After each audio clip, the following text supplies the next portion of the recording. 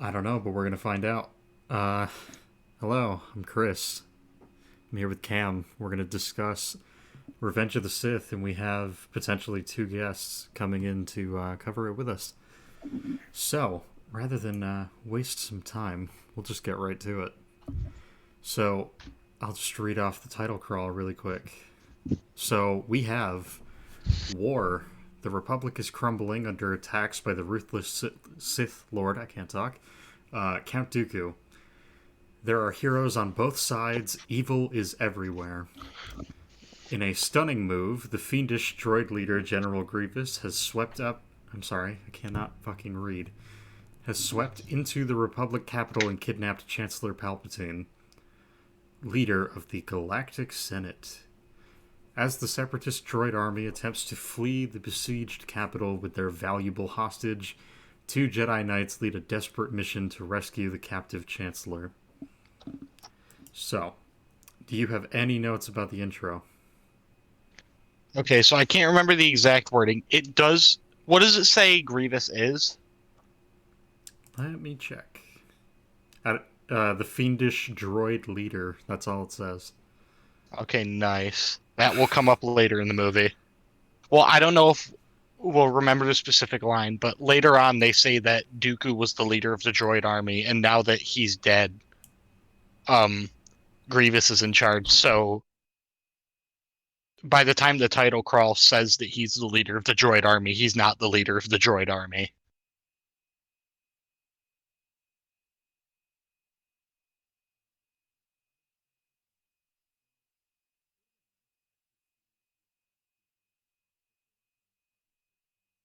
Are you there? Yeah, I muted my microphone and didn't realize.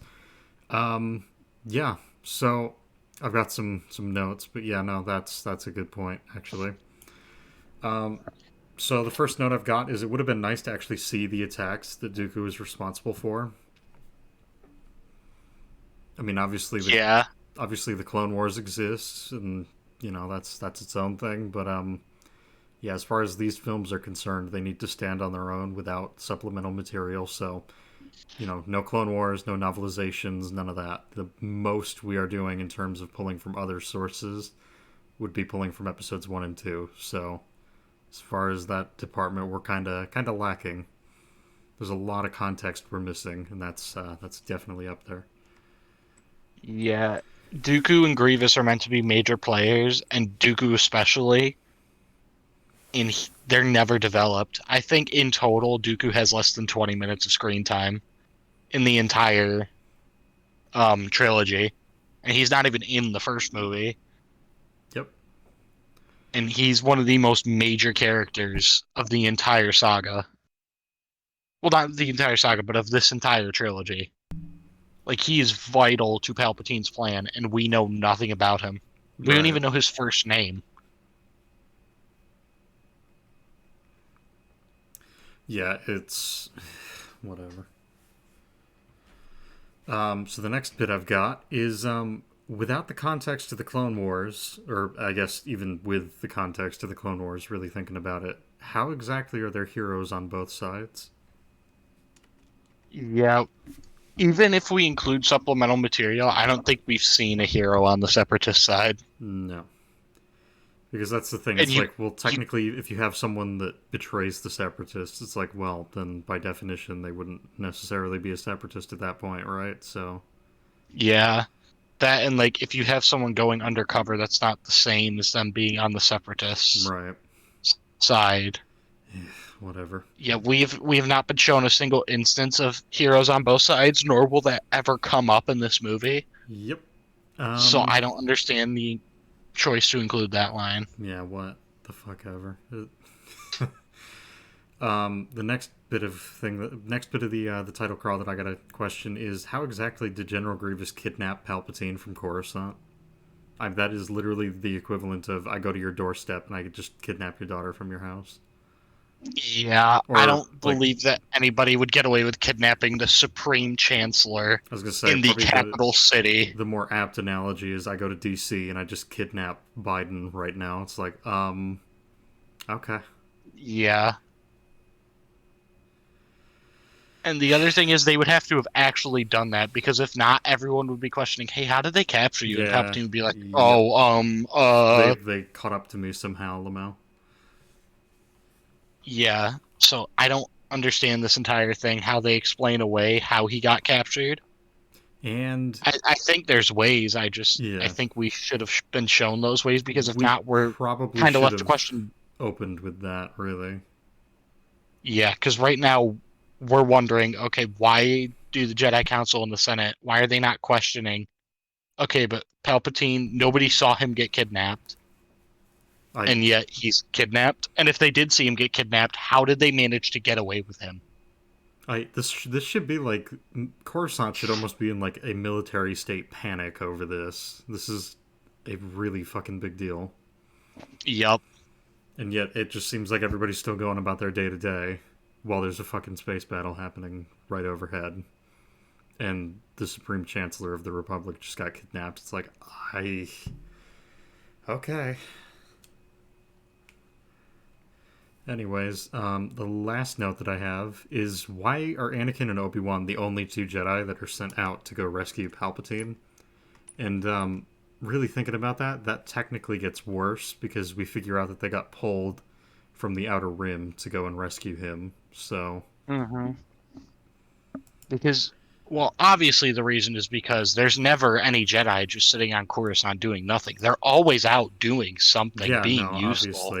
obviously, yeah. So obviously they had to pull people out of their missions because there's nobody ever at Coruscant.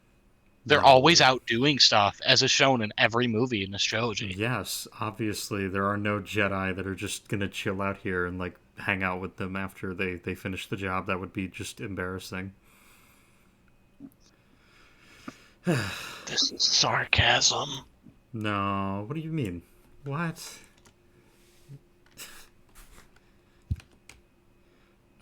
Space battle over Coruscant is the next scene we've got. I really don't have much of anything to say. Like it, most of it looks good, so I'm just like, yep, cool. The At least only thing I initially. think I have to say, I have two things, three things for the space battle. The I was first just say one I is gotta. Obi-Wan and Anakin.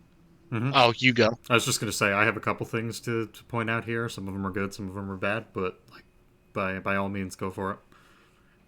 Um, really, my first one is just they see vulture droids and they see like what, probably 30 of them coming straight at them.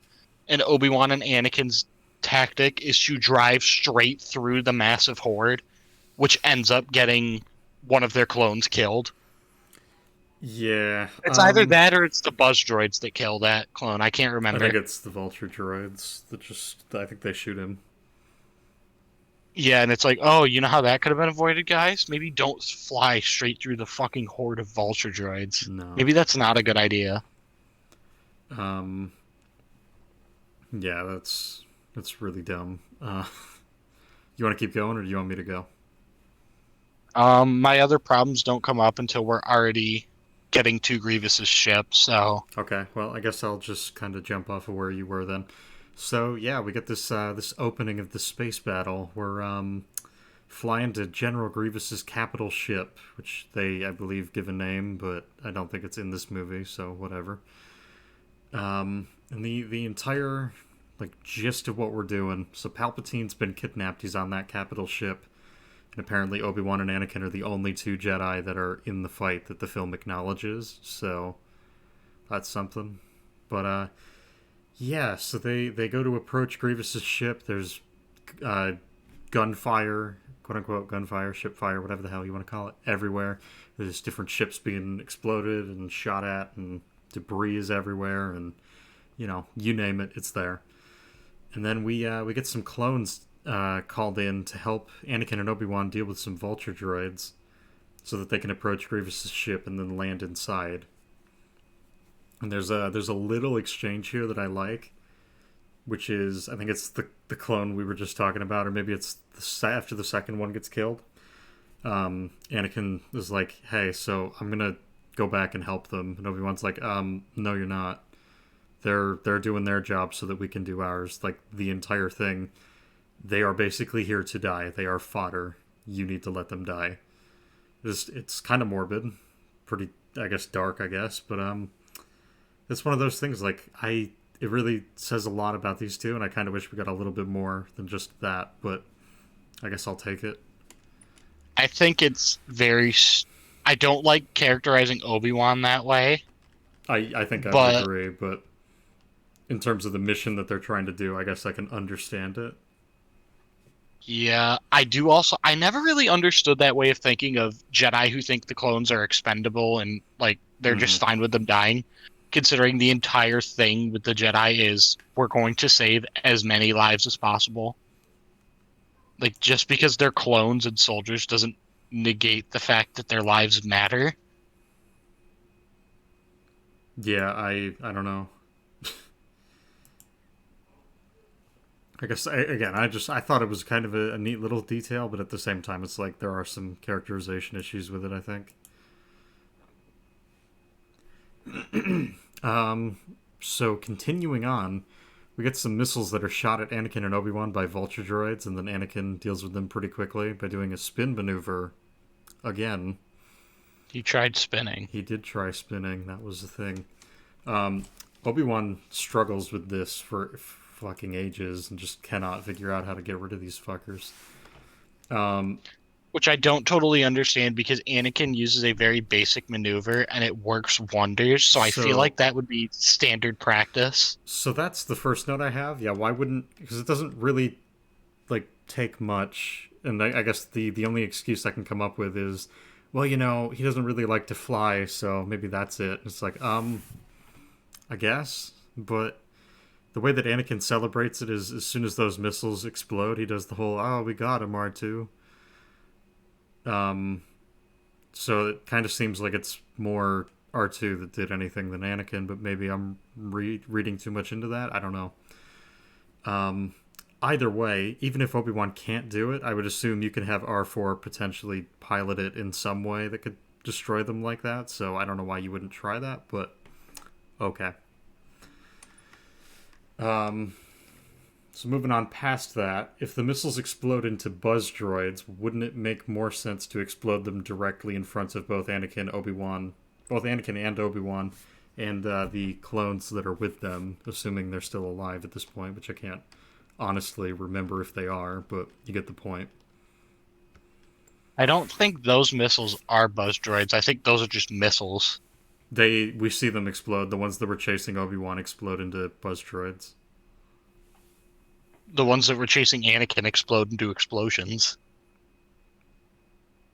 I okay. I yeah. I It's it's a different set of missiles that are buzz droids for Obi-Wan. Are you sure? I'm pretty sure it's the same set because he never gets rid of this set, and this set explodes into the buzz droids.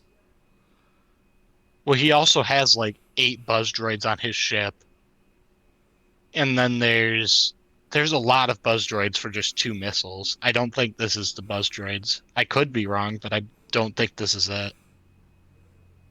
So I guess we'll do what we did I think for episode 2 when there was a detail like this where we couldn't remember.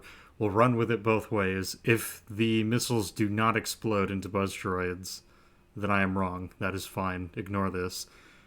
If they do, then this is still an issue. And I mean, I guess that's the other thing. It's like if they're not, you still probably should open with that since these things fucking eviscerate Obi-Wan's ship in a matter of minutes. So, Yup. anyways, so hey, Oh, so hang on. You hear me? yep. Okay, great. You came in right as we were talking about buzz droids. Oh, So give me just a sec. Okay. So, before we get too much further, Nash should be coming in at any minute. But, Anthony, I'm going to ask you, because you weren't here when we did it for the Phantom Menace, and you sat out for the Attack of the Clones one because you weren't feeling good.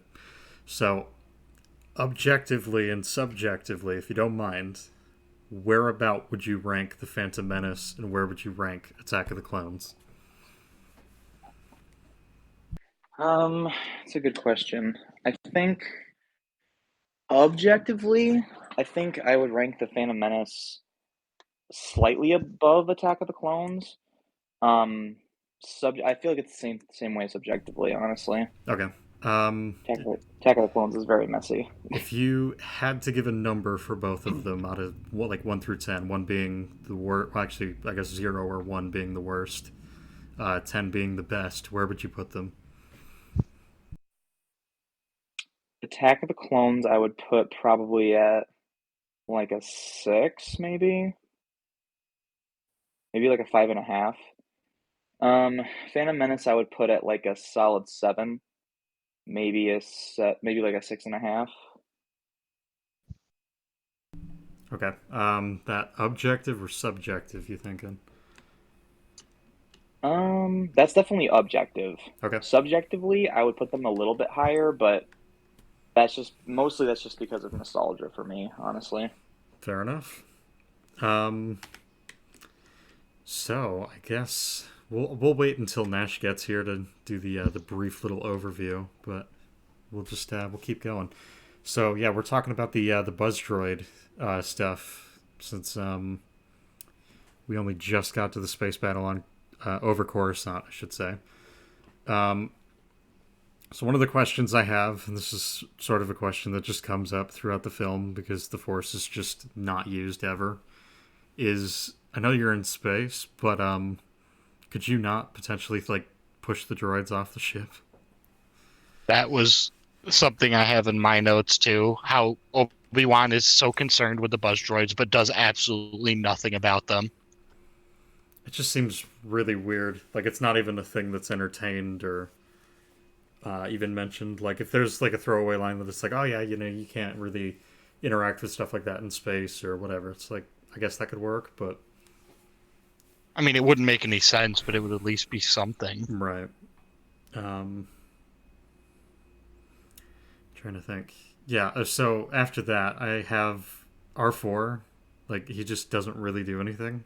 He just kind of sits there. And he dies and screams in pain. Well, yeah, but like, okay, so R2 defends himself, um, whereas R4 just kind of like sits there and then dies. And the film, like, Well, I feel like R4 was kind of killed before he had a chance to actually do anything. I guess, um, I don't know, it seems odd to me because the film seems to suggest that he doesn't know that they were there, but the missile exploded right in front of them. So I'm like, I don't particularly buy that, but I mean, I guess I can understand that. It just seems weird because like R2 within a matter of seconds when that one buzz droid gets on the ship is immediately able to protect himself, whereas R4 kind of like looks around and then gets killed pretty quickly. It's like, but I digress. It's not all that important, I guess. So the next thing I've got is could you not potentially just break the glass dome on these starfighters and then try to suffocate Obi-Wan instead of shutting down the electronics on the ship? You would think so, but I guess not because they never do that. I was thinking about that because they have the one like tendril leg thing just stabs through metal and rips it up. I'm like, couldn't that just? I think you would probably want to aim for the glass, but okay. So this isn't necessarily a problem. This next bit that I've got, I just thought it was noteworthy. Obi-Wan basically tells Anakin, he's like, all right, so I'm basically gonna die. There's not really a way for me to get out of this. It looks like so. If I gotta die to, you know, make sure that you can finish out the mission, go right ahead, leave me. And Anakin's like, yeah, no, I'm not doing that. And then he proceeds to open fire. Him opening fire, I have a problem with, but that moment in and of itself, I'm kind of okay with. I just thought, again, I just think that's a little bit neat. Mm-hmm. And the movie does address him opening fire too, so Yeah, so um yeah. I the next point that I had was R2 taking out the buzz droid in contrast to R4, so actually no, I'm sorry. The buzz droid approaches R2 and then waits for R2 to arm itself before trying to attack him. I find it weird in general that the astromech droids just have zero protection on the ship, considering how vital they seem to be. Yeah, it's a little odd, Like, but without the astromech, without R4, it seems like Obi-Wan really can't do anything other than pilot the ship. yeah. Um yeah, so continuing on, we have Obi-Wan and Anakin. They're getting close to Grievous's ship. And that's when Obi-Wan makes the remark, "Well, have you noticed the shields are still up?" Which at this point kind of made me question, like, does Obi-Wan not have control of his weapons at all? Can he not do anything? Which, going off of what you were saying, if that hinges on the idea that you have an astromech, that seems like a really dangerous thing for the person inside of that. But okay. Mm-hmm. Um, so yeah, Anakin disarms the shield on one side, and Which they go inside. I have some problems with the shields. Go right ahead. So first off, this runs into the same problem that we had in episode 1 of the thing generating the shield is outside the ship. Yep. When if you had it behind the shield, then they can't reach the shield generator. My other problem is if you look at what happens when they take down the shield, another door just takes the place of the shield. But if they had to take the shield down to fly it, because I thought initially, oh, well, the shield is there so that, people can't shoot in and nobody will get sucked out of the ship, but you can fly ships in and out. But if they have to take down the shield to get into the ship, then you can't fly ships through the shield, Yep. which means that shield is literally just a door. But then they also have doors. So why do they have the shields to begin with if they could just be using the doors? Yep. Well, I'm kind of lost on this anyways because like we Well, see the doors seem to be like a fail-safe thing. But like at that point, wouldn't it be cheaper to just use doors? I would think you would just use doors. Yeah. I don't know. I don't think it's like I think it's breaking. easy. I mean, if it wasn't for the fact that you could just blow up the shield generator on the other side of the shield and disarm it, I feel like the shield would be more effective than just a door. But again, given the fact that they can just blow up the shield generators on the outside, but then I guess that begs the question, like, I don't know, are those shield generators, or are they just like a part of the ship, like a I don't know, like, because I would. They don't explain a lot. They don't, but I would assume based on the way that they react, like obviously to being shot, I would assume they're shield generators of some sort.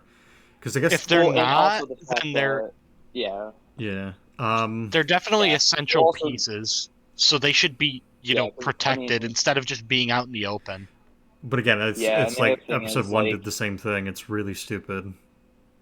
So I don't like when Anakin or when the way that Obi-Wan basically is like, did you notice the shield is still up? And Anakin goes, yeah, sorry about that, I'll take care of it. So like his initial his reaction to that is to blow up that particular part of the ship. Right. Like it wasn't like I can't see the shield generators. Oh, there they are. Like it's like, oh well, I'm just gonna. You know what I mean? Like he immediately goes for that, which is weird because you consider how close they are. They barely make it out, or make it inside, I should say. Yeah. So I don't know. Whatever. Hey, Nash. Hi, how are you? We're good. Give me a minute. I'm going to finish the point that I've got, and then we'll go left to right on our thoughts on the film.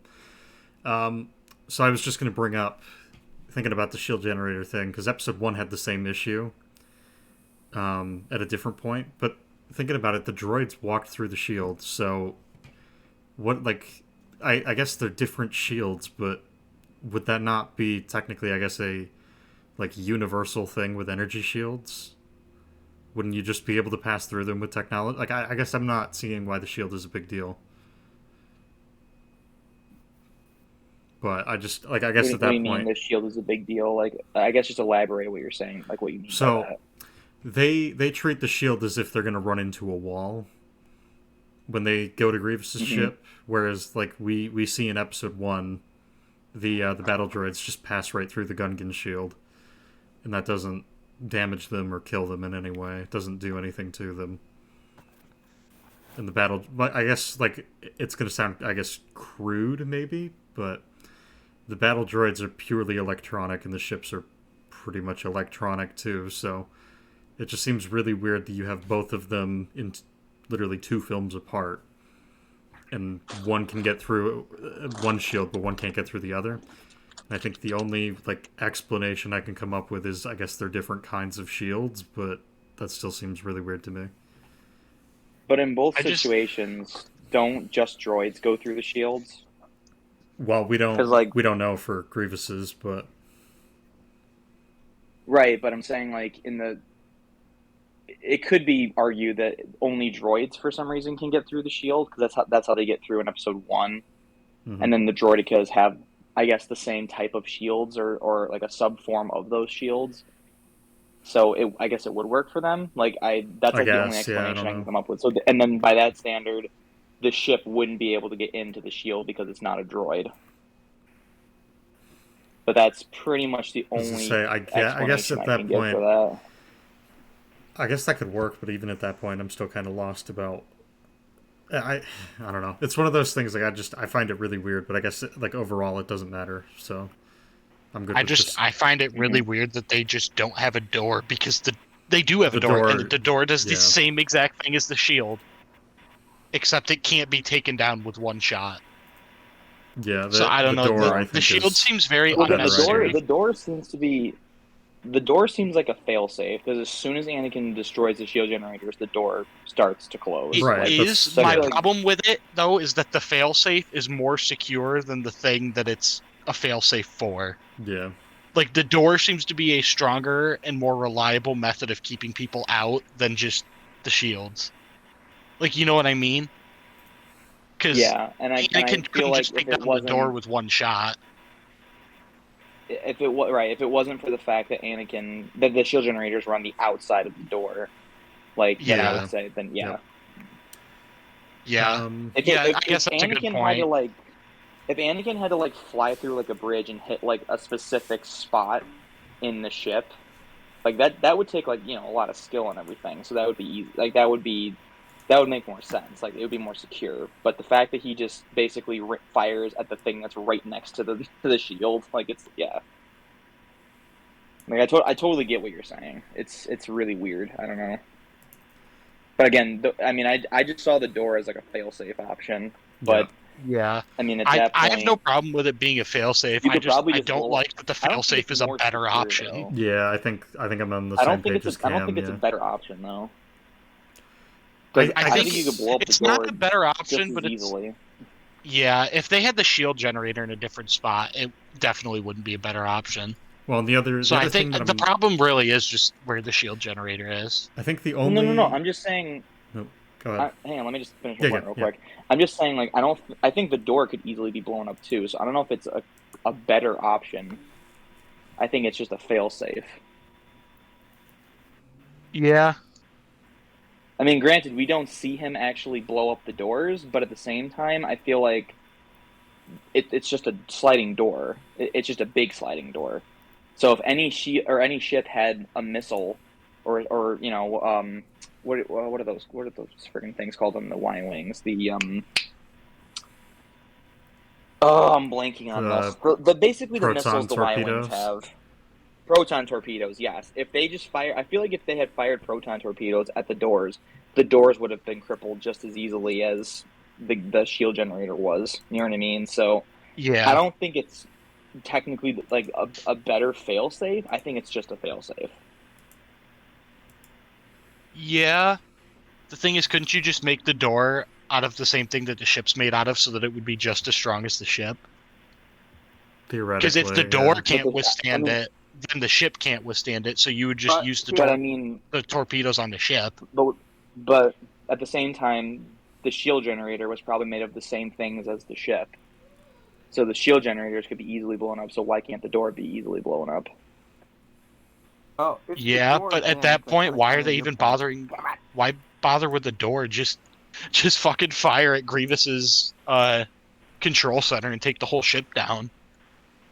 Like, oh my, yeah, I that mean, is a whole yeah. new issue. Well, If they no, can because just fire through the ship no, that no, no. easily.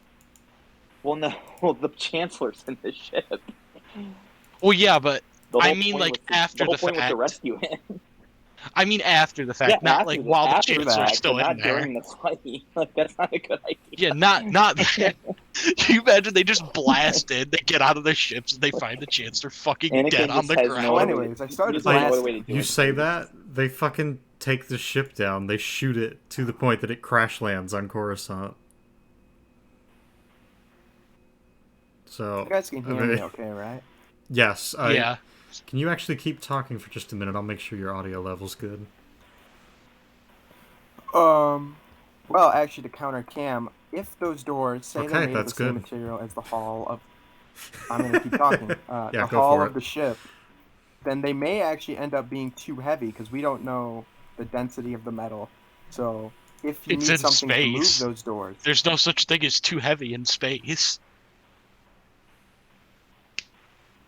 Yeah, but 'Cause there's there's no self-made weight. gravity in the ships. Yeah, in the ships. That doesn't affect the outsides of the ships. Wait a minute, I never thought about that. How does that work? The self-made gravity thing doesn't make any sense to begin with. It's just a science fiction thing, like in general, so I accept it. Except in Interstellar. Fuck Interstellar. Fuck them kids. well, Yeah, fuck them kids. yeah, I don't know. You're talking about when the ship is like tilting forward, like after they've rescued the Chancellor, and the ship's like tilting forward from the destruction of it, basically. Are you talking to me? Because yeah, that's around what I'm talking Hey, about. I'm talking to anybody. Yeah, that was what I was referring to. Because I'm saying when it comes to the self-made gravity, because the ship just starts like tilting forward. Well, it also Oh, doesn't have I thrusters. thought you were talking about I the don't think destruction anymore, of the does it? ship. My bad. Never mind. Okay, I think we're getting all twisted up here. I think Okay, we let's are. let's just move on, because this Yeah, isn't it's important. it's one of those things. It's like we got other stuff to worry about. The main problem here is that the shield generators were on the outside when it should have been on the inside. Yes, Like that's the and main for problem. whatever reason, this is a consistent thing in the prequels that I do not understand. But whatever. Okay. Yeah. Why would you want to protect the most vital parts of your ship? What are you, retarded? I think this is what kind of moron protects the most important parts of their ship? I think this That's is a real what dumb in the one, that's for business is sure. called nitpicking. That's In a the joke bus- for people listening. Yeah, I mean, yeah, we are nitpicking, but it's kind of funny. It's funny to do so. So we're gonna take a break. I'm gonna hit pause on the discussion real quick. From left to right, or I guess if you guys want to go in a different order, that's fucking fine. Brief thoughts on don't have Revenge of the Discord open? Sith. Who's Anthony, first? what are your thoughts on the film, generally, without getting too deep? On Revenge of the Sith, Yes. specifically. Okay, so I think it's a pretty good movie. I think it definitely sets up Anakin's from the very little that we actually get to see of his journey to the dark side. I think it jumps off pretty well from Episode 2 in terms of his journey. I think overall it's pretty good. I mean, obviously it's heralded as one of the best movies by a lot of fans, and I'm kind of in that boat too. I really like it. I think the lightsaber fights are some of the best in the whole series. I think that just Anakin's whole transformation to the dark side is really cool, even though it is a little quick, technically. I think, given the knowledge of like the Clone Wars, and this is just like the nerdy part of me coming out, given that knowledge, I think it makes sense why he turns. I don't think it makes a ton of sense just from like jumping from Episode 2 to Episode 3, especially given the problems we talked about in Episode 2, and like when we talked about it. Yep. So I think overall it's really good. I mean, there's obviously problems. I'm not just gonna act like it's a perfect movie, but it's definitely my favorite Star Wars movie. It's a really cool one, and I think it gives a pretty good resolution to the story that George Lucas set up from Episode 6. Okay. I guess I'll go. So I'm in an interesting boat because I think going into the prequel arc that we're doing here, I said I really liked these films, and in a sense I do. I still enjoy most of them. I think Episode 2 is still fucking terrible, but that obviously didn't change with the discussions that we had. I've soured a little bit on the Phantom Menace. A lot of the quality is just not there. A lot of the character decisions I think are really stupid. Basically, again, just if you haven't seen it at this point, go watch our coverage of episodes 1 and 2. You'll see what I'm talking about. Episode 3, I was kind of looking forward to covering this one because I'm like, man, I remember there was a lot in here that I liked as a kid. And even in the last few years, I was like, oh, it's not that bad, right? Now, going back and watching it, seeing how it holds up, I think it's, at least in terms of objective quality, probably on par with the other two movies. I think there's more things to like about this movie than there are for the other two, but I think there's still a ton of problems that bleed throughout. So I'm not sure exactly where I'm going to put it, but we'll see when we get further. Nash. I absolutely love this movie. It is my favorite Star Wars movie. And, I get that objectively it's not the best. Or, no, it is objective. Objectively, it's not the best. But I think it kind of gives you what a Star Wars movie is really going for. Fantastical, it's fun, it's kind of edgy. And I love it. I think it's such a fun movie. Um, I really love this movie. It's my favorite Star Wars, easily. Um, yeah, I'm not going to go into too much about it, but yeah. All right. Cam? I was really, really looking forward to covering this. And watching this movie again, after not seeing it for 2 or 3 years, it physically hurt. Because I remember this movie being so much better than it is. As I was watching it, I felt like pretty much every aspect of this movie just was not working. The characters were very poorly written. Character arcs were very rushed. The plotting was atrocious. The dialogue, it's a George Lucas movie, so the dialogue is dialogue. That's about the most you could say about it. It's just everything. I love the visuals. I love the lightsaber fights. I love a lot of the visuals and stuff. All that. I do like this movie a lot still, but I like it a lot less than I used to, and I cannot, in good faith, ever say that this is a decent movie. I think because it's so much about it just does not work on any level. Okay. And now that you've got the four perspectives, let's just keep going with the space battle. So, setting aside the hangar door thing, Obi-Wan and Anakin land inside of Grievous's ship, and then they start killing a bunch of battle droids that are inside. R2 is asked to locate the Chancellor, and we get a visual gag of a droid groaning and falling over. As I believe it's just panning through to see the wreckage of the room, basically. And so the gag, I found it funny. I still find it funny, but it was one of those things really looking at what was happening. I looked at the droid and I'm like, so what killed the droid? Because it's still completely intact. So what happened? He lost the will to live. I can relate to that. Oh.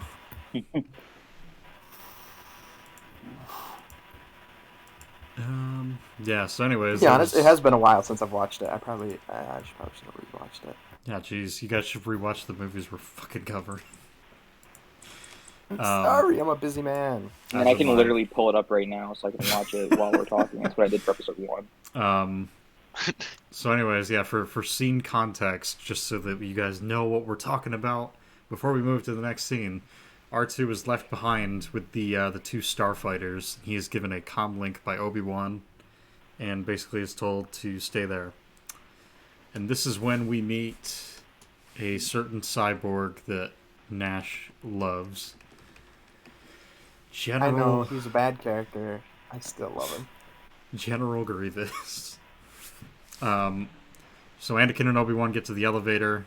And I have two problems that are mutually exclusive, so I'll get to those. But before I fully commit to moving on, Cam, you said you had some things, or at least you said you might have some things when they get in the ship. So what do you got? Anything? Not until they start fighting the droids. The what I was talking about was when they get in the ship is the shield stuff. Oh, okay. Yeah. So I guess I'll get to what I've got. So I assume that the droidicas and the battle droids were both sent to capture Obi-Wan and Anakin. So why wasn't the plan to ambush them with the droidicas on one side and the battle droids on the other? As opposed to what we get, which is the droidicas show up and then they get sent into the elevator.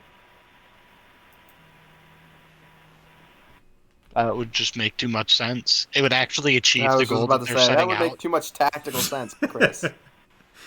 You're acting like General Grievous is going to make decisions that would actually lead him to his end goal, You know, which he fit- just never does. Yeah, you mean like I guess that's fair. you mean So- like actually fit the character that's built up? Absolutely not.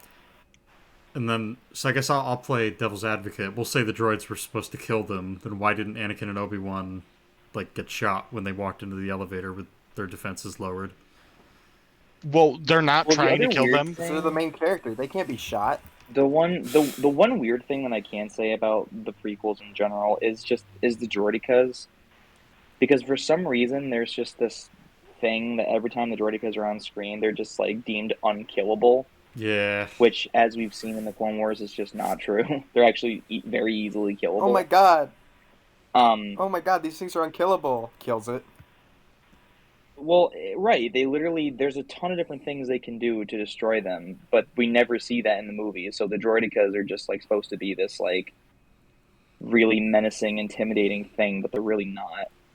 Also, Anakin and Obi-Wan just basically just walk in the elevator. They're just it's funny to watch that versus the part in episode 1 with the droidicas. Yeah. Because Qui-Gon and Obi-Wan have to actually run away to beat them. And Anakin and Obi-Wan just basically pimp walk backwards into the elevator. The droidicas are barely a problem for them. But I just wanted to point out the fact that the droidicas for some reason are just this very intimidating force in the prequels. I don't know, but they don't really do much, so I don't know. That's something, I guess. So I feel like that's what George is relying on. Oh, these are droidicas. It's kind of like his whole thing with oh, bad guys are red, good guys are green and blue. It's oh, droidicas are impossible to kill, so of course they're gonna have problems with them, and they don't actually kill them. And it's oh, okay. So I don't know. I just feel like that's a big misconception with the droidicas. And then the whole thing of the battle droids, it's. You were saying something, Nash? I was gonna say that's kind of a pattern with a lot of George's shit, where it's they're meant to be these menacing things, and then when they're actually revealed, they don't do anything. They just sit there and shit there like good little werewolf boys. And shit there. Kind of Grievous is a half good the Sith example. Lords he exists, or not Sith Lords, Separatists he introduced in this trilogy. Oh. Right, there's so many characters that are like General Grievous is supposed to be this tactical genius who can fight, with a weird style because, I don't know, some fucking reason I don't remember, and I'm losing brain cells just thinking about how much he hurt my boy. But same with the droidicas, they're built up. They're oh, this is droidicas, you got to be careful of these, and then I kill them with minimal effort. It's oh, I thought these things were supposed to be scary, but they're not. They're just there. Yep. General You can't Grievous. just say something scary and then be aha, just kidding, it's not.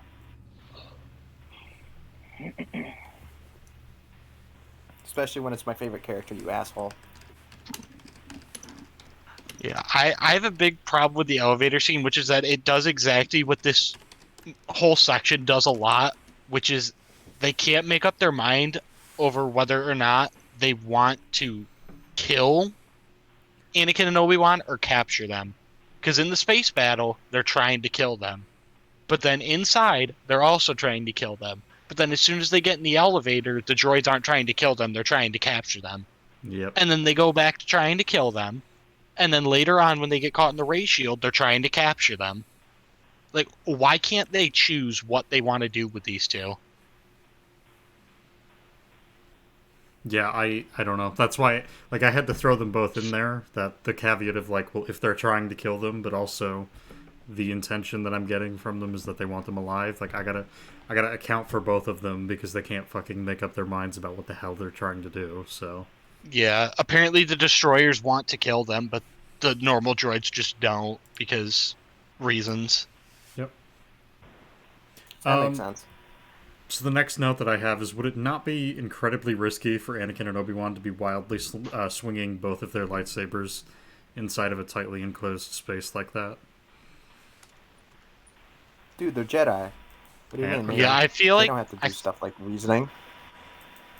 I feel like they would have enough control over especially with the stuff we've seen Anakin do, like slicing the droids or the worms at Padme in Episode 2. Like, I feel like we've established that they would have enough control over their lightsabers to not hit each other. Yeah. Yeah, Nash, I can would you agree check with your that. phone really quick? We do also see more of them, like, very finely controlling their lightsabers when they escape from Grievous, still.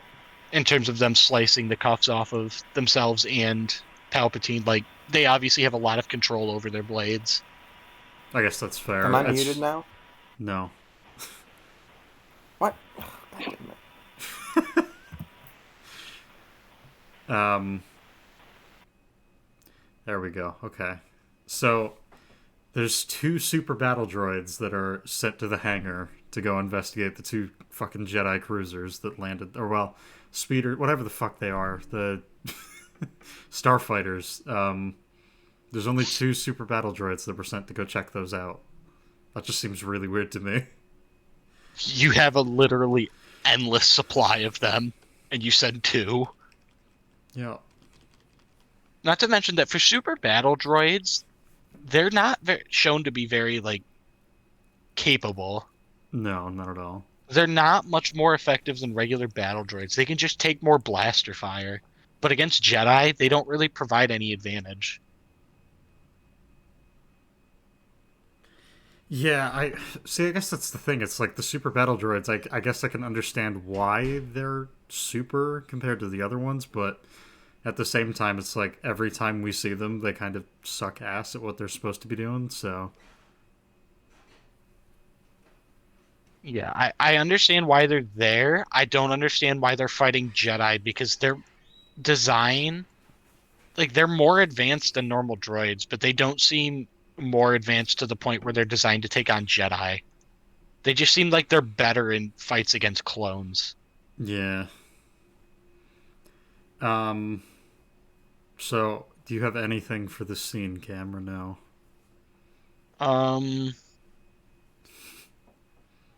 Did you press the stop button? No. I just find that really weird that Anakin or Obi-Wan asks him, "Did you press the stop button?" And Anakin's immediate reaction is, "Huh, he's asking me if I pressed it. That means he must have pressed it." It's like, what? What? It also reminds me of the fucking YTP where it's just, "Did you press the stop button? No, did you? Did you press the stop button? No, did you?" Yeah, I noticed. There's a lot with this elevator scene too. Yeah, it's kind of tizzing me, but so the last bullet point that I've got, just real quick, is R2 killing the battle droids by coating them in oil and then lighting them on fire, while Anakin gets caught by 2 battle droids at the top of the elevator, while Obi-Wan tells R2 to reset the elevator. So my question now is, was it Grievous that stopped the elevator? And if so, couldn't he just set a trap for them as soon as it fucking opens? And if he could do that, then why wouldn't he? Like, I don't understand. Is the plan to get Dooku killed? Because that seems to be what the fucking plan is. I mean, that's Palpatine's plan, but I highly doubt that Grievous would know about that Right. and would go along with that. Wait, what does Dooku have to do with the elevator? So, okay, so did you hear the point that I just made?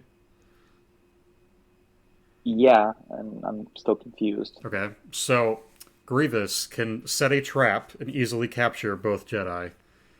Palpatine has this master plan of getting rid of Dooku because he doesn't really need him anymore. He needs Anakin. So Grievous, not knowing that plan, should send battle droids to go and capture them as soon as they leave the elevator.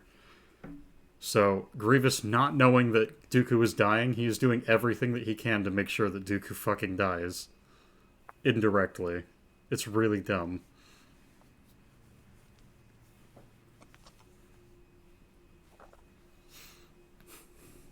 Okay.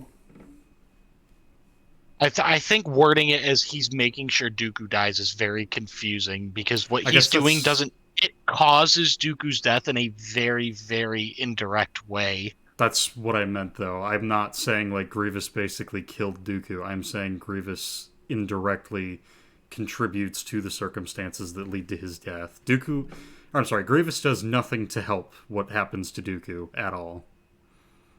Well, yeah, because Grievous makes every single wrong decision possible.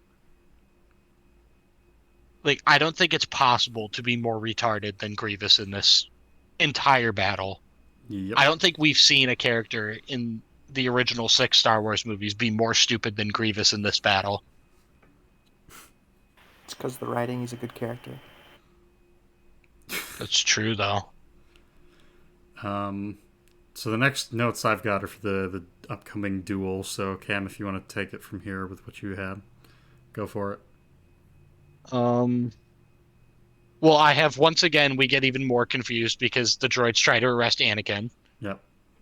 The droids don't attack R2, they just kind of grab him. Yep. And then now we are led to the fight. I really don't have any troubles with the fight. I don't have a problem with Dooku doing a flip off of the balcony like a lot of people seem to have. I don't understand why that ever became a big issue. Yeah, I don't. It's whatever. I don't have a huge problem with it, but the line "my powers have doubled," like that seems very specific. I was gonna say, so Like, how do you quantify your powers? I was gonna say, so I'm gonna hit pause because I got some issues with the dialogue before this point. So Sith Lords are our speciality, right? And by my count, across 3 movies, you guys have killed. Let me check my notes here. One person, one Sith Lord. That's it. You guys got your asses kicked by this one pretty fucking quickly last movie, so. I don't think Palpatine knows that, and even if he does, I think this is more Obi-Wan trying to calm him because he obviously doesn't know that Palpatine isn't really worried right now. I guess that's You're right. fair. That's exactly how I took it. I don't necessarily think that Obi-Wan believes it. He could, but I think it's more just, yeah, Chancellor, don't worry, we got this. I guess that's fair. And they I just don't. like, man. Or at least Yeah, Obi-Wan they get their doesn't. asses kicked. I just think it's really funny though. Like, yeah, again, you look at the track record. It's like, okay, so fighting Darth Maul, what happened there? It's like, well, your master died, and then you barely survived that fight. So there was that. Although you did kill him, so props there. And then the second fight, what was that? Oh yeah, you fought this guy and you lost like miserably, and one of you got maimed. So I don't know. It's Yeah, again, I think Man. it's the point of that line is just to reassure Palpatine. It's not to. I mean, is it kind of like cheeky? I guess, but like, I think the point of it's just for Obi-Wan to kind of be like, don't worry, we'll take care of this. all right. Fair enough. So, Um, but I get what you're saying because like that line in and of itself is not technically No, true. So no. I get what you're saying, but. But That's- I yeah. think it's just Obi-Wan trying to be like, Which, don't yeah, no, worry, I- dude, we got this. Like, come on, he's just a Sith Lord. Like, come on, dude. This is What like if every other Sith Lords Tuesday ever for done us. anything dangerous? laughs You know what I in mean? Qui-Gon. Like I feel like I feel like that was like his whole point. So It would have I been can fucking kinda- hilarious if Palpatine just fired back with, "Yeah, tell that to Qui-Gon." Just out of nowhere. Doesn't even fit with the character, doesn't fit with the scene, just he roasts the fuck out of Obi-Wan just to do it. and then the whole fight. Instead of Obi-Wan fighting Dooku, he just sits there and just contemplates what just happened. Just sits there and cries. That's how he gets disabled from the fight. Is Yeah, Dooku he and just like he Sidious literally just start sits insulting there. him. He He'd just sits sit there, and just, and shit there, Jesus. like a Anakin's good can werewolf you help? boy. So I can't watch anymore. I slowed down and went frame by frame because I was curious about the choreography in this fight. There are several fucking moments, especially early on, where Obi-Wan just waits to swing instead of ending the fight immediately. And that's on top of the fact that Dooku leaves his back open to at least one of them, like 5 times. So, like, I don't know. Just, Well, I feel like I don't know. It's hard to like. I don't know. I feel like it's hard to critique choreography because a lot of times it's meant to be like one person goes at a time, and like you can't because if Obi-Wan or whoever was behind Dooku had swung, the duel would have been over. You know what I mean? Like I think they do that to prolong the fight. Like that doesn't make sense, no, but it's to prolong the fight so that you can. You know what I mean? Not really, no.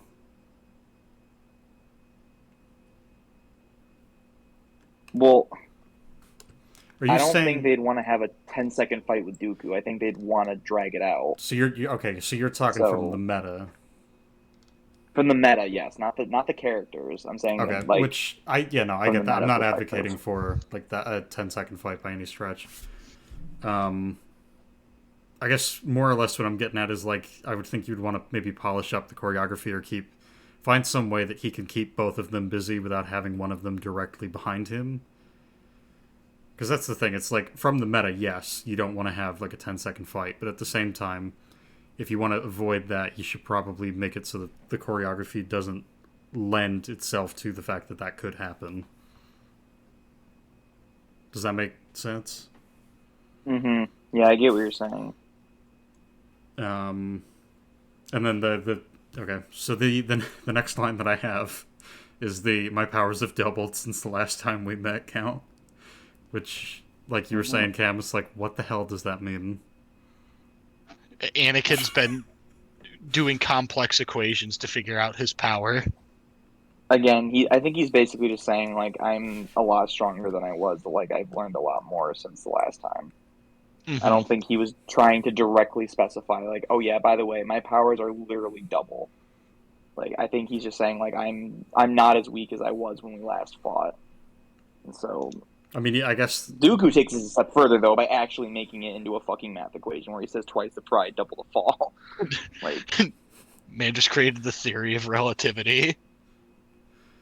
Well, and actually, it makes sense because if you do it like algebraically, if you make pride equals p and if fall equals f, you could do two p equals 2f, and it does actually average out. Like it just becomes fall equals pride. So pride equals fall. So if you have pride, you'll fall. Basically, like I don't know.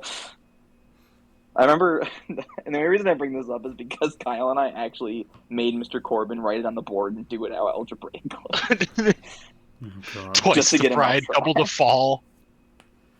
Like, oh yeah, I guess that makes sense. But I feel like I take more problem with Dooku's line than Anakin's. Yeah, I think his response is kind of bad, but I like at the same time, it's such a weird fucking remark. Like I get the read that you gave. That is the read that I have of that, which is he's trying to say like, yeah, I'm a lot stronger than I was before. And it's like just saying that is better than what you said.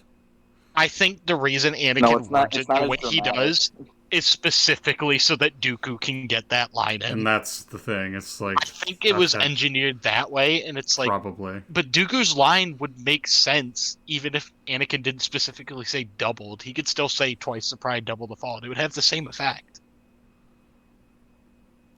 Yeah, I don't know. I don't have a huge issue with that. I just think it's a really weird thing for someone to say. Oh, Yeah, Then actually, again, this I is get it, this is but- prequel era Anakin, yeah. so like saying weird things isn't exactly outside of his No, wheelhouse. not by any stretch.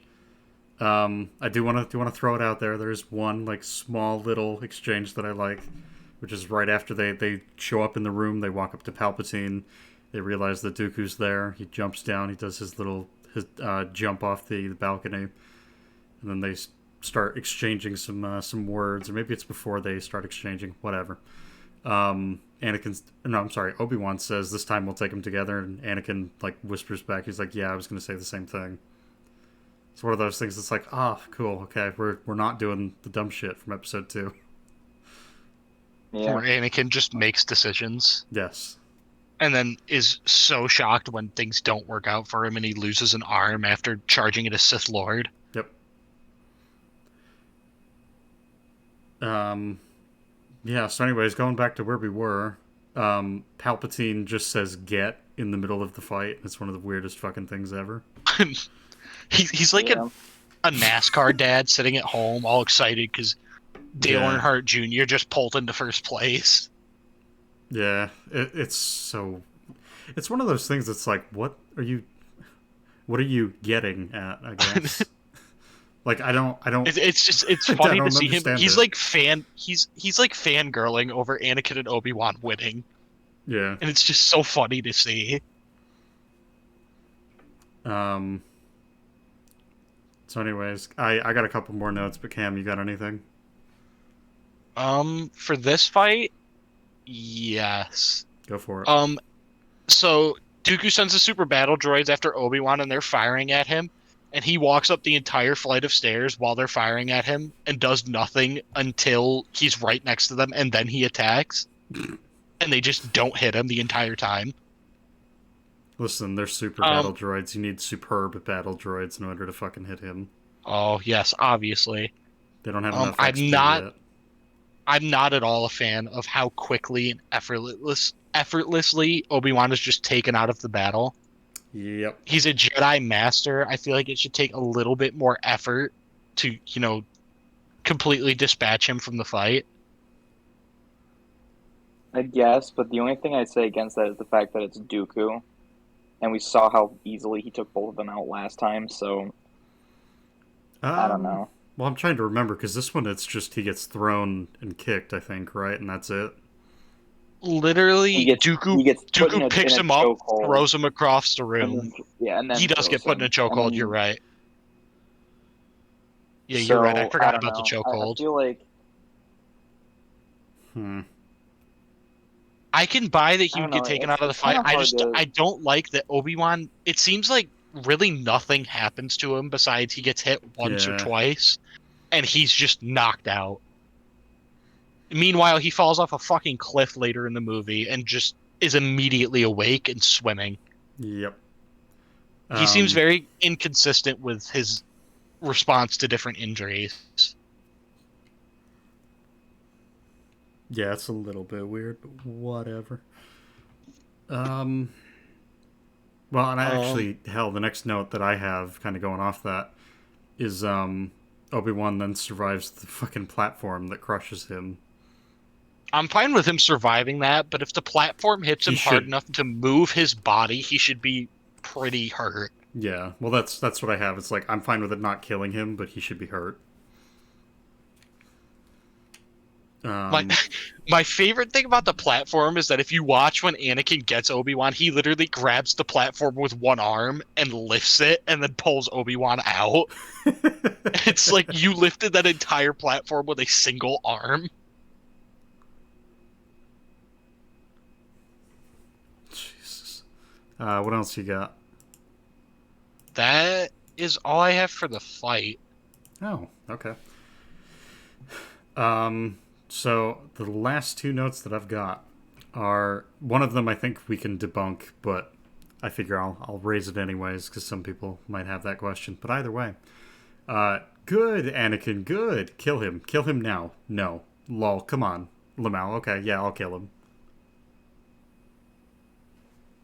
It's like, man, okay, that you didn't think about that much at all. Yeah, I don't understand what motivation Anakin really has to kill him. like Anakin said, he's an unarmed prisoner. So not only is it Yep. against the Jedi code, but he doesn't even have hands now. He can't fight you with the Force. He's injured to the point where he can hardly, like, you see the expression on his face. He's not in a state where he could fight back. Mm-hmm. You could easily just bring him in and have him tried. But then again, I mean, going back to the whole Anakin making the comment that it's against the code, I mean, it's kind of a problem with the whole sequel trilogy. But Anakin, in Episode 3, he's heavily like trying to follow the code, but in every movie he does something that is strictly against the code. Mm-hmm. So he's kind of a walking hypocrite. So he can't exactly say like, "Oh, it's against the code." Well, dude, you literally in the last movie alone, you broke like 4 rules. So, like, I really don't think you have enough background here to say like, "Oh, it's against the code." I'm more pious than that. It's like, no, dude. Like, just, You're really not. so I just feel like that line. I don't know. It's the kind of thing that works a hell of a lot better if we spent the first 2 movies with him and Obi-Wan like being strict by the book. This is how we're going to do it. We're sticking with exactly what the rules are, and this is the first time we see him break them. Maybe aside from whatever he does with Padme, but you know what I mean. Mm-hmm. Exactly. Yeah, that's what I'm saying. Because Like, yeah, no, you're right. Dude, you can't make this. Again, and this is kind of some of the problems with the writing for Anakin in the first 3 movies, that he's a Yeah. walking hypocrite. But at the same time, it kind of plays into his like weird perception of the world, because his perception of the universe is really screwed up.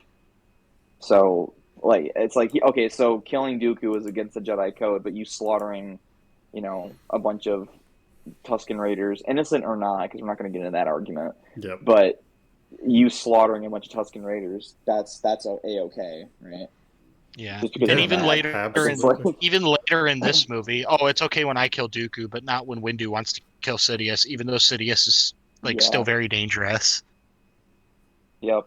Well, I His- feel like with Sidious though, his whole reasoning, although he doesn't say it specifically, is the fact that Yeah, actually, no, he it does is say it. different. That he You're that he right. His needs him. reasoning He is claims Yeah. that he needs him because at that point he's basically been groomed to the end of the stage. You know what I mean? Like, yeah. so again, I just That think this makes is a sense problem with then. the writing for Anakin. But at the same time, I think there's an argument to be made that this is part of his warped perception of reality. But it's extremely hypocritical, no matter which way you swing it. I think it would work better if the movies like acknowledged it or had a character maybe call him out on it or something. Just acknowledge that he is a hypocrite instead of just having him be a hypocrite. But the thing is, though, that immediately following that line, Palpatine basically defends killing Dooku by saying, "It's okay, you killed the Tusken Raiders. It's not a big deal." So Palpatine basically validates him, and I guess that's pretty much all the validation Anakin needs. Like, if I really would have liked to have heard the conversation if Obi-Wan was there. Like, no, dude, you just killed Dooku. Like, we got to talk. Like, and Palpatine's like, Yeah. no, it's fine, it's fine. We're all it was a little sneaky. We all get Because it's real sneaky, okay. Let's be honest. Pearl Harbor was real sneaky. Anakin, we can all You be get what real I'm saying, sneaky though? sometimes. Like, I yeah. definitely feel like there's a lot of different moments between Anakin and Palpatine, this being one of them, where if Obi-Wan had been a part of this conversation, it would have gone a completely different way. Like, Obi-Wan would have been like, dude, no, like, what you did was kind of screwed up. Like, we should have taken him in to face trial. You just executed him. And so I feel like that's part of the whole Palpatine and Anakin's relationship, is the fact that Anakin uses Palpatine for validation for a lot of different things. And every time Anakin kind of like goes off like the path of the dark, or to the towards the dark side, Palpatine validates him and says it's okay, it's not a big deal. Like the Jedi are the ones that are wrong, not you. But Obi-Wan is supposed to be like the voice of reason. Like, no, you're not supposed to do that. You shouldn't do that. And Anakin leans more towards Palpatine because again, it fits more with his end goal. And he gets mad at Obi-Wan for being the moral one. Which is, again, I think part of what makes Anakin so interesting. But at the same time, you run into issues like this where it's like, dude, like you, no, don't stop trying to make this logical. Like what you did was wrong. Like, but again, if Obi-Wan had been a part of this conversation, I think it would have gone totally differently. I do, and that's I think all part of the whole thing between Anakin and Palpatine. Sorry, that was kind of a long tangent for just that one point. You guys are but good. You guys are It good. was a that's good tangent. I am gonna say that this is gonna come up a lot in this movie because this movie more than the other three, you see Anakin's relationship with Palpatine, and the whole thing is built off of Palpatine grooming him, and part of the I- grooming is Anakin looking to him for validation when he should I not. think When a first of all, major Palpatine is not the person you should be looking for Jedi validation. Like you should be going to the people who know the Jedi Order, which is the Jedi. Like, but anyway, I digress. I'm gonna leave it off with that. That this is gonna come up a lot in this movie because again, that's part of the writing of this movie. So anyway, keep going. Cam, did you want to say what you were going to say, or do you want me to just keep going? Oh, I was just gonna say another major thing with like the relationship between Palpatine and Anakin is the line about how he knows about what happened with the Sand People. Like that is a major indicator that Anakin is close with him. Like he admitted Yeah, to that to him. Like a and that lot begs has the gone on question. with their relationship. So Obi-Wan doesn't know about this, but Palpatine does. Like, I think it's more a situation of Anakin probably felt like Palpatine wouldn't tell the Order, and he knew for a fact that if he told Obi-Wan, like he was probably yeah, done. That or and he maybe again, didn't know for Palpatine will sure. give He him just that didn't want to take the validation. risk. Yeah. Like, Palpatine literally excused what he did. Like he's like it's only natural. That was a rational thing to do. You did a good job. It's like no, that's not what he should have No, done. no, he just You literal executed a toasted him man. that. Like not even for what he did to Dooku, just what he did to the Sand People. He's just like it's only Yeah. natural. It's like no, It's that's not only natural. That is natural. not a good reaction. It's only It's like- natural. A man kills your mother, so you go and you murder his entire village. That's only natural. Also, I'm sure you had this as a note, but the next line where he says, he cut off your arm and you wanted revenge. He didn't cut off Anakin's arm, he cut off his hand. Like, so again, he's just like making up bullshit excuses. Like, oh well, he took off your hand. Yeah. He basically says an eye for an eye, basically. Like, Yeah, He's he's like, it's almost like we he's all know trying to be is- hyperbolic to make it seem more severe to give Anakin more of a reason. right? Exactly. He's, yep.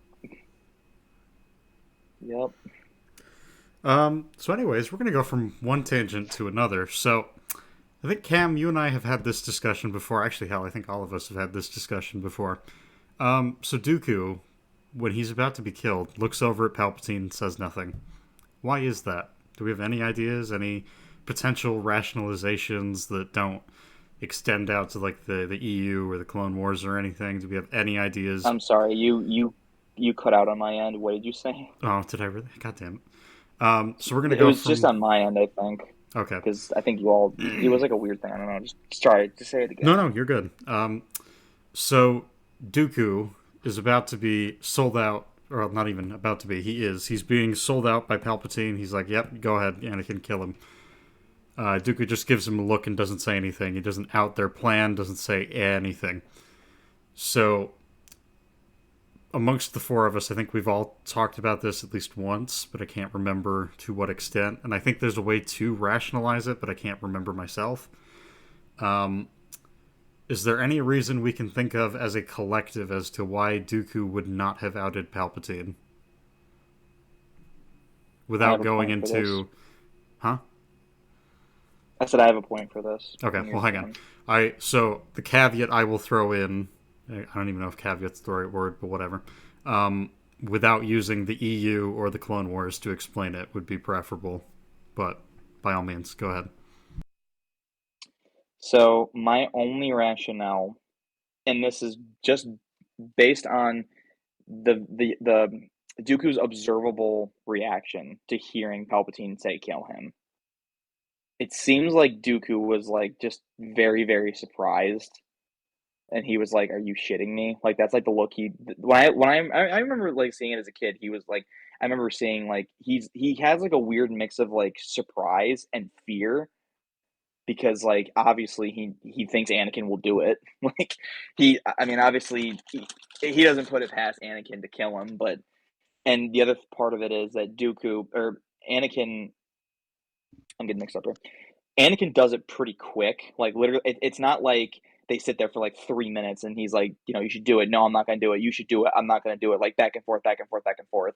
It's literally like a 2 second like interaction. Like he just says, I shouldn't do it. Okay, boom, dead. Like it's like I feel like I guess between the there combination is of still some time where he contemplates it though. Like he does stand there for a minute and he's like, I don't know, I really shouldn't.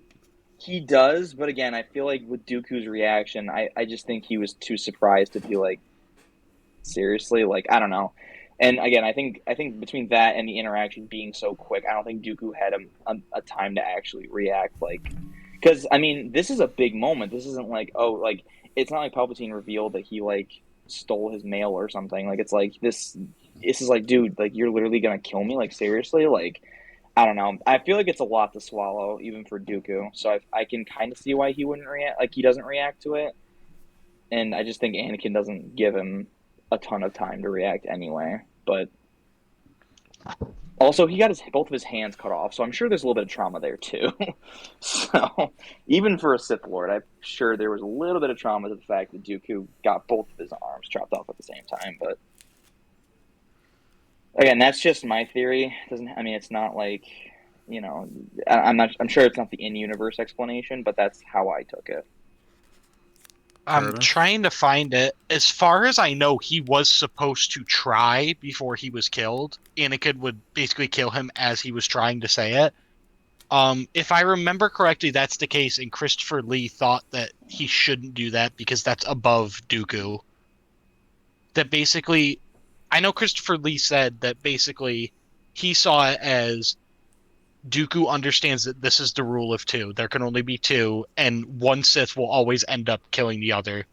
And he kind of accepted in that moment that, yeah, he was the one that was going to get killed. He wasn't going to stoop to the level of, oh, I'm going to rat you out real quick, just because he had been stupid enough to put himself in a situation like this. That pretty much he had accepted that he had lost, and that Palpatine got the better of him, and he respected it. Maybe not that he respected it, but that he had accepted that this is what he understood, that it was either going to end with him killing Palpatine or Palpatine killing him. Like that's the thing that all Siths kind of have to accept, is that the master and apprentice are always going to end up killing one another. So as far as Christopher Lee said in that moment, basically he was accepting of it because he had realized that this is what he signed up for, and he had too much like self-respect to stoop to the level of trying to rat him out just to save his own life. Okay, I see. I just thought it was interesting because it's one of those things that's like, I guess I can understand why he wouldn't do it, but at the same time I'm kind of curious because that is an option he has. So I just wasn't sure what you guys had thought. Like I don't think it's a huge issue. That's what it is. So it's in the novelization. He's trying to tell Anakin, and he gets killed. So that novelization, I don't like using the novelization for justification. But either way, from the movie, I interpret it as he's accepted that this is what's happening. He's accepted that he got bested. I think that's the interpretation I would go with, because I don't want to, as much as I can understand Christopher Lee's interpretation, and I honestly, I probably would lean towards that being true myself. I don't really want to appeal to death of the author right now, or I guess in this case not technically the author, but you know what I mean. And yeah, no, I don't want to appeal to the novelization either. So I think I kind of agree with Cam on that one. Yeah, I think he just he could tell has him, too much self-respect. And I know it's in the side canon or whatever, but I remember there was some book or something it was in. I know, very irrefutable evidence, but it talked about how what is his name? How Dooku hated like prosthetics, So getting both his arms chopped off kind of would have been like, oh, well, guess I'd rather die. But, that's a very small detail I remember for some reason. Dooku hates cripples, confirmed. As any good man does. That's why he wants to kill Anakin. Wow. That's his whole motivation. Yeah, I'm more than happy to keep going. So we are post the fight, and we're dealing with the elevator bullshit. Which actually, I guess, before we get too far, Palpatine and Anakin decide they are going to leave. Palpatine really pushes Anakin to just leave Obi-Wan behind because they're not going to make it out otherwise. And Anakin makes the decision that he is going to save him and that his fate will be the same as theirs, and yada yada yada. So they end up leaving, and this is where we had mentioned the ship gets shot to shit. So there's not a ton to really say about that, but the ship starts to tilt, I believe, at this point, right? Yes, it does. Mm-hmm. Yes, I do have a few things before this. Go for it. So my first one is I think Palpatine's pushing his luck here. He just told Anakin to execute a man, and now he's immediately afterwards being like, "Yeah, leave your master. We're not taking him with us. Let's go." It's like, oh, you've already done something that's crossing a line. You might not want to push your luck in terms of getting Anakin to dislike you. When Like you you've said... already. Oh, go ahead. Oh, it's just he's already pushed Anakin to do something that Anakin didn't really want to do. That you're really pushing your luck trying to get Anakin to leave Obi-Wan behind. I think he's better to play it safe. I have a huge problem with it. I don't think it's like necessarily a problem with the film. I just think it's not the smartest decision Palpatine could have made. No. Well, it was funny because when you said Palpatine's pushing his luck, I'm like, he is, and then you said that, I'm like, oh yeah, I guess that too, yeah. My other problem is the entire thing with the elevator is basically, oh, the elevator's out of order, so we're gonna have to rappel down. When do ships not have stairs? Like, does General Grievous' ship just not have a set of stairs in case an elevator malfunctions? I guess not. That seems like a major design flaw. I don't think it's a plot altering thing. I just think it's weird that it seems like none of the ships in Star Wars ever have stairs. It's always elevators. Yeah, it's really weird. So the next bit that I have is we then cut to R2 in the hangar as the ship is on its side, basically.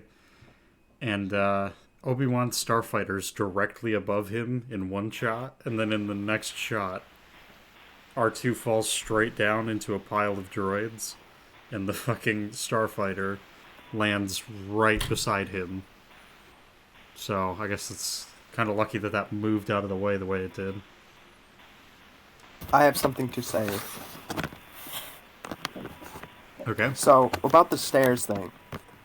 For if it was literally anybody else's ship, I'd be like, okay, that's weird. But General Grievous, I guess is really the only person on that ship that matters, and that asshole don't need no stairs. Where we're going, we don't need stairs. But yeah, I just thought of that when you mentioned it was Grievous' ship. I'm like, I wonder... I'm sure it has nothing to do with the fact that it's Grievous' ship, but I thought it was kind of funny. Since he's one of the characters I can think of immediately. It's like, he doesn't need stairs. Yeah, I guess that's fair.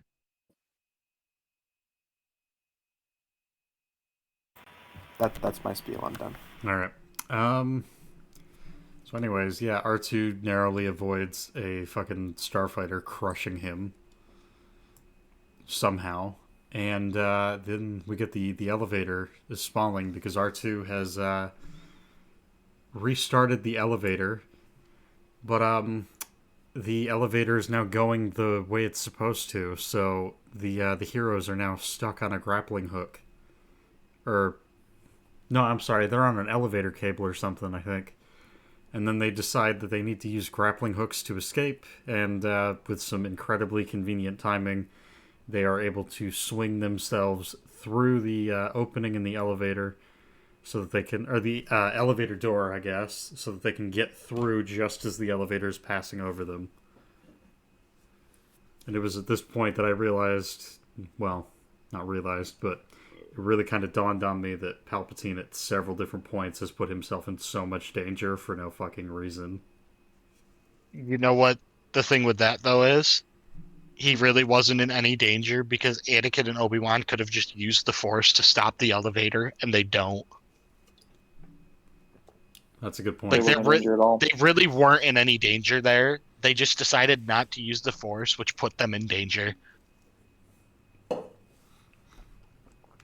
Yeah, actually, I guess that's a good point. So I got one last point, but I gotta go take care of something really quick. So Cam, if you want to take it from here, I will be right back. Oh boy. So now that they have swung through the open door, they're running down the hallway and they get caught in their ray shield. And yeah, they get caught in the ray shield. And then Anakin's basically talking to Obi-Wan. He's like, no, don't worry. Archie's going to get us out of this. You know, Hang on. we're not completely screwed. Before you get too far, I'm just gonna throw it out there. The ray shields are fucking bullshit. Because if you could fucking activate them anywhere, you should have done that when Dooku was still alive, you fucking asshat. And second off, it's a lazy plot device that the writers use because they need Grievous to finally capture them. And that's Yeah, really I about don't think all I need without to the say about that. I don't think without the ray shields, Grievous could literally ever do anything to imprison a Jedi. Well, and the characters lampshade it too, because Obi-Wan's like, how'd this happen? We're smarter than this. And fucking Anakin's like, well, apparently not. It's like, Stop, oh, but you guys stop are being smarter than mean to this. my boy. Okay? Sorry, this movie makes Grievous retarded. Like, I don't... You mean all media except the original animated Clone Wars where he was actually scary? Yeah. Yeah. Other than Pretty that, much. nah, he's shit in everything. Yeah, he except sucks. that one episode of Clone Wars, which is my favorite, the one where he genocides a planet. That's my favorite episode Jesus. because he literally just kills everybody and it's awesome. So anyways, the last little note that I've got on the ray shields, because I really wanted to talk about this again, I'm sorry, is that it also only seems to affect the middle of the hallway, which happened to be where they were walking. Yeah, unless they triggered that specifically to trap them, but at that point they either had to walk right under a ray shield that just happened to be there, or like you said, he could just activate ray shields wherever, at which point he should have done that to help Dooku, but he didn't. Every time you guys say ray shield, I think you're saying ratio. Like you're getting ratioed. You're getting ray shielded. They should have just ratioed Grievous.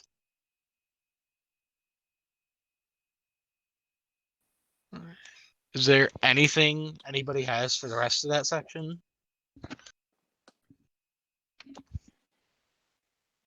I don't think so. Is that banging sound still in the background? No, I haven't heard any banging sound. Chris told me there was a banging sound. Oh, that was probably me with your mom, sorry. We were getting kind of loud. Oh my god, dude, that was so funny, dude. That was so funny. It's an original You joke should check right your there. mailbox. You should check your mailbox. Maybe I don't did want not to check stick a my pipe bomb in there, mailbox. I promise. Oh, promise thank I God. didn't I stick a thought it pipe was going to bomb in be it. anthrax. I can handle a pipe bomb. Okay, it's so not a moving to pipe the bomb. next scene. Grievous now has them captured because he brought out like 20 million droids. So there's literally nothing they could have done to escape. The negotiator. Yes, he takes their lightsabers, adds them to his collection. Fine collection. Fine additions to his collection. Which I feel like that's such a cool, that's something that totally didn't need to be a thing. But I feel like it's a cool kind of characterization of Grievous. That he only uses The fact that he lightsabers has from a people he's collection. killed. Yeah, and that Yeah. he collects lightsabers. That I do like that. And I like that it helps establish It's- early on in the movie that he's a Jedi killer. He does go out and he actually is competent, even if the movie doesn't show that. Yeah, in everything except the visual media, he kind of kicks ass. But the second he's on screen, then everyone's like, "Oh my god, it's Grievous." Yeah, they come they on. have him be such a badass in everything except for the one medium where literally everybody watches. But in the EU and stuff, where not everybody pays attention, that's where he's actually a He's badass. so And scary. it's so frustrating because he's such a cool It's character. so frustrating because I know when people are like Grievous is so lame, I'm like, have you ever thought about how much like build up and how cool Grievous is? He's a dude from a planet, which the Jedi, he was in a war with another race on the planet, which the Jedi helped the other race, so he lost his homeland, and then he was in a crash orchestrated by Dooku, and then he turned into a fucking robot that's now so angry at the Jedi that he just hunts them for fun, and that's the only reason he does what Dooku says, because he's like, do I get to hunt Jedi? Yes. Then I'll do whatever the hell you want. And he's a great like tactician and stuff. It's such a cool character, and he's such a different, he's so different from all the other villains. I feel like he's something really special, and they just I'm not like shaft the him. other villain. These movies I'm not like fucking other villains. shaft all three of the villains. It sucks. Yeah, Maul is thrown to the side immediately. Dooku's thrown to the side immediately. Grievous isn't thrown to the side immediately, but he's They do not nothing with him. Like, any of what he's propped up to be. We don't know anything about the three of them by the time that they're all killed. Like, what the fuck? Which is a shame because they're all so cool. Like, I would have loved to see more of Dooku. Mm-hmm. I unironically Dooku's would like a good one. I really like Dooku. I'd really like a film where, we have Dooku in just... He's doing his day-to-day, he's slowly becoming disillusioned with the Jedi, and he gets recruited by Palpatine. I mean, they do that in Tales of the Jedi. That's literally what half of Tales of the Jedi is about Dooku. Is that a show? What is that? I honestly don't know what that I is. have no idea what that is. You haven't heard of that? No. I feel like No, I've heard of it. It's a Clone Wars type animated show. It was supposed to be about like a bunch of different stories, but the only season that's come out so far, this just came out like 4 months ago, I think. But half of the season is about Dooku, the other half is about Ahsoka.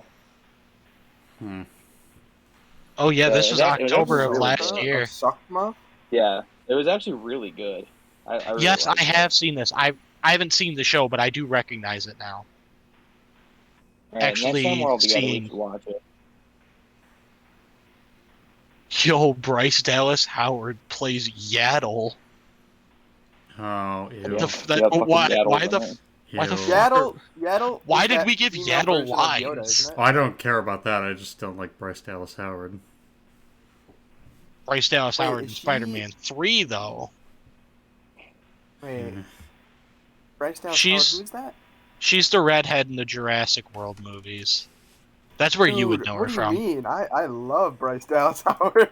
I don't know what you're going on Any about. sane man loves Bryce Dallas Howard. Listen, Nash thinks Margot Robbie's Yeah. mid, so I'm allowed one bad No, take. Bryce Compared Dallas to Bryce Howard is Dallas definitely Howard. mid. No, Bryce Nah. Dallas Howard is mid. Okay, we This need dude's to... actually Back me smoking up here. crack over here. I Back me listen, up here. I am absolutely on Team Anthony with this one, Oh, but we gotta keep It's going. okay. We do not have We- time Yeah, for back this. me up here, we man. do accept wrong opinions on this show. Yeah, clearly. Mid. That's why you guys Acceptable. think Bryce Dallas Howard is better than mid. Anyways, we need to keep going. So where were you guys? This isn't relevant. We were We were- talking about Grievous with the fine addition to his collection. Ah, okay. And how that's like a great line and builds so much character in like such a short second. But then they just throw it away because his character is shit for the rest of the movie. Well, I'm sort of on that note. Why doesn't he just kill them?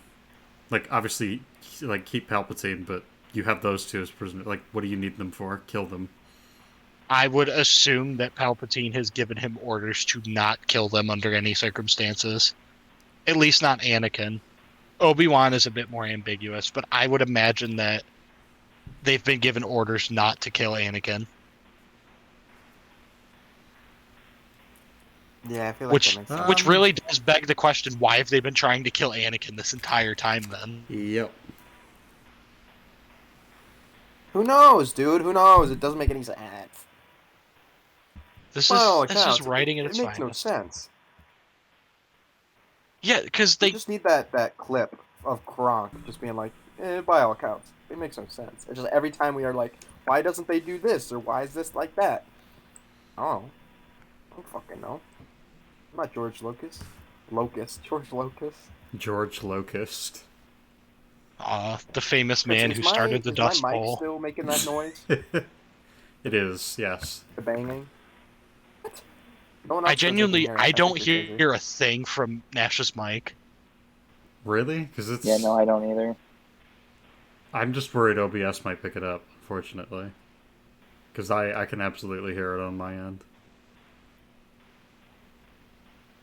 Is there a way to check if OBS can hear it? Yes. OBS stands for zero bitches. Guys, stop talking. Yeah, it's showing up on OBS, yeah. What the fuck? I guess I'll mute myself. Sorry. Appreciate it. Okay.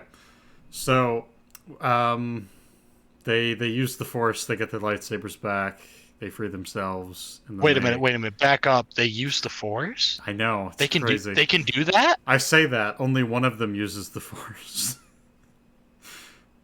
I also wanted to use this moment to point out the fact another reason why I love Grievous is because he's a non-Force user, which makes him different from the other villains. That's a fair point, actually. Force And diversity. I love that he's a coward. Like, I love that he's a coward when it comes to the moment that he's in danger. Like, he's like, oh, never mind, I'm gone.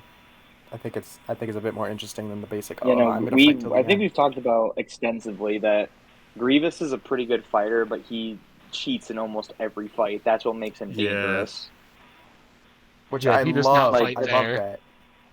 I like it too, but like, 'Cause- I think that's like the one thing they did right about Grievous that stands through is the fact that he cheats constantly. So him just like running away, I could totally see that because that's what he does. Yep. He Yeah. just runs away. That's his character. Yeah. I love it when he shoots the child.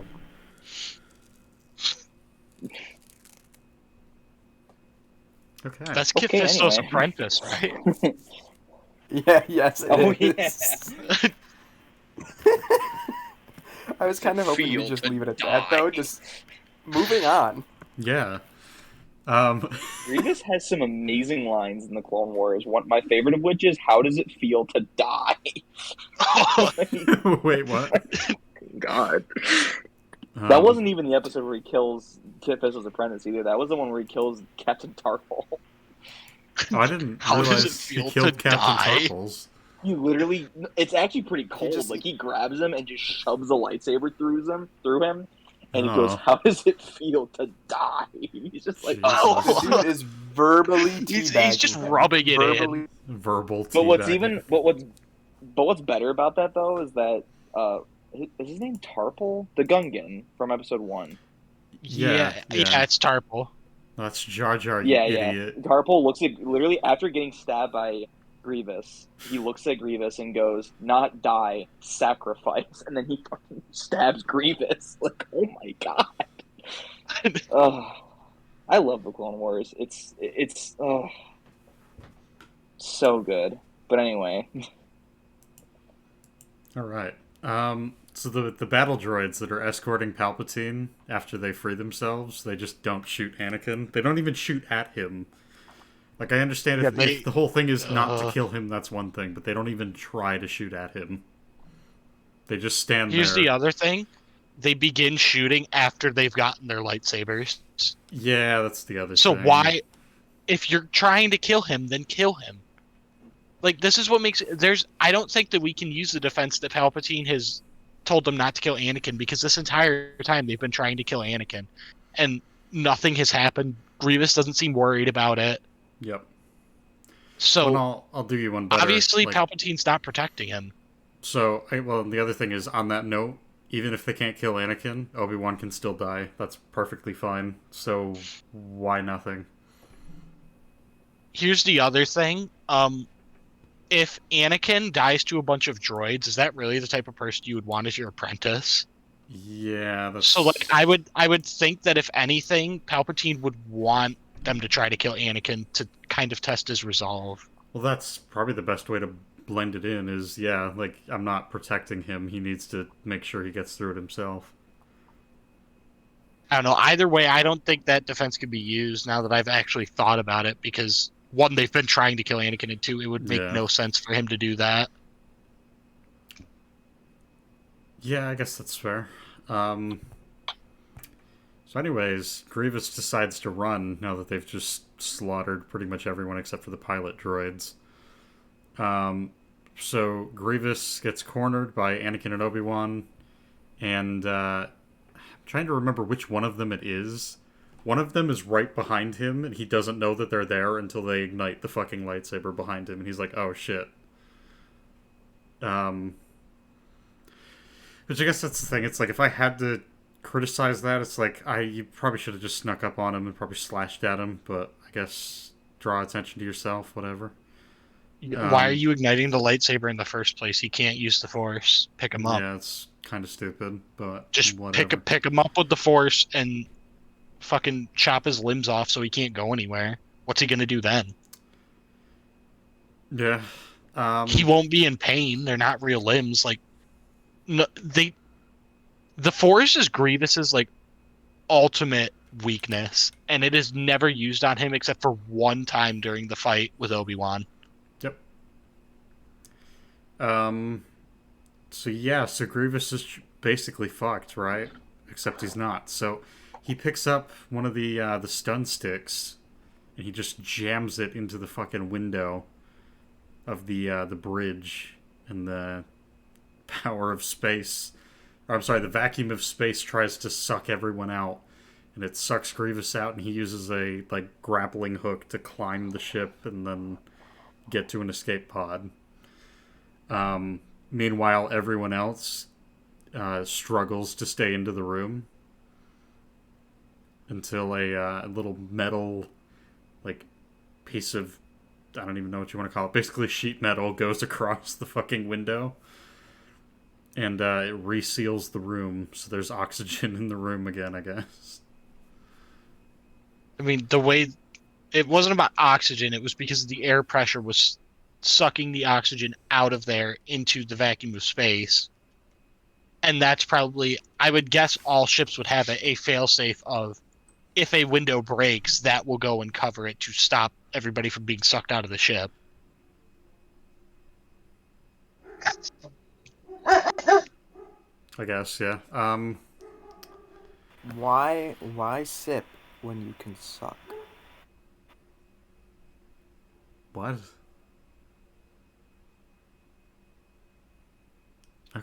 I said, why sip when you can suck? I heard you. I'm confused as to like what the relevance is. Yeah, you said that. Never mind. And by the way, I prefer the power of space, not the vacuum of space. Whatever. So the ship is starting to fall apart because they've been shot quite a few times, and half of Grievous's ship just kind of fucks off behind them. We have Obi-Wan make the joke. He's like, yeah, we're still flying half a ship, as that half of the ship that they just lost is now tumbling towards Coruscant.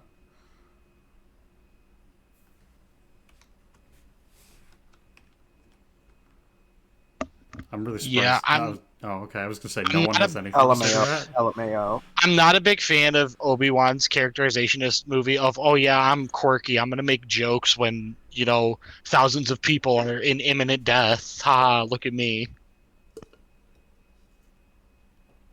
Yeah, I'm not crazy about it either. It's one thing for the occasional joke. It's a different thing when it's like in this case, it's pretty much every other line that he has in this movie is some sort of joke. It's really kind of aggravating.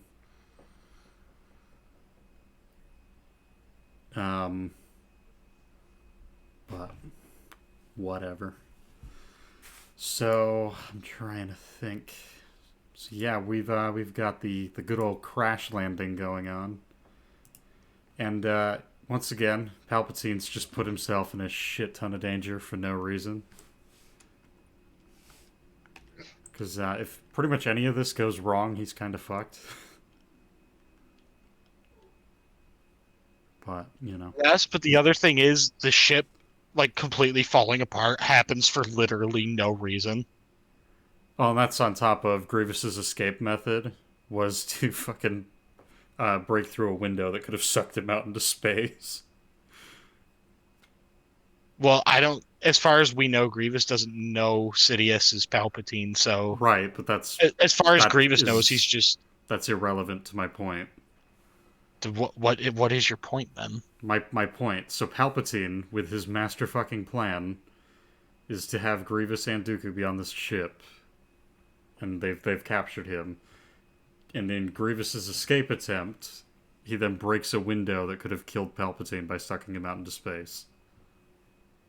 Yes, but Palpatine could never have predicted that, so I don't see how that's a flaw with Palpatine's plan.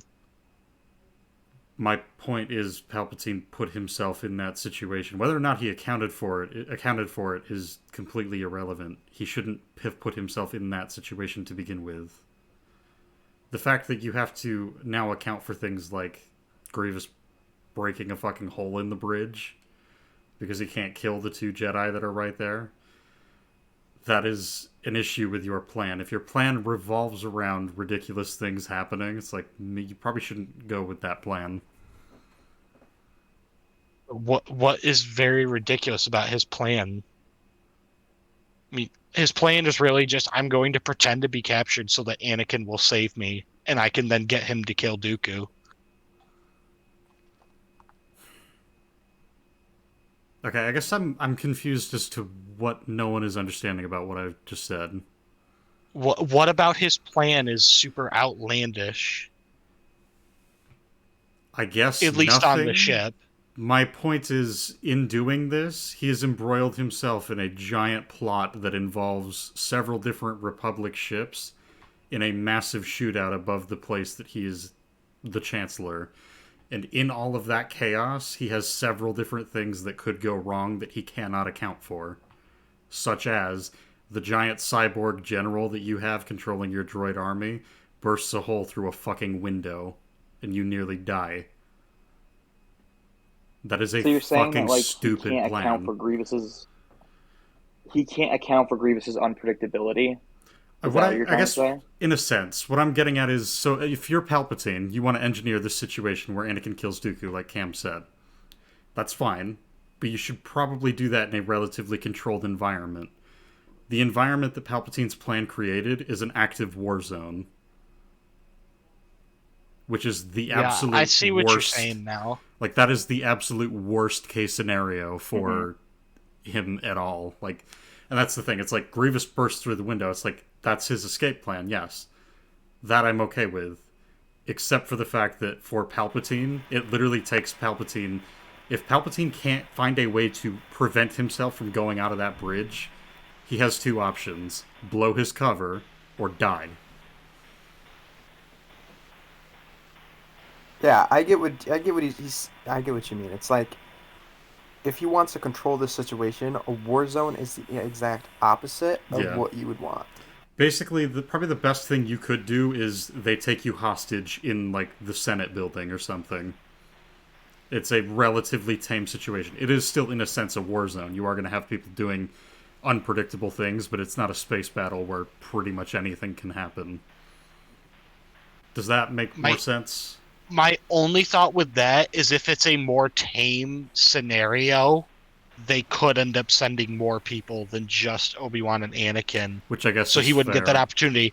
My problem with that, though, is that opens up another part of this plan that makes no sense. He never would be able to guarantee that Anakin would be there. Yeah. Which means he could have done all this, and then Mace and Yoda show up to save him, and it was all for nothing. I was going to wait until we get to it, but I guess there's no point. So, there's a line that we get after they land back on Coruscant, after they've landed the ship. And we learn from that Anakin and Obi-Wan were pulled off an assignment from the Outer Rim specifically to go rescue Palpatine.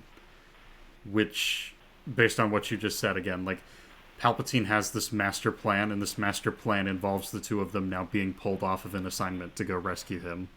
Which is fucking insane.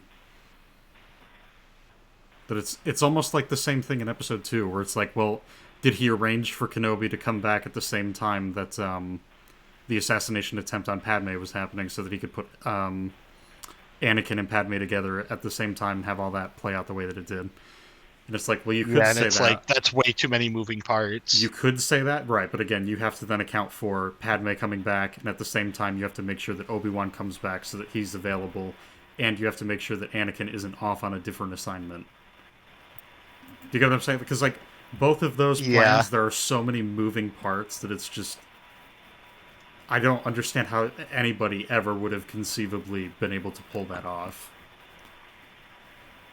Yeah, this entire plan, like, if the Jedi Council just decides, no, we're not going to pull Anakin and Obi-Wan, we're going to send Ki-Adi-Mundi and Kit Fisto instead, then Palpatine did all of this for nothing.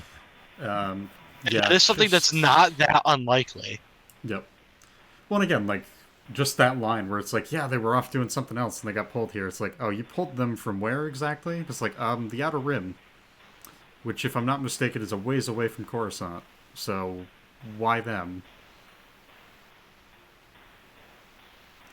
But anyways, I digress. We got other issues. We'll keep going. So they're going through the different consoles and the different things. They're keeping track of the distance they're away from the ground. They have Obi-Wan calculating feet. I'm sorry, not their feet, their altitude at one point. But it's before he calculates the altitude that he says this little gem, which is 8 plus 60. And I have no idea what the fuck he is talking about. I think it's just random dialogue. I don't... It could just be stuff we don't understand.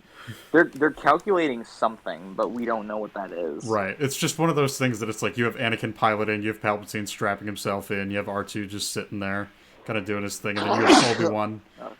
Obi-Wan looks over at a console, bless you, and you just have him going, yeah, 8 plus 60. It's like, what the fuck does that mean? Dude, he's doing his fast facts. He's gonna move up to subtraction next week. Yeah, and I guess. I was unmuted. Sorry. Do not bring that up, Cam. Do not ever speak of fast facts again. My PTSD is raging. You have PTSD from fast facts. Dude, fast facts were the bane of my existence for my entire elementary career. I never got past multiplication. Never. Okay. Well, they gave us like a minute, 30 seconds to do like 60 problems, and we were in 3rd grade. Like, how are we supposed to do that? Well, I was always berated for being so slow. I was always berated for being so slow, and then the kids who finished all different levels, like the expert plus mode of all of them, got to be on the computers and play games while I sat there contemplating, why am I so dumb? Okay, I hate fast facts, they're stupid. Because you didn't reach New Game Plus on fast facts, and all the rest of us were on our 6th playthrough. I didn't reach New Game Plus 7. I hate fast facts so much. I don't even think... Well, actually, no, I could do it now, but still, it's bullshit. No, there's no reason to need to do it that fast. Left for 20 seconds and they're talking about fucking fast facts. What the hell? Okay, I'm gonna mute myself now. Okay. So the last note that I have for the crash landing is that they get lucky and they crash land near a landing strip on Coruscant. I had that in my notes too. Just imagine if they were like 2 miles west. Yeah, it's like, and they were crash landing in the middle of the fucking city. They just happened to be over the only airport in, like... The airport doesn't seem like it's in the middle of a lot of airports. It seems like it's like the only one it seems for like a it's while. One of the only ones that they have for a while, yeah. Also, why is there a landing strip in this when we've been shown that ships don't need landing strips because they could just kind of land anywhere? I don't know. I don't know. Anyways, we're close to 2 hours in. So I guess I think we're a half hour into the movie. We're not even. No. So we'll keep going.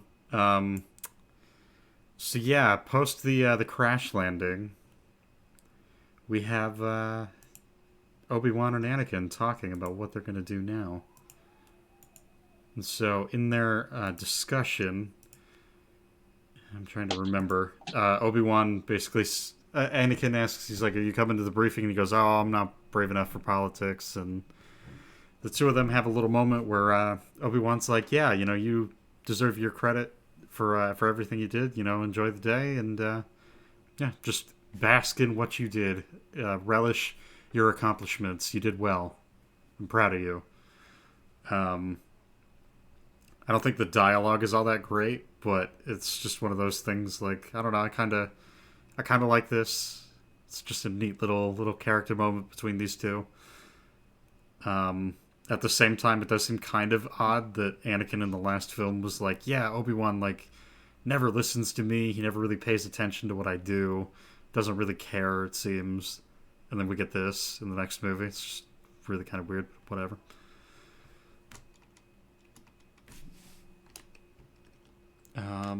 Past that, I have the next note that I have is that Windu is just at Coruscant, waiting for them.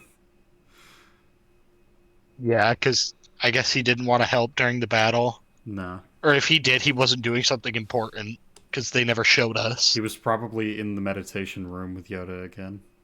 Again. He was Um, out partying late with Dexter Jettster the previous night. He was too hungover to go battle. Those wild parties at... I don't Oh even my fucking God. remember the name of his Mace diner. Windu, old buddy. Hey, buddy. Dix, you got the Jawa juice? Oh my God. What's up, He Dick? gets hammered on Jawa juice. What the fuck? Want a cup of Jawa juice? Oh yes, thank you. Jawa juice. Why? Oh.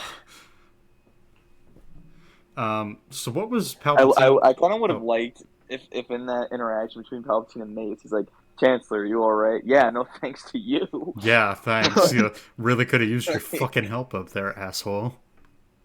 You know, Mace, He I'd be kinda- better with a He cup of kind of Jawa says juice. that, though, doesn't he?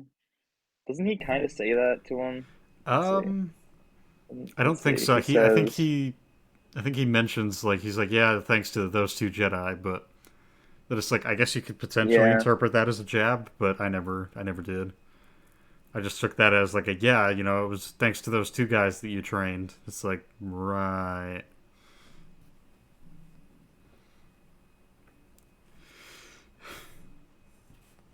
Yeah, either way, Mace Windu does nothing. No. As per usual, he does nothing. I was going to say, at least that's consistent that he does nothing. Consistent characterization. He's useless. So I'm going to throw it out there. What was Palpatine's plan if both Grievous and Dooku died on that ship? The war would be over, I guess. I was going to say the war is over, and as far as I'm aware, because Cam and I, we've talked about this a couple times, but yeah, by all accounts, what the film suggests, what Palpatine suggests, is that once both of them are dead, the war is over. Then the film, because I was just going to say the film contradicts that a bit later on, but whatever. Okay, but what does he really need Grievous alive for going forward? I guess that's kind of an interesting point. 'Cause Like- it's like if Grievous dies here, nothing really changes except Obi-Wan doesn't go to fight him. Other than that, well, he kinda- everything... You go. He needs Grievous because without Grievous, there's no show for the leader of their military force. You just put Newt Gunray back they in don't- charge. Or if not Newt Yeah, but Gunray, he's a pushover. just lead as Sidious and don't let any of But them the whole- know and don't show up. But you'd still be their Yeah, leader. but I They know. just wouldn't see you. Yeah, but they'd be searching for you. But with Grievous in the front, it's kind of like, I don't know. You're kind of sending them on a goose chase after Grievous when it doesn't really matter if he's alive or not. You know what I mean? Yes. It's not overall a big deal. The only thing with that, though, is if he's trying to use Grievous to keep them off of him, the war only continues for, I think, 2 more days. If that. So, I think Palpatine has more than enough time to just do it himself. Like, if Grievous does die here, I don't think his plan is really hindered all that much. Because everything Grievous ends up doing, he could just do himself. I guess that's fair. The only reason I can think he would need Grievous alive is it seems like the Senate is willing to give him more power if Grievous is still alive and kicking. So, which I think they do make mention of that not too long after this. So, I think in that sense he kind of does need Grievous alive just to gain that extra bit of power, because otherwise he would be expected to immediately fork over that power, and not for nothing, but the Jedi would have then publicly saved him, so it's kind of hard to pin anything on them. Yes, but at the same time, as we see later, killing Grievous isn't the actual end of the war, despite them saying that it is. So at the same time, like, even if Grievous did die, the war would still be going on, so he would still get those emergency powers. In a Unless sense, for some reason the Senate was only granting him powers because Grievous is alive, and not because the war is going, which wouldn't make any sense. I guess the war probably would still continue, but at that point it would just more or less be the Jedi will eventually wipe out the droid armies, and the Separatists will just lose. They'd be sinking a shit ton of money into these droids that aren't going to be able to win anything on their own. That it sort of seems like Dooku and Grievous are, in a sense, the backbone of that army, and once they're gone, it's kind of like it's dead in the water.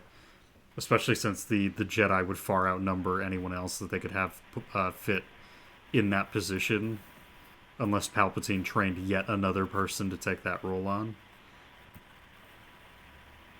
Yeah, I guess. I know the emergency powers thing has its own set of issues that we'll get into later, but... Well, not the emergency powers, but the vote for giving Palpatine new powers has its own issues, too.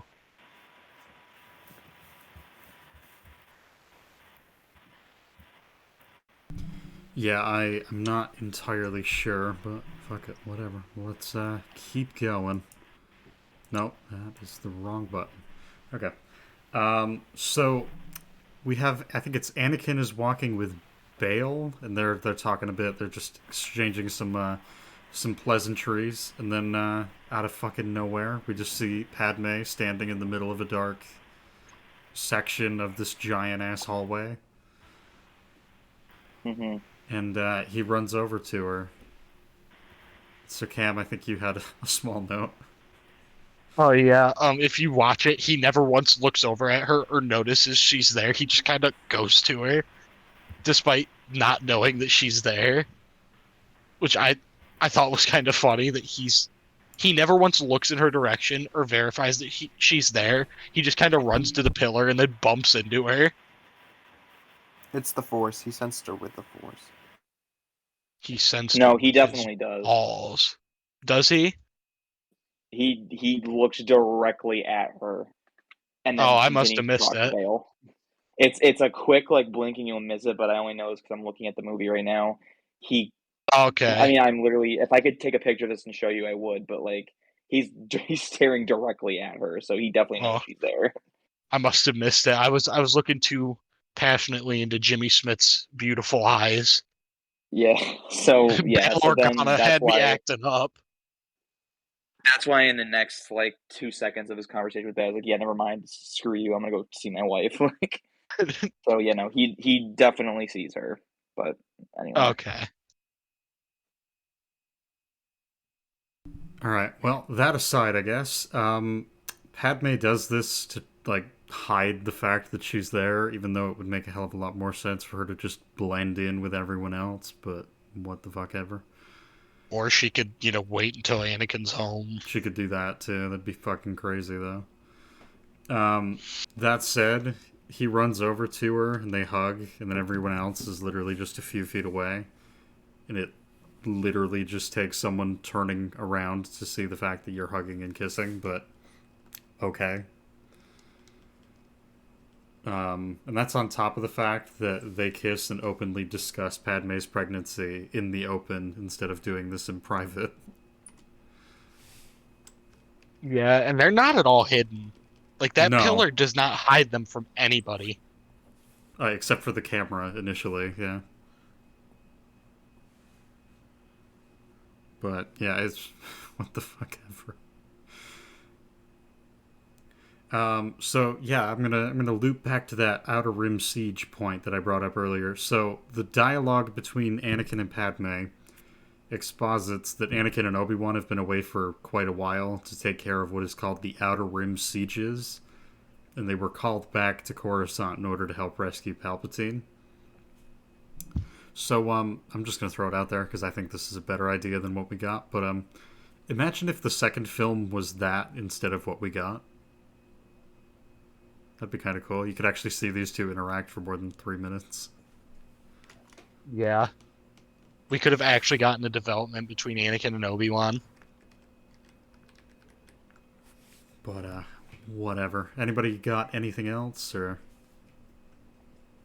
No, I definitely agree with you on that one. That would have made for a way more interesting story, I think, for the second movie.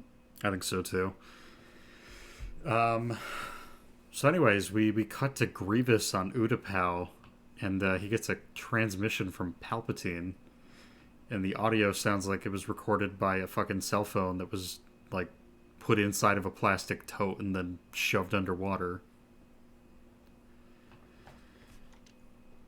And I'm trying to remember. Basically, that message is, "I will have a new apprentice soon," I think, and at the very least, you need to move the Separatists to Mustafar, which keep that in mind because that's coming up soon.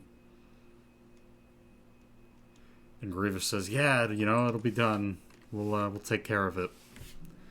And so we cut back to Anakin and Padme on Coruscant, and I'm trying to remember the exact order of events, but I think they're just at their apartment. They're just chilling out.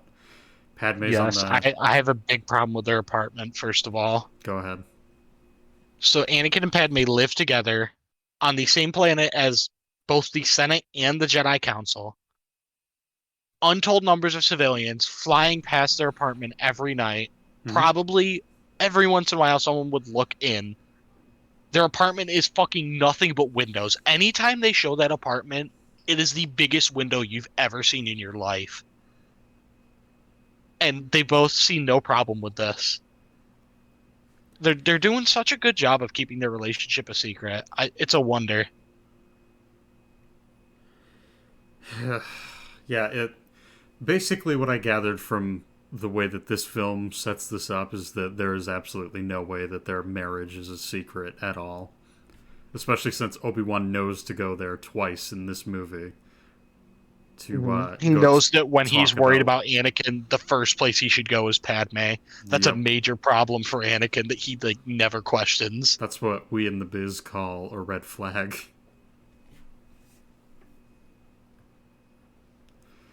And the other thing, I'm just, I guess it's nitpicky, but not really.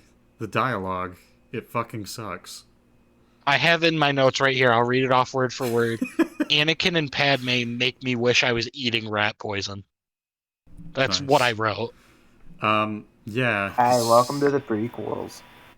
Basically, their exchange is, "Yeah, you're so beautiful." And then she makes some fucking retarded statement. I can't remember what it is. Or no, she goes, "Yeah, it's because I'm so in love."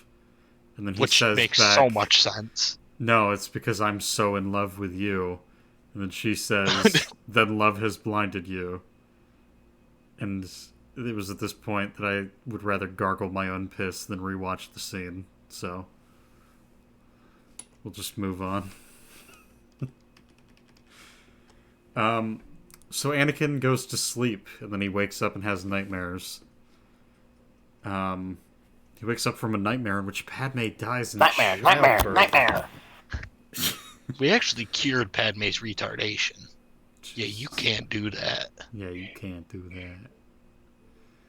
that. So I guess this is the question that I've got. So, I don't know about you guys, but if I had a dream, or a nightmare, I guess, in which my wife died during childbirth, in a setting like this, probably the first thing I'm gonna do is get her the fuck away from where she is right now.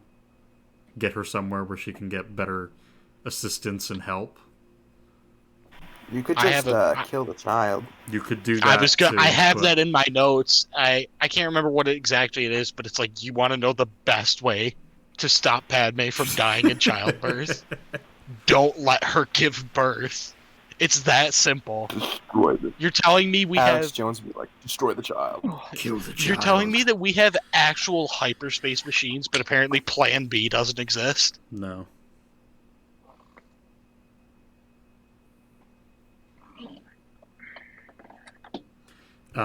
So yeah, anyways. That's on top of the fact that she's like, yeah, I wanna raise the kid on Naboo. We'll do it at this place that I knew where I grew up, and you know, it's really important because it's also the place that they got married and where they met, and yada yada yada. I would think you would just probably like send her there, especially since the people of Naboo will probably just take care of her. But okay. At the very least, you probably want her to quit her job and move, which I know she probably wouldn't be thrilled about, but I mean, she was there when Shmi died, so I don't know, like, there's not really a discussion about it either. They're just like, yeah, I'm not going to let you die. We're not going to change anything we're doing, though. I mean, what excuse would they give other people as to why she's just leaving?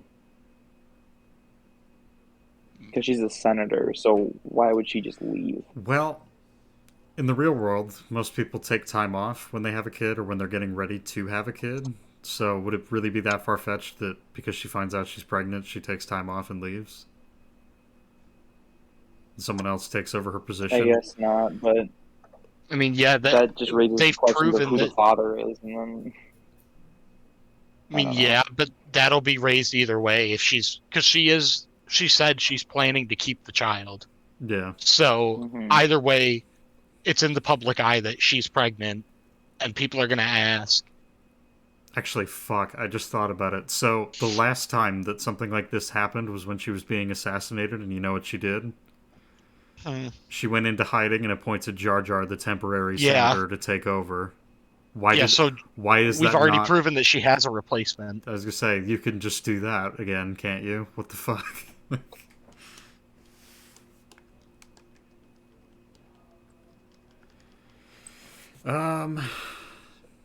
So, that said, I do like his reaction to the nightmares, that he's like very adamant, you know, this happened to my mom, I'm gonna make sure it doesn't happen to you. Their discussion about the future, except for Anakin dismissing Obi-Wan's help, I think is decent. I don't know, it's like, again, like, we get some small bits of character, but it ain't much. The other thing that's just weird is, like, he trusts Obi-Wan, he views him as a sort of father figure / brother / you know, whatever. He's also his mentor, they've spent quite a bit of time together. He just saved his life this movie and risked his life to save him again last movie. But he can't trust him with the truth about his relationship with Padme. Okay, I guess I'm on my own. So I guess the counter argument that could... Sorry, I didn't know everyone was muted right now. It's all good. Well, so... I mean, I have to unmute myself every time I want to speak. So Sorry. it's a bit inconvenient. Sorry, it's OBS. I'm sorry. Yeah. Um, It's the fact that I like Chris it has to be 0 that. bitches. wow. Yeah, honestly. So, anyways, the counter I can I'm gonna come mute up myself with... again.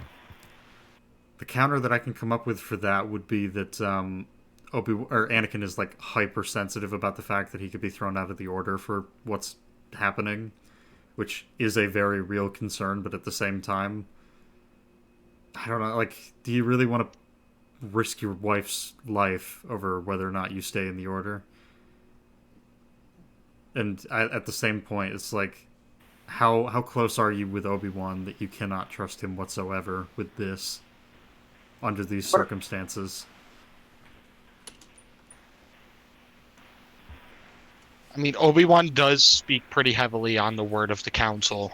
Right, which I can The only understand. time we've but really Yeah. seen him go against the Council was in Episode 1 when he said he was going to train Anakin whether or not they allowed it. Yep, I think that's the only time he ever goes against the Council. I think so. But do you get what I'm saying? Because like, And well, I mean, I was like what Cam said, he goes against the council, and but I do have a question. So he doesn't want to get thrown out of the fucking order, right? yep. But to be fair, what does he exactly need the Jedi Order for? He he clearly just doesn't listen to the rules. It doesn't really care. He doesn't respect what the other people say. Like, what on earth does he care so much for? I mean, I guess it's all he's ever known, but he's not like he listens or anything. I would also think there's maybe a little bit of like a sunk cost fallacy going on here in terms of my mother died because I was in the Jedi Order. If I don't stay in the Jedi Order, then it was for nothing. I don't know. I That's guess just I could see maybe that. another reason. I see at that point. I would think go ahead. you. I was just gonna say, I would think his main reason would be what you said first, though, Nash, which is just that's what he's known since he was 9 years old. That's just where he's been the majority of his life. So it probably wouldn't be easy for him to give that up. I see, and that's why I don't know. I think it's a proposed. little silly. That's why I proposed her taking off and going somewhere so that he can maintain that aspect of his life while she goes and does what she needs to do. Men.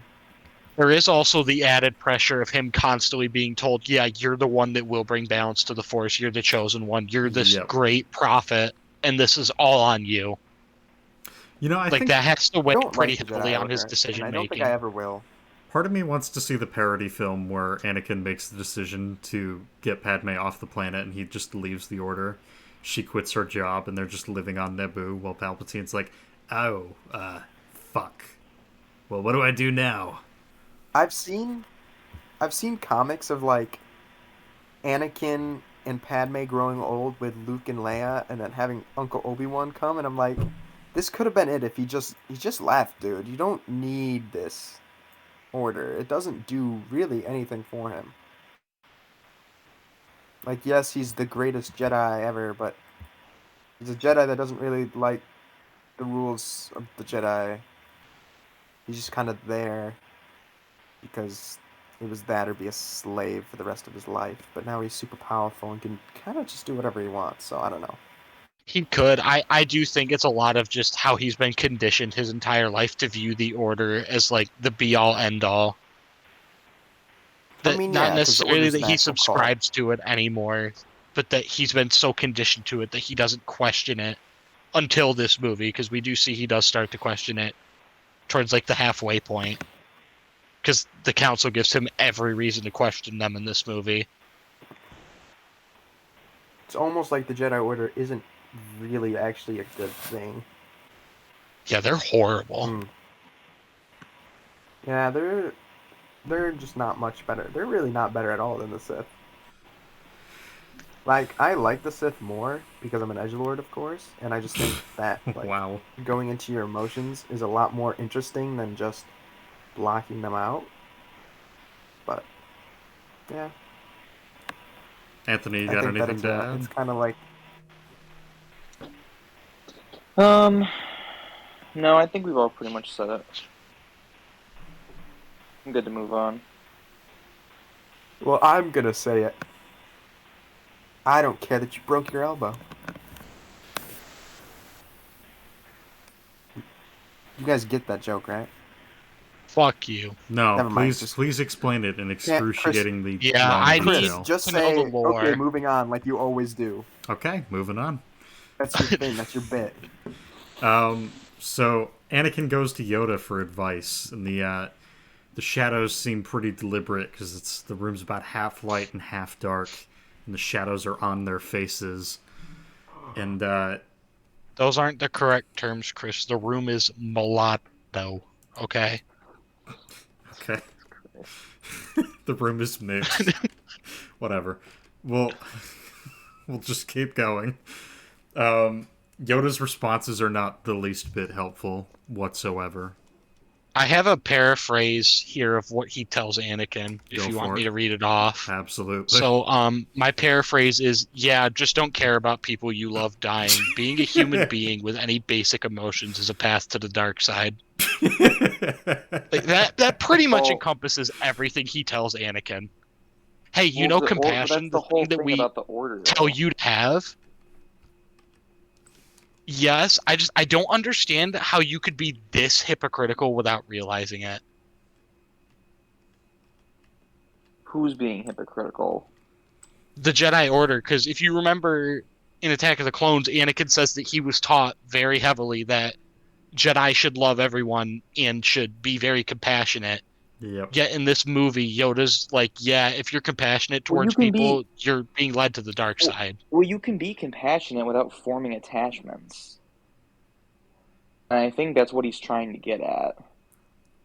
Like, you can be nice, but don't form attachments to things or people, because that leads you to the dark side, which it does.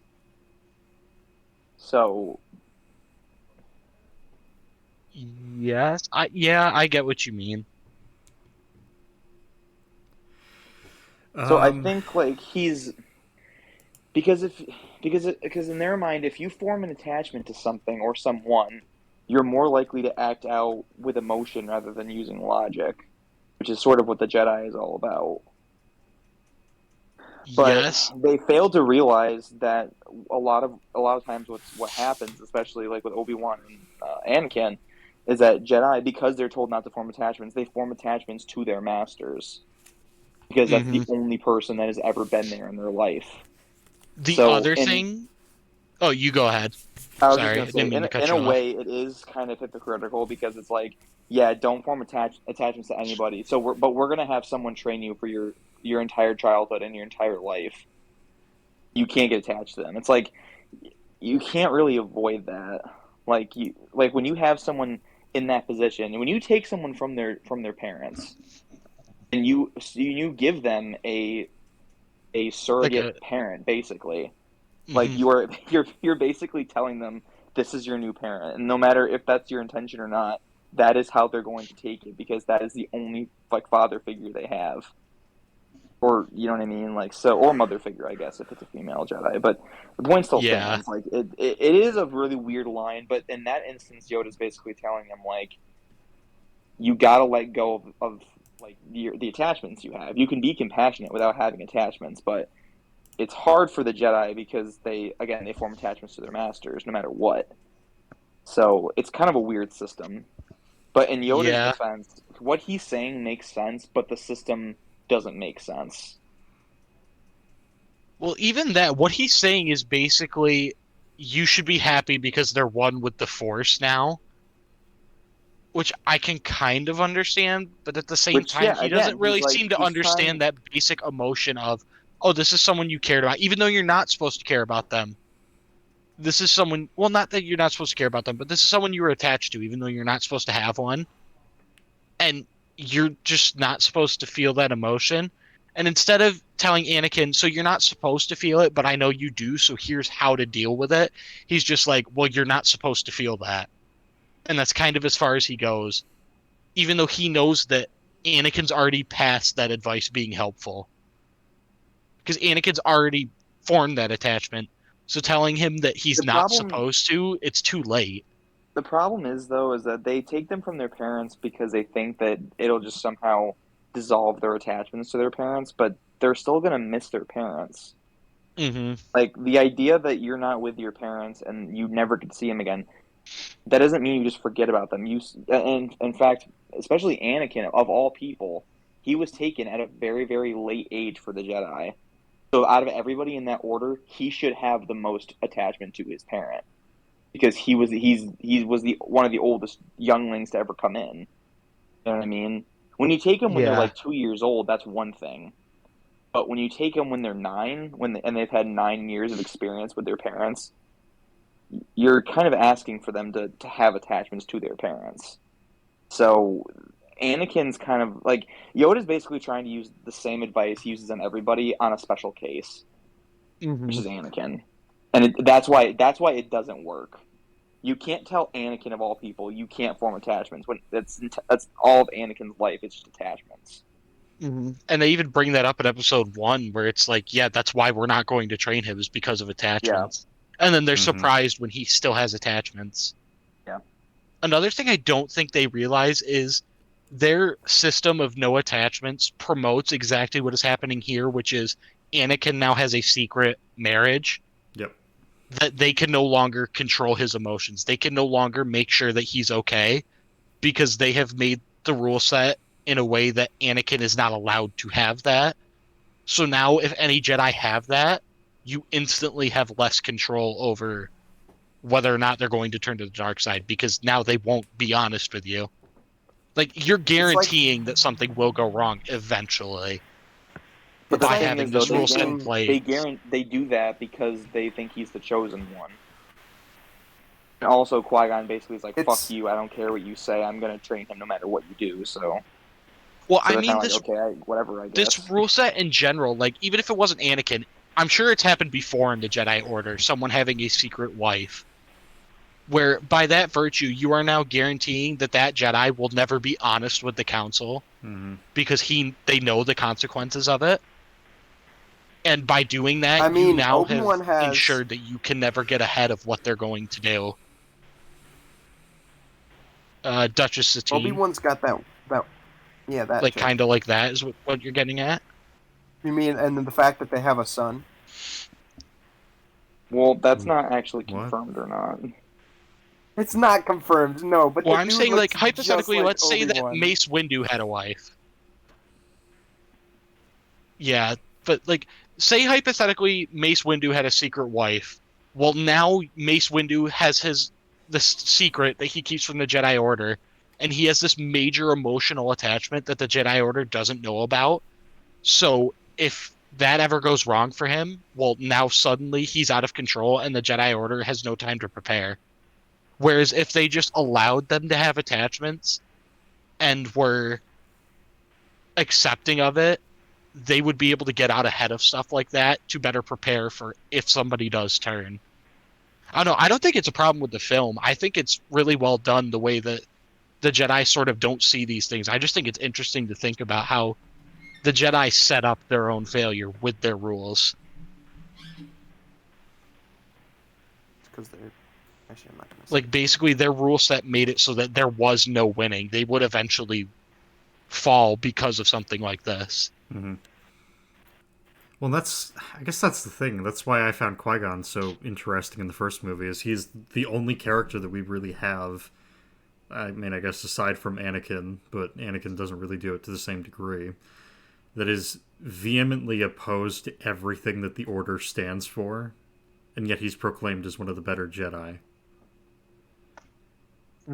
It's one of those things, like, there's so much that you can do with someone like that compared to someone like Obi-Wan that is sort of hyper aware of what the Order wants and sticks with it no matter what, like, to a fault. There's so much you can do with that, and they didn't do much of anything with it. There's a couple conversations that they have, but that's it. Well, it makes you wonder, too, how different Anakin would be if he was trained by Qui-Gon instead of being trained by Obi-Wan. Well, or even... Like, would you think he would have told Qui-Gon about Padme? You know what I mean? I figure if Qui-Gon was his master, he probably would have... Yeah, I think Anakin probably would have turned out fine. The same things probably would have happened, but I don't think he turns. I think that Qui-Gon would be a lot more accepting of, like, Anakin's attachments, Anakin's reluctance to listen to everything the Council says. Like, I think Qui-Gon would be not less critical, but a lot less harsh of a master. And it would have benefited Anakin in the long run.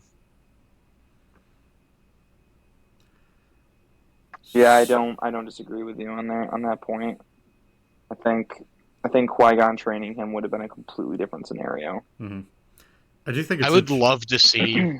Oh, you go. I was just gonna say I think it's really interesting that we're bringing up a hypothetical like this, because there's, I think, 2 more instances where in my notes I pose a hypothetical for what could happen, just so that we can talk about it. Not an issue, but just something that I think is kind of interesting to the overall discussion as well. So All right, so can we move on from this point then? Yes. Yes. All right. So Anakin leaves his meeting with Yoda, and he catches up with Obi-Wan. They just got out of a meeting about the Outer Rim sieges. And basically, the gist of what happens is Obi-Wan tells him that Seleucami has fallen. I can't remember if it's to their benefit or to their detriment. I don't even know if the film says. But he does say that General Voss has moved his troops. And Can I cut in real quick? yes, He says, "So what's wrong then?" So I'm guessing by I'm that guessing it went well reaction, then. Yeah, that's right. yeah, that's exactly what they wanted. So You're Seleucami right. must have been Yep. under separatist control. Yep. Okay. Thank you. So Yeah. Anakin, yeah, because actually now that you say that, that is in my notes. Anakin asks what's wrong. So yep. Um, Obi-Wan explains that Palpatine is expected to be getting more emergency powers granted to him, which Anakin dismisses as a good thing since it will help them basically make swift and decisive decisions moving forward. But Obi-Wan isn't sold on that.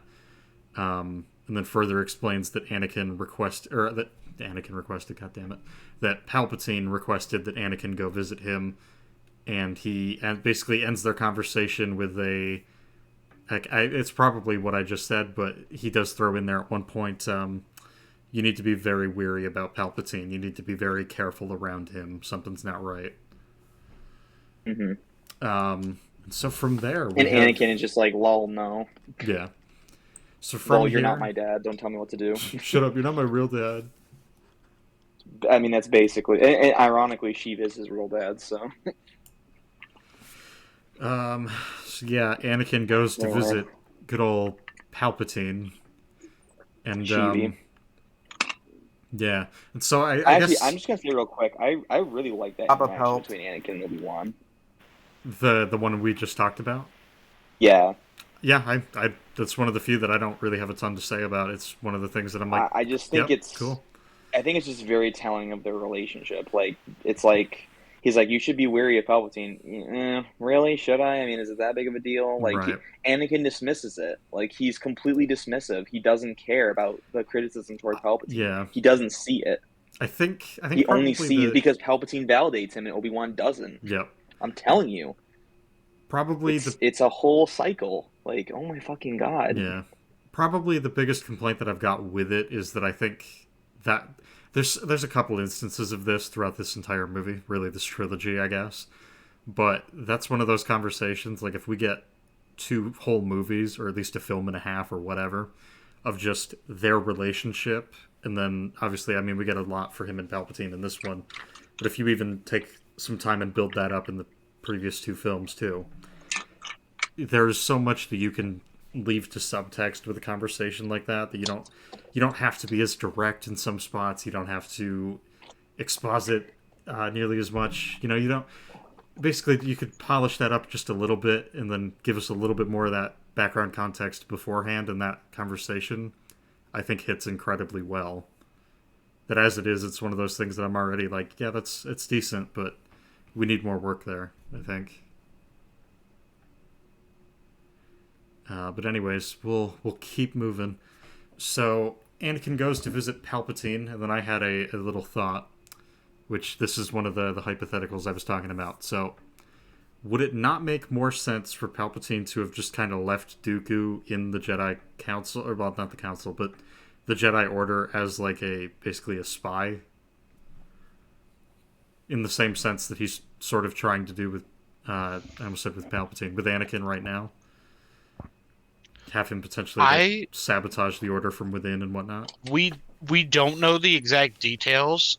The way I've always interpreted it from just the movies was that Dooku had already left the Order by the time he became a Sith. That he didn't leave the Order to become a Sith, he left the Order and then became a Sith. Because if you remember, they talk a lot about that period where he was nothing but a political idealist. Yeah. Which is why he left the Order. He didn't leave the Order because he didn't agree with their philosophies. He left because he didn't like that they were becoming so political. I guess this kind of draws the weird like line here, because what is really the definition of leaving the Order? Because I'm going to circle back to the Tales of the Jedi real quick. in the episode where you find out that Dooku is now working with Sidious, he is still technically a Jedi by all definitions. So if one were to say that like the definition for leaving the order is the person decides like, okay, I'm done with the order. I'm just like, to me, I'm done, but I'm still carrying my lightsaber. I'm still carrying the robes around, but I'm done with the order. I'm not affiliated with them anymore. Versus, I'm done with the order. I'm handing in my lightsaber. I'm handing in my stuff. I am going out on my own. Fuck the Jedi. I want nothing to do with them. And it seems that in Tales of the Jedi, which I guess is now canon, Dooku does the former rather than the latter. So I guess in a sense he has left the order, but he technically hasn't. Well, even if we don't want to, you go. I'm just gonna finish by saying the Jedi still fully believe he's one of them before he does something to betray them, to basically solidify the fact that he's not with them anymore. So he is. I would just say. So he is still a Jedi when he joined Sidious. And like being a political idealist doesn't mean you're not necessarily a Jedi or a Sith. You could be a Sith Lord or a Jedi and still be a political idealist. Well, yeah, like, I wasn't political saying ideology. Well, I'm just saying. Well, you said that he goes from being a Jedi to a political idealist. Yeah, I phrased it wrong. Where it was like, what I was more getting at was he left the Jedi Order, from what we're told at least, because of the politicization. I don't even know how to say that. Like how politicized it's got. Yeah, politicization of the council. He didn't like that the Jedi Order was so involved in politics. At least that's what they present in the movies. I was gonna say that's what it seems like. I think you're right. And that's exactly it. He's Yeah, so I was under the impression that he wasn't. I was under the impression that he left and then became a Sith Lord. And the movies don't say either way. Yeah. So like saying that Palpatine definitely should have. Well, at the time that this was written, it wasn't ever confirmed one way or another whether he still was a Jedi when he left. Right. So that's what I'm saying. At the time this was written, yeah. At the time that this was written, like it's one of those things. Like hypothetically speaking, could he not have used Dooku in like episode 2? If say you could go back and change it, or say the circumstances were slightly different or whatever, would it not make sense to potentially use Dooku in that way, that you could sabotage them from within and basically have him fill the same role that Anakin is fulfilling right now? No, absolutely. That's all. I think that would be especially if that was like the main part of Attack of the Clones, that Dooku isn't the villain. Dooku is, or you don't think he's the villain. But he's exactly a spy in the Order. And then honestly, that scene, thinking about this, not that you've posed this hypothetical, the scene where Obi-Wan is sneaking around on Geonosis and he finds Dooku. Yep. If we have implemented the fact that Dooku is a spy, it'd be interesting if that was the context for that scene. So when Obi-Wan finds him, it's even more of a shock to the audience. Like, what is he doing talking to Newt Gunray, who from the last movie we saw was the leader of the Trade Federation, who we know are the bad guys. Like, okay, why is Dooku now in line with the bad? Like, I think that would have been like the perfect reveal for that. Well, and then Dooku could have been revealed to be the enemy at the end. Right. You know what I mean? Like, it would make his betrayal to Anakin and Obi-Wan more upsetting.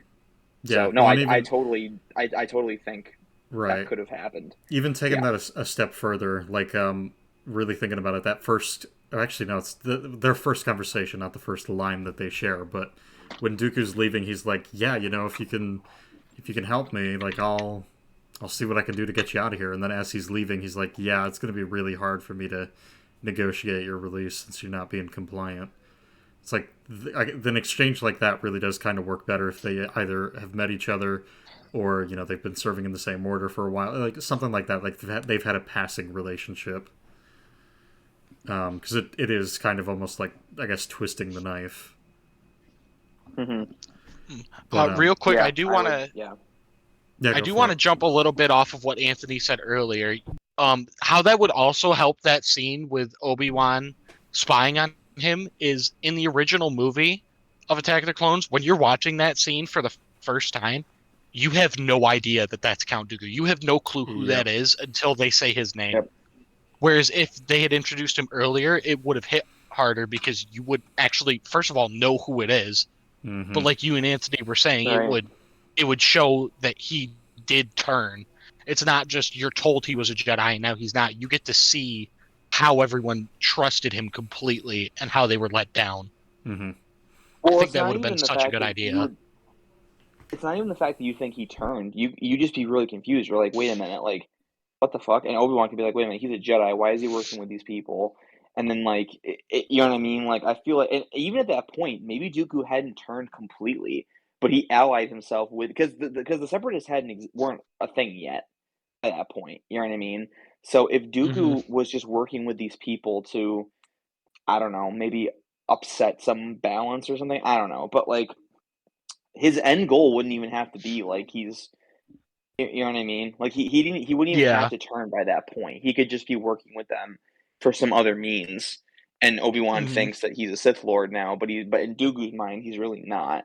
But then if Obi-Wan relayed that information to the council and the council started looking into it, it just further pushes Dooku away from the order and it makes it so that he's like, well, now you've betrayed me, but Obi-Wan thinks that he betrayed him first.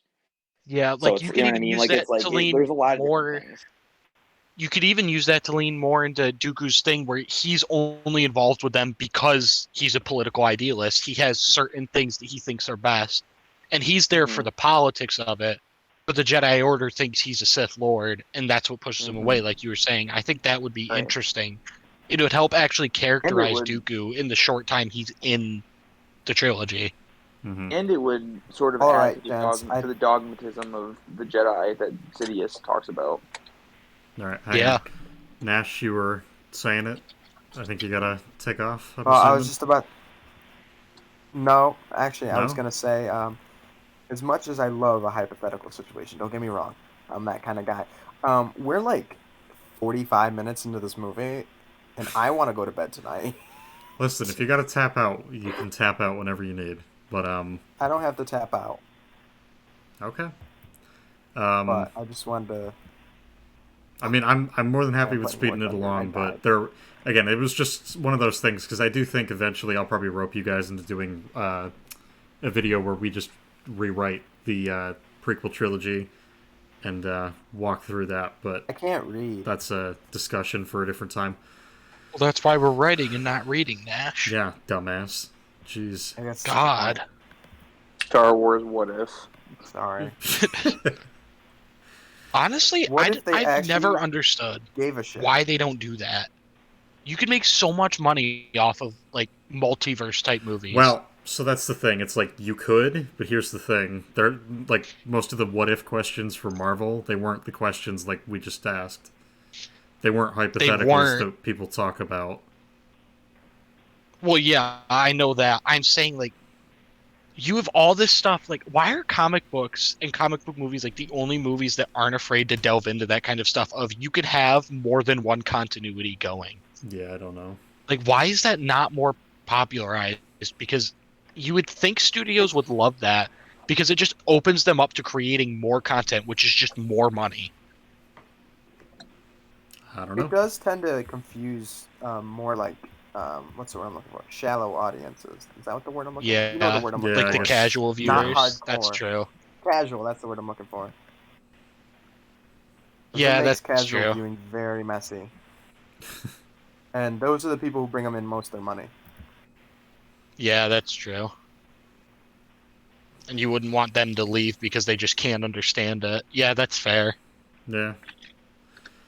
So I think it's a totally awesome idea that they should run with. Yeah. Like,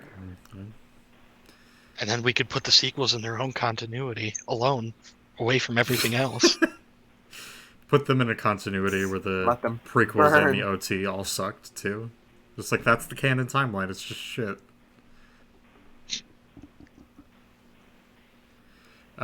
Anyways, so as long as you guys are good, I think we'll just keep going. Yep. Yeah, Okay. because I have a point about. I just watched the next scene. I have a point to make about this dialogue because it's Okay. kind of cringe. Well, I'm going to sidestep the dialogue because the first thing that I noticed that bugged the fuck out of me, and this happens like 7 times in the movie, is they're all sitting in the chairs, they're all talking about things. Oh, And I'm talking about the scene before that. Oh, is there a scene before that? Yeah. Anakin and Palpatine's conversation. Oh, yeah. Okay, go ahead. Go for it. So I'm really fine with the whole scene except for the very end of it. So Palpatine proposes to Anakin that he's going to become Palpatine's representative of the Jedi Council, whatever the fuck that means. Um, I think it's literally just Palpatine's way of like basically like giving Anakin a random title because he knows that Anakin will appreciate it. Yep. But in reality, he knows that if he did that to anybody else, he'd be like, "What the fuck are you talking about?" like, but anyway, but Anakin's like, "Oh my god, really? I can be in charge?" the Like fuck he is just that? jumps onto it. So, Um, What just happened? What? Did my mic do something? It sounded like you said something at the same time that Nash muted himself, so I was trying to figure out what the hell happened. Anyways, sorry, keep Oh, moving. I don't know. So I was just gonna say that the line that really kills me is that after Palpatine gives Anakin this proposal, Anakin then says, "Me a master," and I'm not really sure where the leap in like why Anakin just leapt to that immediately. Like I understand that The that's what Anakin's been wanting the whole time, but why would you think just because Palpatine says that you're gonna be this means that you're gonna become a master? so the Like that assumption other than the fact that that's all Anakin wants the is to be a assumption that I master. took from the film, the last two films, I guess, was the council is reserved explicitly for basically self-elected Jedi that are granted the rank of master, and they are put on the council for basically a show of their excellence. So, Hmm. as per that, Palpatine making Anakin his own representative, I don't know as though he would technically have the power to do that, but what the He fuck ever. absolutely would not.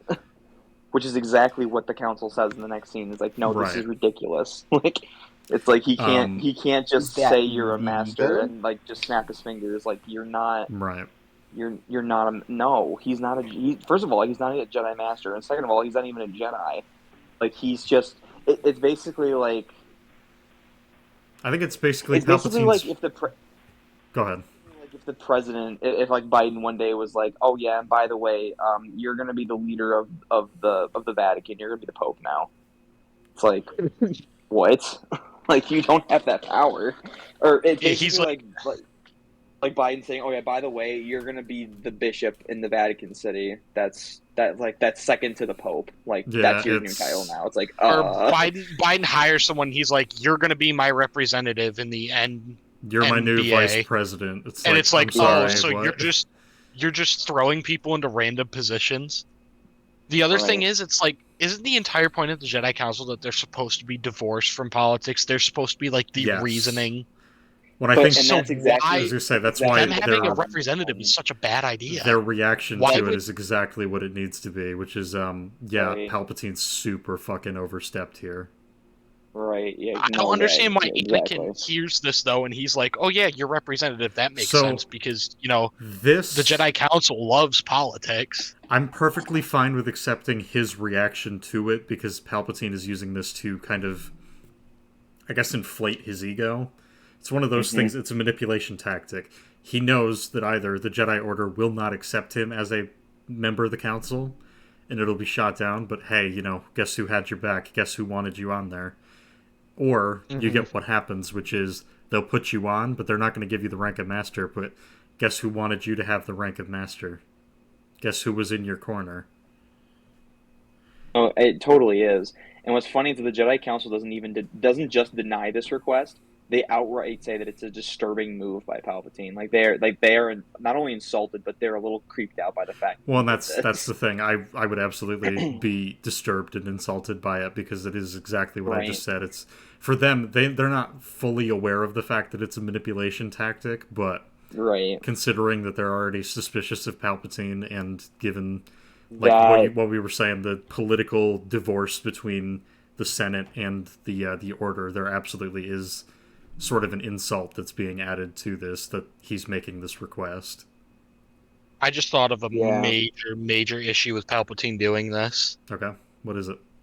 Say that the Order does grant Anakin the rank of Master. Well, now Anakin is like this is the highest approval he has ever had of the Jedi Council. He could not be happier with the Jedi Council right now. That is a good Suddenly, point. Palpatine's entire plan is fucked because Anakin. It will take mountains of work to get Anakin to sway back to your side after being made a master. Yes, but I'm pretty sure that's the point. He probably knows that the Jedi Council would never allow this to happen. Yeah. That's why he is doing it. Like it basically plays perfectly into his plan. Yeah, I think I'm inclined to agree with Anthony on this. You're absolutely right, though. If they approved both things, his plan's fucked. The thing is, I don't think they ever would because of the nature of the request. Yeah, that's a good point. I mean, I still think that that Palpatine could still sway Anakin away from the Order, even if he was a master. I think he I still think potentially could, but I do think, there's a like Cam possibility said, for I think that. it takes a hell of a lot more to do that. I guess, but at the same time, being a master, I feel like they would put more eyes on Anakin because he's a master. Yeah. And so it would make it harder for him to do things like hide his relationship with Padme, hide the fact that he has a family. Yep. Like it's like Yeah. I feel like it would make it even harder for him to be to be out of the private eye. As a Jedi Knight, he only goes on assignments, but as a master, he's one of the leading members of the Jedi Order. He'd be involved in way more of their, if you want to call it democratic, we'll just call it that, or socialist system, however you want to describe it. Mm-hmm. But I feel like it'd be even. So I still think in a certain way, Palpatine could have still lured him away from the Order, because I think at some level the Jedi would have even more of a thumb on him than. Honestly, it might be more in their favor. Yeah, to make that Anakin actually a master, because that if might they help did, Palpatine in his plan too. Yeah, I guess that's... might- Just because of but- how much pressure that would put on Anakin. I see, that's the to thing. be perfect, right? To be It's like, perfect, yeah. and in terms of, like you said, all eyes are on him. Now his relationship with Padme is harder to hide. As we learned from the Clone Wars, he did have an apprentice already, but being made a master, you are now given apprentices. So then you have one more person who you're around 24/7, who you Yep. also have to hide your marriage from. It's like the amount of Here's the other pressure thing, this would too. put on Anakin and Padme would be too much for Anakin. It would. I think that would actually help Palpatine now that we've talked about it. Here's the other thing too. If Anakin became a master, that would push him even farther away from Obi-Wan, who is basically his only moral anchor. I was gonna Like, say, that's Obi-Wan is the basically one his person- lifeline at this point. Right, Obi-Wan is the one person, because all Padme does is basically like almost the same thing as Palpatine does, which is just validate him. But anyway, Obi-Wan is like the only person who calls him out on his bullshit and tells him like, no, this doesn't feel right, like something's wrong.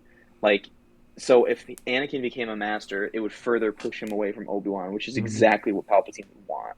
Mm-hmm. Because now they're equals, so Oh. he doesn't. He wouldn't feel like he has to take this from Obi-Wan. Exactly. Also, he'd have basically the only time he'd see Obi-Wan is when they have council meetings, Mm-hmm. because Yeah. Anakin would be busy doing other shit.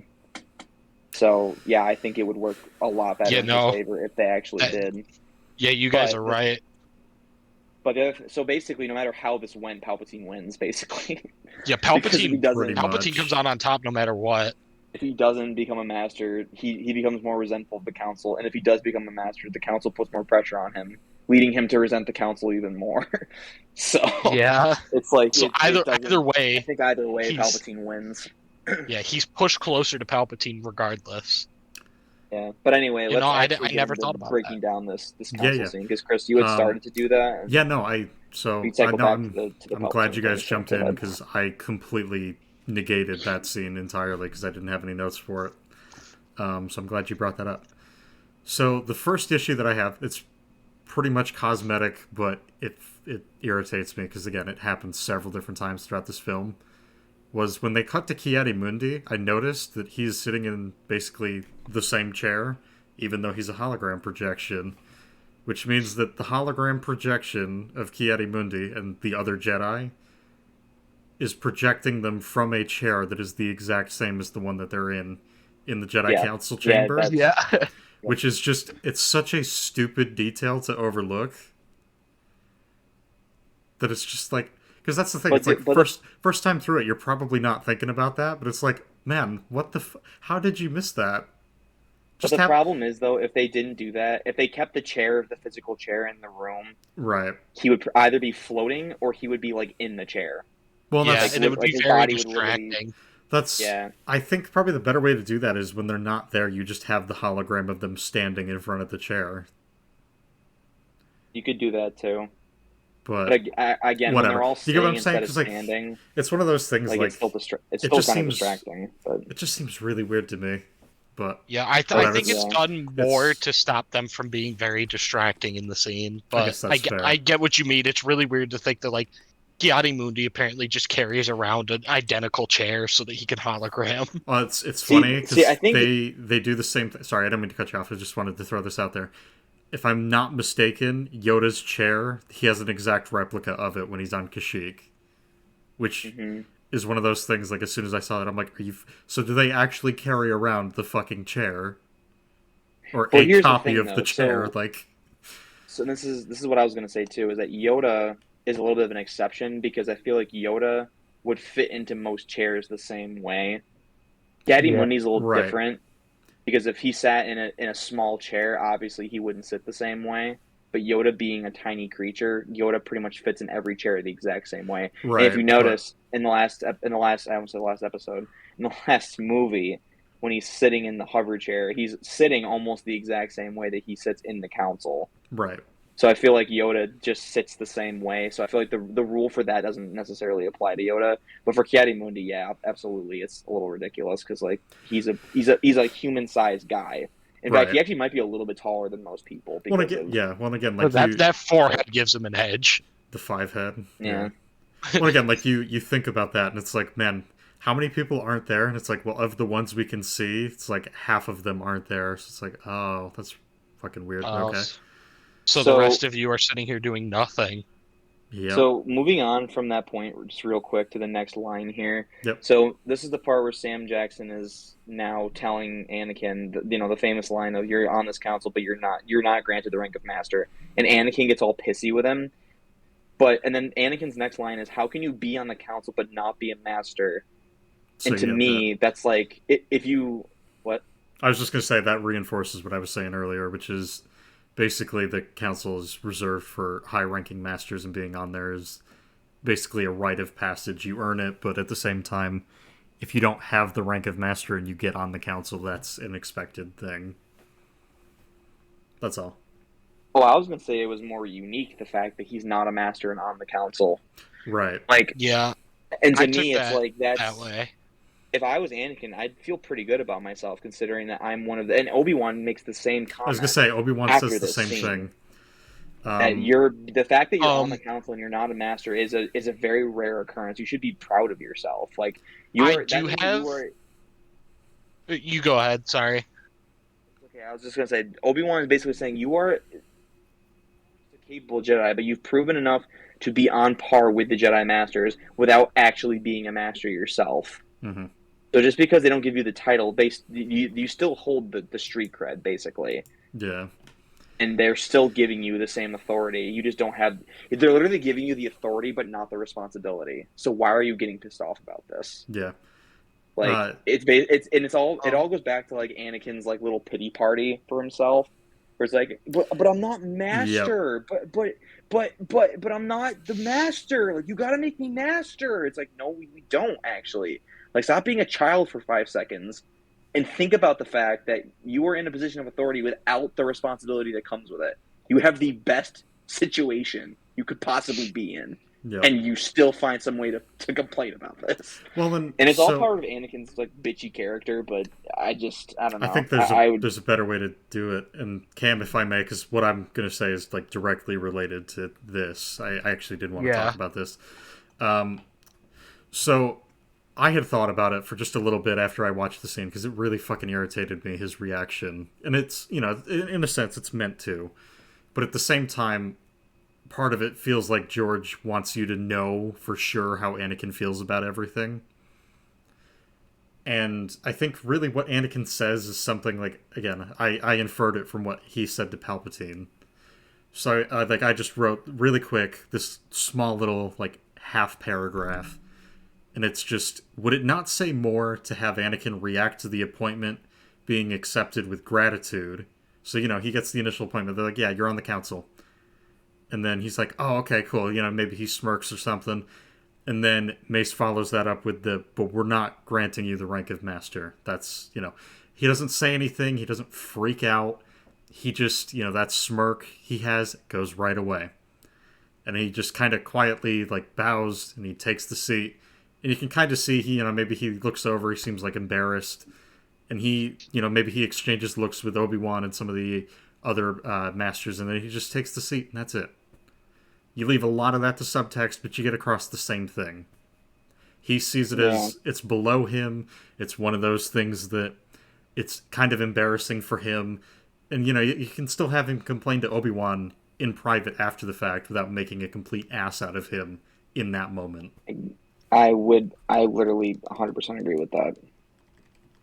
But I was actually going to say, right when you finished, him and Obi-Wan, their conversation afterwards could still have something to do with the fact that he is not happy about it. Oh, for sure. Because that's the thing. It's you could keep the conversation almost exactly the same. Yeah, I think you could. Just change the scene a little bit. Yeah. Well, that's the thing. Again, I definitely agree. The film does this a lot, where they explicitly have the characters say how they feel, and there's not much that's left to subtext. I really like the idea that he goes from... There's that meeting with Palpatine. He's extremely grateful for the fact that Palpatine even wants to appoint him to this position. He then goes to the meeting. They say basically the same thing, that it's like, yeah, this is kind of fucked up that he asked of you and us. So here's where we're at. We're at an impasse. We'll grant it, but we're not giving you the title. You're still going to earn that. And you can, again, just see his reaction. That's it. And then you have that scene later where he talks with Obi-Wan, and he's like, yeah, what the hell is this bullshit? You can still have him, just make it a little bit more subtle. And I think it'd make it even more interesting if the council was because, really, they don't give any rationale as to why Anakin's even on the council in the first place. That's the thing. So the rationale could literally just be, you've been a loyal Jedi Knight. You've served the Republic through the entire Clone Wars.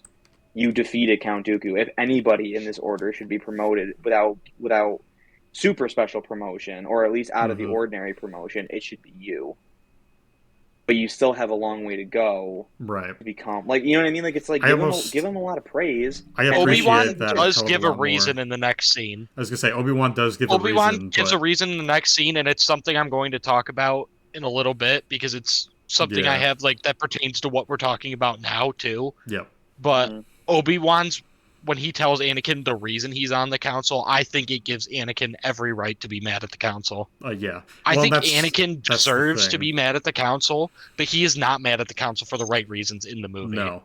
Well, that's the thing. He's very selfish. If you follow what Anthony just said, if you take that scene that I just created, the hypothetical, and you throw in what Anthony said, they use flowery language, they kind of butter him up a little bit, and it's like, yeah, you've done some really good things. You still have a long way to go. But, we'll give Palpatine, in a sense, what he wants. We'll give you what you want and what you've earned. You will get a seat on the council. You still need to earn the rank of master. That's it. That's pretty much the most you have to do with that scene. And it makes the Jedi Council not look like complete shitheads. Because what you're going to get to, but I digress. So... I've got one last note for this, but I also know that I interrupted you, Cam, so if you want to go, you're more than welcome, or if you want to wait, and then I'll make that point, and then it's all you. Yeah, you can go. Okay, so the last point that I have, and this is, again, kind of a, smaller, I guess, quote-unquote, cosmetic thing, but the council is how many people? Do we actually know? If this is an out-of-universe explanation or whatever, I'm more than welcome to it, but... I don't know. Because last I knew, I think it was 12 to 13 people. I was gonna say, in the wide shot of the council that we see, there's 1, 2, 3, 4, 5, 6, 7, 8 chairs in front of Anakin. Yeah. And I'm guessing there's probably the same amount. But judging on just what the room looks like, I'm guessing there's at least the same amount, maybe a little less chairs on the other side of the room. So yeah, at that point I'm okay. So we're looking at 15 to 16 chairs. At that point, I'd say okay, we'll play devil's advocate. We'll say it's 12 to 18, just to make sure we've got at least the right number in there. So You have these council meetings, you have all of these people, they are either in person or they are phoned in from somewhere else. Every time they do one of these meetings, 4 people talk, and it is always the same 4 people. Yep. And so that's, and I'm probably yeah, Ki-Adi-Mundi, Yoda, yeah. Mace, and Obi-Wan. Yeah. And so nobody else says anything. Now Anakin, now that Yep. he's been added to the roster. But you know what I mean? And Qui-Gon, no, because Qui-Gon wasn't on the council, so he No. doesn't count. It's one of those things, like, Also, it doesn't take much, but maybe you have Luminara say one line at one point in the film, and that's it. Like, you don't need much, but it just seems really weird that it's a council and the same people talk every fucking time. this is kind of a sidestep to our point earlier, but to go back to our point about Ki-Adi-Mundi in the chair, you can make the same point about Plo Koon. Plo Koon is sitting in the chair perfectly. Yeah. So that means that Plo Koon's also sitting in the same in a chair with very similar dimensions. To this chair. I think I mentioned that I noticed it with Ki-Adi, but it applies to like half of them because they're not there. That they're the proportions of the chair just match, which is fucking weird, but whatever. Cam, it's all you. All right, so I would say Anakin has every right to be angry with the council. I think he's very justified in being angry with the council. I think the reasons he gives for being angry with the council are fucking stupid. Because if you look at his conversation with Obi-Wan in the next scene, he is point blank told, God, I had the line here. It's this, Anakin, the only reason the council has approved your appointment is because the chancellor trusts you. So even right there, Obi-Wan point blank tells him, yeah, you didn't really earn this, the council feels. They're giving this to you because they want to use you to spy on him. Which is that really he's basically dumb. been told, yeah, you didn't really earn this in the eyes of the council. You're being given it so that they can get something out of you.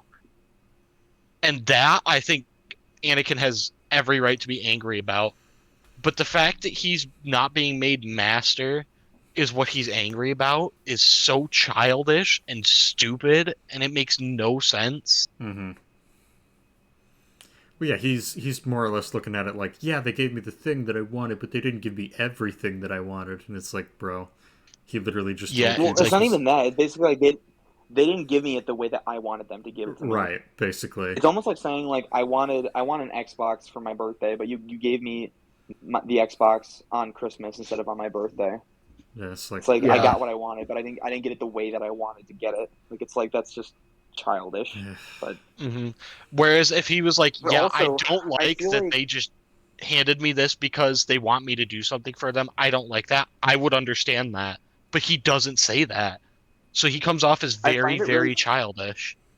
Going back to your point earlier, Chris, about possibly inserting Dooku as a spy. That's pretty much what the Jedi Council is doing. So it's kind of with Anakin. So it's kind of like, okay, so the Jedi can do this, but the Sith never thought to do this. Yeah. It's like. I mean, could you argue that Palpatine himself is basically a Sith spy? Yeah, but at the same time, like, but you get what I'm saying, though. Like, So Palpatine couldn't come up with that idea, but the Jedi Council is going to do it. The quote unquote morally better people can have a spy at the same but the time. Evil guy can't. In a sense, that was part of why he proposes. I almost said Anthony, Anakin, go on the council to begin with. Is he does say I need you to be my eyes and ears for the Republic. So it's like, okay, well, why would you need that if the Jedi are the peacekeepers? But then, like, obviously, as we go through the film more and more, obviously, it's, again, to plant the seeds of distrust, as we discussed. But it's sort of implied then and there that he's like, yeah, I can't trust the council, and they don't trust me. And yet, Anakin is so fucking dense that he doesn't get that that's why Palpatine wants him there. But he definitely gets it. Because he actually thinks he's earned it. Yeah. Because that's the thing, it's like, really thinking about it now, both sides kind of say, yeah, I guess you kind of have earned this, but at the same time, you need to do me a favor. Yep. It's just that he trusts Palpatine more already, so he doesn't see it. Both sides want the same thing, and Palpatine does what the council doesn't, which is he butters him up. tells him, yeah, you're doing a great job. Yeah. You know, you're doing things that we need you to do. You're serving the Republic pretty well. You're making, good strides in your training, yada, yada. Like, if the council did that, we're basically at a standstill. The council needs you Nothing's- more than they know. That too, yeah. Yeah. Almost every line that comes out of Palpatine's mouth when he's talking to Anakin is It's- for a reason. It's super Like, deliberate it's like in there's this film, yeah. yeah. I think it's really good. Honestly, that's one of the things I love about this movie. There's a is couple how- spots that we're is gonna how- get to that's kind of tizzing me, but yeah, for the most part, it's really good. Sorry, I didn't mean to cut you off. It's okay. I mean, we can keep going with this because I think we pretty much said all the things we need to say about I this think whole so. interaction. I do have one There's more a sec. thing for Obi-Wan and Anakin talking. Yeah, go for it. So, Anakin says that spying on the Chancellor is treason, and all they asked him to do is just, hey, everything that Palpatine tells you in private conversation, just tell us. So apparently, It's not even just I was gonna say, I just don't even because think he's it's the that. It's Chancellor, just it's suddenly treason to talk about what you guys talked. Like, just because he's Yeah. Chancellor, now all of his private conversations are confidential. Apparently, I was gonna say, I think it's more surface else level than that. treason. Basically, what Obi-Wan, it sounds like, at least from what I can remember, he's basically like, yeah, you need to just keep us informed on what Palpatine is doing. It's not even, hey, everything that he does, you need to tell us. It's just keep us informed, let us know what he's doing. Something I ain't think right. they say something on report on all of the deals he makes I or was gonna something. say, there's that. So And All it's of his like, okay, dealings. that's not treason. That's just Anakin telling people what he's seen. That's not. How is that treason? hmm Well, especially because he's telling the Jedi Council. He's not reporting it to some Yeah. random fucking person in Coruscant that he meets at a bar. Mhm. It's Even it's not if he like Obi-Wan was, and Anakin go to well, and Well, I mean that that's borderline confidential information that I can understand, but the fact that he's telling it directly to the Jedi Council, who are at this point a governing body in Coruscant, you might it's like that's I would agree it's completely not treasonous because he's telling you know what I mean, like I was he's telling gonna the people say, that need to, yeah. that need to know. yeah, fuck It's me, almost man. like They- it's almost like the vice president telling the president's cabinet what the president is doing. It's like yeah, they're supposed to know that. Like, it's not treasonous. But anyway, but I'm just gonna make a quick comment. The fact that Obi-Wan says all of the Chancellor's dealings, I want to see a universe where Anakin takes that literally. So he just follows Palpatine around everywhere. Like He just reports to Council, Obi-Wan. He's like, "Yeah, Palpatine took a shit at 9:37." It's like, bro, That's exactly can you what shut It the fuck up? lasted 3.5 hours, Obi-Wan. It was the longest one he's taken this week. And then he came in Also, through the back door. It was really weird. He was making a lot of noises too. I think he was lifting weights while he was doing it. I don't know. It was I don't really know. really weird. Also, it was, Master Obi-Wan, me and Sidious just got done wrestling in his office. Oh, naked. did you win, Anakin? We were wrestling for 37 seconds. Don't worry. Did you win, Anakin? He's just like, Master uh, Windu, the Chancellor ordered whores to come to the chamber. good. Send them in. I believe the Chancellor said something along the lines of he had whores that he ordered. Jesus Christ. Honestly, if Palpatine did that, I think it'd be a little less suspicious. Oh my god. Yeah. Anyway, yeah, I just thought that was kind of funny. We want you to report out all of his dealings. Wait, what? All of his dealings? Oh. He went into his. Oh yeah, there is one more thing, real quick. Okay. Anakin says that what they're asking him to do is against the Jedi Code. Yeah.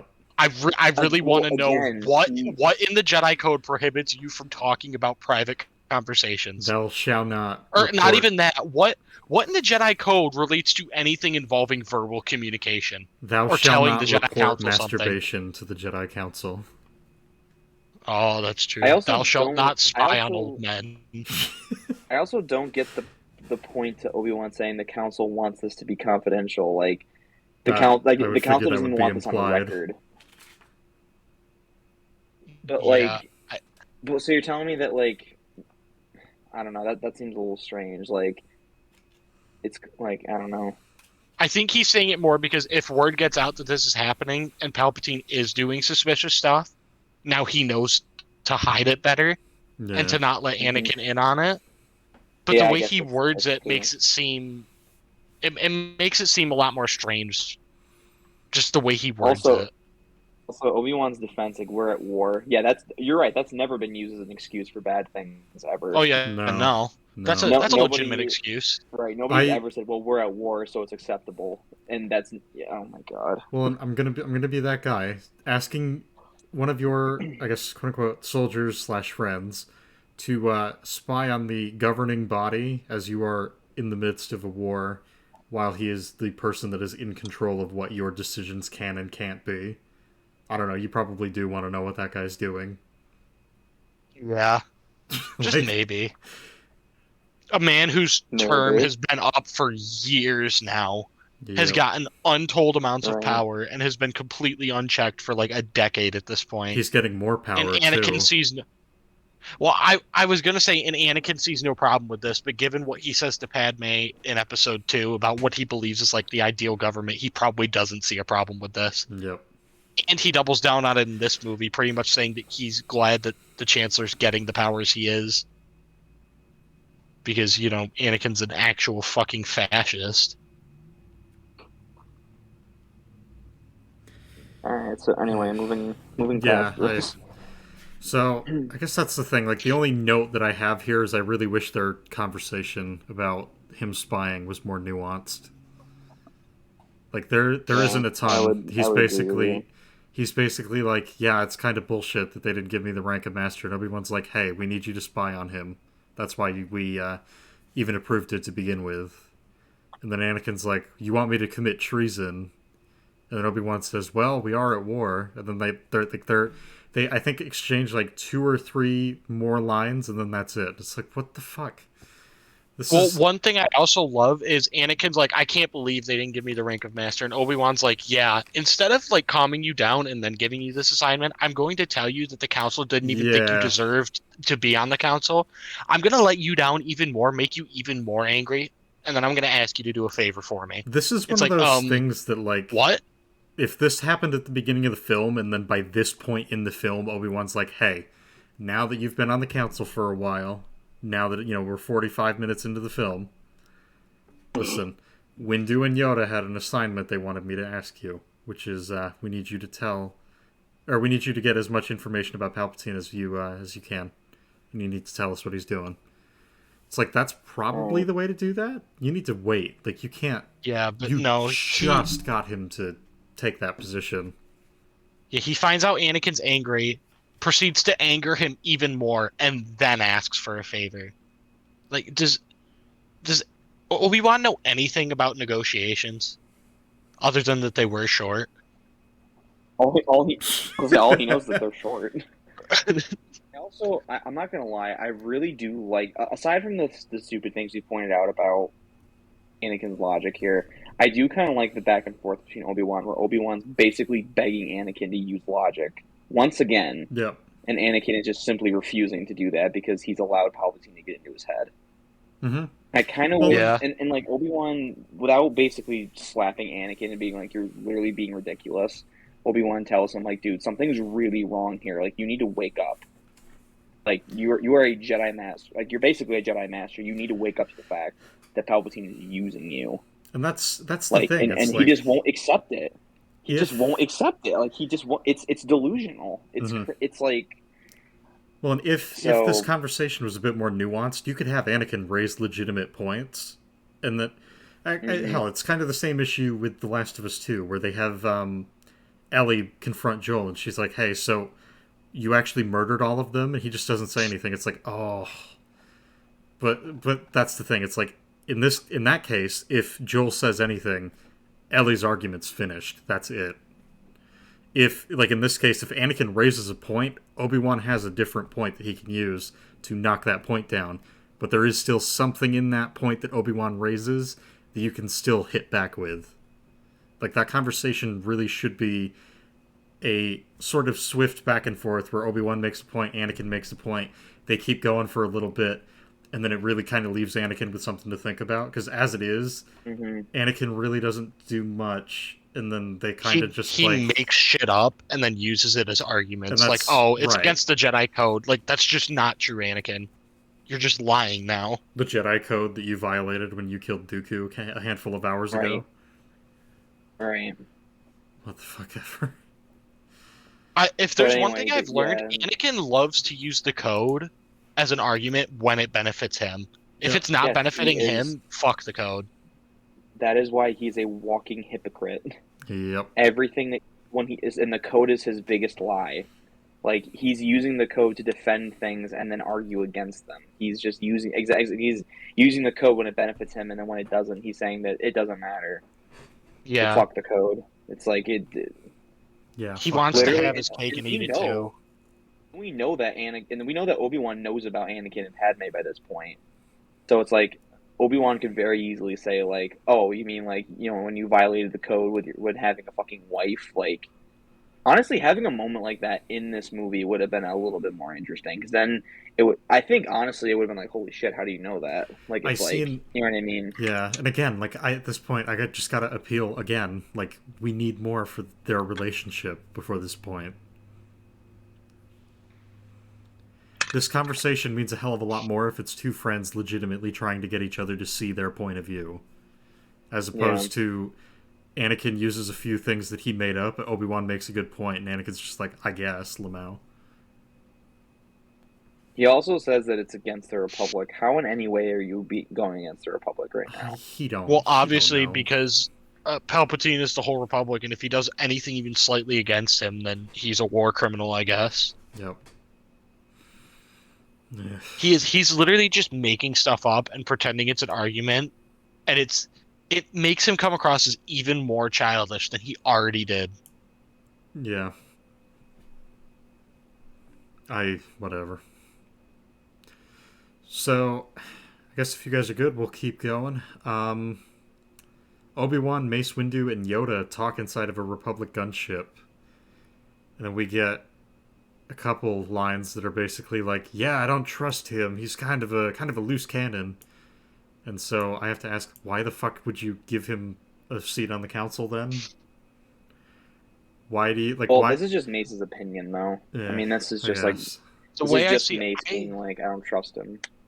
I actually like this a lot because, first of all, they gave him the seat on the council because they expected that to be like, okay, this will help us gain trust with him, and then we'll task him with spying on the Chancellor. They really can't get anyone else to spy on the Chancellor. It has to be him because he's the only one the Chancellor that's fair. trusts. I didn't really think about it that way as a way to gain trust with him, but yeah.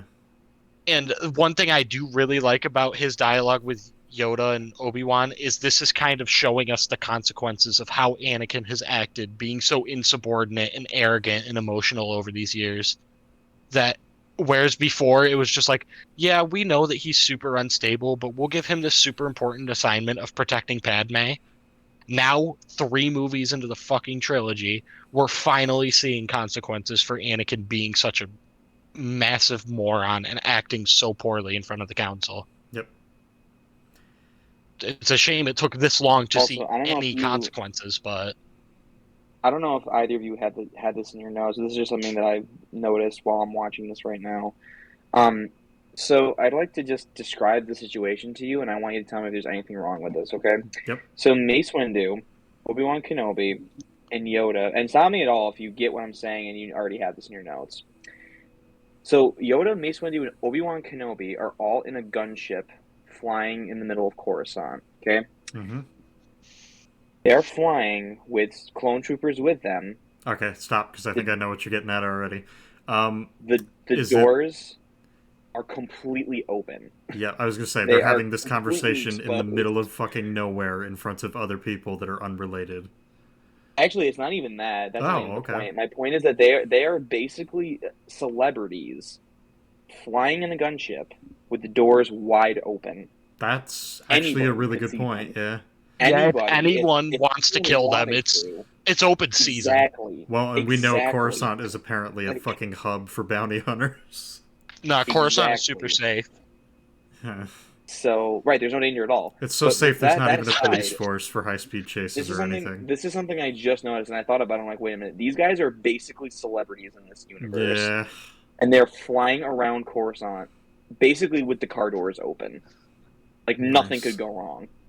Not to mention that, like, say they get in an accident, none of them are wearing seatbelts, and all the doors are wide open, and they're Yeah, thousands the of feet in the Yeah. air. the gunship's version of safety, and they do this in the Clone Wars too, are literal just bars above them to hold on That they to. just like- hold on to. It's like the There's no handles on a harnesses. fucking bus in the middle of Like, New York City. Literally, what the it's fuck? basically a flying bus, and that's why every single time a fucking gunship crashes, most of the people that are in it fucking die because there are no safety measures. Also, where are Honestly, these the three pilots are more going? safe than these guys are. I was gonna ask Why that. are these Why- three on the ship to begin with? Why are they on the ship and not in like the council chambers or the fucking They're yoga going room? they're going to some clone shipyard, I guess, but only Yoda is going there. So why are the other two with them? They just have to walk I mean, back. unless, well, I guess unless they're just like, I guess we'll just take the trip with you because we gotta talk. Like, That's just but really yeah. it No, does I seem would kind of assume. random that the other two are with them. Like, Yeah, whatever. also, though, the wide shot that happens after this, like when Yoda gets off the gunship, is pretty cool. Gotta admit, with all the tanks around him, and the This clones and film stuff. has some really neat visuals. It's just Yeah. like most of the stuff surrounding it's not good. And of course we don't immediately cut to Yoda going to Kashyyyk. The next scene is with Anakin and Padme. God damn it! I Yep. also love with Kashyyyk. I forgot to mention it. I think it's Mace Windu. As soon as they talk about the droid attack on the Wookiees, he's like, "Yeah, it's a system we can't afford to Oh lose." fuck! I forgot there's never that any- was I have it in my notes, and I completely missed it. They never give a reason. Like, why is Kashyyyk so important? Well, Why is that a system you can't afford to lose? They don't grow anything. What are they providing to the Republic? They're a bunch of See like, this tribalists. This is where world They don't building. trade. They is don't kind make of- ships. Oh my god, This They is where don't Guys, I deal just in realized weapons. something They really don't cool. do anything. guys! I just realized something really funny in the next scene, and I really want to talk about. Okay, hang on. Can you What? just actually? You know what? Go Oh, for it. yeah. Go I'll for hold it. it. I'll hold it. But Okay, this is because so. I was just gonna say the one thing that fucking irritated me about the gunship ride was Obi-Wan saying, "Yeah, Anakin, he's never let me down before. He won't let me down. He never has." I'm like, what? Remember when you yelled at him every other scene in the last I movie? was gonna say he Oh let you wait, down no, because you didn't share any repeatedly. fucking scenes. Even in the scenes that they did share, he did let him down repeatedly. That's the thing. They share almost no scenes. Every single scene they do share, I think Obi-Wan yells at Anakin for letting him down in some way. Yep. Or maybe not yells at him, but like makes it very clear that Anakin let him down. Yep. I mean, hell, when they get to the bar in episode 2, the first words that Obi-Wan tells him are, "Hey, so that was super risky. That was really reckless. That weapon is your life. Get your shit together." Also, Anakin's never let me down. They say after coming out of the scene where Anakin just went on a fucking temper tantrum in front of the entire council. Yeah. That's not letting you down. Like, did you even see the looks that the other council members were giving you when he was saying that? Because they knew that he's your apprentice. Even after that, was your apprentice. Obi-Wan's response to that is him shaking his head, being like, "What the fuck is happening now?" You know, Anakin's never let him down, though. Yeah. Anyway, sorry, Anthony. He basically gave the same reaction that a parent would when their child fucking has an outburst in like McDonald's or something. Yeah. Like, Yeah. They're just like, "Oh, you little son of a bitch!" Like. So anyway, moving to the next scene with Anakin and Padme. So here's how the conversation goes, right? At least this is how it starts. Yep. So Anakin starts the conversation by saying some pretty bold statements. He says, I don't think I trust the Republic anymore. I think that this war is destroying the principles of the Republic. The Republic might not be good." Okay. Mm-hmm. Padme immediately fires back with, "Well, have you ever considered That we're on that the wrong maybe side. that we're on the wrong side, and the Republic might be just becoming the evil that we swore to destroy?" Anakin looks her dead in the eye and says, "I don't believe you." That's literally what you just said, Anakin. That is just a rephrasing of what Anakin just said. So basically, this is what happened, right? Today the sky was blue. You see the sky was blue? I don't fucking believe you. You're lying to me. The It's not like, so great what? debate guy. He literally. like, what? I never realized that. I thought Yep, that line and was that's why I really laughed so weird, hard, 'cause- but yeah. God. It's so funny, and it's funny because actually, out of the two of them, Padme has the better points here, even Oh, though they're for sure. technically saying the same things. But Um, Anakin just dead looks at her and just goes, "I don't believe you," after he just said the exact same thing. Oh my god, I mean, that really made me laugh. I never That's- noticed that before, but that's That's like funny. the level of stupidity of when the flat earthers put like $20,000 into an experiment and proved the Earth was round. Like that's that Oh, and- level of stupidity. um, The thing that's really funny as I'm watching this, Padme gives him, knowing how close he is to almost said Padme again, Jesus, knowing how close Anakin is to Palpatine, Padme gives him a at this point, very reasonable request and asks Anakin to Yep. talk to the Chancellor about possibly ending the war. Now that Dooku is dead and Grievous is on the run, we can end the war. Maybe just ask the Chancellor since you're so buddy-buddy with him, and even she knows this, which is really sad, but Yep. she knows this. Maybe ask your buddy to end the war, and we can move on with our lives, and we can actually build a happy life. Anakin gets mad at her for asking him to do that, yet the council is asking him to literally spy on the Chancellor, and he's rolling with It it. gets to the point where his wife, who is part of the Senate, basically says, "Yeah, you need to talk to him or spy on him," and he goes, "What the fuck is wrong with you people?" He's What's not God, clicking? What's not clicking? his I don't whole get it. his whole logic and perception is so fucked up. Like it's at this point it's laughable, but like in the beginning of the movie, it's kind of scary because you're like, wow, this guy really is kind of crazy. Yep. But now And at this point, it's just kinda laughable. unbelievable. Yeah. Yep. Which I think Don't does ask me this to do movie a something huge that I shouldn't disservice. do. Yeah. Yeah. His entire turn to the dark side hinges on his lack of faith in the council and his trust in Palpatine. And so far, this movie has done nothing but make it a laughing stock of how Well, utterly ridiculous Anakin is. I'll throw my hat in the Right, ring so- for this scene, just real quick, if you don't mind. So the very first note that I have is, despite the contrarian shit that Anthony just pointed out, because I that was in here too. This exchange wouldn't be terrible if we got to actually understand what the fuck the Senate and the Jedi Order really were. In these movies, we don't get that. So they're just talking about these two factions as if we know them, and we kind of have to fill in the blanks. And so, because of that, they're both disillusioned with the organizations they work for, but we don't really get that impression.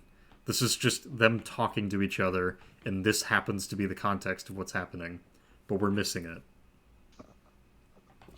Yeah. Also, I was with Padme this whole scene up until she just basically turned tails and is like, I'm just not gonna argue with you anymore, Yeah. and just basically throws herself into Anakin's arms and basically is like, no, it's okay, don't just get distracted by how much you love me now. Don't think about what the argument we just had. I was with her up until that point. I'm like, okay, now you're just being ridiculous. Now you're just basically she's basically playing into his feelings for her. Well, and on top of that, she literally goes. I don't mean to cut you off, but just real quick, she goes from "let me help you, don't shut me out" to "hold me like you did on Naboo" in a second. Yeah, it's like this is about you. I'm going to help you, and then she immediately is like, now it's about me again. But guys, have you considered that she's pregnant? Have you considered that she's her hormones are She's a little a crazy. woman. She doesn't deserve anything. Wow. So It's true. So moving ahead real quick to the next scene, I just hang want to point out on. Anakin. Can Okay, you? go ahead. I was gonna say, can you take a mental note because I got two last notes I got to get through for this. Yeah, sure. Okay. Sure. So I get what she means by this, but it's really odd for Padme to say maybe we're on the wrong side when in the last fucking movie, the other side legitimately hired assassins to try and kill her, then took her husband, and his mentor as hostages and tried to kill them in a gladiator arena, and then murdered dozens, if not hundreds, of Jedi in that arena. Kind of weird to say that. Yeah, and the side that's But the the other wrong thing- side is the one that saved her. Yeah. But the other thing, though, that you have to consider, I know this wasn't, we can't really use this because it is part of the EU, but the Clone Wars gives a lot more context as to why she believes this way. Right. Because there are several episodes where she's talked to separatists, she's been with separatists. Like Mm-hmm. the Clone Wars give, that's the one thing I will give them about Padme's character in the Clone Wars. They give her a ton of context to explain that. Obviously, you don't get that because that hadn't happened yet, but after watching the Clone Wars, you get a lot more context as to why she feels like maybe their public is not what we thought it was. You know what I mean? So, like, I think to a certain degree she's right, but you don't understand that because you don't have that context. Which And it, it's it Yeah. just, seems to be it's the just like you one. said, just this. It's just Yeah. you're right, and in just this scenario where you jump from episode 2 to episode 3, It's like where we all have you've we seen have is exactly nothing to what you go said. off of. It's Yeah, the Luke exactly. thing from TLJ where it's like, well, there was the span of time where her mind could have changed, and it's like, yes, but we need to see that. I can't just be like, yeah, there's been time, and now Padme has a completely different opinion. She did an entire 180 between movies. Yep. Like, that is such a major character change that needs to be shown if it's going to be this important to the story. Well, and hell, like I'm gonna, I guess, jump ahead a bit, but the very scene where she does her whole "This is how liberty dies" with thunderous applause. That means a lot more if we get to actually see like how she gets to that conclusion that she's at right now, and we get to see like how the Senate works, what's making her change her mind, what is really changing, what is Palpatine's influence, how is she getting to the conclusion that he needs to talk to Palpatine, make sure that the Senate can resume diplomacy, all this other stuff.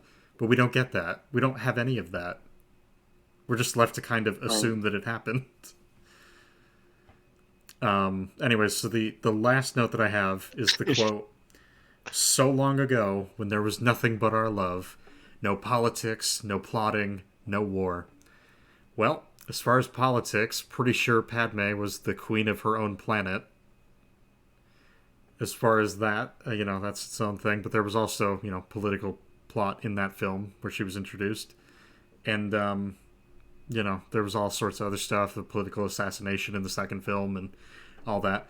There was absolutely plotting, just most of it I guess she wasn't aware of, so I guess I can maybe give you that. And as far as no war, you two got married, like, the day of the war. So, really just dumb all around. I I think have what it in she's my trying to notes. do. You go. Okay, I was gonna say, I think what she's trying to do is she's trying to be like, remember, like when we got married, how perfect it was, and there wasn't anything wrong. Like Mm-hmm. to them, that was the reality. You know what I mean? Obviously, that's not really what was going on, but to them, that's like in their little world where like when they got married, everything was happy, everything was fine. Like everything was fine. So there was no plotting, there was no war, there was no all of that seemed to be behind them. But in reality, it's just what you said, the Clone War had just started. So I can kind of understand what she's saying. It's a little too like rom-commy for Star Wars, but I kind of understand where she's coming from. I have it in my notes. The specific event she's talking about is only there because there is a plot to assassinate a political leader that then kickstarts a galactic war. That's So actually a the really good way to specific put scenario that. that she's talking about is either a result or part of the cause towards all of the three things she just said were not part of that. Like Yeah, I and get what I'll you're saying. I get her perspective. I just think it's very ironic. oh, it 100% is, and maybe that's I mean that honestly might be the sick twist of it all, but I think to her it kind of that makes sense. Like she's like, oh yeah, like this was actually really perfect, but it obviously in our minds it wasn't, but to them it was. So it's Mhm. like I like I said, I can just boil it down to like it's just that was kind of like a rom com line, basically. Like it's like the woman's like, oh, remember when we were young and in love and how perfect life was, and like the man's like, no, our life sucked. Like, what are you talking about? Like You it's kind mean of like like when I that. got And my arm cut off and my master got his shit rocked, and then we let a yeah, Sith Lord get away. We found out that the Senate's under the control of a Sith Lord. Yeah, those were good times. yeah, it's like when one partner just like thinks that life was amazing, and the other one's like, dude, what are you talking about? Life sucked ass. Like, it's like you're just being like dramatic, basically. Hmm. But yeah, I would agree. The line is very a lot of Padme's dialogue is pretty cringe, but and it's but whatever. But like I said, I was with her up until that point. Like I was like, okay, you're actually kind of making some solid points, but it's kind of like the Anakin Obi-Wan argument. You could have reshaped this and had this be an actual intellectual argument between the two of them in terms of like Anakin can fully believe that the Council or the Republic is doing what it can, mostly because he's and here's the thing, the way you think about it, mostly because Anakin is looking at this from the perspective of a general, right? He's like, I've been fighting the fight this entire time. Yes, I've seen horrible things, but I know that in the end of the day, when I completed my mission, we saved lives. So how was that wrong? And on Padme's perspective, even without the even without the Clone War series put in there, from Padme's perspective, she could see it the complete opposite. Like, no, the Republic is not doing enough to help these systems. And actually, again, I know I'm using Tales of the Jedi, but I'm going to reference it again. That's pretty much what Dooku's like mental is during Tales of the Jedi. That's why he turns to the dark side, is because the Republic is not doing enough for the systems that need it, and the things that they are doing are not good. They're corrupt. So he sees them as corrupt. So I like, again, this could be a real conversation, but it's not. It turns into just a bitching match, basically.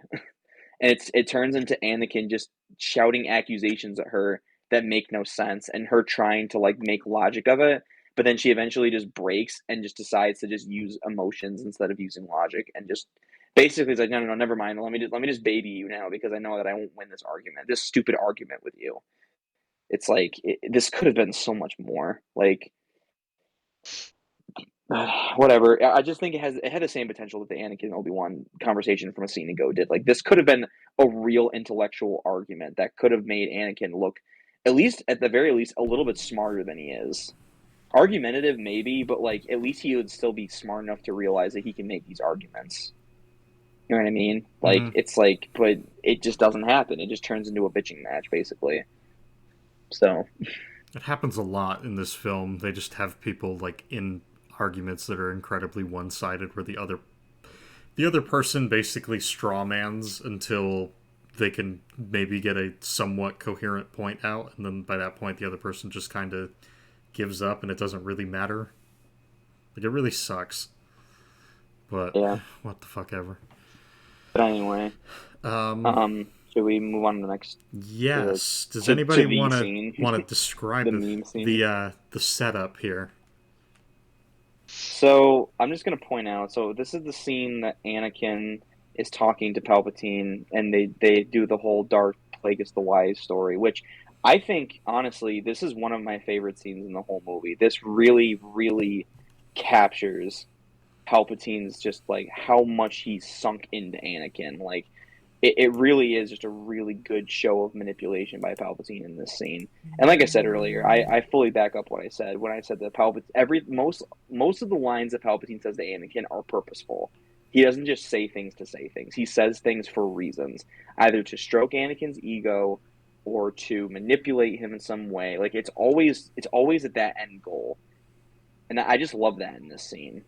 But I do want to point out just something that I find really funny. It's like, when Anakin's running up the stairs, it reminded me of the scene from Spider-Man 2 where Toby's late for the opera and he doesn't get let in. That's exactly what this is. So I imagine like Anakin gets to the door and Bruce Campbell's just sitting there. Bruce Campbell says you can't go in. And Anakin just leaves.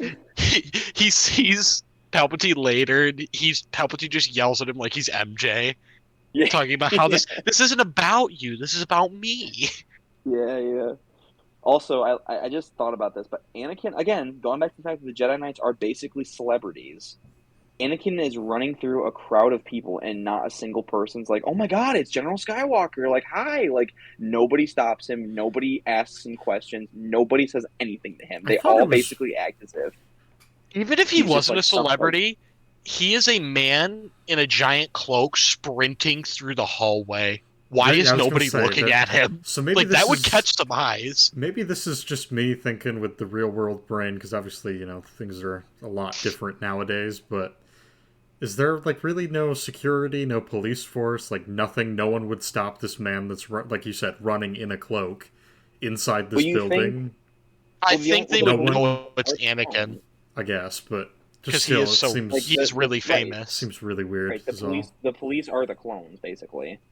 So at that point, yeah, they would recognize Anakin and be like, "Oh, it's just Anakin." I guess, yeah. But Um, yeah, no, I thought that was really funny. But anyway, again, I will stop talking because, like I said, this scene is really great. I really like it.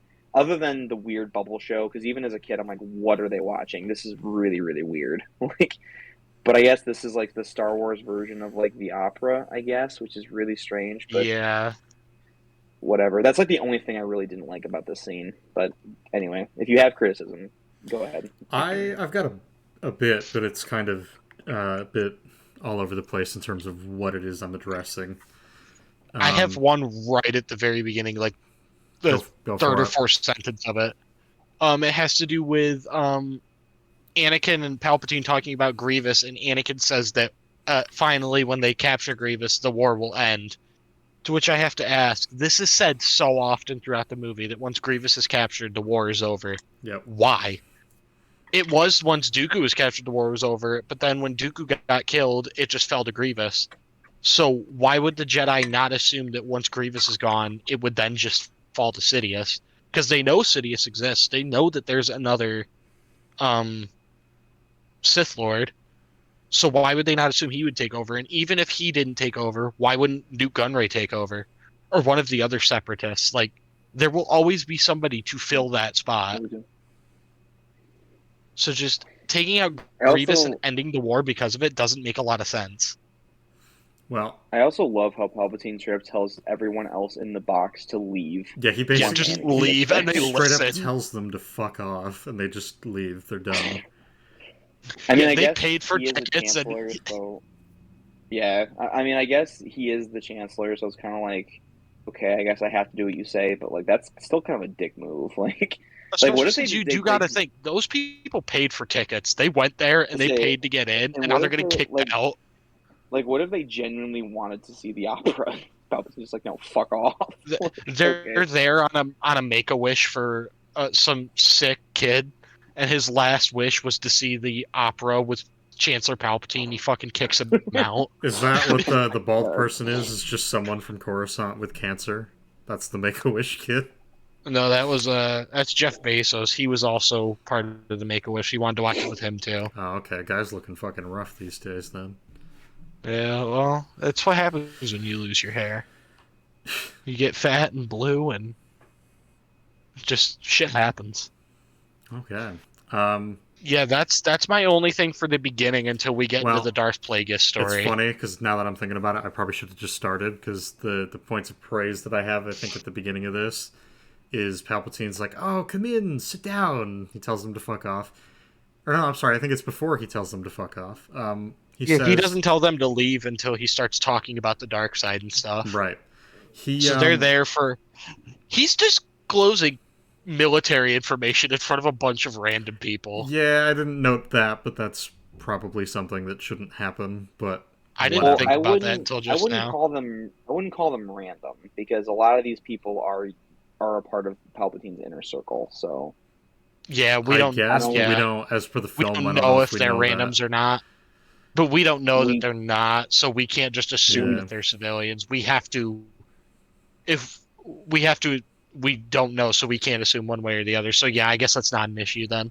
that.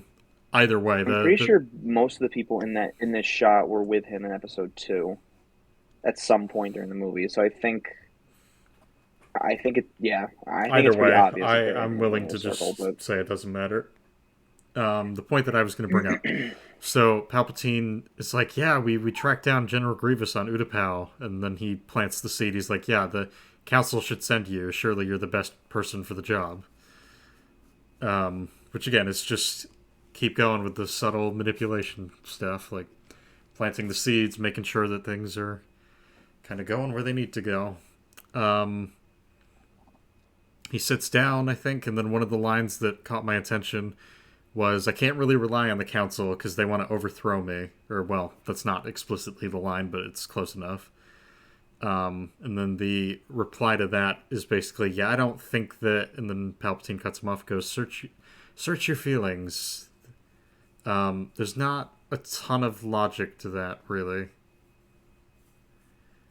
Like, I guess I'm confused as to why Palpatine would come to the conclusion that the council wants to get rid of him and overthrow him.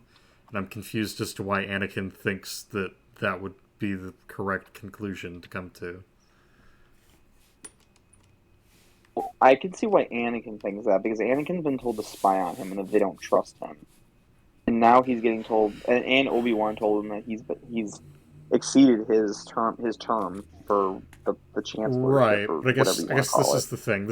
I almost think of them asking him to spy on him as like a step above a police investigation, basically. Whereas the way that Palpatine is phrasing it is like, yeah, they want you to spy so that they can overthrow me. It's like, that's kind of a leap.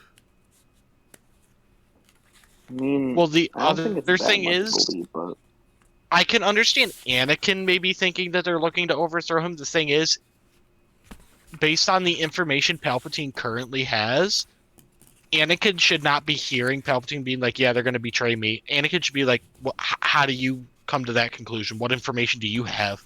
That's probably the better way to do that, yeah. Because, like, Anakin should be questioning, why do you think that? Because you don't know what I know. right. I mean, he does, but Anakin doesn't know that. You don't know that I know that you know No. that I know the things that you know. You know. They asked you to spy on me, Anakin? Okay, they asked me to spy. Was a real bit sneaky. Kind of like Geonosis, okay? We can all be real bit sneaky Real sometimes. Okay, I fucked you on Geonosis, okay? I was a real sneaky. Oh my I have God. something to say. You don't get to talk, wench. I What is it? must go to beddy bye sleepy sleep night times. What a little bitch. You have to sleep? Well, because I have work tomorrow. You have to maintain your body for it to function? And you have to work What? for money? Yeah, I have to work for Stupid money liberal. on a Sunday morning. Yep. Oh my God. Those liberals Who's won't be swimming on happy a until Sunday you're morning? working every day. Yeah, that's an even better question. What? Who is swimming on a Who? Sunday morning that you have to go lifeguard? Actual Satan. I have no idea, but people do it. They don't have lives.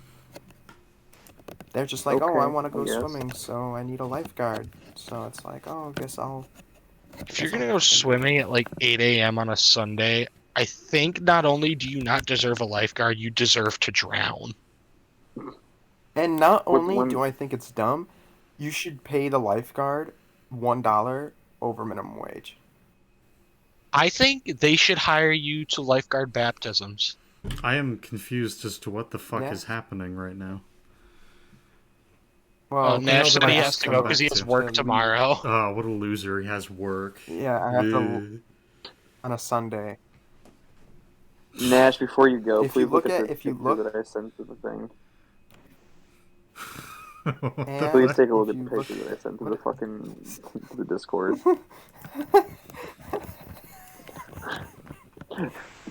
This is not a Oh, meme. This is double a cheese. real.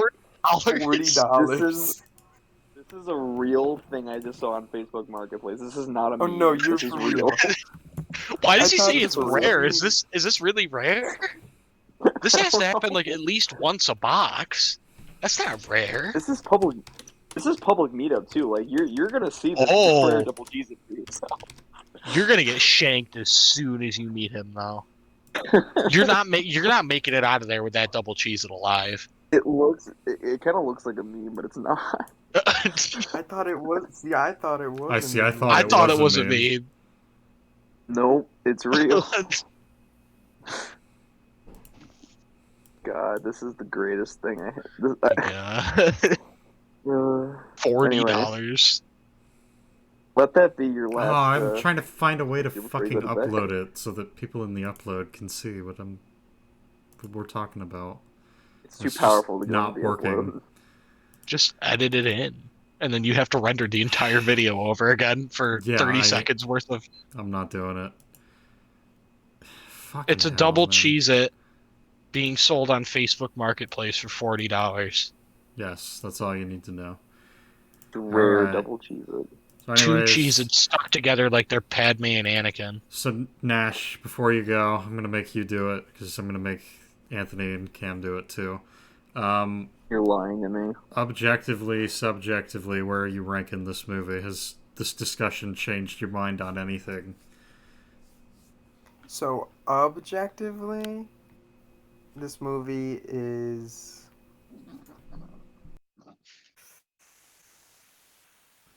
I'd say like a 5.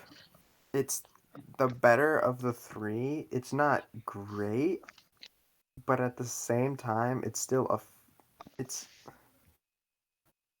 as a movie itself, it has enough entertainment value that I wouldn't say it's completely not worth watching ever. Like Attack of the Clones, it's barely even entertaining, I'd say. Okay. So I don't think it's I don't there's a lot of flaws and stuff like that, and it's just there's a lot to unpack once you think about it. But I don't think it's the worst thing ever. But objectively, 9 out of 10, I'd smash. I love this movie. I think it's the best Star Wars movie. I think a lot of the cinematography is my favorite. I don't know. I think the cinematography is really good. And the memes. I know you can't just rank a movie based off its memes, but the memes are so good. In this movie especially, it obviously introduces my favorite character, so that gives it bonus points. It also kills him, so. Shut up. Oh. Also, does no character work with him before killing him? Get fucked. No, It does. Yeah, It characterizes him as a complete bitch, and then it kills him. Then it kills yeah, him. basically. But yeah. What was I gonna say? I love the battle on Mustafar. That's a great scene. The music is fire, as always. And yeah, I can't think of a whole lot more to say about it. It's a fun movie. It's a fun movie. Okay. You guys are checking the memes I'm sending, right? Because these are Yes. quality Yes. memes. We'll get to them eventually. All right. Oh, And I just. We're gonna have to do like a whole podcast of just looking at the curse shit in our Discord That Nash posts in that Nash Discord. has sent during recordings. dude, Uh-huh. let me tell you. So this is just a I'll quick be right note. back. So for my photos in my gallery, right? I pull them up and I hit Damn, bro, view that's all. crazy. So for pictures I've actually taken, there's 2,000. For screenshots, Holy shit. there's 467. For downloads, there's 395. And for iFunny, there is 5,553 images. I have Dude. so many shit posts in my phone right now. It's not even funny. Like, I mean, it's hilarious. They're all hilarious. But whenever I'm bored and That's I your can't go opinion. online, I just pick a random spot and I start scrolling again. Like, these memes are, all of them are high quality. Only the best. Oh my god. Here's a great one. I didn't Oh my read the God. actual meme. I just looked at it because it's funny. What the fuck? Funny toad face. Okay. I'm sure Cam will love that. We All might right, actually well, that's have enough to shit do posting. that. Stream Cam was talking I about, have whatever. I have unlimited memes. The second one is still my favorite though.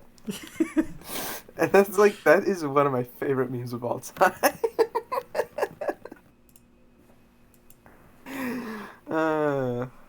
All right, well, I gotta go to bed. Alright, well, thanks for But- hanging out with us and talking with us. Thanks for having me. Anytime. I'll see you guys next time for Joker 2019, the movie I have watched. Yeah. So, All right. We'll see. Love you, bye. We got to figure out the details on that one, but we'll let you know. alrighty. Have fun at work. Bye. What a fucking loser, am I right? Obviously. Has work. Can't relate. But seriously, though, we're not even an hour into this movie, and we've been doing this for 4 hours. These fucking the prequel movies are dense, dude. There's so much to talk about. So anyways, you guys are still on the Anakin Palpatine bubble show, right? Yep. Okay. They're at the bubble bowl. At the bubble bowl. So, yeah, so the next line that I have is, all who gain power fear to lose it, even the Jedi. Said by the guy who has overextended his term as Chancellor and still has the emergency powers Jar Jar gave him from the previous movie, and has since gained more power. But Anakin still doesn't realize that that also applies to him.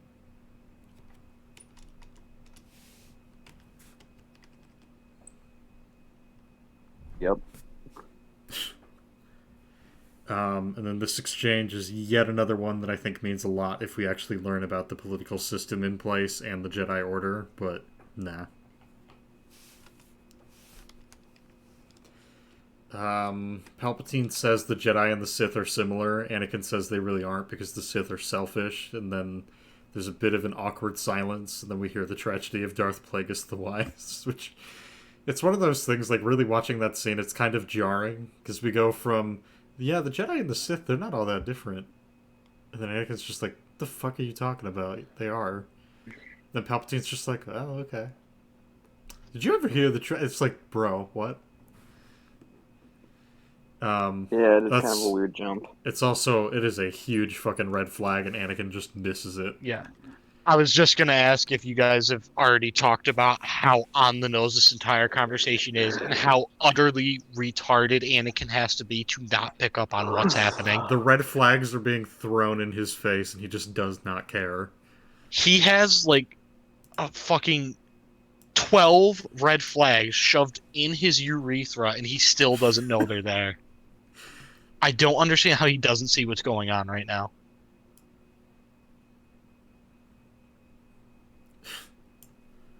I mean, I don't know. This is kind of like the first time Palpatine's really talking to him about this kind of stuff, so I guess it isn't a major red flag, but what really cements it is the conversation they have later. So I think, like, Anakin's kind of, like, taking mental notes of this, but he's not, like, nothing's jumping out at him like, oh shit, this is really bad. I guess this is the thing. I mean, like, has Palpatine talked to him about this before? And that's the thing, we don't know. So I would have to kind of assume it's like, this is probably the first time Palpatine has mentioned the Sith directly and told him a story about the Sith. So I'm like, I don't know. It seems really fucking weird to me. I just want to quick run through all of the clues that Anakin has right now. So he knows that the Senate is under the control of a Sith Lord, which that information by itself should have been enough for the council to know that it was Palpatine, but I guess not. But on top of that, Palpatine has been very vocal about how he doesn't trust the Jedi Order, how they're going to betray him, how Anakin should not trust them. He has now been told by Palpatine that the Sith and the Jedi are pretty much the exact same, and that there's not really any difference, you know, just same thing. And then out of nowhere, Palpatine's like, oh yeah, this Sith legend that not even Jedi know, I know it. And it's like, oh, this is, like, very worrying. And I can understand Anakin maybe overlooking some of it because of his connection to Palpatine, but when this much stuff is stacking up constantly, like, there's too much here for Anakin to just keep ignoring. Yep. Yet he pretty much remains oblivious until Palpatine is like, hey, I'm the Sith Lord. Isn't that how it is in the YTP? He literally, the conversation where Anakin finds out is literally Palpatine goes, I'm the Sith Lord. Yes. And then Anakin's like, you're the Sith Lord. Yeah. As if he's just made some massive revelation. Yeah, as if it's like it's like SpongeBob, where Karen will say something and then Plankton will be like, shut up, and then he'll say the exact same thing. Yeah, Like the fucking seconds later. YTP. I'm the Sith Lord. You're the Sith Lord. The one we've been looking for. Or- Yeah, so I have another note, but it applies later in the film, so I'll just wait on it. So yeah. I do kind of love though. I just got to the line where Anakin said, "The Jedi are selfless; they only care about others." Yep. Let's think about that. Let's think about that line for just a second. They only care about others. Okay, so you're telling me that they have feelings for everybody except for themselves, meaning they form attachments to everybody but themselves. Isn't that kind of against what we're trying to go for here? It Aren't the is, Jedi but not supposed to form attachments to anything? that is still on theme with how Anakin phrased that in the second movie. That doesn't make the line good though. Like that's part of the thing. It's like That's what I'm saying. Like again, this goes back to the hypocrisy. The Jedi are not supposed to form attachments. So yep. is there not a possibility if you have feelings, even if they're not feelings like I love you, they're feelings nonetheless. Mm-hmm. If you have feelings for anybody, right, that is bad. Okay, Anakin just bluntly stated that the Jedi have feelings for everybody, everybody in the universe except themselves, because they are selfless. So there isn't even the vainest possibility that the Jedi might form attachments ever if they have feelings for everybody.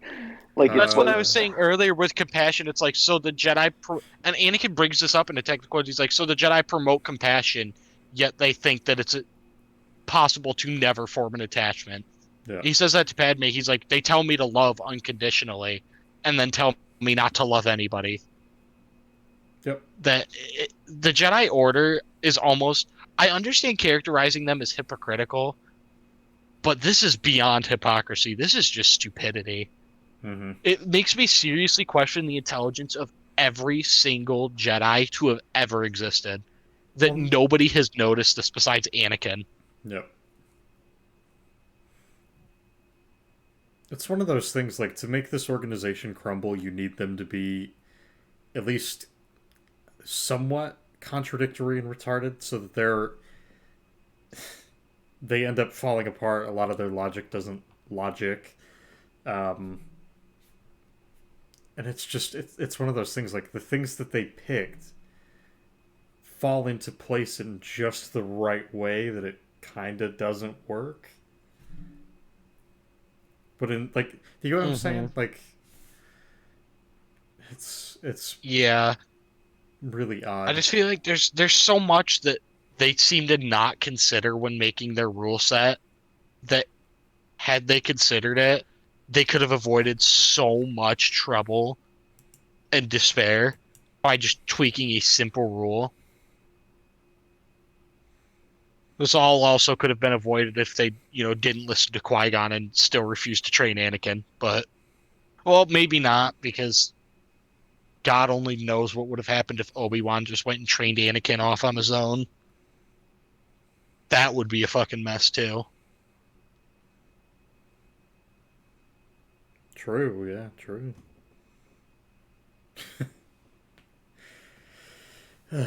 Alright. So anyway, Yeah, so is there anything else you wanted to say about this conversation between them? Because as of right now, I don't have anything, but if I've got anybody nothing. else has something. I'm good with the opera scene. Okay, well, we're gonna smash cut to the Battle of Kashyyyk then. Or at least the intro. Alright. And while we do that, we're also, Bigfoot! at the same time, we're gonna have the council doing their discussion about who should go to Utapau. So in the meeting of several Jedi, a total of 3 of them vote on sending Obi-Wan to Utapau.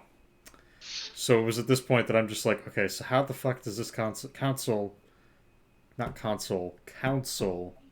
God, I feel like I'm fucking this word up, and maybe I'm not.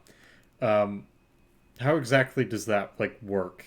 That you have 3 people vote on a fucking group of people, and it's just like, yeah, that's good. It's like in episode 2 when Palpatine wins the vote after they clap, True. Like, voting in the Star Wars universe apparently just doesn't work how anyone would expect it to. And then, of the chairs, there are 4 Jedi Masters and Anakin present, and yet they only choose to send Obi-Wan on his own. I also Are there hate how really that Obi-Wan many is gone? sitting. I thought Yoda and Mundi were the only ones not there. And yeah, Obi-Wan's sitting there. I've seen it said a lot that he looks like he's trying to show off his new pair of boots, and he wants everyone to notice. I've seen that meme a lot. Like, he's just sitting there trying to show off his boots, getting someone to comment. But yeah, as far as because I for this note I counted. There's 4 Jedi Masters and Anakin present. Everyone else is gone. At the very least, it's them. And yet they only choose to send Obi-Wan, which I guess I didn't count him. So there's 6 people present. They send 1. Yeah, don't bother sending Mace Windu. Don't bother sending any of these other people. Don't bother sending Anakin, I can understand because they're going to want him there so that he can be with Palpatine to gather information. But he's about the only one where I can understand them absolutely not sending him. Everyone else should be able to go with Obi-Wan. Even then, I'm still kind of confused about that because he volunteers to go, and then they tell him no. And then they send Obi-Wan, who fucked up his duel with Dooku and only survived that because Anakin was there.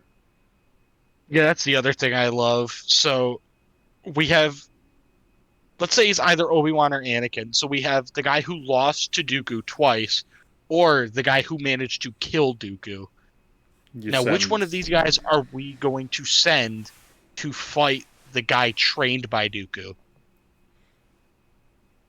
Yeah, probably should send the guy who killed Dooku, but well, I'll just say, especially considering we know that Grievous can wield 4 lightsabers at a time, you probably want to send 2 people anyways. But okay. But then again, I mean, based on just this movie alone, it doesn't make any sense. But when you realize that Obi-Wan has a lot of history of dueling Grievous, well, that's the thing. sense. It's like But in this with the context, expanded stuff, yeah. But as per what Yes. the movie shows us, no, even with the Yeah, no, expanded I stuff, there should agree. still be more than one person going. probably. If you have that many spare people. Also, Yeah. when you think about it, though, really only one person's necessary because what do you actually have to do to defeat Grievous? Walk in there, pick him up with the Force, throw him off the fucking cliff, and leave. You don't Yep. even have to get out of your ship to defeat him.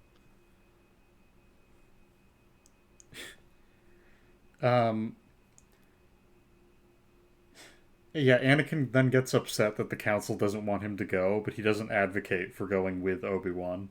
Nor does Obi-Wan advocate for that. Well, all Anakin says is that the Chancellor said that he should go. And again, the Council reminds him that the Chancellor is not on the Jedi Council, therefore he does not have any authority to declare whether a Jedi should go to a certain planet to complete a mission for the Clone Wars. You know, one thing I love about that, though, is Anakin never said that he agreed with the Chancellor. He simply said that's what Palpatine said. And that means that Anakin was doing what the Council told him to do, which is tell them what Palpatine says. Right. So even when Anakin is doing what they told him to do, Mace Windu gets all pissy and yells at him. Yep.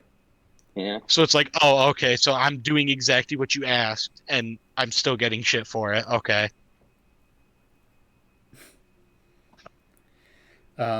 So, unless you guys have anything else, we'll just go right to Kashyyyk. We're still on Kashyyyk? Well, yeah, that was just the council. This is sending the Obi-Wan second off, scene. Yeah. Okay. Because I split it up. I think it's initially the Battle of Kashyyyk intro at the same time that the council thing is happening. They cut between the two, so I just lumped the two of them together. Okay. I mean, we don't see very much of the Battle of Kashyyyk. No. I'm trying to think. From what I have, I put... How do this isn't like an issue, I guess. I'm just kind of curious, but how do the electronics, how do the droids work in this universe that they can be that close to the water? I mean, they do make waterproof phones now, so... I guess that's fair. I would assume the droids would be waterproof. I would assume that they're insulated so they can't get wet. And Because then the what do you call it? The spider droids literally crawl out of the water, so right. I think we're led to assume that the droids are in fact waterproof. And then the very ending, Yoda gets shot at, has next to no reaction. He just like moves a little bit, and that's it. But honestly, He's wait, a I just Sigma thought of something. male. You know the droid poppers they have? I know they don't really use them in the movie, but you know the droid poppers they have? You could very. I don't know They're if the I do. little like grenades they throw, but all they do is create like a force of electricity that Oh, deactivates yeah, the droids. Oh, yup. So literally, the droids are in water. Why couldn't you just throw one of those? Literally, one of them into the water. That's Yeah, that would actually a destroy very all of them. good point. Yeah. But again, I think it's because I don't think droid poppers were technically a thing because that was a Clone Wars thing. But Well, even even still, Well, I mean, they're going weren't past they that- used on the Battle of Naboo? in the Battle By of the Naboo, Gungans? yeah, I don't think they're droid poppers, but they are. But they do the same They thing. are It's a electric similar- grenades yeah, it's a that do the similar same concept. thing. But yeah, you'd think. Yeah, those that, those should have you just know, been they're- packed up. You should have made a trip to Naboo Yoda just for those. literally looks at the battlefield. Okay, the battlefield is mostly water. Yep. The droids are starting the invasion from water. How can we use this to our actually- advantage? Like, I feel like that's battle tactics like 101. It's like, come What, on. using the battlefield? No. What you do is you stand on the Right. top of a tree and you wait to get shot at. You Yeah. don't actually join the fight that you were sent there to Why- go help with. Like, I mean, I know, like, why even send the Wookiees in at all? You're literally just throwing them away as cannon fodder. Why don't you just light up the entire water with electricity? Oh, I was taking that a step something. further. Like Yoda got sent here specifically to help them, and he just stands on the top of a tree.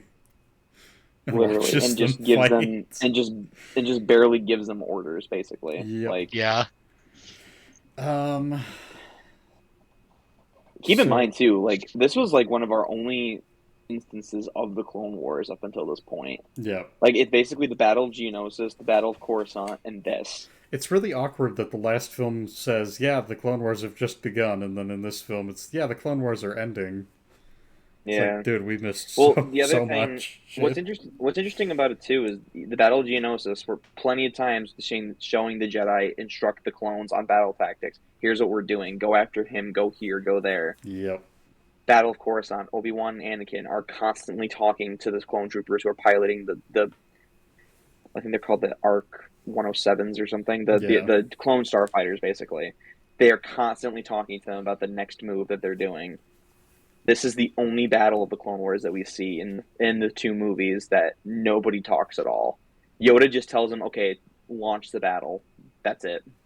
Yep. But that's only because the droids are coming onto the battlefield. Like it's like Best faith is Luminara Unduli is with Yoda. So maybe she's giving orders? But I don't that's think like she is. that's it.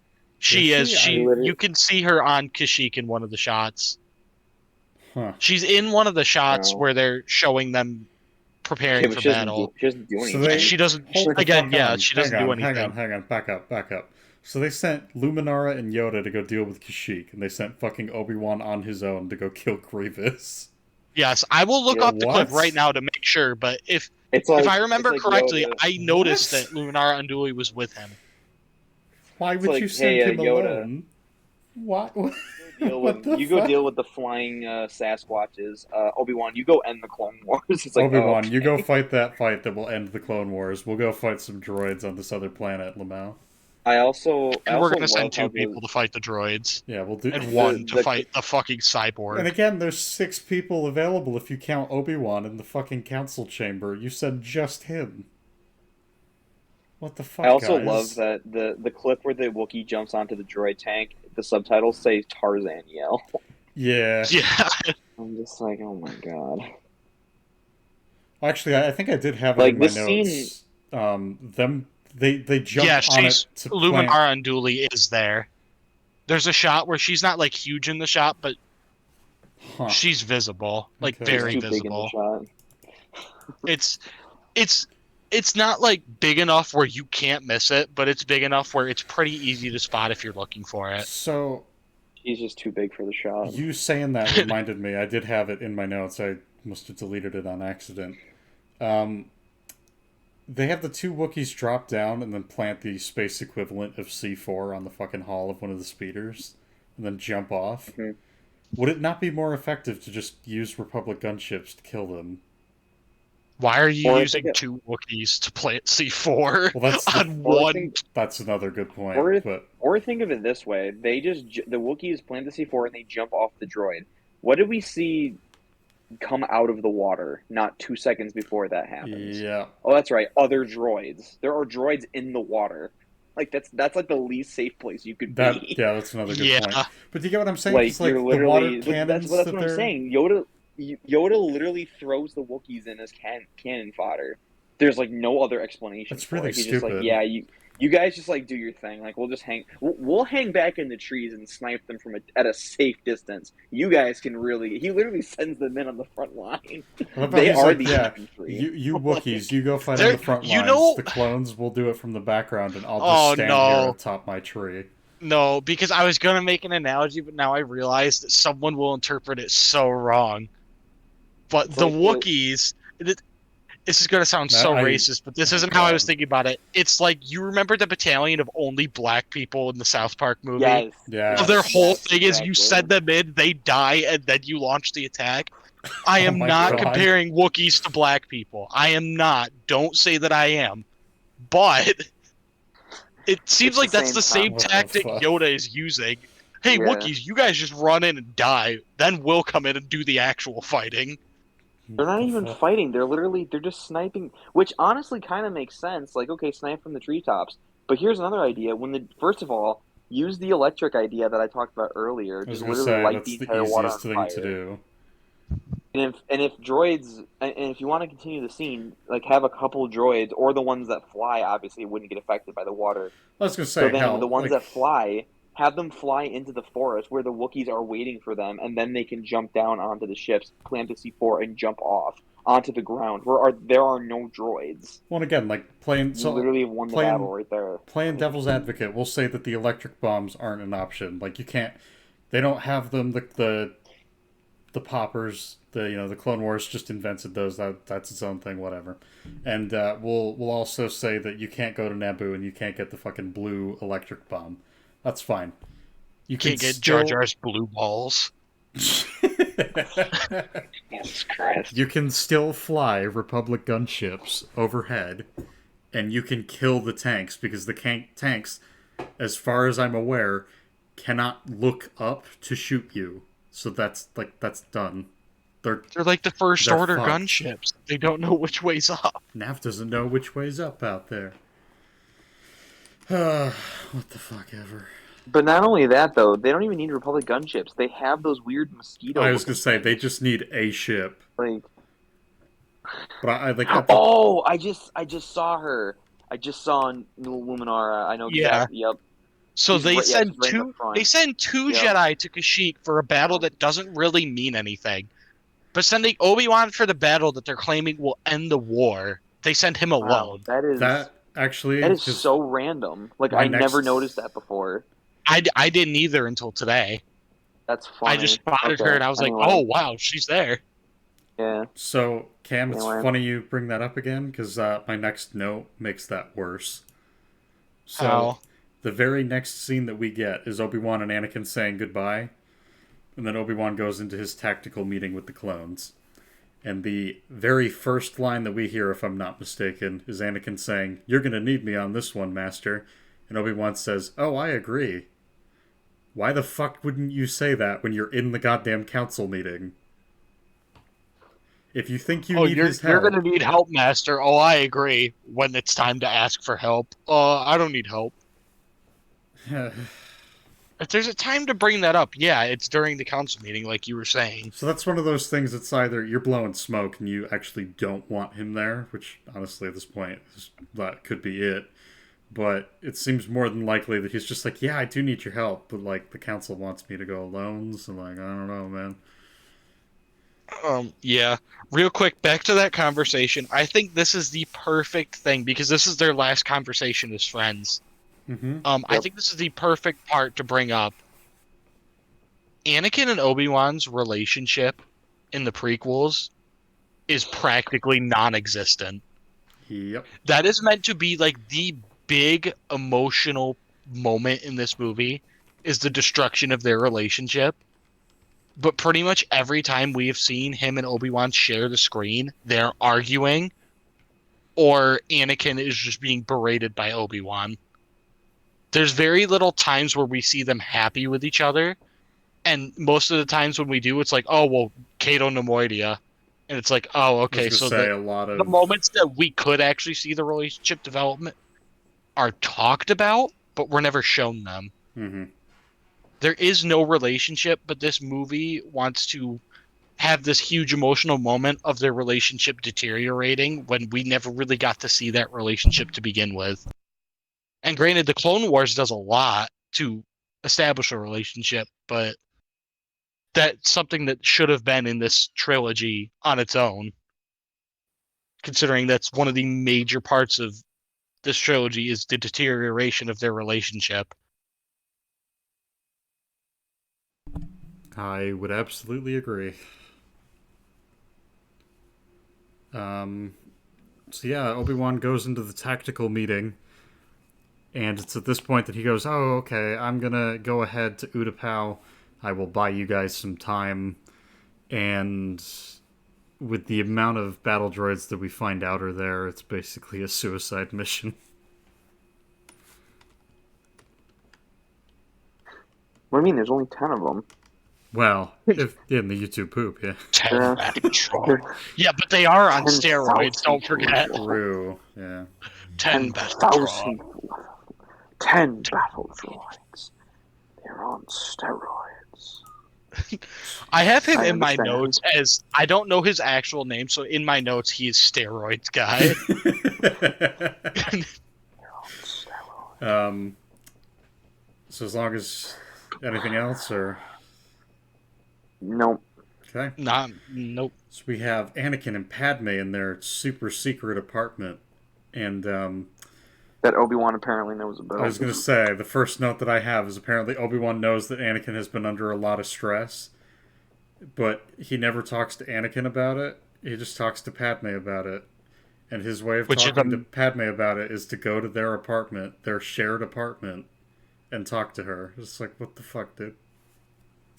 Oh, so is this the same apartment from episode 2? I have no idea. I don't think it is. I think it might be. If it's not, I don't think then it it's is. still very concerning that it's public knowledge that this is where Padme lives, and Anakin could very easily just be seen coming in and out of here all the time. Oh, he is seen Not to coming in and out of her all the time. Oh, shit, you meant the apartment. Fuck. Yeah. Anakin, no alarms in his head go off when he hears from Padme. Oh yeah, Obi-Wan was worried about you, so he came to me. Immediately, Anakin should be like, oh, so people are starting to draw the conclusion that we're connected. Yeah. Maybe we need to do a better job hiding ourselves. Well, and He's just completely unconcerned. Well, she even says it like as if it's a normal thing. Like, there's absolutely no concern in Anakin about the fact that Obi-Wan was there. Only for, basically, he was just like, well, what did he want? Like, like he's not like, wait, how did he, like, the questions aren't, wait, how does he know where we are? How does he know to find you here? What like, he just asks, what did he want? So basically, like, this is just a normal thing for them, that Obi-Wan just pops in every now and again. Yeah, so I was going to say, at that point, that tells me one of two things, which is either what we talked about already, which is either this is public information that this is a shared apartment for the two of them, or Obi-Wan is close enough to Anakin that he knows that this is where he's residing. I don't think is it ever implied that he knows this is where Anakin is? I think it's just that he knows that him and Padme are close, which is still a huge problem. Either way. That's my problem with the scene is I don't think Obi-Wan knows that's where Anakin lives. I think he knows that's where Padme lives. And the fact that he knows to go to Padme when he's having trouble with Anakin is a very big indicator that he knows what's up. And neither of them seem to address that fact. Right, Anakin never asks, like, why didn't he just come to me? Yeah. He just, yeah, I get what you're saying.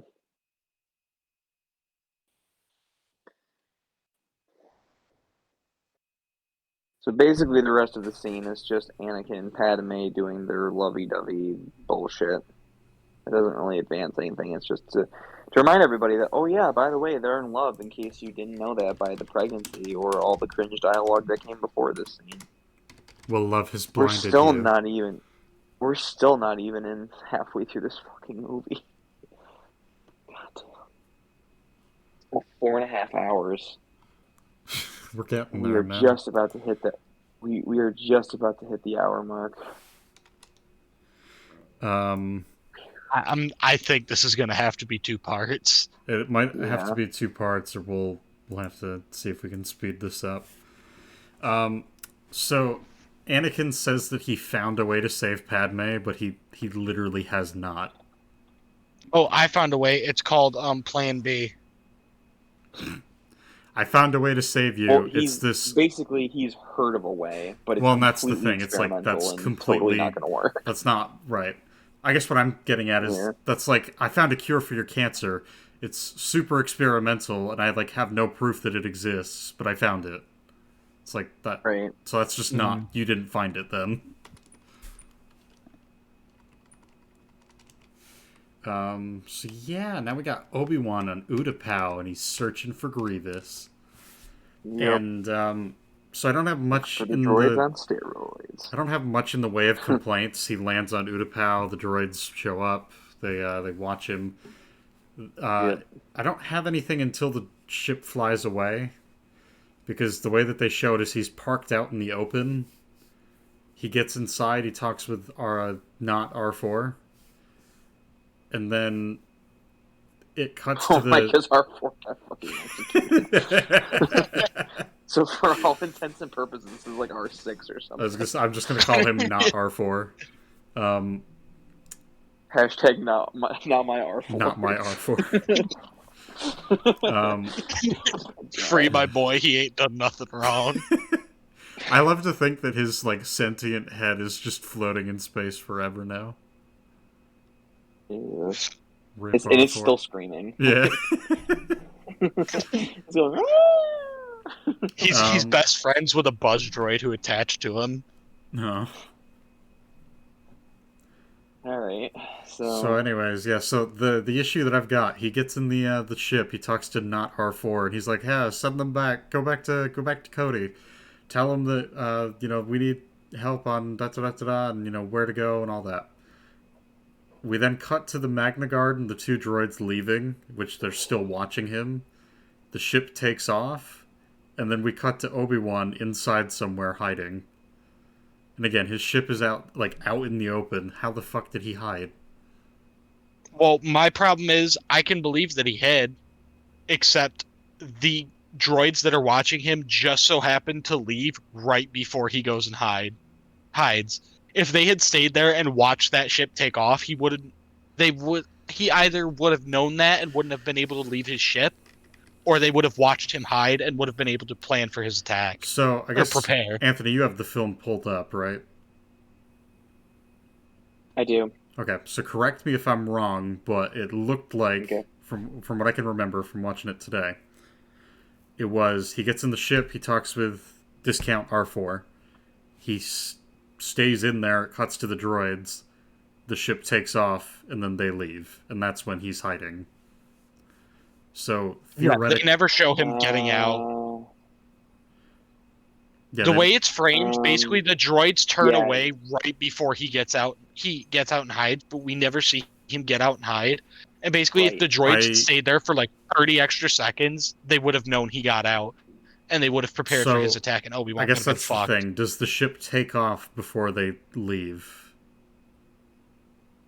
It can't. Otherwise, they would have seen Obi-Wan get out and hide. That's what I'm highlighting. So either Right. So the droids leave, the ship takes off, and then we see Obi-Wan hiding in the. Oof. So, But even still, couldn't they still see him in like the? Where is he hiding? I see. That's the thing. It's like I don't know how you reconcile that. Like It looks like they either it looks would like have he's not seen that him. far. No, it looks like he it's basically what just. at that point. It looks like he basically just has enough time to get under the awning and look out as the ship leaves, and that's it. Yeah, but so it's, even then, then, I don't it's know. like The timing of it all is really weird. he has If those like droids 0.2 did leave seconds. then, he would have been caught. Yeah. Like, those droids have to leave exactly at the time they do, or else he gets caught.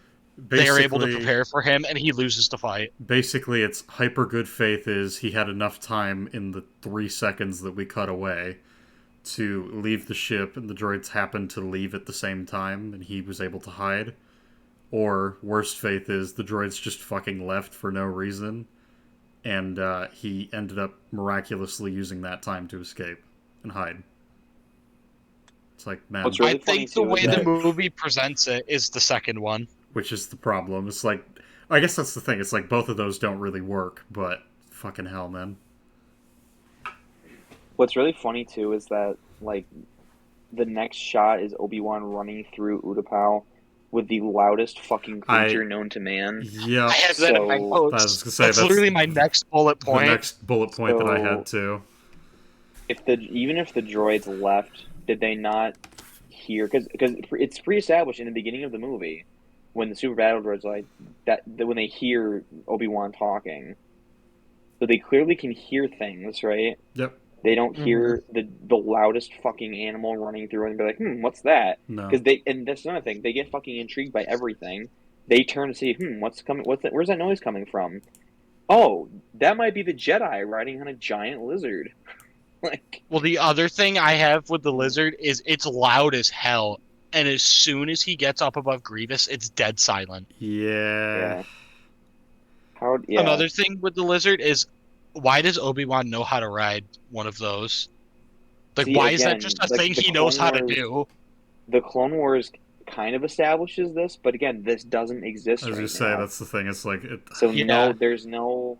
So in the context of this movie... Yeah, he just kind of knows how to ride this particular animal, and it's like, oh, okay. Like, I can believe that he does, but it seems very lucky. I was going to say, that's one of those things, like, I'm more than happy to hand wave that and be like, fine, fuck it, whatever.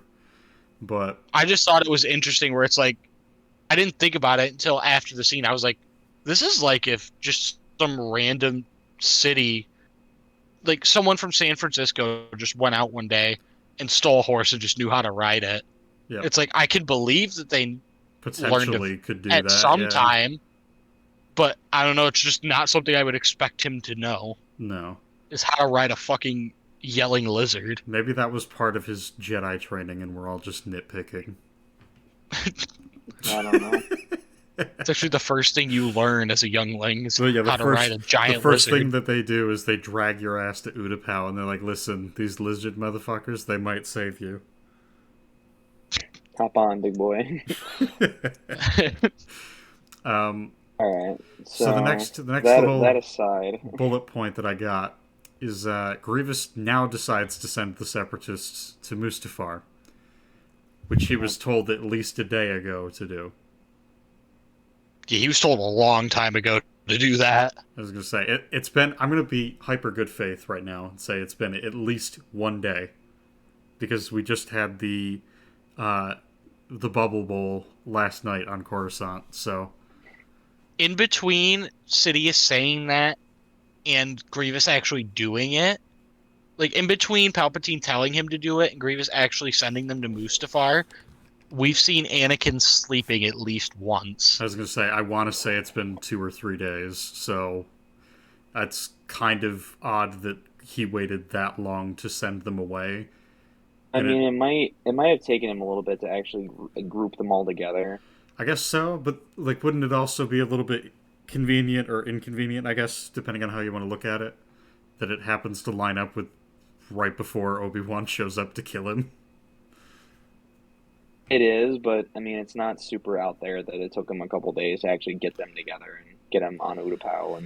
And it also could be like he communicated with them, and it's just that at this point they're actually getting there. Like maybe he did tell them to do it when Palpatine told him to, and it's just that now is when they're all actually able to go to Mustafar. Well, no, I wouldn't buy into that, because I'm pretty sure the dialogue is he's telling them, he's like, yeah, Lord Sidious wants you to go to Mustafar. You'll hide out there, also, wait till the war's over. They have, like, no reason, like, there's, like, no point to that happening. Like there's no point to them being there because obviously this whole scene is just to show Obi-Wan beating Grievous and Utapau. Yep. But like it's not like they capture. It's not like he like radios back to Cody and is like, "Hey, by the way, I learned that all the Separatist leaders are in this room with us. Maybe while we're here, we should probably capture them while I deal with Grievous." Like they literally never Yeah, get brought up they again. legit just do not care. And that's the thing. It works so much better if the Separatists aren't here. Grievous is just hiding. Right? Like he's Wait, supposed to be also, doing. I just thought about this. So the whole plan is Palpatine's like, okay, get everyone to Mustafar. So Grievous is like, okay. And he messages everybody, and he's like, okay, everyone come to Utapau so we can all go together to Mustafar. When he could have just said, hey, everyone go to Mustafar. Well, that's the thing. I think the implication from the film is every Separatist after the beginning of the film was sent to Utapau. That's why all the droid army seems to be there. So Oh, and so it seems like he so just Grievous kind has of. just been here waiting. That's the thing. It seems like they've been there for 2 or 3 days, and then he just now decided to tell them to leave. And we know it's not that Grievous took a while to get there because it only took Obi-Wan like an hour to get to Utapau. Well, even then, like we saw Probably didn't take earlier, him days. Grievous got his transmission pretty quick that he needed to move them. That was like, I want to say Yeah, like the so- 4th or 5th scene after the everything with the gunship or whatever the fuck, the cruiser crash landing. It was like immediately after that he got that transmission. Yeah, so Grievous, I guess, just sat with this information for like 3 days before actually doing anything. Yeah, I don't know. So then we have the meme scene where Obi-Wan jumps down and says hello there. I want to real And- quick, I just want to point out that from Obi-Wan's point of view, he's standing above, looking down on a room filled with dozens of battle droids, super battle droids, Magna Guards, droidicas, and General Grievous. And he decides to jump down into the middle of this room and sees nothing wrong with this plan. Yep. Yep. It's one of He those has the things surprise like, and the height advantage, and uses neither of them to his advantage. well, and so I put it in here. If the droids attack him all at once, which they should, he dies immediately, and he has bought Cody and the troops no time at all. Right. Well, here's the other thing. Like I said earlier, what does Obi-Wan have to do to defeat Grievous? Pick him up and throw him off a cliff. At what point to do that do At you what actually point, need yeah, to do step down and fight him? What point do you need to reveal yourself? They never need to even know you were there. Just pick him up, throw him off the cliff. If you don't want to execute him, because I guess that's what that would be, pick him up, bring him up to you, chop his legs off and his arms off so he can't do anything, have him arrested, and then leave.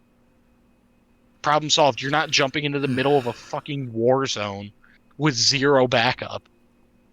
Well, because he doesn't do that, because everyone behaves stupidly, we get the start of what I guess was supposed to be a longer, like, boss fight, basically, which is he fights the 4 Magna Guards.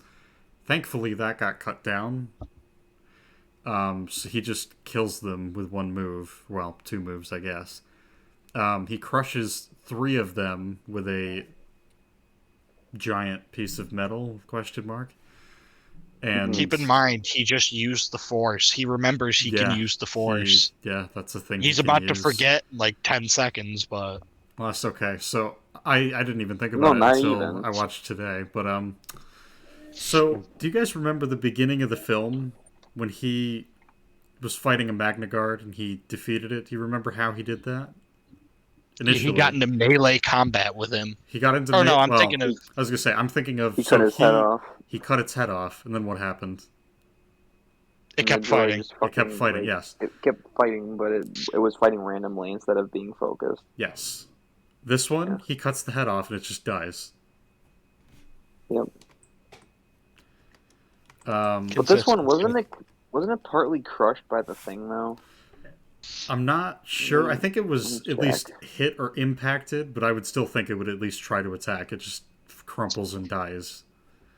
Which is one of those things, like, I don't know how you I would eliminate all shadow of doubt and just be like, yeah, no, he sliced it down the middle and cut it in half or something. Like, that's it. That's all you gotta do. Or have him like stab it in the chest or something like. Yeah, no, the Magna Guard is pinned down by the thing, so it couldn't really get up and do anything when Obi-Wan cut its head off.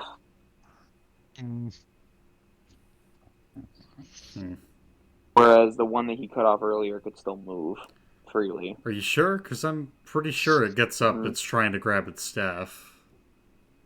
It gets up, but its cape is snagged by the thing. So when he cuts its head off, there's really nowhere for it to go. Well, if it cuts its head off, And I'm wouldn't the pretty cape sure just kind of be useless? It depends on how the cape's attached. Isn't attached. Yeah. We don't Yes, know. the cape isn't attached to his head, attached to its body.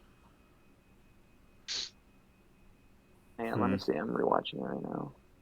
I was gonna say Yeah, because it's I snagged went by the cape. I went frame by frame earlier when I was watching this just to make sure he does slice the head off. It doesn't hit the body at all, which is just weird. But it's one of those things. Like I guess the cape makes sense, but at the same time, how is the cape connected? And at that point, I'm just like, you know what, whatever. I don't care. Like, I'm confused why you're giving the droids capes to begin with, since all that does is restrict mobility. Well, it literally... And it gives Obi-Wan something else to grab in case he gets in combat with them. Well, it happened to work out this way so that the droid could get snagged and not attack him again. Yeah, giving a droid a cape makes no sense because there are no advantages to it to something that doesn't have to regulate its temperature. Yep. So we'll just keep going unless you got anything. Either one of you. No. Nope. So Grievous versus Obi-Wan. We're finally here. We're making progress. I think it's kind of lame that Grievous uses 4 lightsabers, yet sucks so hard at lightsaber combat that he loses 2 of them immediately. I think it's dumb that I don't remember if he has 3 or 4 at the time, but him and Obi-Wan get in a saber lock for like 2 or 3 seconds, and he just doesn't use the other lightsabers that aren't currently in the saber lock to attack. Like, there is no way Grievous loses a fight. There's literally no way. There's no other sabers in that lock. He only has 2 when he's in the saber lock, so there's no other ones to use. It might not be a saber lock, but there's multiple times where he's attacking Obi-Wan, and he has lightsabers that just aren't doing anything. Like, literally all he has to do is attack Obi-Wan from 4 different directions at one time. What's he gonna do? He can't block them all. He'll have to dodge, and as soon as he dodges, he's open to another attack. And Grievous isn't bound by the same physical limitations. Like, it wouldn't be very hard for Grievous to just overwhelm Obi-Wan to the point where he has a tiny opening, and Grievous can just use one of his 4 lightsabers to take advantage of that. Yeah. I don't think Grievous ever wins this fight because of the Force, but if we're going with this bullshit that Obi-Wan just never uses the Force on him, then there's no way Grievous loses. Yep. The clones then arrive, and they give up their vantage point, which admittedly it doesn't have a ton of cover, but it still has railings and stuff that you can use. Most of them just jump that and go to the wide open area with no cover that's on the same level as the droids. Also, though, why did it take them this long to fucking... Like, it seems like when the shot goes over to the clones that they've been standing there for a while, so it's like... Yeah. Why did you take this long? Like, him jumping in the middle of droids would have made more sense if a couple seconds after he did that and made like a cocky remark, then all the clones come in and they just destroyed the droids because there's so many of them. Yep. Well, and then Obi-Wan fights Grievous. So Like, the droids will be distracted, and then he can fight Grievous. But they don't. Yeah. Well, and I was thinking about this a little bit ago. So they show up. We don't ever hear gunships coming in, even though there's literally dozens of them. Like 2 shots later. And apparently these clones all showed up and got into position without ever making a sound that would potentially indicate that they were there. They were quieter than the fucking lizard thing. Okay. Well, you know how quiet actual spaceships are. You know, they're just deadly silent. Obviously. It's not like when they cut to the gunships, it's them making a shit ton of noise or anything. So Obi-Wan has this moment of genius where he remembers that the Force exists and then disarms Grievous, but then does not use the Force to stop him from running away. He just kind of stands there. Yup. And so Grievous gets on a donut with legs. A spiky donut. Yes. And so Obi-Wan Killer decides to call the lizard to follow him, and he makes the lizard jump down a massive gap to follow Grievous, which is kind of risky. Especially considering... Yeah, if it doesn't stick that landing, Obi-Wan's fucking dead. Well, that's on top of, you could really Also, fucking Obi-Wan- hurt the creature, too. Obi-Wan jumps down onto the ledge where Grievous is, and then immediately jumps to the one below that. It's like, why couldn't you just stay up on the ledge in the first place? Again, you have the height advantage. If you really needed to, you could just run along the ledge that's above Grievous, Yep. and then once you have him cornered, jump down and attack him. You jump down and then run at him, and then you jump down to the next one. Like, it's like... Yeah. Also, droids Yeah. are shooting at him while this is happening, by the way. And none of There them are are droids hitting him, all and he's around not him. deflecting any of the blaster bolts. That happens a lot in the battle scenes in the prequels. Yeah, Droids they are just just- firing miscellaneously, and none of them are aiming at the Jedi that are distracted. No. And if you notice, At in least none of the bottom main corner- characters. In the bottom corner of the screen, when Obi-Wan fucking calls the lizard, there's literally just a clone that just smacks a droid.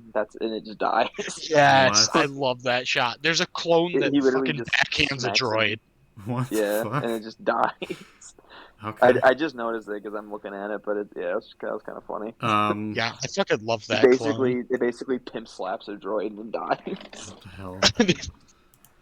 So the next scene that we've got is Commander Cody. Oh, actually, shit. I'm sorry. While No, he whoa, Yeah, whoa, whoa. I jumps, have one more thing. Go ahead. Go ahead. I Cam. thought Cam had something to say. Cam. Go Oh, I ahead. thought Anthony was going. Oh, go so ahead. Obi-Wan's lightsaber Yeah. drops like 20 million miles and is not damaged at all. No. It also just so happens to land right in front of Commander Cody, who is able to pick it up and give it back to him. He also does not get shot or killed during this 20 seconds where he realizes Yes. that it fell and then picks it up. I love the idea that his lightsaber falls all that distance and is completely undamaged. It works perfect. What are lightsabers made out of if it can survive that fall? Especially after he gives Anakin that whole speech about how his lightsaber is This his weapon life. is your life. Also, I mean, there's a lot of clones and tanks all around Cody. I don't think it's. I think it'd be pretty hard for him to get shot, honestly, while he's doing All right, this. I guess that's fair. So, anyways, now that we've established that Commander Cody is in the fight, the very next scene is Commander Cody reporting to the Council that Obi-Wan has engaged General Grievous, which is kind of awkward. And it's like, why the fuck are you not supporting him? Well, it's one of those things that's like, you just showed him in the middle of the fight. Do you mean to tell me he fucking ran inside to give this order? And there's nowhere for him to run either. Like, Exactly. I mean, he could go under the way that the clones are positioned. At least his like little group of them, the awning, which is in front of them, is where all the droids are. That's what they're shooting at. Yep. So the only way that, yeah, I don't know. If I were Mace Windu, the first thing I'd say is, dude, why are you not supporting your general right now? Like, Bro, give what is us the going on? report later. Go help him. What the fuck? Also, there's just I've never understood the random battlefield that's in front of them. Like, you know what I'm talking about? When Mace think and Anakin so, are standing yeah. there's like that little like hologram. There's just Yeah, some random yeah. battlefield, and there's no explanation as to what that is. Like, I guess it's Kashyyyk, but it could also be Utapau. And we just don't know. They're literally just staring at like a battle simulation. I love to think that it's Cody giving them like a technical readout of what the battle looks like. So he's doing everything he can not to be in the battle. I don't know. Also, once again, we have Hila Sakura, a perfectly capable Jedi, she just stands there. It doesn't make a sound, doesn't make a move, nothing. She just stands there. Yeah. Like, I don't get, like, what was George's thing with, like, oh yeah, we should have random Jedi in these scenes, but they don't get any lines. Mm-hmm. Well, I just don't get his thing about the no lines. He does that constantly. Well, that and it It's like, also why? kind of it screws him over because he's now establishing, oh yeah, there are Jedi that could be going out and helping Obi-Wan, Yep. but they're not. They're just kind of standing here doing fuck all. Well, that's why when Like, you and what was Kiadi Mundi doing this entire movie? Yep. Like, That's a good question. He's Well, never that's- there in person. the He's thing. just gone. You and I talked about this yesterday, Cam, but like the council meetings should pretty much be the only two people that are there are fucking Anakin and Obi-Wan. Everyone else is Yeah. super preoccupied. They're phoning in from somewhere else. Yeah, that or it's consistently changing who is and isn't there. Right, that would work too. Actually, hell, that's probably better for immersion. But yeah, like I it would do make not sense if understand more fucking people talked. Like, it's that like, too. Yeah. It's one of those things, like, it really does. It feels incredibly flat because you have 3 people talk at every fucking council meeting. I also love Mace's comment, I sense a plot to destroy the Jedi. Well, hang on, How because can I you got sense that? something. I got something I have before a that. big problem with the line after that. Okay, well, I guess we'll go in order then. So, Yeah. the problem I have with the line before that is Windu tells Anakin, hey, go tell the Chancellor this. His reaction will tell us everything that we need to know about his motives. And I'm like, or his intentions.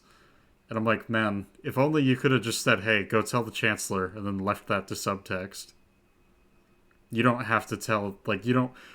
Why do you need to tell the audience and the characters, hey, this will tell us what he thinks? Yeah, a lot. They do this a lot, Like, where they just give, fucking like, hell, characters, man. Yeah.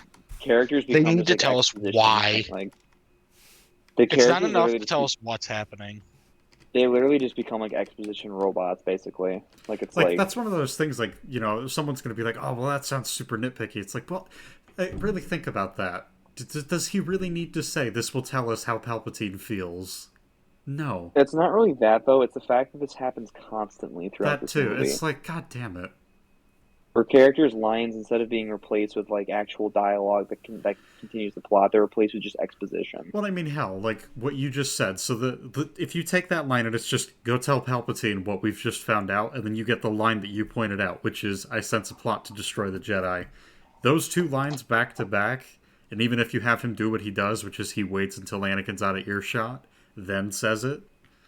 It's like, yeah, I don't know. You kind of have told us everything that you need to just from that. And you haven't done much. Well, they do fuck themselves with the line immediately after I sense a plot to destroy the Jedi. Oh, yeah? Windu takes it upon himself to say, hold on. No. So, Anthony, you highlighted a line. Do you want to talk about that for a little bit?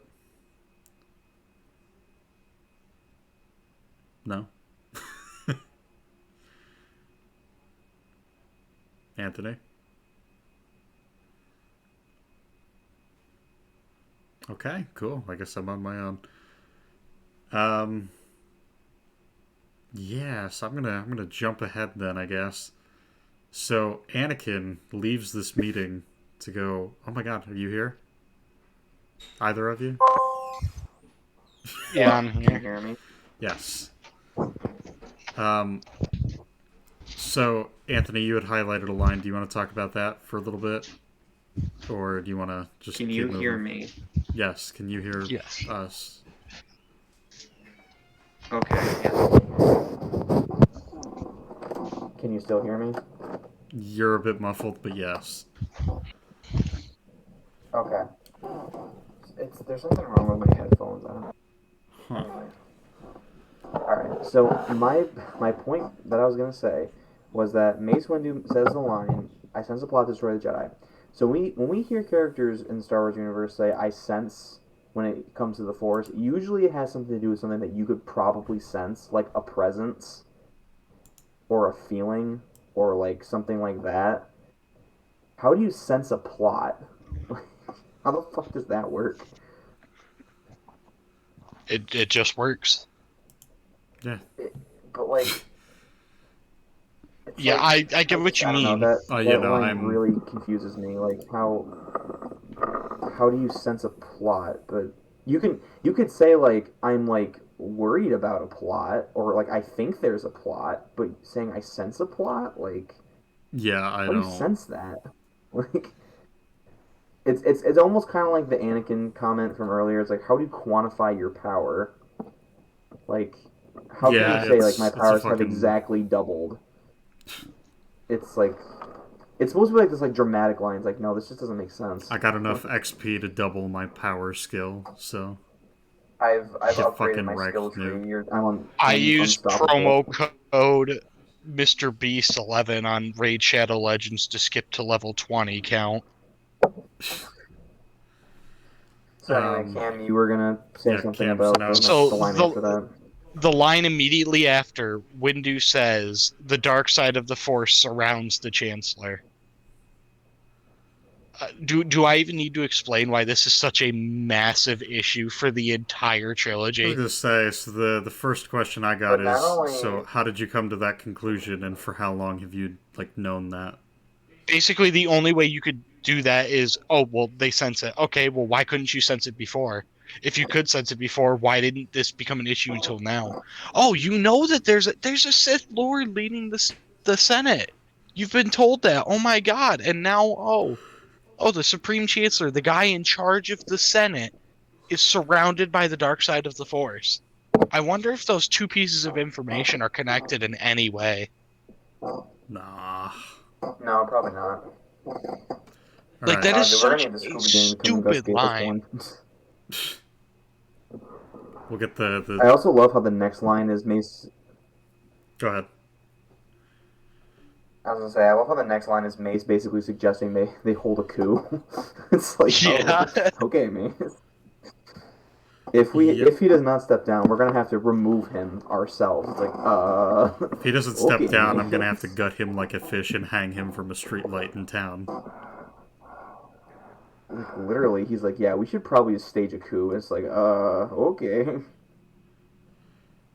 I mean, honestly, if we had, it's funny because like if the chancellor makes that remark that the Jedi basically waged a coup and that's why he had to kill them. But if we had let this just like happen, that might have actually come to fruition. Like Yep. it's like they might have actually stormed the Senate chambers and just taken him out of office forcefully. Which I don't know how that would work considering the people that are supposed to protect the chancellor are the Jedi. Hmm. And below them are the clone troopers. So if in that moment Palpatine like started Order 66, I guess that'd be the only way he could like survive, I guess. But I don't know. It's like this is. I mean, Yoda says it best. This is like taking us to a dark place. We gotta stop. Like, Um. So are we good with that scene? Yes. yes. Okay. So I have next up Anakin reports to Palpatism, and he says, "Hey, so we just got a report from Kenobi. He's engaged General Grievous." And I like, maybe it's semantic on my part, but you didn't get that report from Obi-Wan. You got that report from Commander Cody. And it's like, I guess you got it I feel on like the behalf clones of are just Obi-Wan, extensions but of the Jedi. right. So. It's just one of those things. I, It's like if you really like take that line at face value, it's like, well, you didn't get it from him though. yeah, but I mean, I don't know. I feel like at this point the clones kind of speak for the Jedi, so I kind of, I don't know. So I don't have anything else written down for that scene. So if either of you guys want to talk about the rest of what happens, go for it. I just think it's funny that Anakin makes the line. There are things about the Force they're not telling me. It's like what, like the Force is gay or something. Like, what are they Yeah. not telling you? Like, I don't know. It's just I a see lot of how- Anakin's lines are just really funny. Even on a surface level, it's like there's things about the Force that they're not telling me. It's like, yeah, the light side is not going to tell you about the dark side intrinsically. That is one thing they're not going to do. Yeah. Yeah. Like you've seen Force lightning used. I doubt that Anakin's been told all about how Force lightning works. I mean, Yeah, this I whole didn't have conversation is just anything. basically red flag central. I mean, it's just like, Yeah. if one is to understand the great mystery, one must study the great mystery. If one is to become a complete and wise leader, one must first become a complete and wise leader. Of course. Yeah, I mean, other than that, I think this is a pretty good scene. I think there's a lot of tension in the room during the scene. You can definitely feel it. And I don't know. I remember when I first watched this, I'm like, oh shit, what is Palpatine gonna do? I remember feeling like kind of intimidated, like, oh shit, what is he gonna do this whole time? Like, there's a lot of tension in this scene, especially when Anakin like first takes out his lightsaber and it's just like, whoa, like what's gonna happen here? Anakin's gonna commit political assassination, and there's no coming back from this. So, yeah, other than that, I've got nothing really negative to say. Cam, you got anything? Nope, not until we get to Obi-Wan versus Grievous again. Okay. Trying to fuck me. I would certainly like to. I would certainly like to. Okay. I know you. So, I think, yeah, in that case, we'll just jump right back to Obi-Wan and Grievous Part 2. So, Cam, take it away. Hey, so Obi-Wan and Grievous are in a high-speed pursuit, and Obi-Wan decides, am I gonna use the Force to stop Grievous's little bike? Am I gonna use the Force to grab Grievous and pull him out of the bike? No, I'm going to engage in melee combat while in a high-speed pursuit. While my opponent is on a fucking scooter. Like, why? Why are you even entertaining melee combat? Let alone during a high-speed pursuit. Actually, There's not a worse time to be doing it. I was just thinking about it. So, he not only engages him in melee combat, the one time to use the Force would be when he gets to the fucking end of the ramp and you can just Force push him into a fucking cliff. Yeah, you don't even have to do that, though. Just pick him up and take him out. Yeah, you could do that, too. It's like, there's Just so lift him out of his vehicle. There's so many goddamn ways to just end it and be done. Speaking of the cliff, though, I kind of wonder where this was heading because Grievous is going really fucking fast. Yeah, and he's just gonna stop because the cliff is like right next, like that's where his ship is, right? Yeah, so you think the end game of this would be to get to his ship, and but like he's going he almost really fucking fast. kills himself. So like, right, like it's like, so what was his plan here? If technically if Obi-Wan didn't stop him, I feel like Grievous would have just gone right over the cliff. Like it's like, I don't know. It doesn't really matter because whatever. It's something I noticed because like. Yeah. Grievous just like swings off the cliff and does like some crazy backflip shit and just lands in the cockpit. I mean, that's pretty much the only thing I can think of. Yeah, so like, I'm trying to think. From here, we have... Fuck.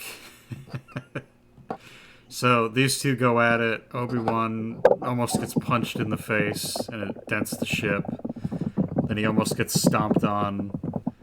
And then from there, he uses a kick to try and hit Grievous instead of using the Force. And then he gets surprised when he injures himself doing that. So fucking dumb, but whatever. That's really about all I got, because he just kind of gets yeeted, and then he grabs a blaster that Grievous had, and then he shoots Grievous in his exposed chest, and then explodes his organs, and then he dies. Well, I have a big problem with that, which is none of Grievous's vital organs are protected. They are protected by thin metal plates that can be pulled apart just by Obi-Wan grabbing them and pulling. Yeah. Like, do you know how weak that is?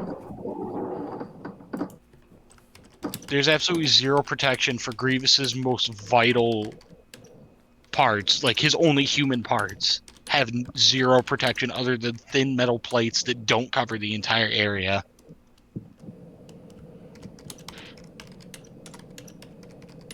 Yeah, I'm not particularly a fan of how most of that's dealt with. It's really kind of shoddy.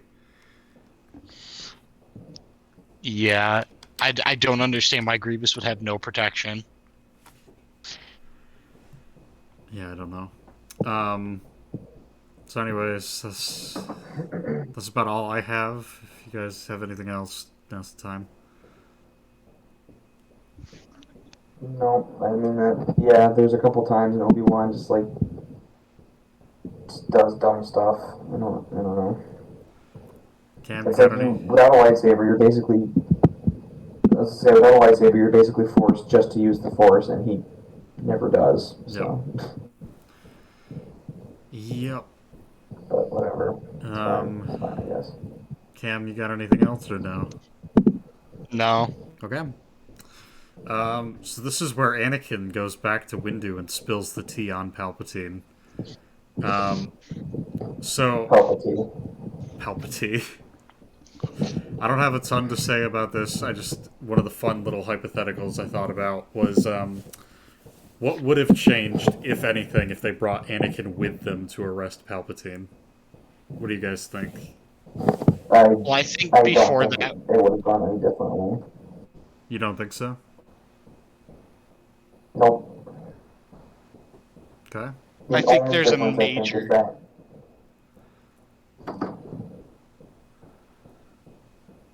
Cam, what do I you... think it would have been way different if Anakin just like hadn't gone at all.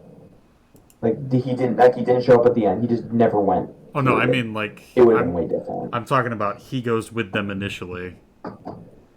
I know, and I'm saying I don't think anything changes in that scenario. However, I do think everything changes if he just did what Mace Windu said to do, and just didn't go, like at all. All right, fair enough. Like he doesn't come in at the end or anything.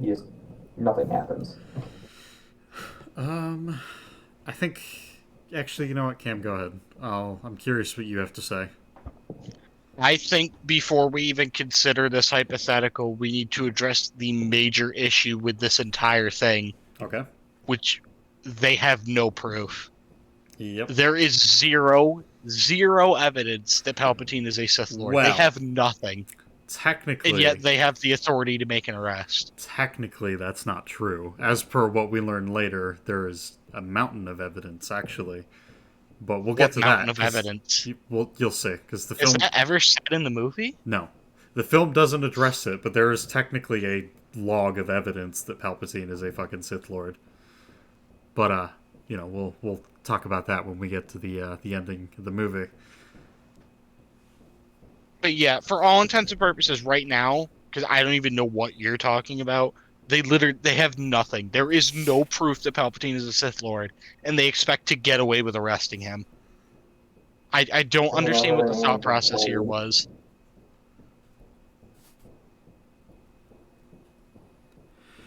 It's even worse than that Windu thinks he can get away with executing him, because not only are you arresting him, but you are executing a public official. And then you have to go in front of the masses and be like, yeah, well, like, Anakin told me he was evil, so I killed him. And it's like, oh, okay, did Anakin offer you any evidence? No, but, like, he told me he was evil and shit, man. So. The other thing I love is when Windu is talking to Anakin, he asks Anakin how he knows Palpatine's a Sith Lord, and Anakin says that Palpatine, quote, knows the Force and the dark side. And then Windu just believes this. Like, he asks how Anakin knows this, and then Anakin just says that he knows this, and then Windu accepts that as an explanation. He never actually figures out how Anakin knows this. This is also after the fact that Mace Windu told not only Obi-Wan but Yoda that he doesn't trust Anakin. Yeah. So technically, the fact that all the proof he has is Anakin's word is even more faulty, because technically he doesn't trust Anakin. Well, I guess so. As far as evidence, they don't have anything solid, at least not yet. I guess I'm trying to think. I mean, they have made passing remarks that not only are they skeptical of the Chancellor, but obviously the dark side of the Force surrounds him, which, again, it's an issue, but that is something that is, I guess, sort of useful here. At the same time, this was also the assignment that Anakin was put up to, so the fact that he even reported this to them, I think, is something that's noteworthy, but it's not anything that they can really go on as far as an arrest. But no. Like I said, there is evidence. The film just does not acknowledge it. Do you mind if I say what I think you're talking about? Go for it. The fact that they were able to find security recordings from his office. Yes. My only thing with that is by this point, he's fully committed to being evil. He has no reason to wipe the security tapes when he could have been wiping them the whole time. It's just that now, not only does he not have a reason, where would he have found the time to wipe the security tapes? And even if he did find the time, like, what reason does he have? I They're guess I'm massacring the confused. Jedi Temple. Who's gonna? I guess I'm lost. So, why do you think I'm not saying he should wipe the tapes, but the tapes do exist. The tapes do exist, but the tapes of him being a Sith before, like, what evidence do they get from the tapes? What specific evidence? Well, if we can record that conversation that's in his office, we get everything as far as Mace Windu and the others trying to arrest him and him attacking them and killing all of them. Oh yeah, because he wouldn't have any time to erase any of that, considering Anakin goes straight from his office to Mace Windu, and Mace Windu goes straight from that conversation to Palpatine's office. And assuming we get that, and there are potentially other cameras in this office, we get every conversation him and Anakin have had except for Darth Plagueis. And on top of that, at the very least, we get him ordering Order 66 and killing all of the Jedi. By that point, it's too late, though. Did they ever show any of Palpatine's security logs? They show him... Obi-Wan watches him appoint Anakin as Vader. Yeah. That's how they know the name Vader, is they watch the security recordings and hear him call Anakin Darth Vader. Which, there's some issues with that, Aren't too, those but... security recordings in the temple? Yes. Which... They're in the archives. I was gonna say, there's tons of issues with this. We'll get to it later, but... That is not even technically. That is there is just a mountain of evidence in just those tapes that implicate him. I don't even know. Like, maybe he could erase the security tapes of previous conversations, but there's no way he could wipe the tapes of his conversation where Anakin realized he's a Sith Lord. No. Like, that one, he does not have the time to do it. So at the very least, they have a conversation in which he admits to Anakin that he is a Sith Lord. Mm-hmm. Like, that is undeniable proof, but they never address that. Mace Windu never sends anyone to collect that. They just don't care. How do we know he has security logs in his office, though? There's a scene later where when Obi-Wan goes into the security recordings, we know for a fact that he has a camera 66. in there. Huh? I was specifying after Order 66. Yeah, this is after they return to the temple. After he's done Order 66, this is when they're going to decode the message that's been sent out to lure Jedi to the temple. He scrolls through a shit ton of like completely unrelated events that have happened, and then happens to find an old recording that shows Anakin being dubbed as Darth Vader.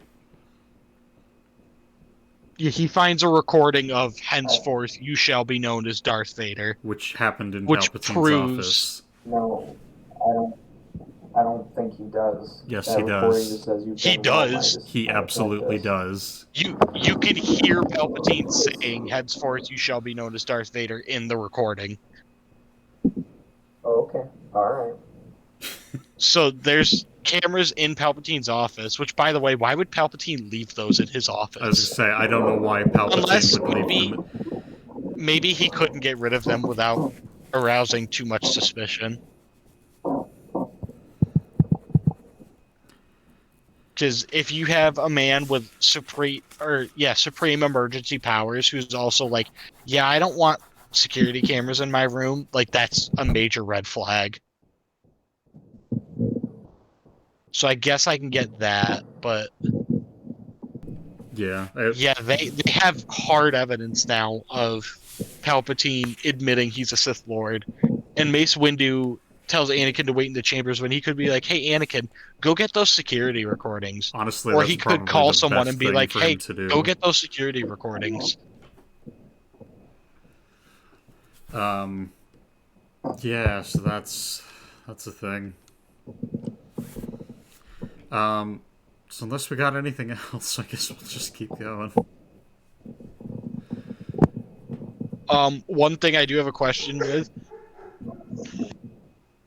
every single Jedi that goes, Jesus fucking Christ.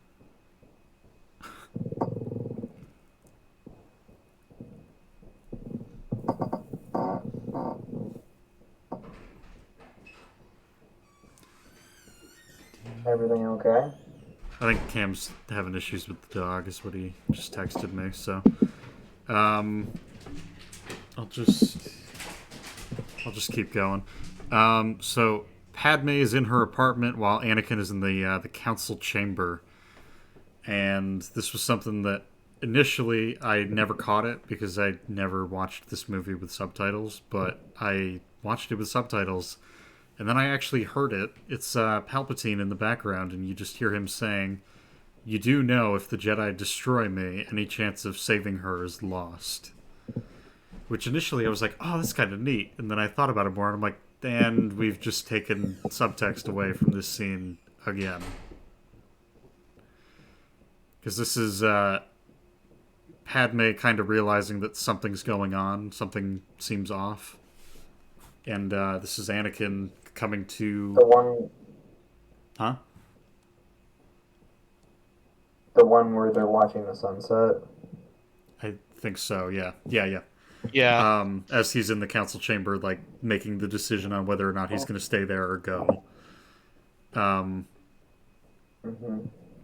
It's one of those things that's like having Palpatine say that line really kind of takes away, because it's one of those things... This really just should be a quiet scene of Anakin mulling things over and then committing to that decision. Throwing that line in there kind of takes away from that. Cam, you had something you were going to say. Can you really hear it? You can. so, what I was going to say is everybody who goes with... You watch those subtitles. Yeah, sure. I didn't notice it until I had subtitles on, but it was one of those things. Yeah, if your volume, I guess that's the thing.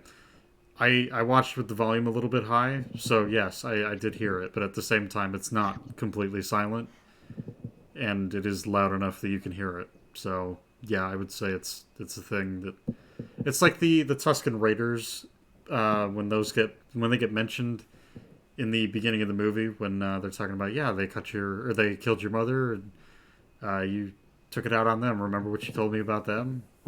You can hear the Tusken Raiders in the background. It's a bit louder than that, but it is playing in the background as everything is happening. Because I've never heard that. I've heard the Tusken Raiders thing. I've never heard Palpatine talk.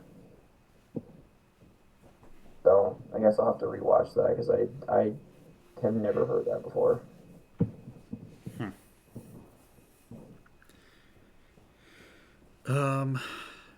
All I remember from that scene is that there's like that weird singing in the background. And that's it. So I don't know. All right. Cam, what were you going to talk about before you had to go? So the three Jedi who go with Windu to help him arrest Palpatine are literally all just standing in a dropship, just sitting there. doing nothing. They're just sitting there. And then when Mace Windu comes over, they all just leave. It's like, okay, but why were you guys in there? Also, Mace Windu gets in the ship, they take off, and these three have no questions. Like, I don't understand why Kit Fisto and these other two were just sitting there doing nothing. It's not a huge issue. I just thought it was weird watching the movie, and he gets in the ship, and those three are just there. Yeah, I guess that's kind of weird. Hmm.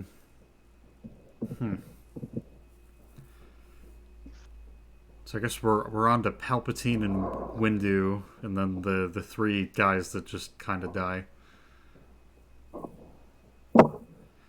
So Yeah, Lucas kills them all, so he doesn't have to write the lines, basically. yeah, Yeah, they die from Why- the most we slow and just have- telegraphed attacks of all time. well, and that's the thing because I think the novelization Well, again, and some other it's stuff is just like, 'cause- oh, well, Palpatine's super quick, so they didn't have time to react. It's like, oh, well, you didn't show Oh, yeah, that, so That's not what was in the movie. no. Even The though movie he clearly shows he's does the very weird slow. flip thing, What'd you and say? then right, he does the flip thing is kind of quick, but then he literally his first move when he lands is he pulls back the lightsaber, like he And telegraphs to them that he is going to attack them, and they just stand there basically. But again, I feel like the whole point of it is because they're just it's like every other fucking They're extra just Jedi dumb. in this movie. They're just there to be statues. Like it's like Well, the other thing is especially they fucking stood shoulder to shoulder instead of like fanning out in the room. I also love that they took absolutely no clones with them to arrest him. Yeah, that's a good point. Not a actually. single gun would be helpful there. To be fair, Notice that to be when- fair, couldn't he just order 66 to happen and the clones would turn on them? Technically speaking, He would put Yes, but Anakin they at don't. risk at They that don't point, know that. and they don't Also, know that.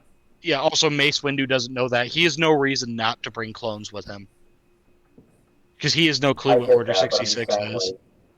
like, It if he it did actually bring would them, have ended that up is a helping possibility. Palpatine. Yes, bringing clones would have helped Palpatine, but as far as Windu Actually, knows, that it would've would have been- helped him.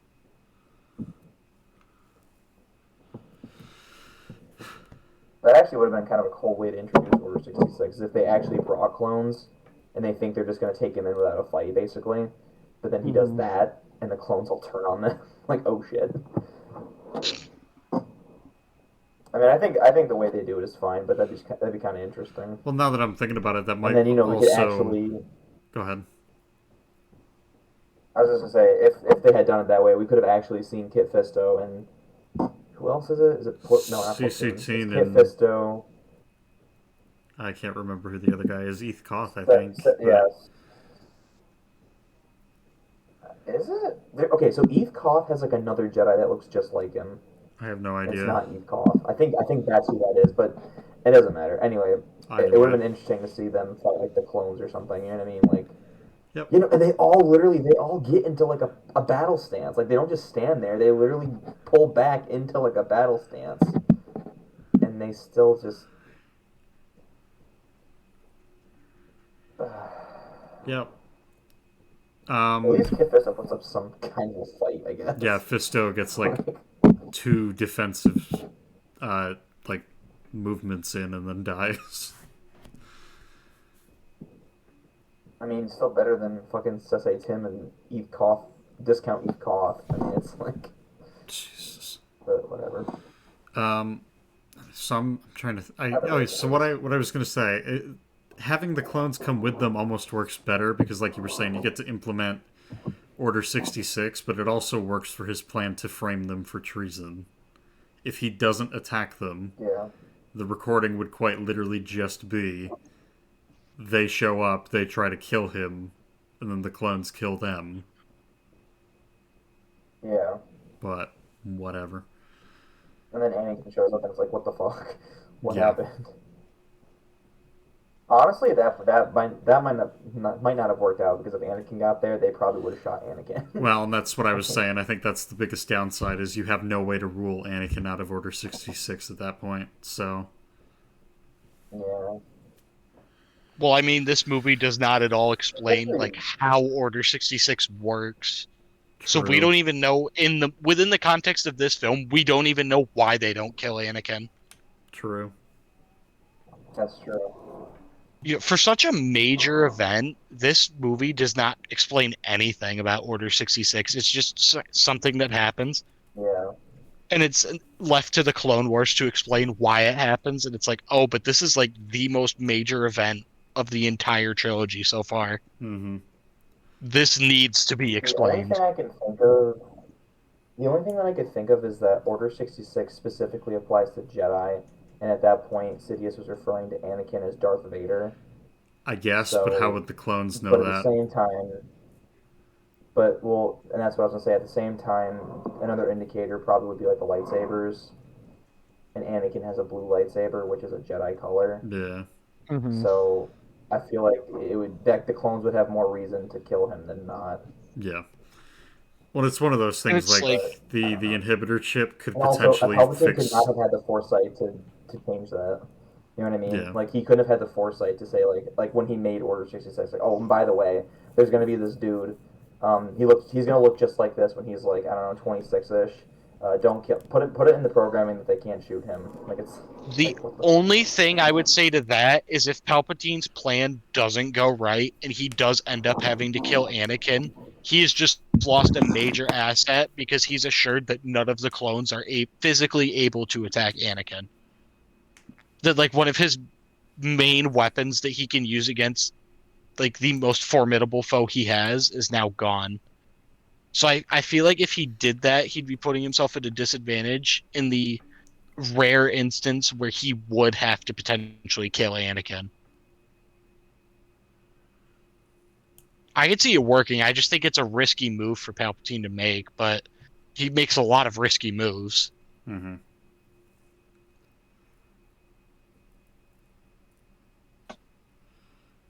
So I guess to continue going with this fight, unless you guys have something else you want to talk about. Can you guys still hear me? Yes. Yes. Okay. Actually, your quality Because sounds a lot better. okay, I think I know what the problem was and I fixed it, so Okay. we should Cool. be a lot better now. Um. Yeah, no, I'm good because Okay. honestly, other than the wackiness that is Palpatine doing the weird, I don't know, like the whole thing with Kiphisto and everything, like it's a pretty solid scene. Like the fight's really cool. We kind of see a fighting style we've never seen before with Mace Windu. Um, and honestly, I don't have any other real complaints. This was one of those scenes that as a kid that I just loved watching because it was just so fun to watch. So yeah, and it really the end of it really tugs at your heartstrings about like Anakin making a choice between Mace Windu and Palpatine. But it's okay because Mace Windu is still alive, so you know. Lol. What? I don't know. That's like a big thing, I guess. Like ever since we like Disney started bringing back characters, everyone's like, "Oh, Mace Windu's still alive. He's just in No. Coruscant. Like he's been alive this whole time." It's like, no, he's definitely dead. I was gonna say he has Like- to be dead. They cut off his arm. His lightsaber got thrown hundreds of miles away from him. And he got and fucking fell thrown from, and like- yeeted into a city. Like, Right. okay. Imagine No, there's right. a cut where he gets thrown out the window and immediately a car hits him when he's like 20 feet away from the window and he fucking splats. I was gonna say Mace Windu is a puddle at this point. He's not a person. Yep. But you know what? Yeah, he's fine, guys. He's on a buttermilk farm, Jesus Christ. sitting on a hammock He's made of dreams. made of dreams. God. That's what He's- Palpatine does. He's to lounging Anakin. out with Dr. Fishy right now. Dr. Fishy. Dr. No. No! Oh, God. Anakin, what you did to Mace Windu is like what I did to Dr. Fishy. I overfed You Mace overfed- Windu. Videos are so fucking dumb. Anakin looks around the younglings. No, they're not dead. They're just sleeping. Look at this guy. He's all tuckered out. Oh, I see what you're saying, Obi-Wan. So like sometimes when younglings fight me because I'm like really good, they get a little tired, so they gotta take a little nap afterwards. God. He just like kicks the young woman's dead body. Like, look at him. He's all tuckered Look at out. him. Yeah. No, like Anakin, what's that thing on your holster? Oh, this is my lightsaber. Yeah, it's pretty cool. Yeah, it's pretty cool. What does that lightsaber do? Oh, it like cuts people in half. Oh, okay, yeah, in half. So they're dead. No, no, No, they're no. sleeping. It's like it's the whole batarang thing. Oh my god. Anyway, I overfed these young ones. So, Mace never mentions. Actually, I'm sorry. Let me back up. So, Mace Windu and Palpatine fight, and then Palpatine gets disarmed, and then the window breaks, and he is backed into a a corner basically. And then Anakin shows up, and he's like, "Listen, you can't kill him. You got to bring him to trial." And Mace says that he has control over the courts and the Senate, and he is way too dangerous to be left alive. And so Mace decides he's going to, quote, end this once and for all. And Anakin says, "You can't, I need him." And then he is.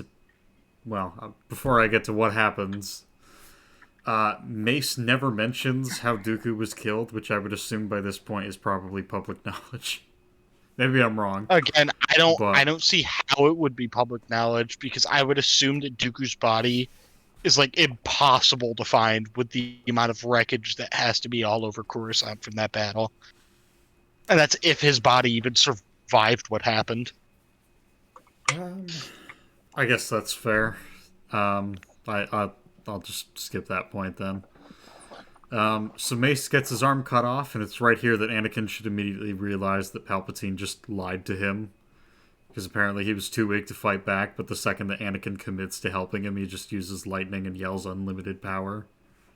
I have it in my notes here. I don't like that Anakin just sits there and watches him kill Windu. Like he's now He just sits there and he's been shits there like a good Vader boy. But he's been shown proof now that he was lying, that Palpatine was lying. So immediately Anakin should be like, "Oh, okay. So I fucked up. I should help Mace now. I should not let Palpatine murder him." But instead he just stands there and watches.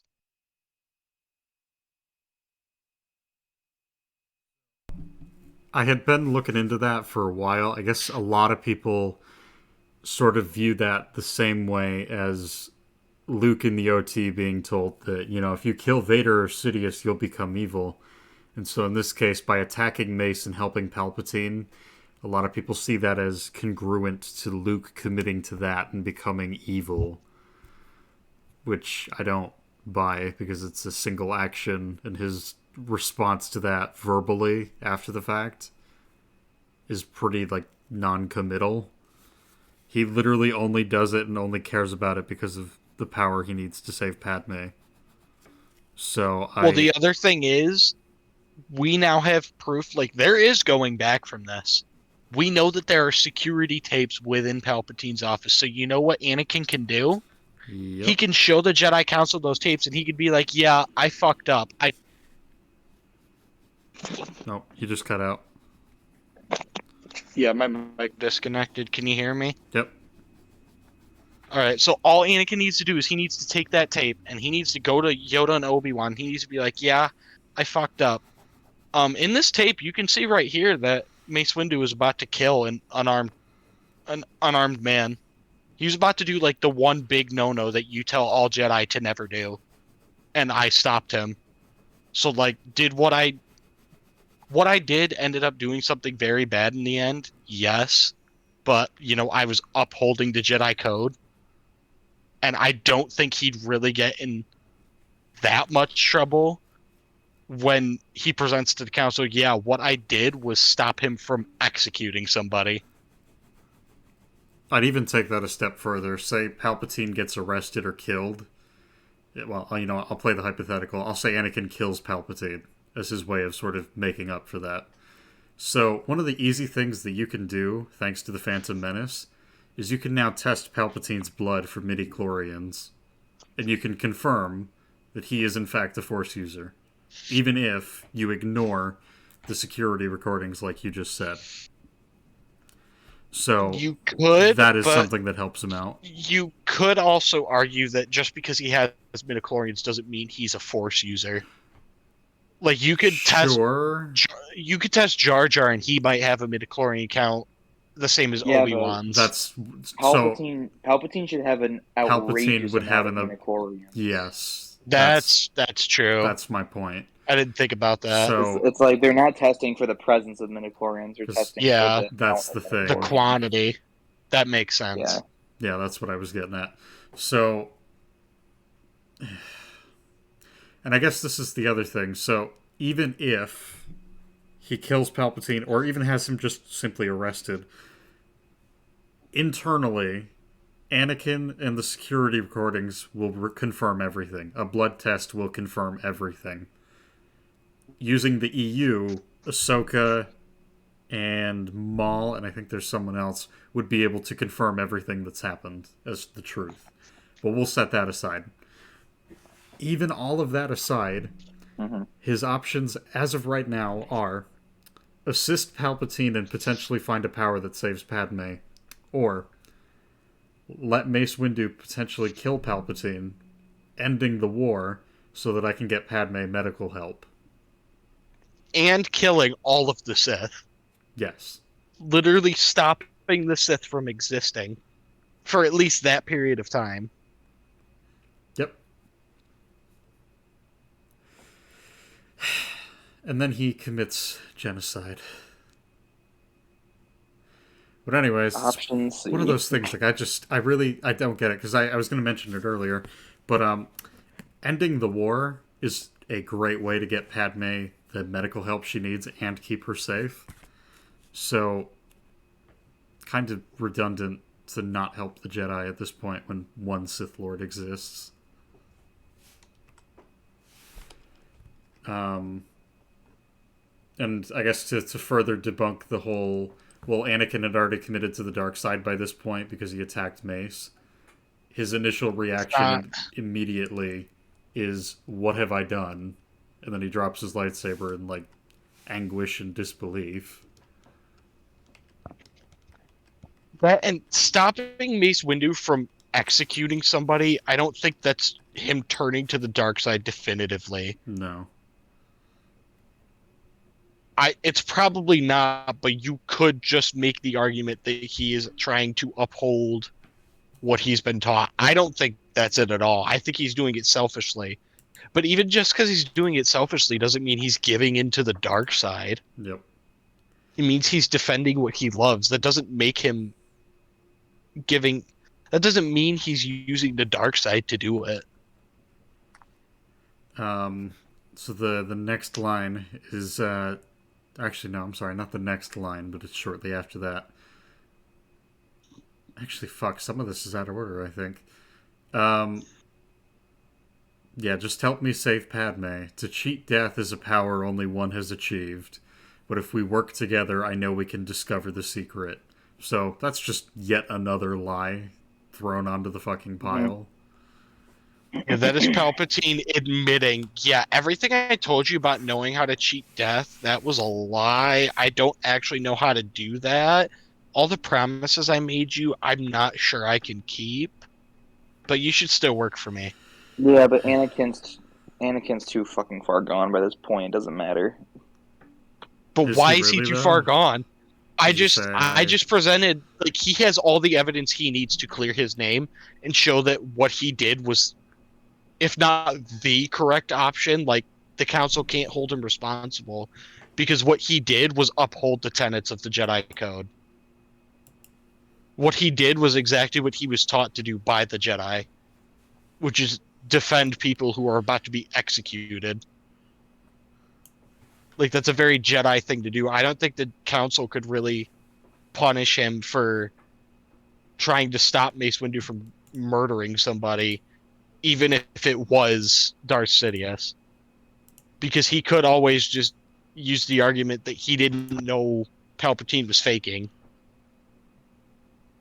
Even though it's really, really obvious.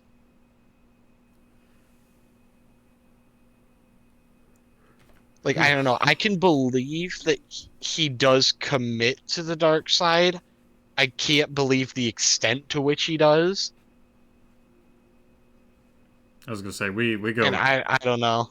we cross the line pretty far from I will help you murder a man that is trying to execute you to yeah, fuck it, I'll murder kids and my mentor slash father slash brother for you. Well, that, like, he's just been told that the entire reason he is helping Palpatine is a lie. Yep. Like, the very basis of him turning to the dark side is a complete lie.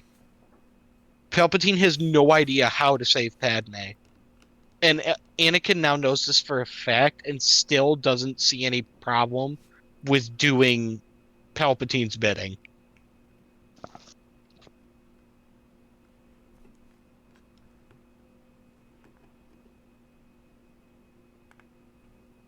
Even I mean, that's pretty much all the evidence he needed to tell Padme in the first place. I mean, he literally said to her, and we talked about this earlier, there's some experimental crazy way to save you. I'm going to find out how it is.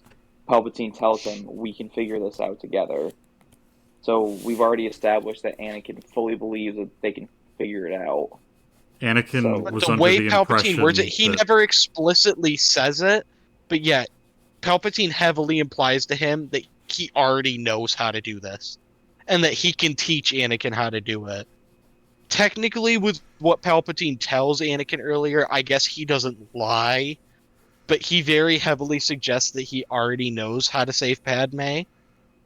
And then, as soon as Anakin is on his side, he reveals, yeah, so what I heavily, heavily implied earlier isn't really what I know. I don't even think it's heavily So I implied. guess I think I he like basically says it. I have the power I mean, to save the he one never. you love. He says that Yeah, like 3 or that's 4 true. times. It's like that's it. That's done.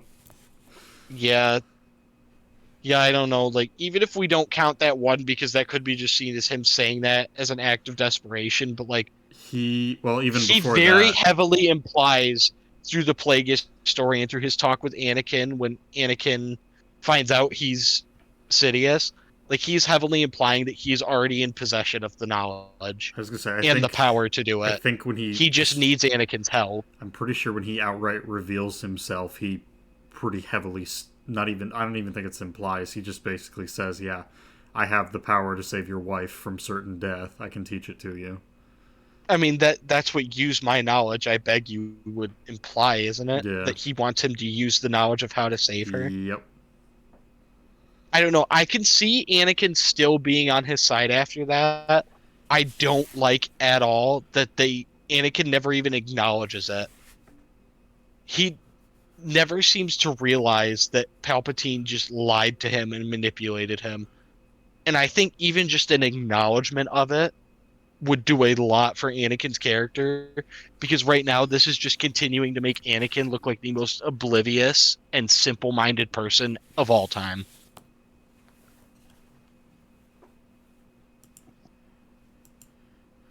So I'm trying to think. So the next little note that I've got is that the name Darth Vader. This is a lot like what they did in Solo. Come to think of it, Darth Vader is just an arbitrarily chosen name that Palpatine used at random in his fucking office. I mean, that's what all Sith names are, though, just like arbitrary names. Is it really? Like Tyrant.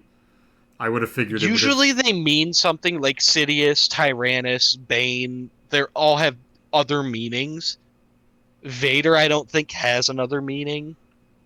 Like, in terms of an evil connotation. The only other thing I've heard is that it is German for father, which is a cool Easter egg for the OT since he's Luke's father, but pretty much Vader, yeah, is just a random word from what I can tell. But pretty much all Sith names are just kind of random things, like Tyrannus. Unless that's supposed to be tyrant, like I don't. A lot of them just seem to be random, anyways. Yeah, fair enough, I guess. But I don't know. I just thought it was kind of odd that He's just like, yeah, at random, I will give you one of the most iconic names in fiction. It's like, okay. Um, Yeah. so past that, he's then like, yeah, the Jedi will just kill all of the members of the Senate, and they'll Mm-hmm. kill you and me. And I'm like, I'm sorry, what? Like, obviously they'll kill the two of you because you guys are fucking evil. But what the fuck is this? They'll kill the Senate shit.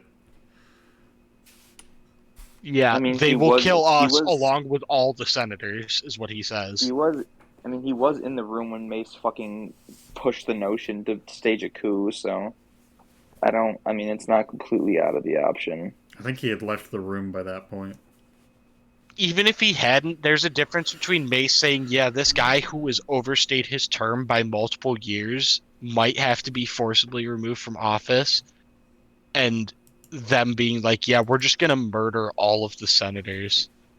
Like, that's like saying that because we impeached Nixon, there was potential that the American people would just march on the Capitol and massacre Congress.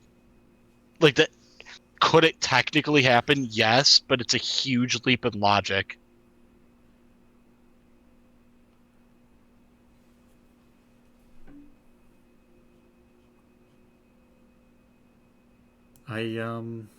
Yeah, I think that might be where we should call it for now. This is what, about halfway through? This movie, I a lot of it, I thought Order 66 was like end of the movie stuff. I didn't realize it was like no. just over halfway through the movie. Yep. The good news is we made it through 12 out of no, actually, yes, I think 12 out of 18 pages or 10 out of 16 pages, which is still pretty good as far as my notes. So we're making good progress, but yeah, I think we should probably call it there. Well, real quick, were you in the middle of a point, Anthony? I didn't mean to cut you off. Okay, sorry. I did have one last thing to ask you guys about this scene. Not between Anakin and Palpatine, but this whole scene in general, because Okay, yeah, yeah. I feel like this is a pretty widely debated thing, and we might have talked I was about gonna this say before. We this might not might have. be in my notes. Is it? You know what? I'll let you ask because that'll All confirm it. right. My question is, do you think that Palpatine pulled the fight, Yeah. or he was actually trying? So And what makes you think that? that was the hypothetical that I was gonna actually pose at the end of this. So I'm glad you did it for me. All right. I'll go last. Cam, do you want to start this one?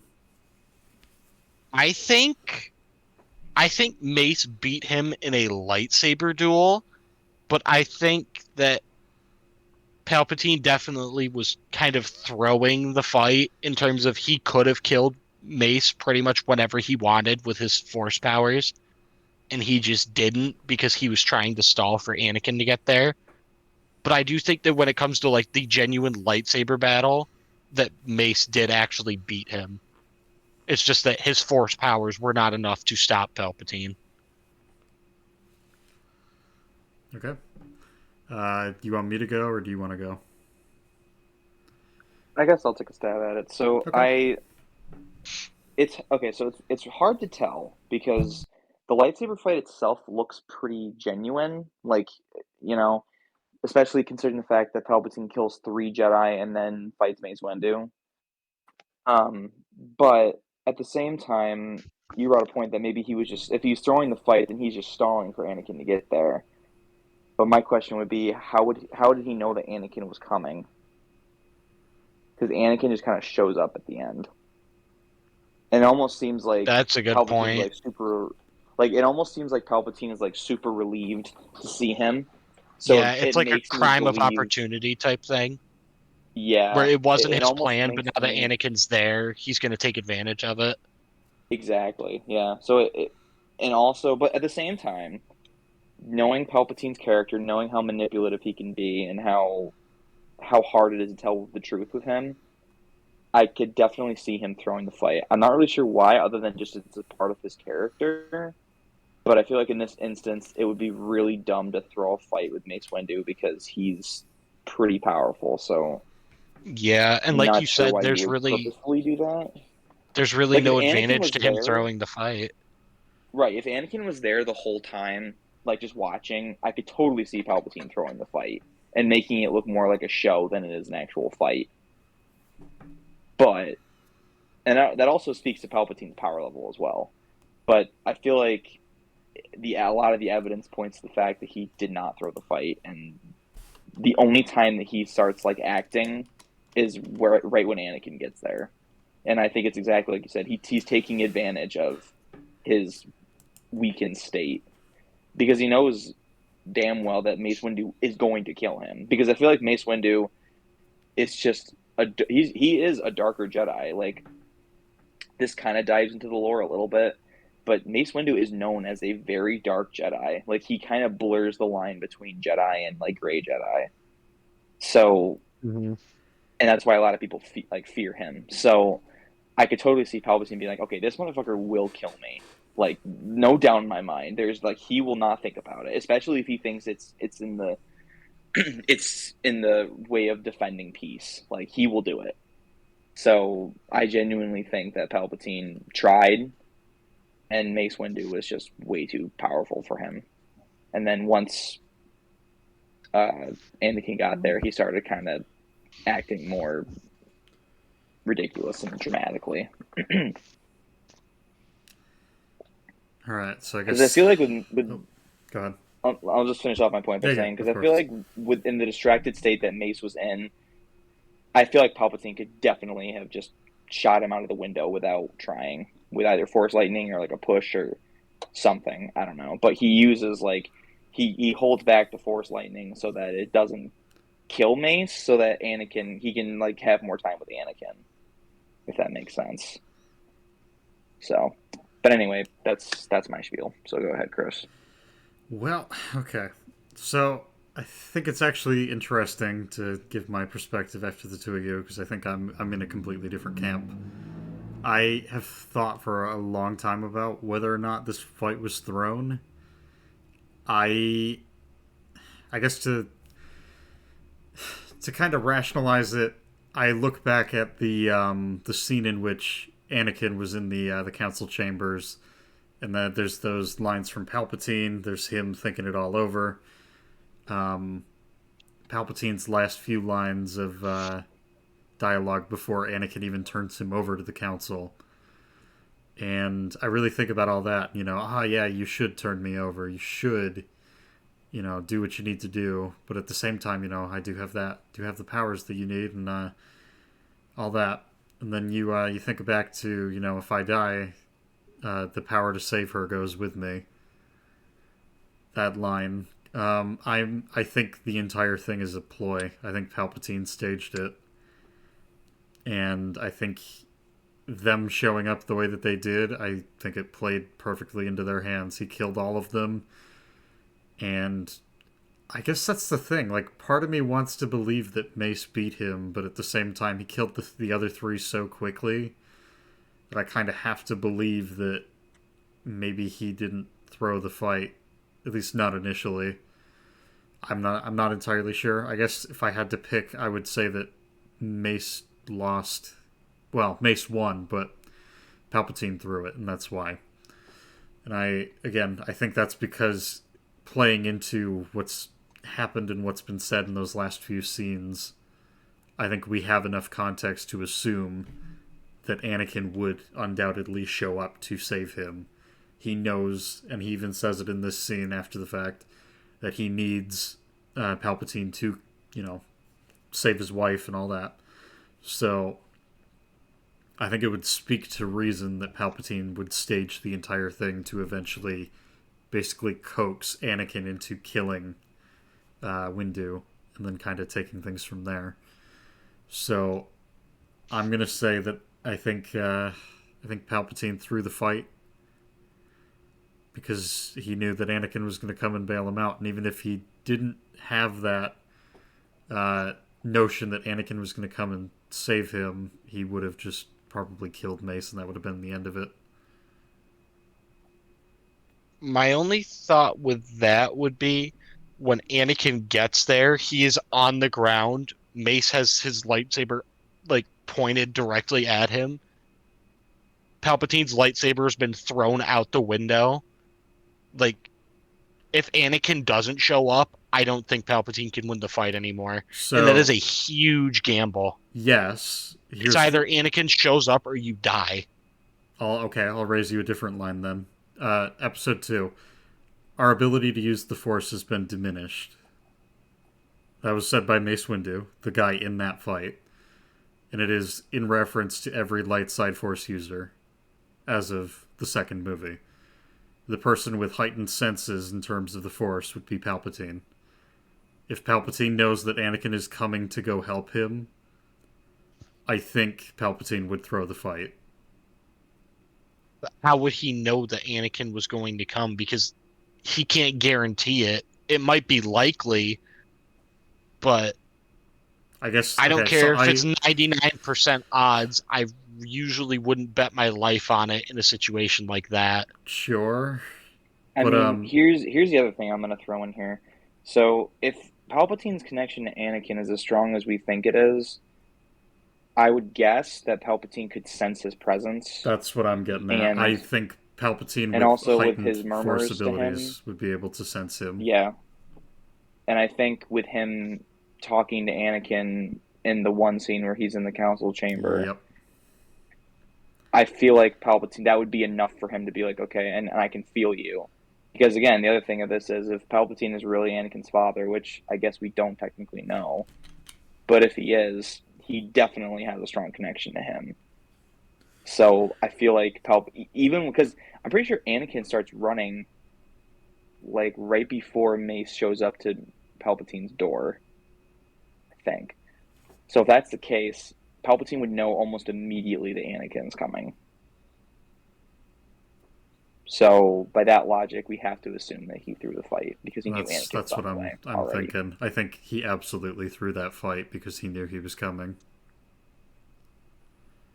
And that's the thing. It's like, could that still go wrong? Absolutely. But based on what the film presents, I think you're more than likely going to have Anakin side with you, especially with Windu realizing and committing to the fact that he needs to kill you in order to preserve peace in the galaxy. Yeah, I get what you're saying. I think an argument could be made on both sides, to be honest. I think so too, but I'm just I definitely of... I definitely didn't believe the other side of it until you made those points. Yeah. So that makes sense. Because I think yeah. Palpatine's connection to Anakin goes deeper than is presented. Like I think just from all the time, I think not only was he manipulating him psychologically, but I feel like he was sort of using the Force to kind of like manipulate Anakin's feelings. Mm-hmm. You know what I mean?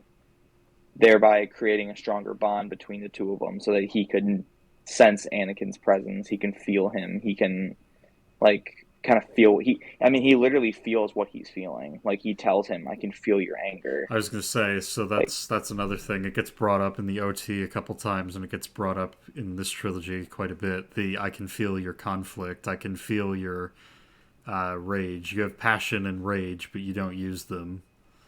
Stuff like that. It's like, yeah, I don't know. I absolutely think if Palpatine felt the conflict and or the turning point where Anakin was willing to commit, it's like, I don't know. I feel like at that point he would throw the fight, and that's kind of that. Yeah. And the other thing is the timing of Anakin running to the temple. Yep. Or to Palpatine's chambers right before Mace gets there. I don't think is pure coincidence. I think No. Once Palpatine had that reassurance, he was like, okay, now I know for a fact I can throw the fight and I'll be fine. Yeah. Well. No. So I just posed that as a fun hypothetical because I know that's like a big glad you did. debate among the fan base whether or not that fight was thrown. Again, I think there could be an argument made on both sides, but I definitely think you have good points when it comes to the side that Palpatine threw the fight. So yeah. Cool. yeah, thank you guys for sticking it out this long. We'll Sure. reconvene here shortly, hopefully, and finish this out. All right. So, people in the edit, you're gonna get one giant video. I'm gonna have to unfortunately render, but we'll make it work. So, goodbye temporarily. And we're back. We're gonna try and get through the second half of the movie before YouTube times out the video. So, I guess with where we left off, we are now with Anakin marching towards the Jedi Temple, are we not? Actually, wait, I'm sorry. Yes. Yeah, we are, because we're at Order 66. So, yeah, so we have that going on. Anakin is marching towards the temple, and then we cut, I believe, to Obi-Wan being shot at by the clones, like seconds after he gets his lightsaber. Yep. Which, it's one of those things, I'm trying to remember, because I think my notes are a little disorganized here. But, so as far as we've got, without the context of the expanded universe, without the Clone Wars, without any other related material, how exactly does Order 66 work in this film? Because I don't think we really get much of anything as far as, like, how it comes about. I think in terms of the movies, it kind of happens, and the audience is just expected to accept it, which I don't particularly like because it is a major, major point in this entire narrative. This is necessary for the entire OT to happen. Mm-hmm. So to just kind of throw it on us, offer no explanation, and be like, yeah, just accept this as what happens. I feel like even a throwaway line would have been nice. Yeah, because that's one of those things. Like, I think the Clone Wars does an okay job potentially patching this, but I think there's still potentially issue. I see, again, I'd have to rewatch that at that point, but again, that's also appealing to the meta. We know that that's a thing that was created after the fact to try and patch that up, whereas with the film just as it is, I don't think there's really an explanation for how it works. It's just a thing Palpatine does, and the clones just do it. Mm-hmm. So, Yeah, it seems like Palpatine just gives the order, and that's pretty much it. Like yeah, and they follow through with it. So it's not like he gets on and says, "Okay, you need to kill all the Jedi." Like he literally just says, "Execute the order," and then they do it. So like, mm-hmm. yeah, there was no real explanation as to what was supposed to happen during that time. Yeah. Well, and again, like without the inhibitor chip explanation, it feels incredibly weak. Like Cam said, you just need that throwaway line, and then I think we're pretty much in business. But like that really was weird to me that there was just nothing. It just was a thing that he did. But whatever. So past that, I guess this is more of a problem that gets raised with the knowledge of what actually happens, what the actual explanation is in the EU and the Clone Wars. But I figure it's still kind of worth pointing out because Palpatine just says execute Order 66, and that's it. Like there's no other like explanation past that. How do the clones know not to kill Anakin?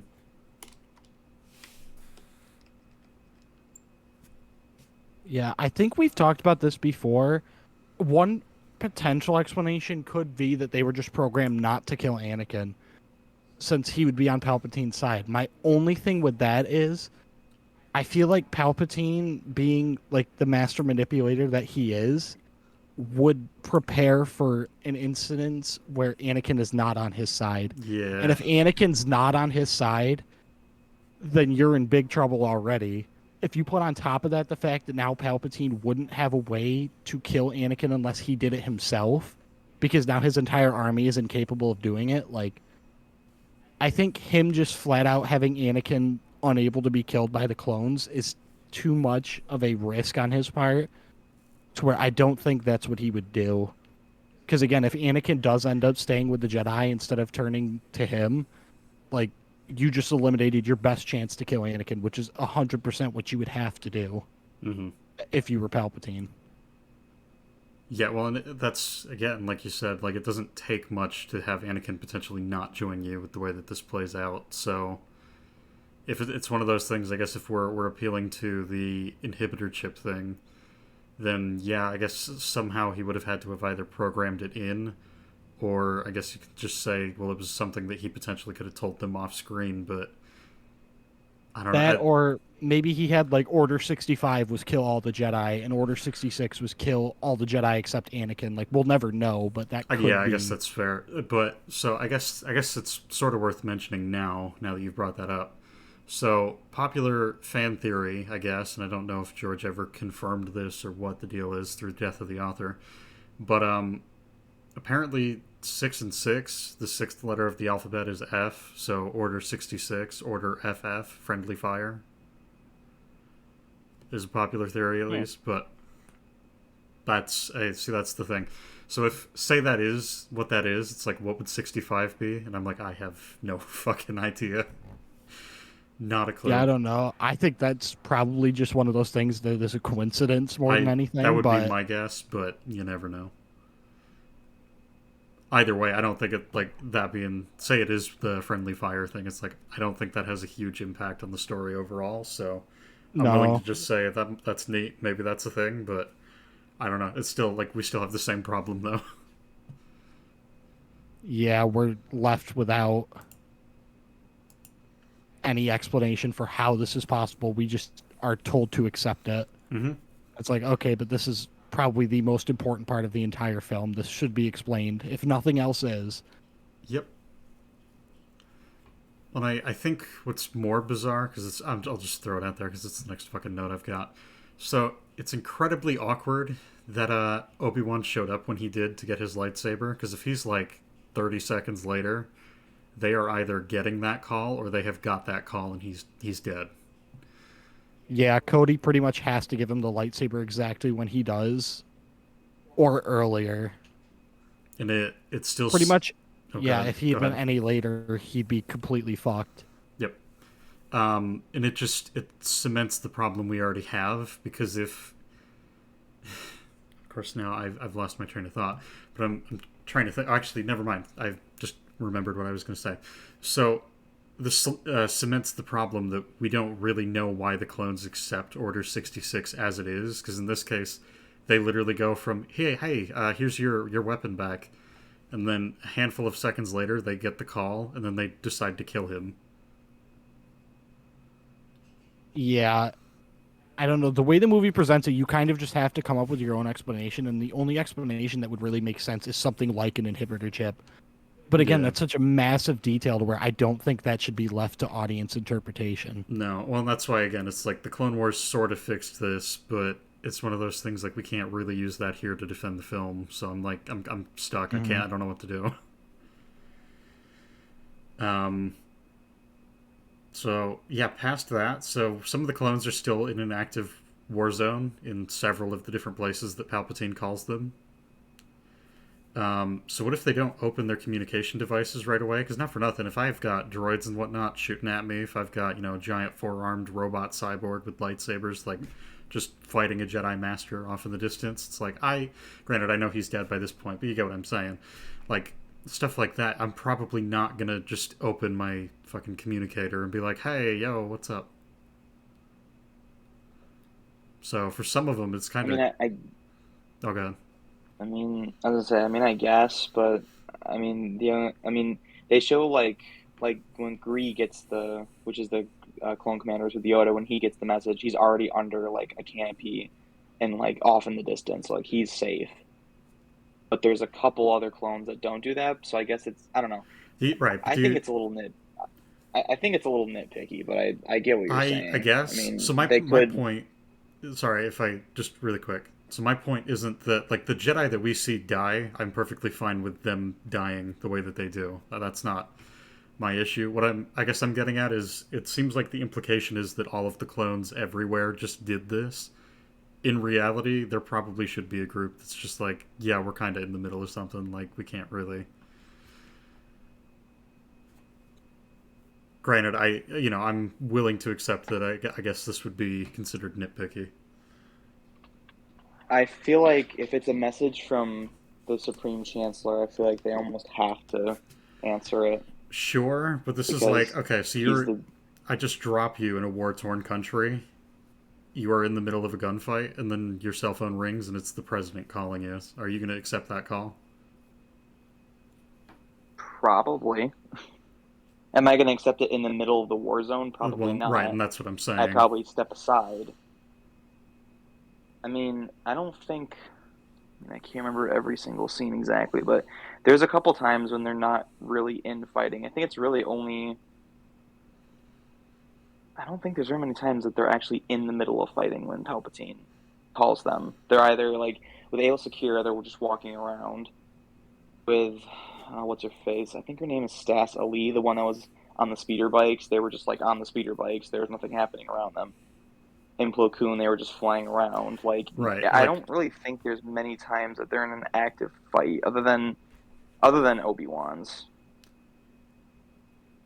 So I'm not sure if that's accurate or not.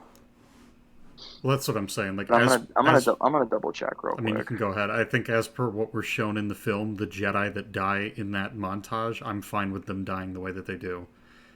The catch is, like, that wouldn't be representative of all of them, especially if the Jedi Order is as thin, as spread thin as they claim to be. There's going to be at least someone that goes through what I'm saying. And if they're not, then does that not seem convenient that several dozen, we'll play devil's advocate, we'll say several dozen Jedi are in circumstances like this, and every single one of them dies because they happen to not be fighting at that exact moment?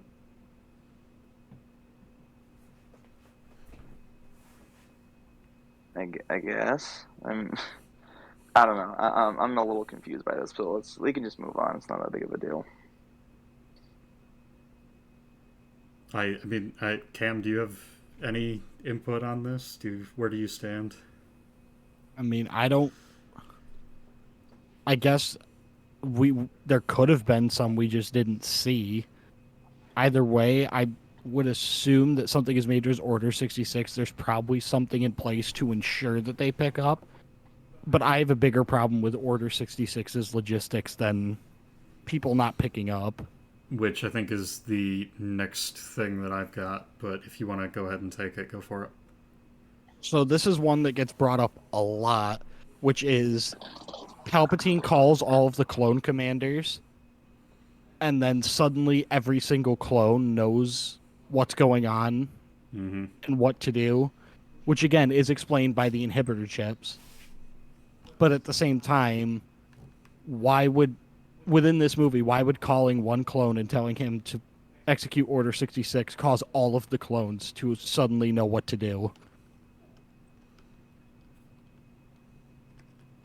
Yeah, I see, this is why I don't understand. Again, simple throwaway line would have been not great, but it would have been okay. And I just, like, what the fuck, man? Why? And it's like there are throwaway lines in terms of like Cody telling his men to fire at Obi-Wan. It's like, okay, yes, but they never question why, which means they've already had Order 66 activated, which means why are you bothering to call Cody and tell him to execute Order 66? Why are you bothering? Yeah, I don't know.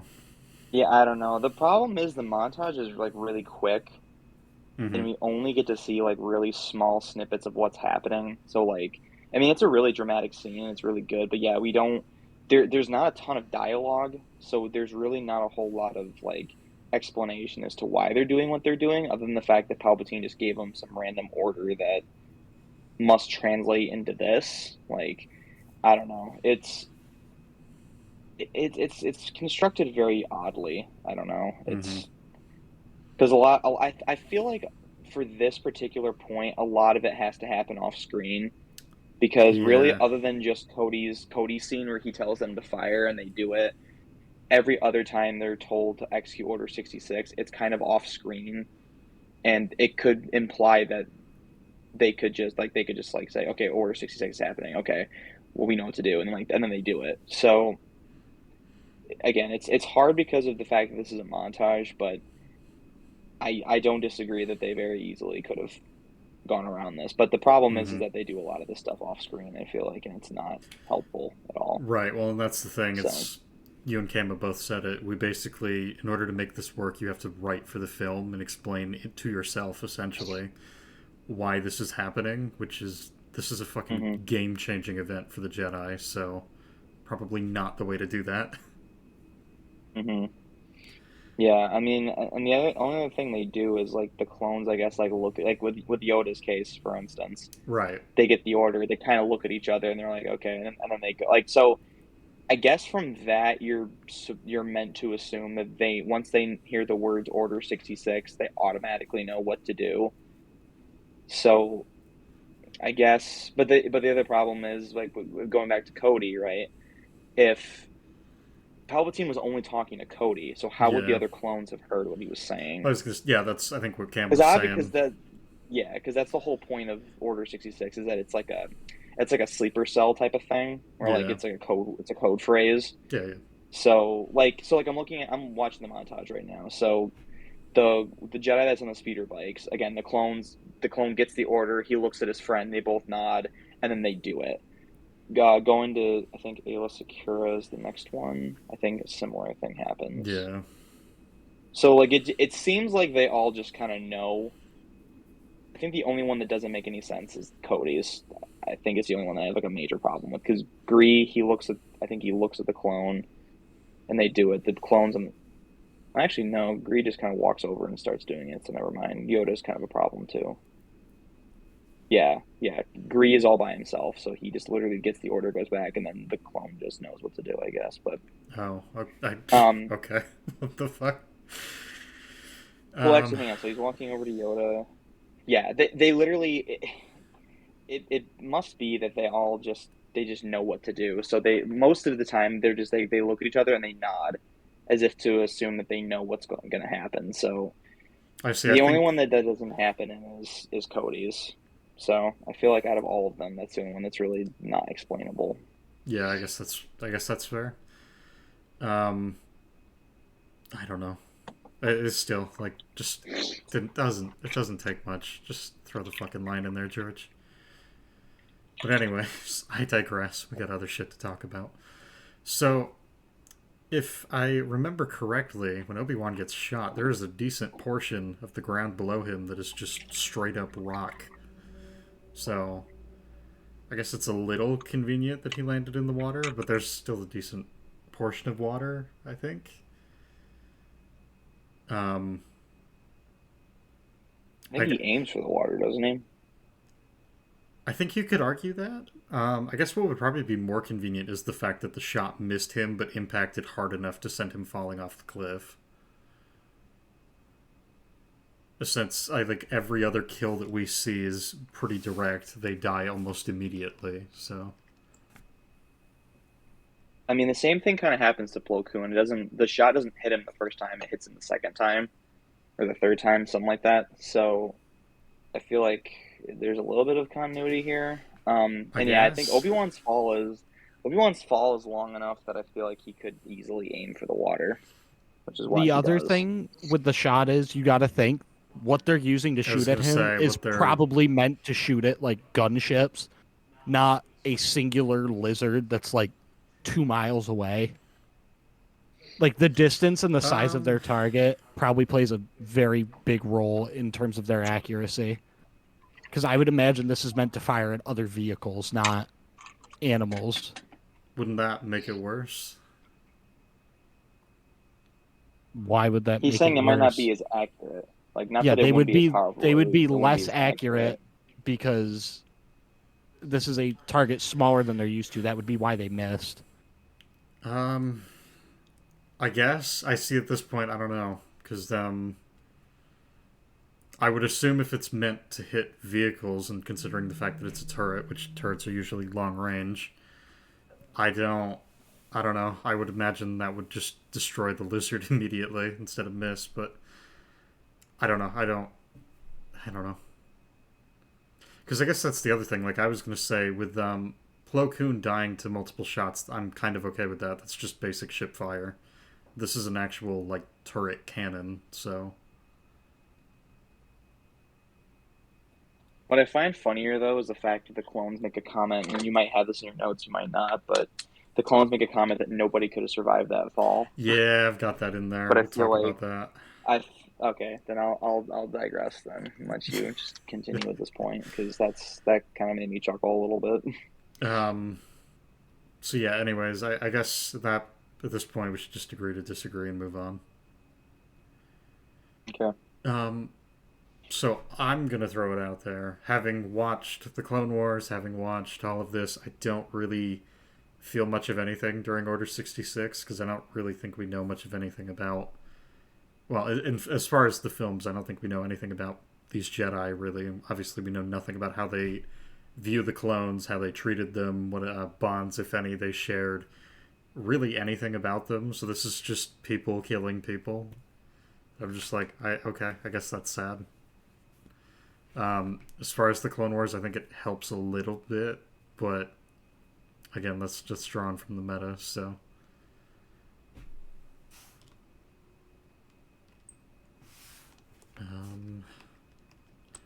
moving on, I've got.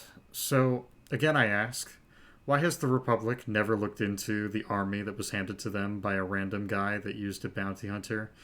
I'm sorry. Let me rephrase.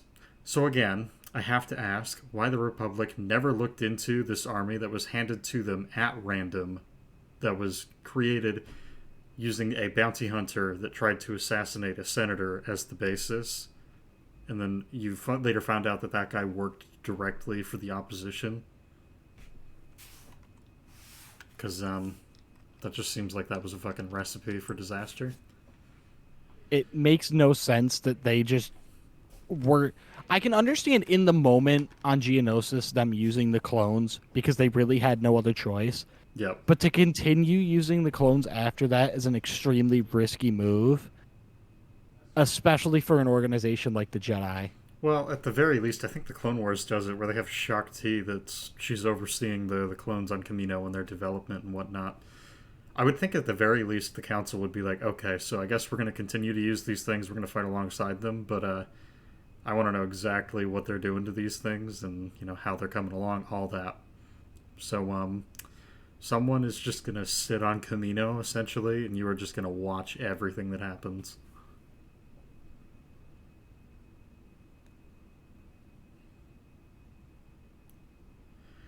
But, that's just me. It makes no sense. There's a lot of stuff that the Jedi just kind of forget to do that's very important that leads directly to their downfall. Speaking of which, the next and final note that I have is, were most of the Jedi really that incapable of sensing what was going to happen? The only one that we know of that knows anything was wrong was Yoda. I mean, they didn't seem incapable, but pretty much all of them seemed like they were in a position where they couldn't do anything. I guess so.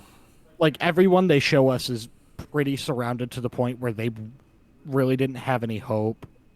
Plus, you could see, like, Ki-Adi-Mundi turns around because he notices that his guys have stopped following him, and he... Right. Like, it doesn't say he senses something, but I would that assume wouldn't that's be what that is. him sensing something. I would just interpret that as his clones have stopped following him, so he's like, what the fuck, guys? Yes, but then again, you said the word interpret, so we don't know. I guess that's fair. Whatever. So Anakin takes the younglings on a trip to Belize. Yeah, and it's so, fitting of what we just heard him say about how he's ashamed of killing somebody. That, and then he, within 2 minutes, is fine with murdering children again. So that's so in line. So I have one other point. Like, I have 2 bullet points. One of them is just everything with this scene. Oh, cool. Okay, you came back. So Anthony, we're at Anakin murdering the children. Do me a favor. Just play that scene really quick. Tell me how many kids react to Anakin taking out the lightsaber, because by my count, it was 1. What is it? Oh, it's back here. How far back is it?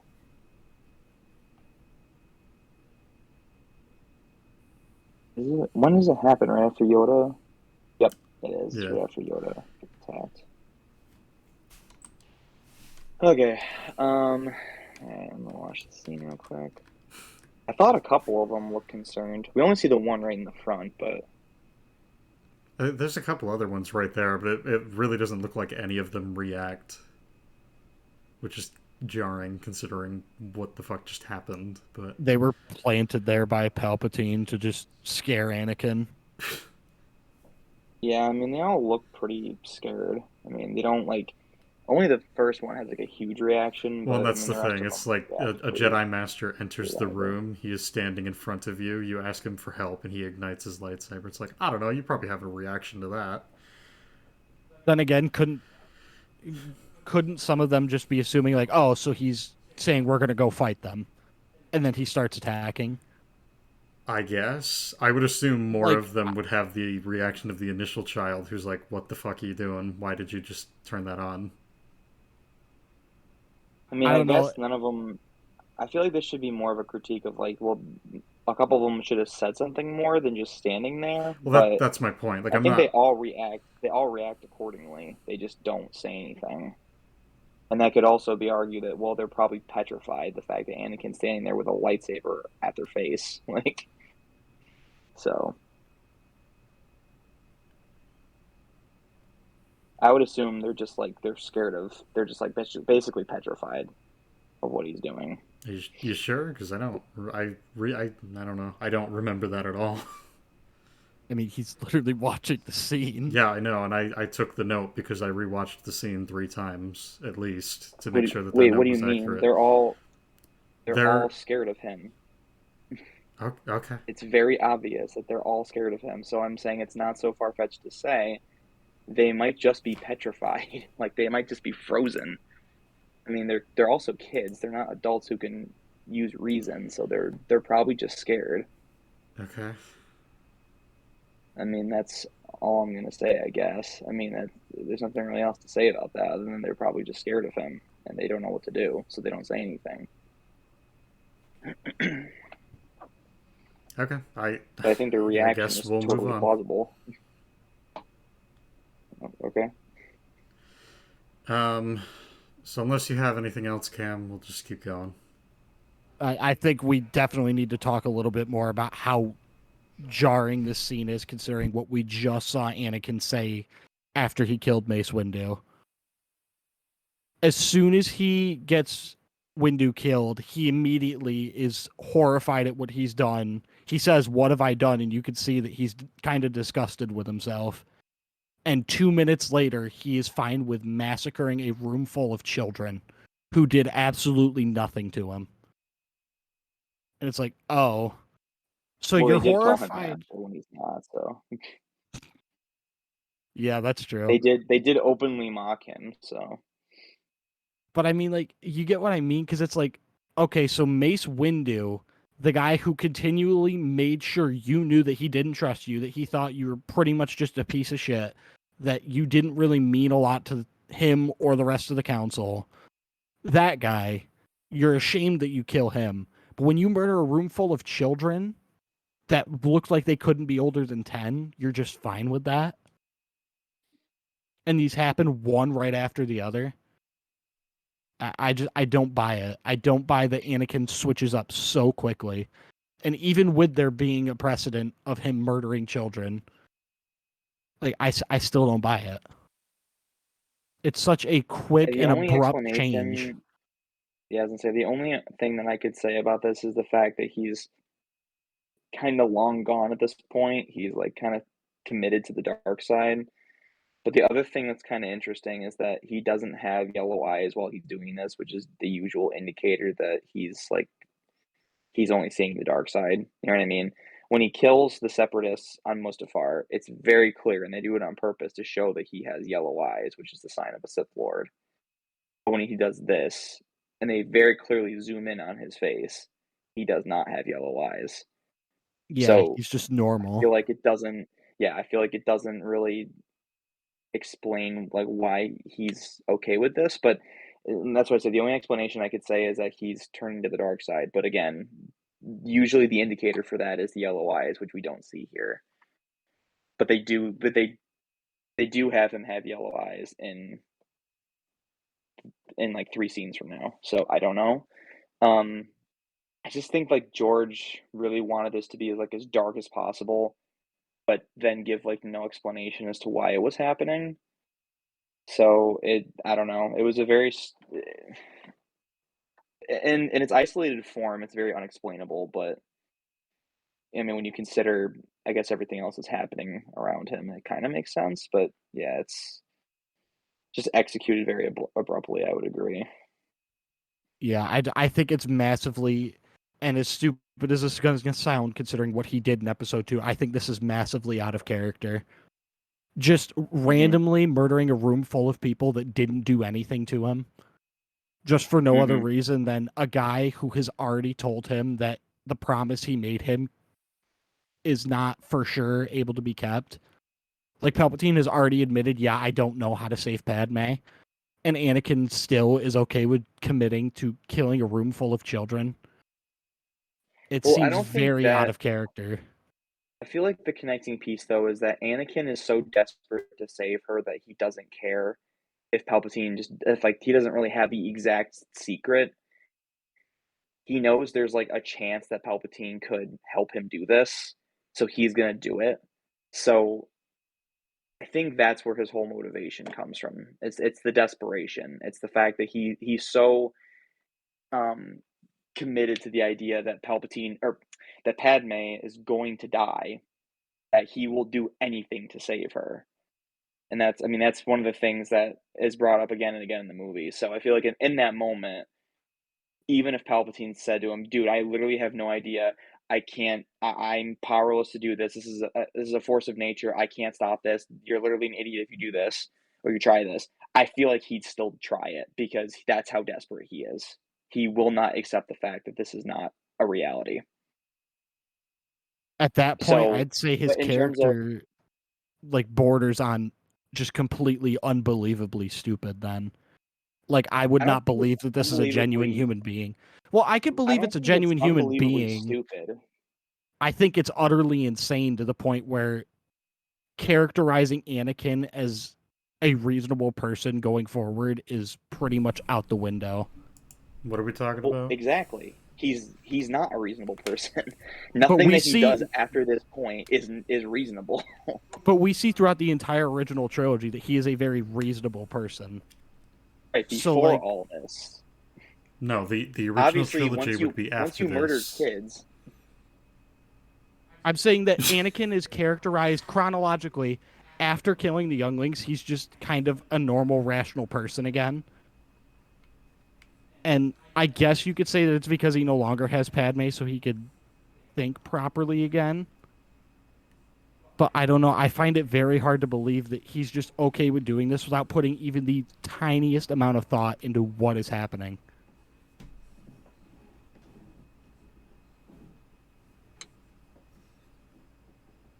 So I just completely missed everything that was happening.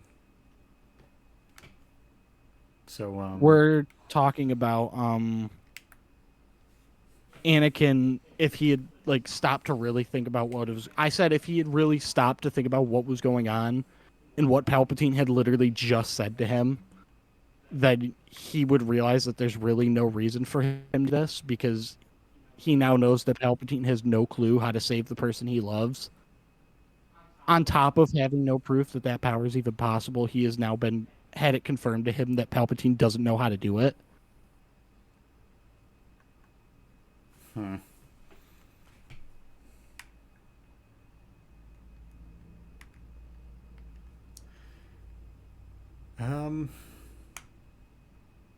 Yeah, I think I'm with Cam on this one.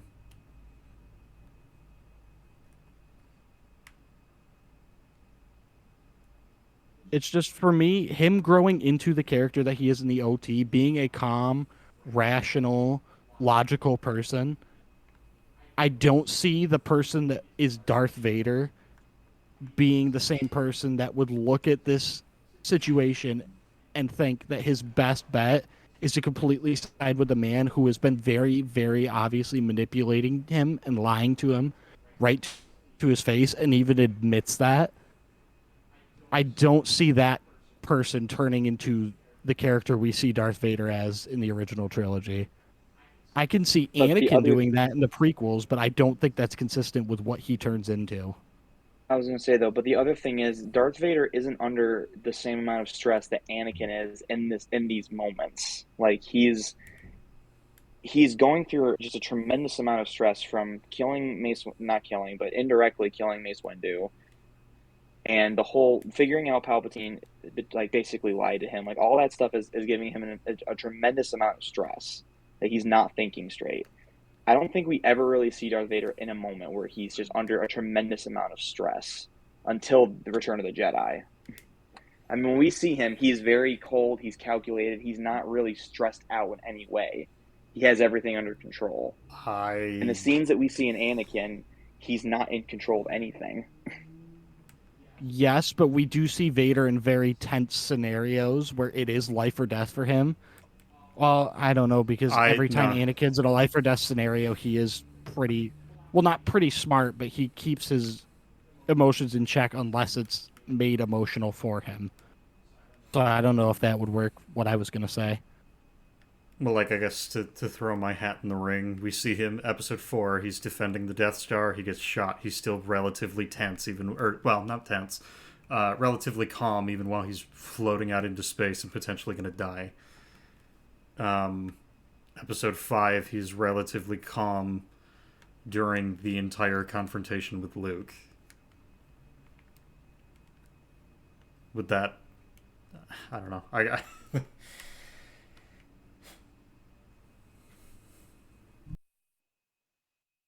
I don't know. I would also think that if he's this emotional about Padme, any interaction he had with Luke would also probably be just as emotional because of what it reminds him of. But he seems to not really care about Luke at all, which seems odd to me, considering how much he cares about Padme.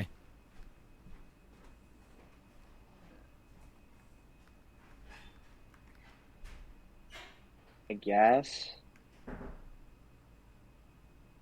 I don't know.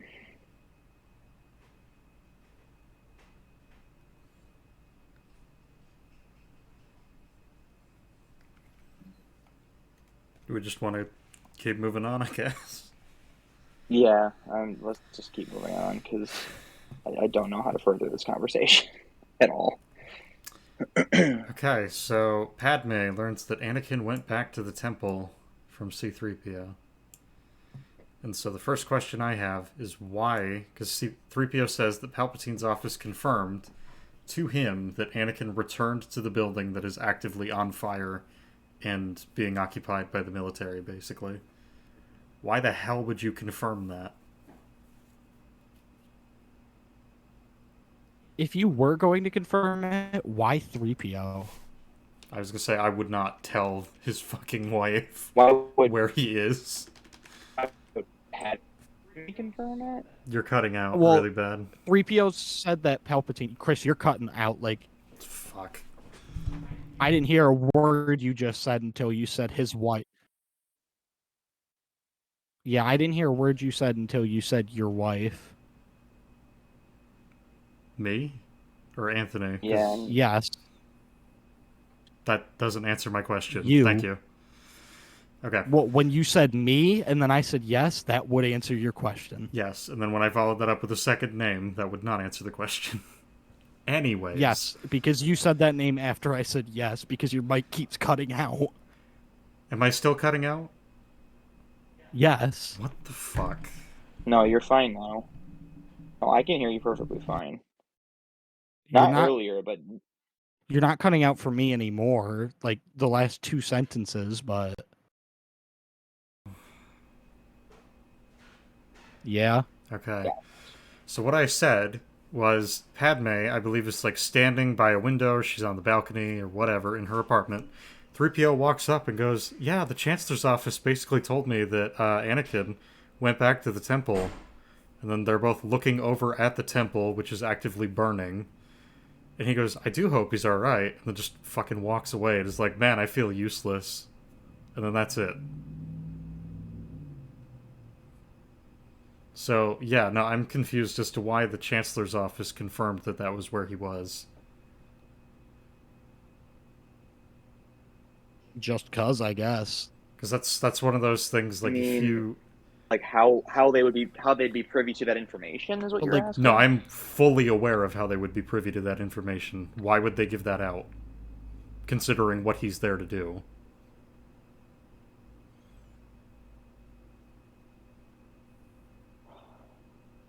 I mean, if they're already painting the narrative of the Jedi being evil, I guess if you wanted, because Anakin wasn't originally, Palpatine wasn't intending for Anakin to be anonymous as Vader.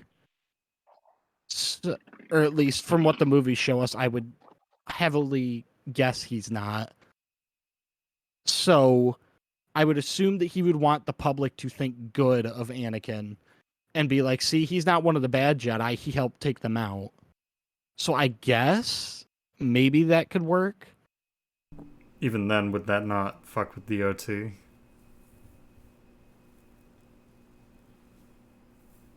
I mean, that depends on who 3PO told, which would be a very big contrivance, but Well, no, I don't care why not about... add one more to the millions that this movie has? Because George can't seem to write Well, cause and effect. Okay, so you're, I guess, missing my point. So, what you just basically advocated for was making it public record that Anakin went to the temple and murdered a bunch of people because he was protecting the quote-unquote Empire/Republic. The point that I'm making is if that was public record, Luke would potentially know that about his father in the OT. Would he not? Yes, that's why I said it all depends on who 3PO tells, which would just be one of a million contrivances that George puts in because he can't write cause and effect. I guess. I don't know. I think you're right. Given what we know in the OT, that Luke knows nothing about his father, it does not make any sense that the Chancellor's office disclosed this information. I was going to say, I just, like, for the simple purpose of what Anakin's utility is in the temple right now, like, they should not be telling anybody that. His entire goal right now is to just outright murder Jedi, so, I don't know, maybe don't tell people that. Least of all his wife, who can see the temple from her apartment. I don't know. I think in universe it works if you don't take into account the OT, because there's a reason in this movie why they would do that, which is to create positive perception of Anakin in the days of the Empire. The problem is, since the OT already existed, this messes it up because we're now establishing that Palpatine was just giving info away on Anakin. And apparently nobody found out except 3PO. And 3PO only told Padme, I guess, because if not, then everyone should have known. Well, that's sort of on top of the fact that him doing what he does anyways doesn't become public information. Like, I would imagine most people would probably just know that he betrayed them, but I guess not.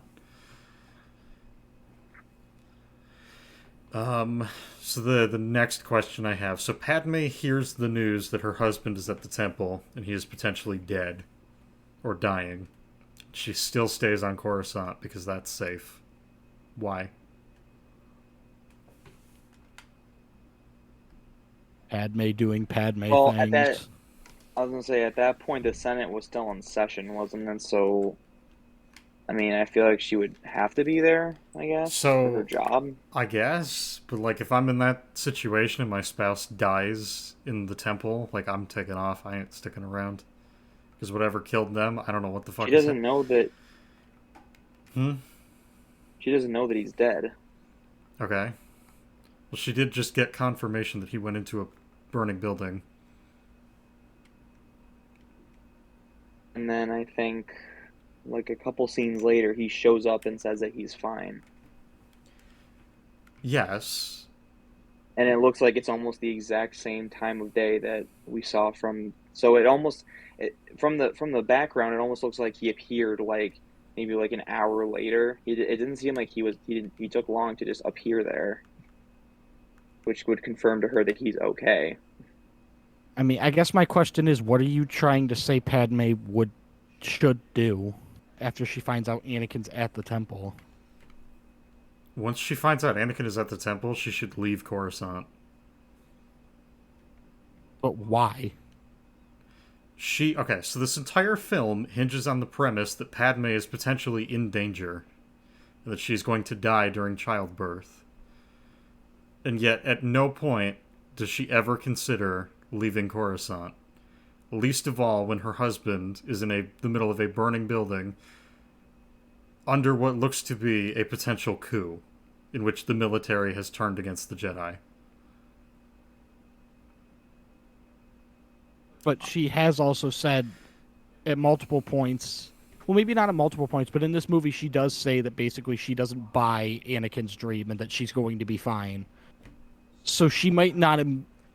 Plus, I don't think she would connect Anakin being there with her childbirth. She could just think, oh, well, the Jedi are supposedly turning evil and Anakin's at the temple. Or she wasn't confirmed that Anakin was at the temple in favor of the Republic, was she? She was just told he was at the temple. Right, but whatever. Apparently this isn't making any sense, so let's just move on. I'm just trying Well, to understand. I also think, again, just based on the fact that Anakin shows up and it seems like not a lot of time has passed, I think it doesn't make it that big of a difference because Anakin will just show up in, like, I guess we'll just say, like, an hour or so in the movie and tell her everything is fine, that he's handled the situation, everything's okay, there's no need to panic. So, I mean, that's the only thing the film does, basically, to confirm why she doesn't just leave. Okay, but also she breaks down after C3PO says that. So I guess yeah, which would lead me first to thought isn't to leave. I don't know. Okay, so her crying would allow me to infer that because of the state of the building that she's looking at, she probably doesn't think he's going to make it out of there alive. Yes, he shows up later in this hypothetical. We'll say an hour later. That is still an hour where you could be putting distance between yourself and Coruscant, and you just don't do that. And the appeal that you've used is she doesn't do that because he shows up later, which is just not a thing that can happen. Okay, but he also did say that she had to stay there. The Senate was still in session. She didn't really have a choice. With something this major happening, literally revamping the entire government, I don't think she can just up and leave. Does she know that they are revamping the entire government at this point? Because the special session of Congress hasn't even been called yet. I feel like if the proposition to completely rework the government is going to be brought up, it would be made very apparent that this is probably the most important meeting the senators will ever be to. Yes, and as I just said, that has not been brought up yet.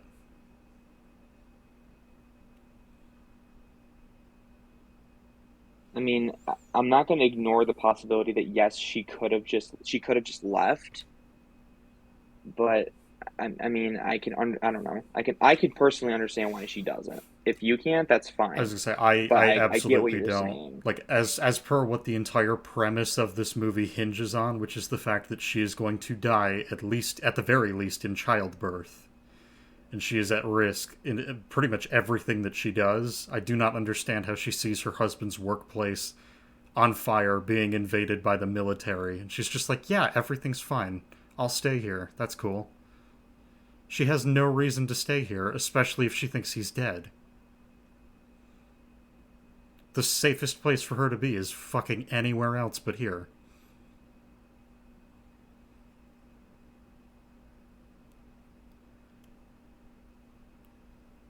But, alright.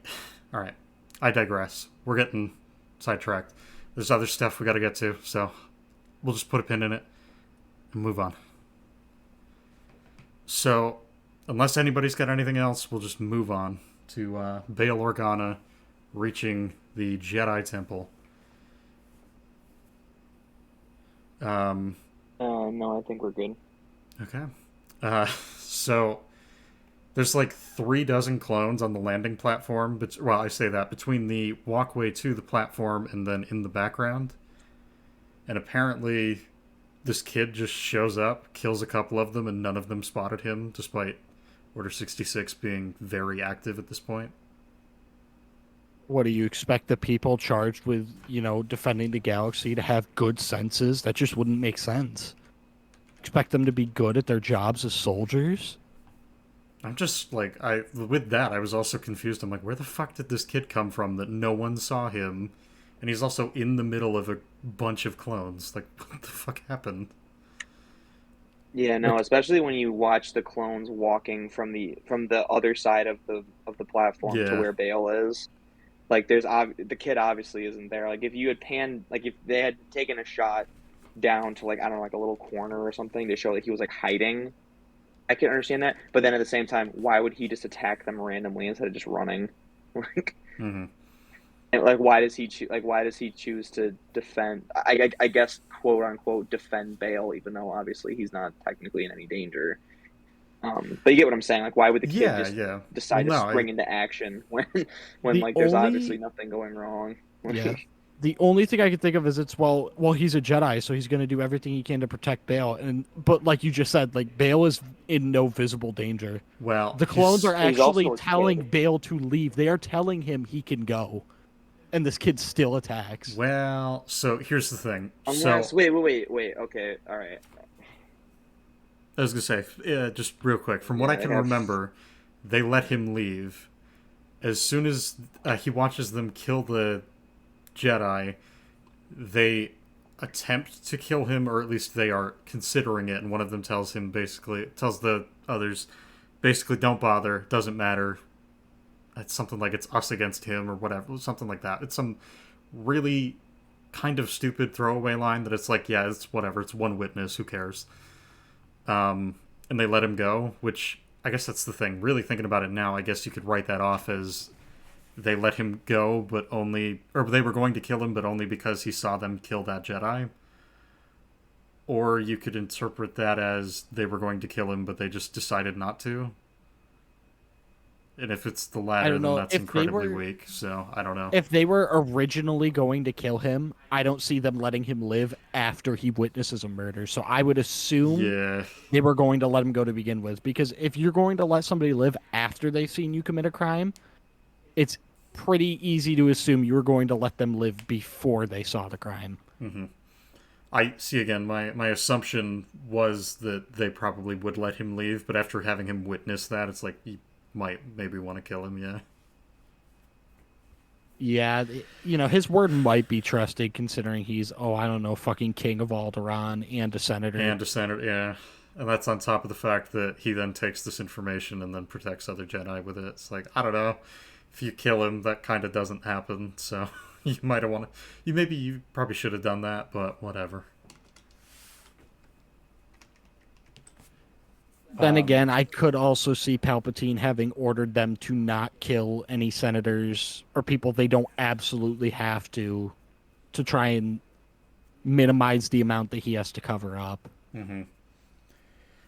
I guess I see that I could see potentially working. I think what I'm kind of caught up on is, and again, I can't remember exactly what the dialogue is, but when he jumps into the speeder and he's taken off, there is some sort of exchange that I cannot fucking remember what it is, about why they basically need to just ignore him and keep moving on. Yeah, if you can find it. Yeah, I have the clip. They literally just say, don't worry about him, let him go. They don't give an explanation as to why he's not a threat. Oh, okay, great. They just say, don't worry about him, let him go, after Bale has gotten away. Yeah, they don't even attempt to fire at him either. They're just like, he's not a big deal. Clears up nothing. Okay. He's not a big deal. He's not gonna say anything. Yeah, he's not gonna protect the two Jedi that were in the OT. That's just not gonna happen. So the only it's not like he has any ties to him. No, he doesn't care about the Jedi. The only thing I was gonna add is that it kind of seems like the kid is running away from the clones. So, I mean, it's like a blink and you'll miss it moment, but before he jumps over them, it looks like he's running away from them. So, like, that could explain why he just kind of appears out of nowhere. But the other weird thing is that as soon as he jumps in front of them, I don't think any of them fire at him until he kills one of them. I don't know. This scene is really I see it, and again, weird. that's the thing. It's like, if he was running from them, that's one thing, but it doesn't seem like any of them give a shit until he starts attacking them. So I'm just like, did he appear here, or what the fuck? Like, let's see. Well, the problem is that the jumping thing is the only thing the audience really sees. But like Yeah. once the trooper like turns around, you can kind of hear them say like "look out," and it kind of looks like he's running away from clones that are like way behind them. But then at that point, you'd figure, why hasn't anybody fired at him? Because there's a pretty good distance between the clones that are way behind him. I don't know. This is a really weird scene to dissect Yeah. because it's so just like the timing of everything. It's one of those things, like, even, well, yeah, the way that it's shot, it's like, I have no fucking idea what happened, so. I mean, the clones that are interrogating Bale, not seeing him is fine because their backs are towards where the kid would be. But then again, yeah, because like there are clones that are like running up behind them, so it looks like they're chasing him. But again, if they're chasing him, why don't they shoot at him? But I don't know. It's just a very oddly done scene. Like literally, yeah. Bale turns around, he takes like 3 steps. The trooper yells, "Watch out!" and the kid jumps. And then in the background, you can see clones running after him. So I would assume he's like an escapee kind of thing. Mm-hmm. But again, if that were the case, why wouldn't they be shooting at him? Yeah, well, like why is it that they only know that he's there because he jumps in front of them, basically? Well, correct me if I'm wrong, but when I think maybe it's one of the panning shots, it looks like there's other clones in the background that aren't involved in that whatsoever, so like wouldn't they just join in and kill this kid? I don't know. I mean, I think most of them are focused on Bale. And then there just appears to be like this group of them that comes out of nowhere with the kid. But again, if the shot had taken a little bit more time, like if they had just taken like a couple more seconds to actually show the kid running away and then actively deflecting deflecting blaster fire, and then he turns around and the clones that are in front of Bale turn around, like it's like I think this could have been done a little bit better. But again, I think George is trying to go for this like awe kind of thing, and it's just like shock and awe. That's what I was looking for. But like he does it really weirdly. So I don't know. I was gonna say I understand what he's going for. I'm just like incredibly confused by what the fuck I'm seeing. So his execution is extremely weird because again he tries to go through with his shock and awe, but he doesn't do like the logistics. I was gonna say none of it. Like if he's if it legitimately is that the kid appeared like, and the clones were following him, it's like, oh, well, they should be shooting at him. So, but you can't have that happen because that ruins the reveal that he just shows up and dies in front of Bale. So it's like you just probably shouldn't have had them follow him. But yeah, because again, his whole thing, and he does this a lot throughout the movie. It's like, oh, this would be a really cool scene. It's like, yeah, it'd be really cool, but this doesn't work. Like this doesn't make any sense. Like it's the same thing with Order 66. Oh, it'd be really cool if they all just turn on them. Yes, but you need to add something in there to kind of like is the explanation. Right, you need to add something in there to actually explain why they're doing this, and you don't. You just kind of go with again shock and awe. I mean, that's basically like the theme of this like 10-minute block of the movie. It's all just shock and awe, basically. Like, so that's the only explanation I have for that. Yeah, so unless you guys have anything, we'll keep moving. Nope. Yeah, I'm good. Okay. So Obi-Wan swims back up to the surface, and then this was just one of those things that kind of irritated me. So they have the probe droid flying overhead, and then it's immediately after this, I believe, couple scenes, I guess, after. You mentioned sir, no one could have survived that fall. During that discussion later, none of the clones mentioned the probe droid. So was the probe droid in this scene sent by them, or what the fuck is it doing here? I guess I'm confused as to what probe droid you're referring to, because I don't remember there being a probe droid, but... So when he just swims up out of the water, there's a droid that is flying over the water. It looks like it's scanning for him to see if he survived.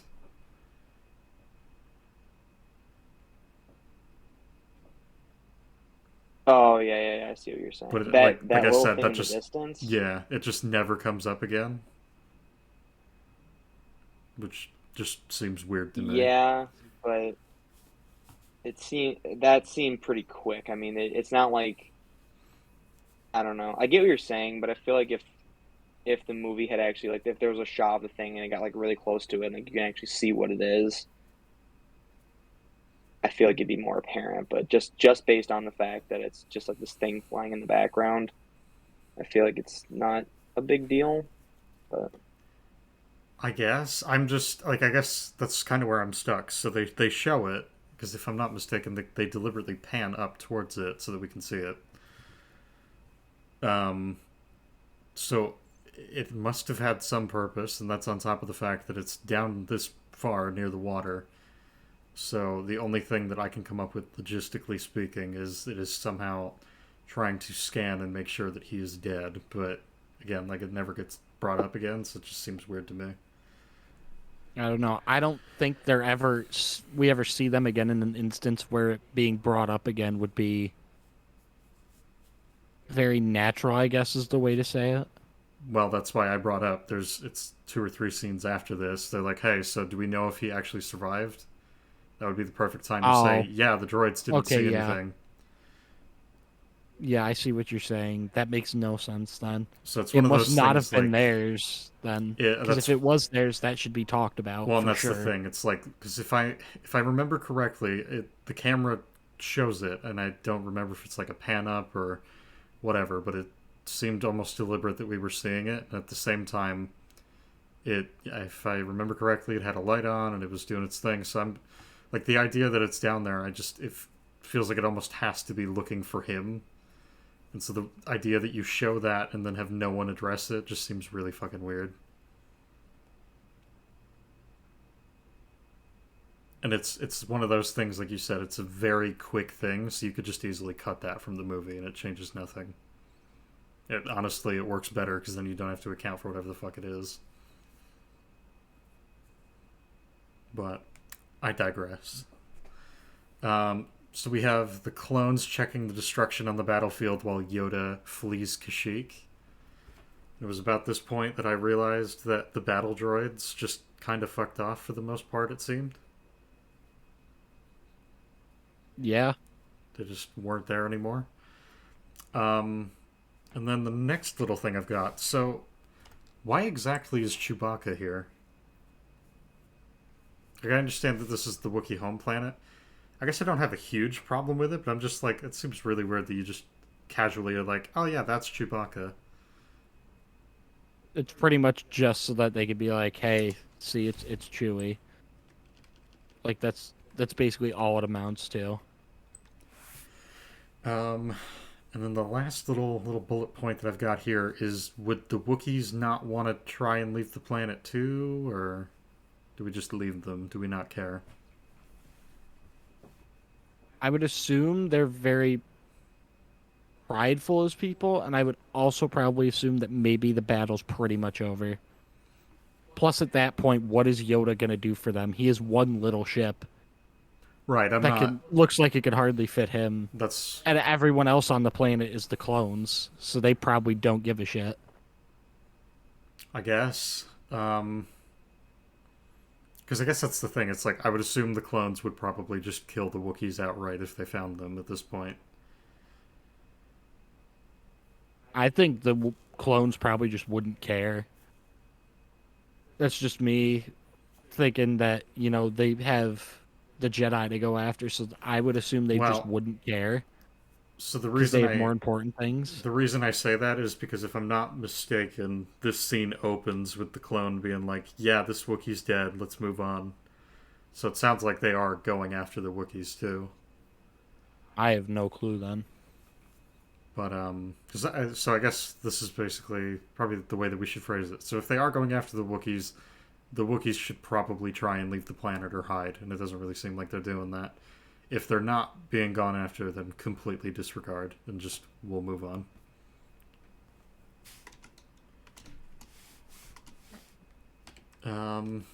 So Cam, Anthony, do you guys have anything for that or anything else I should say? No. Okay. So Bale and some others are fleeing on a ship, and they talk of warning the Jedi, and that is quite literally all that we get in that scene. It's really weird. It's like a 3-second scene of them just walking.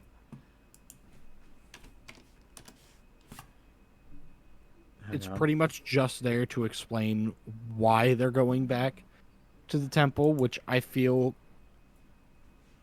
I don't know. It's a short scene, but putting it somewhere else, Oh. it would feel like very unnatural dialogue to me. Yeah. Hang So on. I feel like Hello. Hey. Hey. Okay. I think I fixed it. Can you hear me? Yes. I thought it was weird that you didn't Okay. say Sorry anything. about that. Yeah. Sorry about that. My mic That's all wasn't good. working. It's all good. So did you have anything you wanted to add about Kashyyyk before we continue, or? All I was gonna say was that personally, I would have wanted more of a dialogue between the clones instead of being like, "Well, these Wookiees are dead, so we'll move on." Yeah.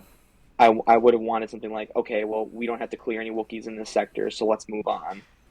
Yep. Like the line they give doesn't really indicate whether they care or not. They just know that they're dead. It's like, okay, well, we can't do much with this, so let's just Yeah. go. So I don't know, and we don't really outright see them shooting at the Wookiees or hunting them down. So again, if that was the case, I would have liked them to have just given more dialogue to explain that. So being like, well, they're all dead, so let's go. Well, Like, it's kind of I don't know. funny because this is like the 5th time in just this half of the recording that we have brought up something, and we've been like, yeah, maybe the dialogue clears it up, and then we hear the dialogue and we're like, well, fuck, I guess it doesn't. No, you're right. So it's like, Yeah, I guess it's just a thing that George just doesn't answer things. yeah, I don't know. Whatever. He really likes his quick cuts in this scene. I don't really get why, because Yeah. this is like the one moment there should not be any quick cuts. This should be a lot of explanation because Yep. this, like we keep saying, this is a very, very, very crucial part of the whole movie, if not the most crucial part. So Well, you'd think that this wouldn't be a bunch of quick takes. It would be maybe like a couple quick takes, but a couple more that are way more descriptive in nature. Well, and this is kind of the interesting thing because this is the one that you sort of have to go into what you're doing with the Wookiees, because the other, like on Utapau, none of the Utapau, like I guess residents, quote unquote, were helping that fight. Every other Jedi that we see, it was just them and their clones, it looked like. So, yeah, this is the one where they had an extra group of people helping them. You might want to just throw something in there really quick just about what you're doing with those people. But anyways, so going back to Bail fleeing on this ship with, I believe it's Antilles, right? I believe so. So the note that I have is, for being her friend and a senator, Bail does not try to warn Padme or any other senators. He just leaves. I think you and I had talked about that, Cam. That might not be as big of an issue as I thought, but at the same time, it just still seems kind of weird to me. Yeah, I was thinking because at that point, the Empire's already a thing. The Senate isn't a thing anymore, so Yeah, pretty much every senator has the information they need. If they're going to stay away from the Well- Jedi Temple, they're going to do it anyways. And if they aren't already convinced to stay away from the temple, I don't think Bail would be able to convince them. Well, no, the So I Empire. was The gonna say, Empire that's the hasn't been thing. established yet. The Empire isn't established yet. They haven't, as far as I'm aware, they haven't even called the session of Congress. That is Isn't going Bail No. at that? No. Yeah, well, hearing? hang on. So I thought he was with Padme during that. Am I misremembering Hang it? on. So you're jumping ahead. So where we're at right now, he has just left the Jedi Temple. Padme is still at her apartment. And this is, I guess, going back to that point that I had earlier. He has now gone and found that kid. That kid died in front of him. He is close friends with Padme, as per this movie and the second one. He knows that the Jedi are being killed. He does not tell Padme this and leaves. Okay, Right, yes, he that's an only- issue. I just had the order of events wrong. He just, Yeah, like, that's an issue. he basically just talks to Antilles about it, but like Yeah. he doesn't.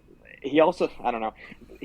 So this is the background we have to remember, right? So like basically right now, you're right. This is like probably like hours after Bail witnessed a political assassination right in front. Not only that, but Yep. a killing of a minor. I believe at this point he also talks to Obi-Wan about this because Yep. I think he's just confused as heck. Which So he's like, dude, what's going on? And Obi-Wan like kind of fills him in. Like it seems like they kind of fill each other in. well, actually, hang on. So before you even get that far, because just sorry, I don't mean to do this, but just this scene is him being like, yeah, let's just leave. We'll get out of here and warn some Jedi. So I'm like, oh, well, like, aren't you friends with that senator who? I mean, you don't know it, but she's married to a Jedi. She's really close friends with him, as far as you're aware. You might maybe like want to say something to her that her friend is potentially dead at a temple. You might want to maybe like, if you're gonna leave, you might want to take her with you, especially if you have no idea what's happening. Well, let me just say this real quick. The other thing here, though, is that at this moment, Bale only knows that Jedi are being killed. So I feel like it kind of makes sense that he wouldn't warn the senators, because the senators are not the ones that are in the most immediate danger. I guess. See, I guess technically the Jedi are. This is where I'm thinking. I'm not ahead. saying that I excuses why he's not telling Padme Yeah. Anakin. I'm saying this excuses the fact that he doesn't tell anybody else, because again, I don't think the senators are the ones that are in the most immediate danger here, which is why his first reaction is to say, "Okay, we got to go talk to some Jedi that we know." Mm-hmm. The Anakin thing, though, I'm not entirely sure, because I don't think he knows all that much about his relationship to Padme. Well, that's why I'm even playing devil's advocate earlier. I was just like, he probably doesn't know that they're married. That's fine. He would still know that they're relatively close, I would assume.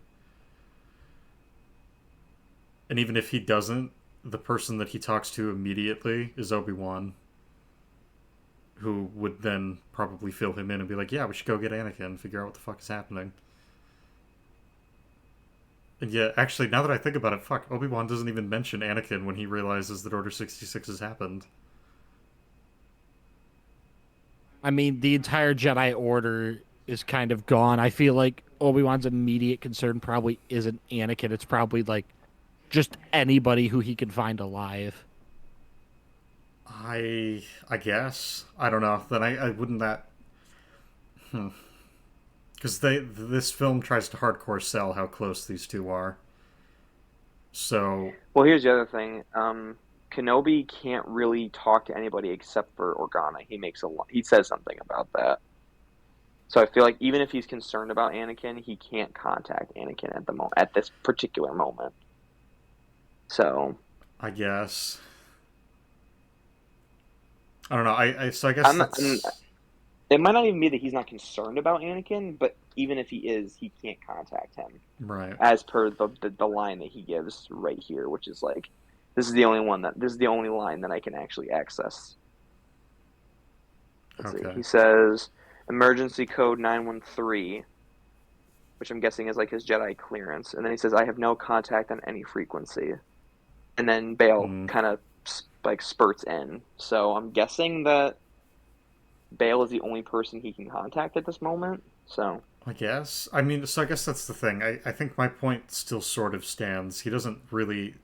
I understand he would have no way to contact him, but it seems like reaching out to Anakin in any way, or even remotely having a concern for him, is just kind of out of the picture. Or out of the question, I guess.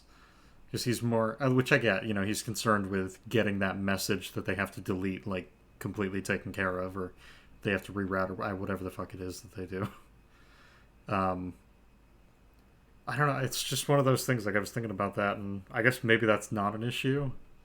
Not as much of an issue, but, Yeah, I personally think that Obi-Wan just realizes that there's much more important things going on right now than whether or not Anakin's alive. Like, yes, that is important to him, but the safety of every single Jedi is also in his and Yoda's hands right now. Like, he needs to worry about that before Anakin. Mm-hmm. Yeah, I think that's the conclusion I'm coming to right now, yeah. I will say, though, I don't disagree with your point that Obi-Wan should have at least made a line like... Right. I tried to contact Anakin, like he could say to Organa, like, have you heard from any other Jedi? Right. And that's when Organa could say the line, like, oh, I just rescued Master Yoda, but no word on anybody else. He could say, okay, well, I'm going to try contacting Anakin. Mm-hmm. Obviously, Anakin's probably not going to answer him, so like I think like that would... Yeah. But at the same time, like, it's okay, still... something's really wrong. Yeah, it doesn't take much. You know what I mean? Like, Anakin's not answering me. The clones just turned on me. Something is, like... I feel like that would have been interesting to see, but Obi-Wan is just kind of like, I mean, my clones turned on me. I gotta figure out my own shit. It's like, oh, okay, Yeah. okay, Obi-Wan, whatever you say, bud. But Yeah, I just think so it's one of those, I like, definitely get the concern. I think But it's a really it's quick again, detail you it's could just throw in there, like you said. Like, you just lengthen their exchange a little bit, and he's like, "Yeah, I'll try contacting some others," or something like that. Whatever. Um, but yeah, no, he just because I understand that I'm jammed on every frequency. Honestly, hell, even show us that. mhm. He starts off, he's in the ship. We get a couple seconds of him just trying to like come to terms with what's happened. It's one more thing for, dare I say the word, subtext. Not in a George Lucas film. There's no fucking way Yeah, you're I getting know. subtext. But it's one of those things, like, you take maybe 30 seconds, you just show him, he's in the cockpit, things are finally at quote-unquote peace, but not really, because obviously we know the shitstorm he's about to walk into. Um, you just have him kind of, he's messing with the controls, he's like, oh shit, okay. So what happened to me, I wonder if that happened to other people, and if it did, maybe I should reach out to that, and just play that out that way. You can even have him reach out to Anakin, then you can have him be like, Obi-Wan just has shit. no concern for Yeah, anybody. he just doesn't care. It's like, okay. No, Obi-Wan just has no concern for anybody except for Yoda, apparently. Because as soon as he hears that Yoda's okay, he's like, oh, okay, then everything must be fine. Right. Like the most Um, powerful Jedi in the Jedi Order is fine, so everything else must be fine. yep. Like, So I guess, sorry, somewhere... well, Yoda's somewhere okay. Oh, thank goodness. So somewhere in there, we were talking He can about take care of himself. bailing out. Oh. Oh, fuck, that was a very poor choice of words, I guess. Bailing out. Yes. Yeah. Bail, well, yeah, you know what, fuck it, I'll stick with it. Bailing from Coruscant and not taking anyone with him. I think the only point I would raise at that sort of crossroads is you've just witnessed, as you called it, a political assassination cam of the, well, a Jedi youngling. Would it be that far-fetched to assume that if you're going to have the military kill the Jedi, that the senators could potentially be next? I don't think it'd be far-fetched, but you do have to think right now the Jedi are the ones he knows are in immediate danger. So he would be more likely to help them before the senators, because as of right now, the Right. senators aren't in danger. The Jedi are. That could change. Well, yeah, But- and that's, I guess, my point. So you know for sure they are after the Jedi. That's fine. There is still the possibility that they could go after other people that you work with. I would think you would maybe say something. I don't know. I don't think it takes a ton. But, because I guess that's the thing. It's like, I'm kind of stuck with this, that I'm like, I don't necessarily know what to make of it, because it doesn't really seem like he cares that potentially him and the other senators could be targeted. It's just the Jedi, and it's like, oh, well, that's super altruistic, I guess, but at the same time, you don't seem the least bit concerned about your own potential safety, which is just kind of stupid. Also, at this point, has the senator, that meeting to basically turn the Senate into the Empire, has that already been announced? No, because I have it right here in my notes. No. That gets announced when Obi-Wan, Yoda, and Bail meet and formulate their plan. And that's done deliberately so that all three of them can sneak back onto Coruscant together.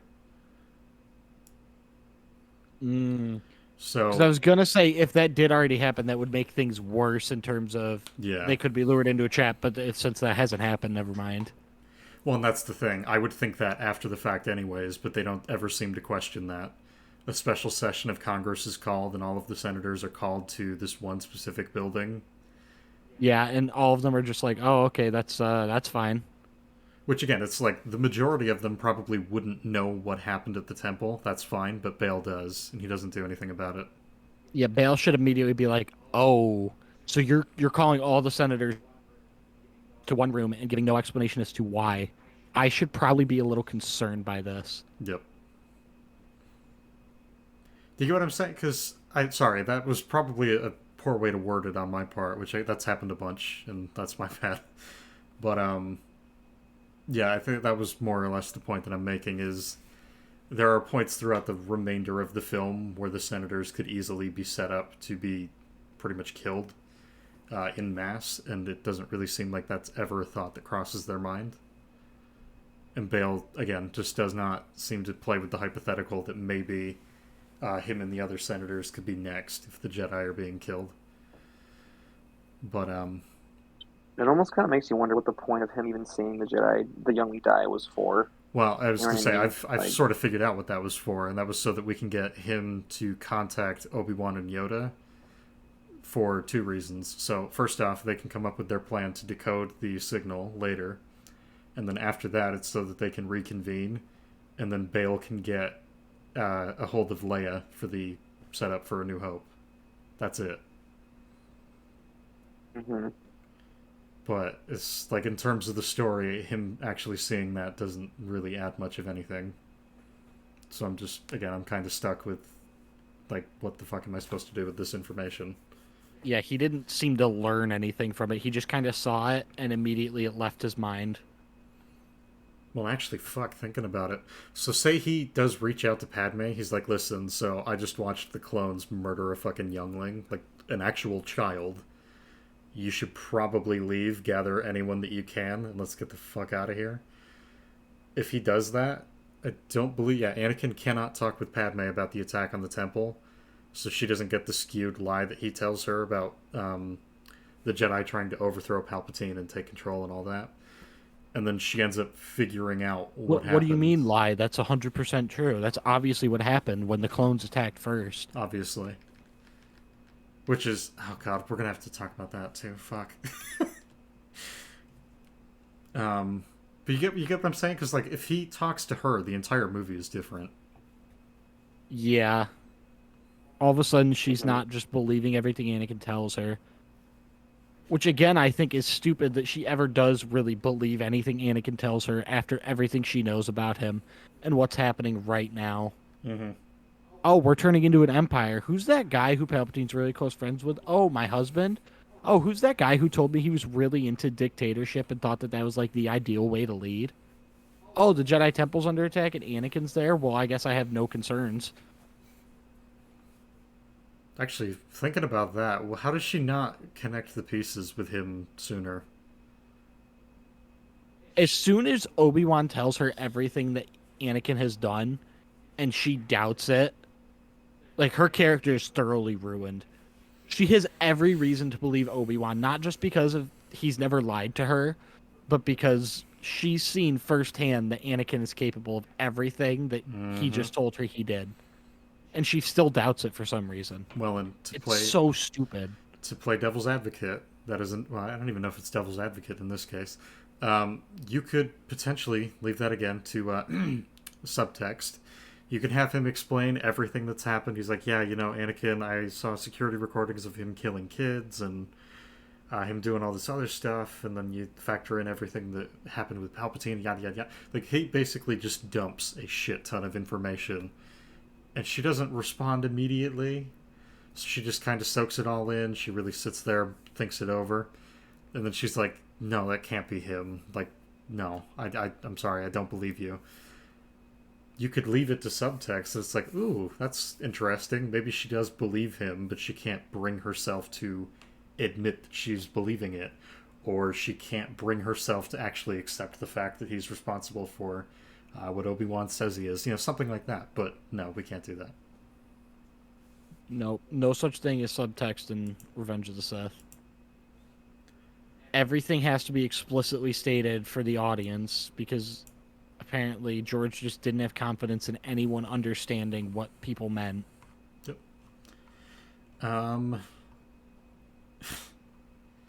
So the next scene that we've got, unless you guys have anything else, is Obi-Wan escaping Utapau with the clones nearby.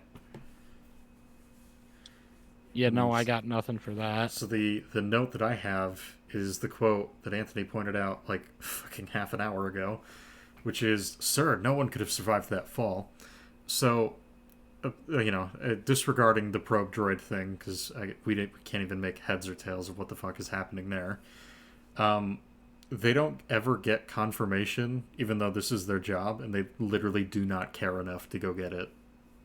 Which is, like, what the fuck, guys? Yeah. It strikes me very much as, well, it's the next guy's problem. Well, if Obi-Wan's not dead, it's not my problem. That's Palpatine's problem. So, we know he makes it to the OT, so we're just gonna leave. Sir, he's got to mind trick me in 3 movies. In 3 movies, in the next movie. Yeah, they really just are kind of like, oh, well, I guess he's not confirmed dead, but... Was that just a meta joke? Because technically it is 3 movies now. Oh, I didn't even know. I just said a random number of movies. Well, think about it. So, chronologically, if you keep the numbers as they are, it is 1 movie. If you go with the meta, what we have now, it is technically 3 movies if you count Rogue One and Solo. Because it's Solo, Rogue One, and then, so it is 3 movies, technically. 3 so movies. I was right when I said it wrong. I was right. Actually, you were right both times, technically. Well, what I find really funny about all of this is that it's just the irony in the line, nobody could have survived that fall. Yeah. You realize who you shot down, right? Yeah, you shot down one of several people that is capable of using telepathy and other powers. It's like, I don't know. What the fuck? If someone could survive that fall, I'd think it would be a Jedi, but... Nah. Right. Not to mention the fact that you just shot him with a turret, a laser from a turret, which is, like Cam said, is supposed to destroy vehicles, which are 3 times Obi-Wan's height and weight. Yep. You just shot him basically with the laser designed to kill things that are twice his height and twice his weight, and all he did was he basically just got pushed back from it. He did not get damaged by it at all. So actually, and none of those rocks that were blasted by it, none of them went back and hit him in the face. Nope. Well, I was gonna say, and you're telling me just thought of that. This is the guy that you think didn't survive the fall. Yeah. Well, I guess that's the thing. If we're sticking with what we were talking about earlier, if we say the turret is potentially has a harder time shooting the lizard, it's like, yeah, he probably did survive that then. Like, I don't know, what the fuck? Like, the more that I just think about that line, it really fucking irritates me. You're just okay with not having an answer. Yeah, but if they had just stayed in that area for, like, I don't know, 10 more minutes and watched him swim out of the water, it's like... That's all they had to do. Which again, if you go with the probe droid thing, which I think they were kind of going for, but obviously didn't work the way that it was supposed to, the probe, like, that would explain why they weren't sitting there watching him. Well, because we have a probe droid, that's what its job is to watch him while we go do something else. Right. Well, that's why, again, I'm under and then the you could have assumption... thrown in... Go ahead. I was just going to say, and then you could have thrown in exactly what you just said. Sir, the probe droid didn't find anything. Yeah. So that would have given them confirmation that they didn't have nothing to worry about. Like, it's... Yep. But they don't say that, so it's very strange, but whatever. That's why, again, it's just, that line is just incredibly ironic, because you're, especially, not even counting the meta, right? Don't even count the Clone Wars we know from that. Don't even count the experience we know the clones have with the Jedi. According to this movie, the Clone Wars has been going on for a very long time. You'd think by now, especially Cody of all people, would know that not only Jedi can survive things like that, but that Obi-Wan is more than capable of handling a fall. Again, just even not taking into account the experience we know he has with Obi-Wan from the Clone Wars TV show. From what we see, Cody probably has pretty good knowledge of Obi-Wan and what he can and can't handle. So the fact that Cody just disregards it as, oh, he's probably dead. It's like, no, he's definitely not. Like, and nobody seems to care about that. So, yep. Well, again, like, that's why, going back to that earlier scene, that's why I'm under the impression that they must have sent the droid, because that makes the most sense. But then they also don't address that when that easily bails them out. So I'm like, what the fuck, guys? Why? They send the droid, but they don't send the droid. Fucking. Does that clear it up for you? Yes, in Game of Thrones writer's voice, the clones just kind of forgot about the probe droid. Oh my God, I know exactly what you're talking about when you said that. Danny just forgot kind of forgot about the Iron Fleet. You kind of just forgot about this massive game-changing thing that completely would rework the, course of the season. They just forgot, guys. Guys, Anakin just forgot he was married to Padme, guys. He just forgot. He forgot that they were children. when Obi-Wan sticks out of the water, it was a little sneaky. It was a real sneaky, Commander Cody. Okay, I admit it. I fucked you at Utapau, okay? Okay. It's a real sneaky. Kind of like Order 66. It's a real sneaky, too. We're all a little sneaky sometimes. Kind of like when you shot me out of the sky. Real sneaky. It's a real sneaky, too, Cody, okay? Jesus. Oh my god. Anyway, let's move on from this platform. Yeah. So, because we're getting to one of the best scenes in the whole movie, which is Anakin's dialogue with Padme. Oh God, I didn't even write down specifics, so I can't wait. Anyways, so Anakin, I'm sorry, before I do that, Obi-Wan then decides to run back to where he and Grievous ended their fight. He steals Grievous's ship, and that's when he contacts Senator Organa. And I believe after that we cut back to Anakin arriving at his and Padme's public apartment and just shooting the shit with her, basically, I guess. So I have one note, but if either of you guys want to step in and take it from here, you're more than welcome. Nope, you can take it. Okay. Yeah, go ahead. So I have Anakin mentions Windu trying to kill Palpatine, but doesn't mention that Palpatine is the Sith Lord or any of the other context, like the 4 Jedi that he fucking murdered. Yeah. Who cares about context? Which she would eventually figure out that he was involved with the Sith regardless, so good luck keeping that a secret from her. Which is the only reason I can think of that he wouldn't tell her right now. So. What the fuck ever. Only reason I could guess is that he's trying to, like, stall for her figuring out the truth because he knows what he's doing is horrible. But at that point, like, you gotta realize that you're just setting yourself up for a worse scenario in the future. Well, this is after we've seen you murder children, so you had plenty of time to, back out and reconsider. But, no, we're going full send, I guess. Like, what does he expect when Padme eventually does learn that Palpatine was a Sith Lord? In this scenario where Padme lives and everything's fine, what does he think Padme's gonna say when she figures that out? Oh, no, that's fine. Yeah, apparently he just thinks everything's gonna be peachy.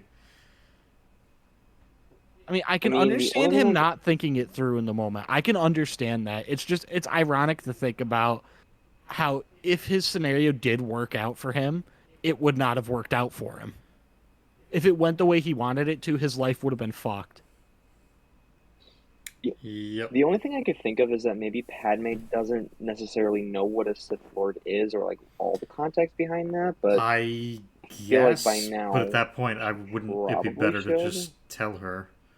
Yeah, I feel like if you're married to the chosen one, you would probably know. Especially with how much Anakin seems to like to brag. So if he tells Padme that Palpatine's a Sith Lord, what does that change? I'm not saying it changes anything. I'm just saying it's ironic that he leaves out this context, thinking that it might better him in the future, when he really should think, what's Padme gonna think when she learns that I left all of this out and basically told a lie of omission in order to get her on my side? Like, he doesn't seem to consider that. I don't think that's a problem because he's in the heat of the moment. I just think it's ironic that he never thinks of that, of how he's actively making his situation worse if it does work out for him. Again, I think it's fine that he does technically lie to her because I think it works given all the stress he's under. But I just think it's ironic that he doesn't realize that he's making the situation worse for himself in the future. if it He's- had worked he's out how already- he wanted it to. He's already made the situation worse for himself by doing all the things that he's already done. So he's kind of beyond the point of no return here. Yes, Like- I guess, but this is the person that, if, like Kim said, if everything works out the way he wants it to, this is the person he will spend the rest of his life with after he has committed all these heinous acts. Lying to her about a situation that she will eventually find out about regardless of what he does is really dumb. Well, again, based on the things he's already done, if that information gets out, he's fucked no matter what. I mean, he's already committed terrible things. So I Okay. feel like out of everything that he's done, lying to her is not the biggest thing she would be upset about Right, but that's, I'm not in the saying grand lying scheme would of what be. he did.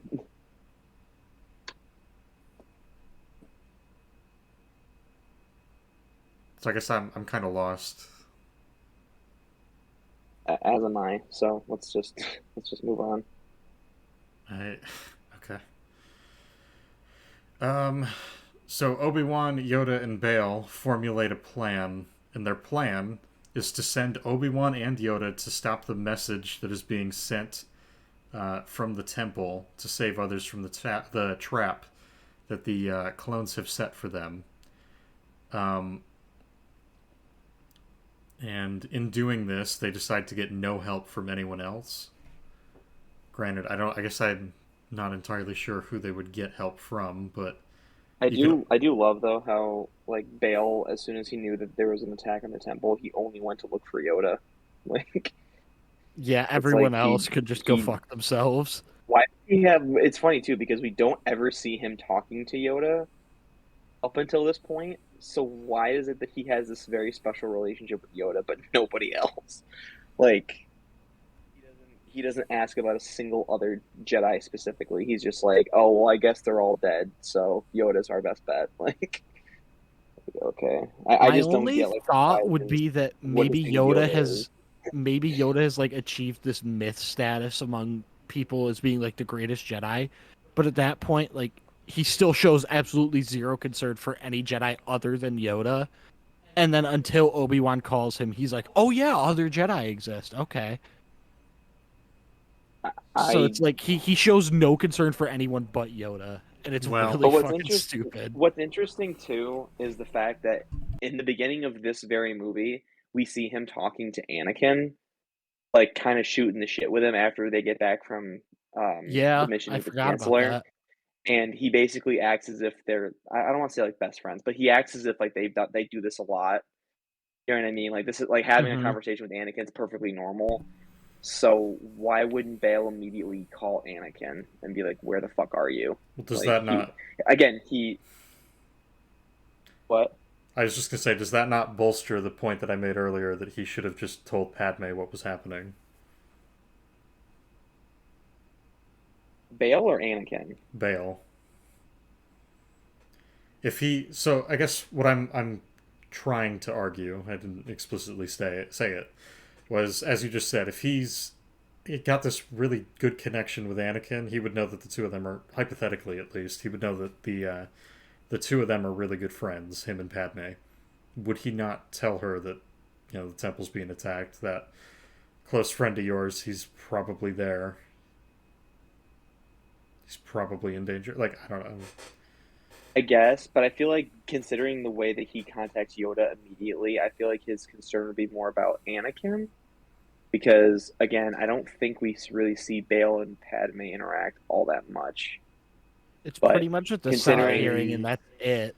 I think because they're Considering sitting together when Palpatine is called Yes, Emperor, but- aren't they? That's yes, I but- think the yes. only time I see them interact that I can remember at least. So then- again, Okay. him and Anakin have a full out conversation. So I feel Yeah, like if yep. he were to contact anybody, it would be Anakin, not Yep. specifically Padme. And if you can't get a hold of Anakin, who is the second best person to get in contact with? Probably someone, another Jedi. I would contact another Really? Jedi over Padme. Because the second person I would potentially contact is probably Obi-Wan. The third is probably Padme. Because as per what we've seen in these movies, I don't think any other Jedi is going to have a fucking clue where he is. maybe you do.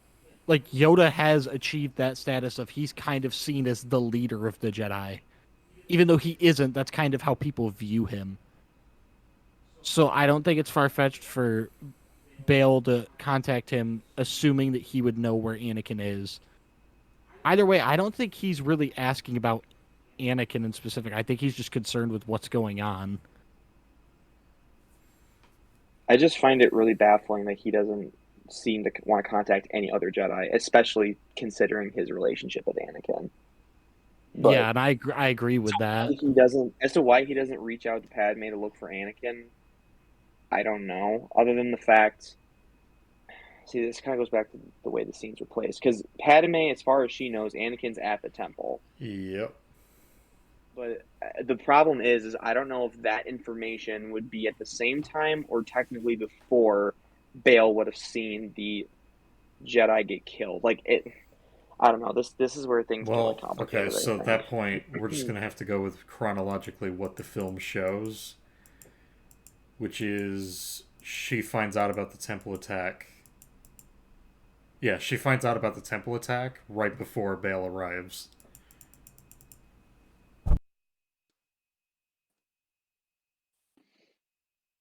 Yeah, I don't know. I think this is just the movie being retarded again because, God forbid, George set a cohesive set of events that are, easy to follow. You know what's going on, who's doing what. That's just not possible in George's world.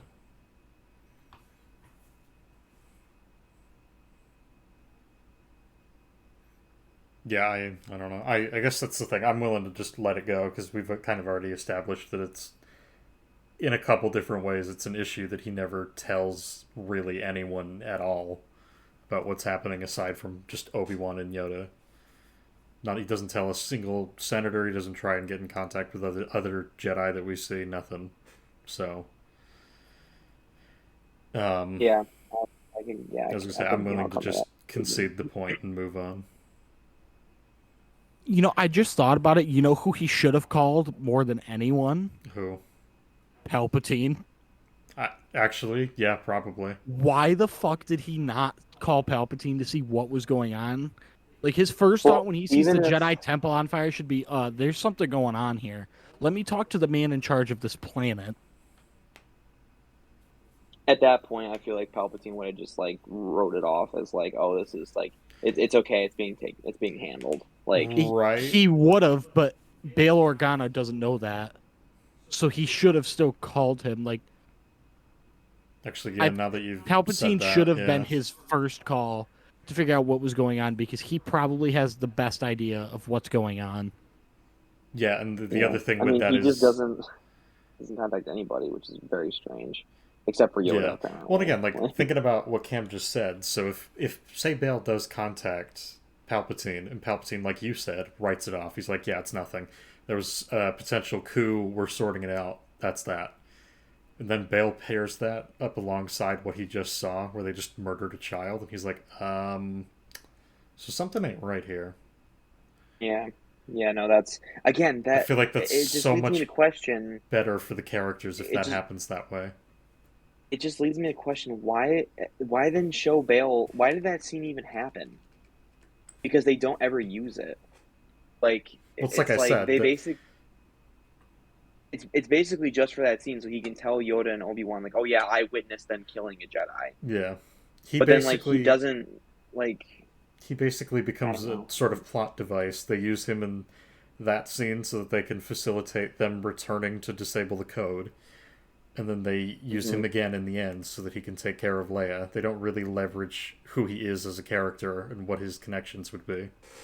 And it really shows, because like, we have had to circle back to who he should have contacted after that, like 7 times. Yeah. Because like, the more that this just keeps going, the more we're just like, well, fuck.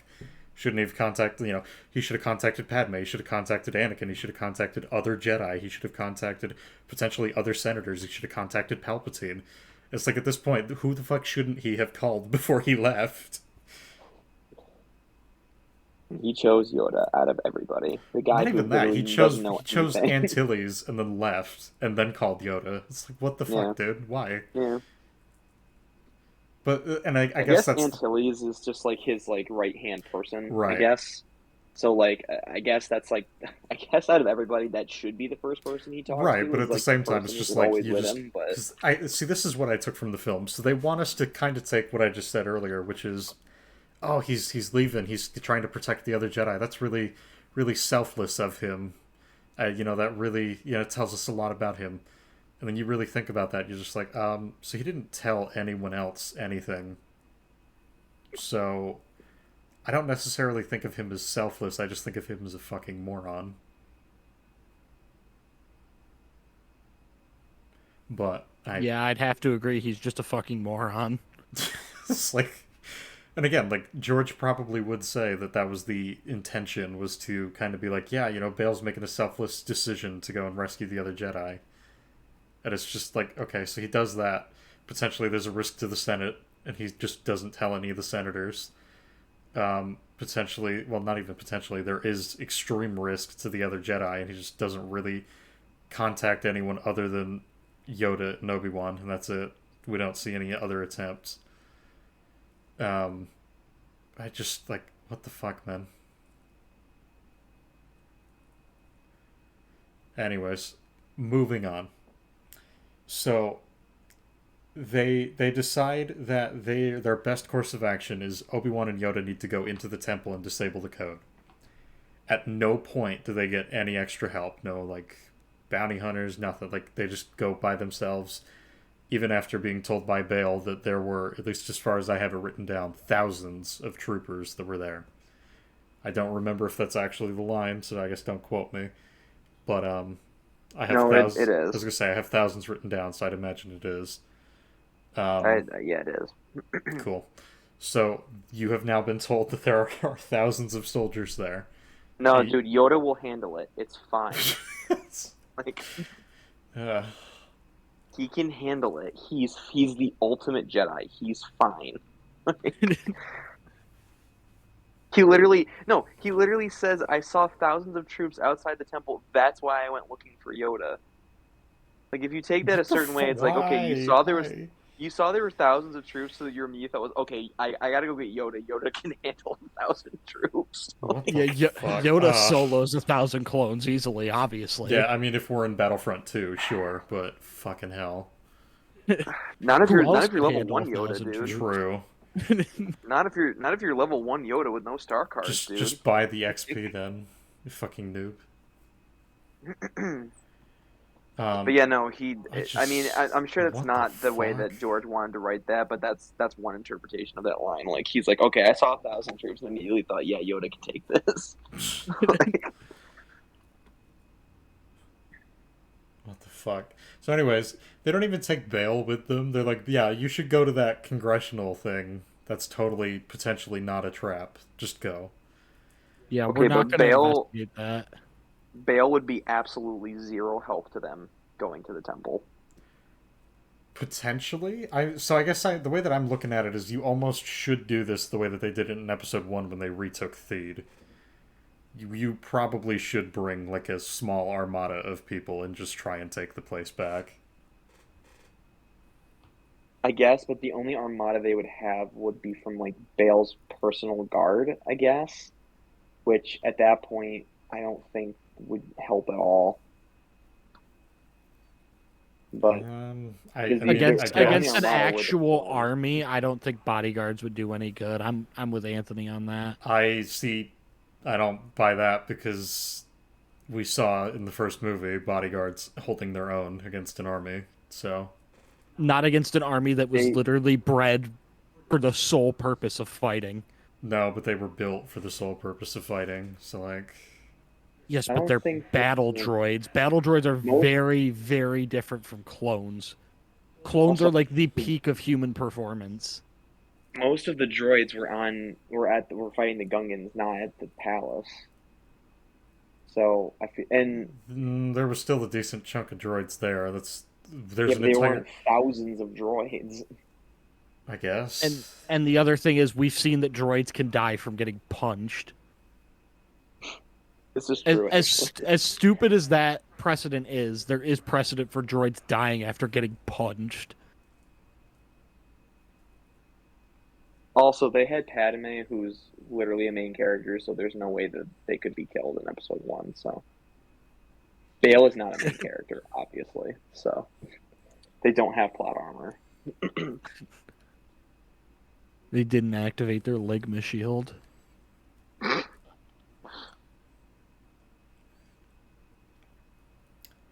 But yeah, the idea of Yoda and Obi-Wan going to the temple by themselves, even if we have Bail going with them I was with gonna a say, small so armada that's my point. against Like, I don't. thousands of troops, this is just the dumbest plan. Like, Right. Well, and again, like that's the way that they what they phrase should have. it is they're like, yeah, there's thousands of people there, so you two should go alone. I'll go to this meeting and leave you guys. It's like, oh, well, like, do you guys maybe They like should want to have. come with us and help us? Since This that's would the have been thing. a. Like You know, this is probably the I way have to a crazy idea. characterize. Hang on. So this is You probably know, the way to go ahead. characterize Bale as selfless. Like, if you really want to push that, which again, that seemed to be the intention they were going for by having him leave and be like, I need to gather everyone that I can.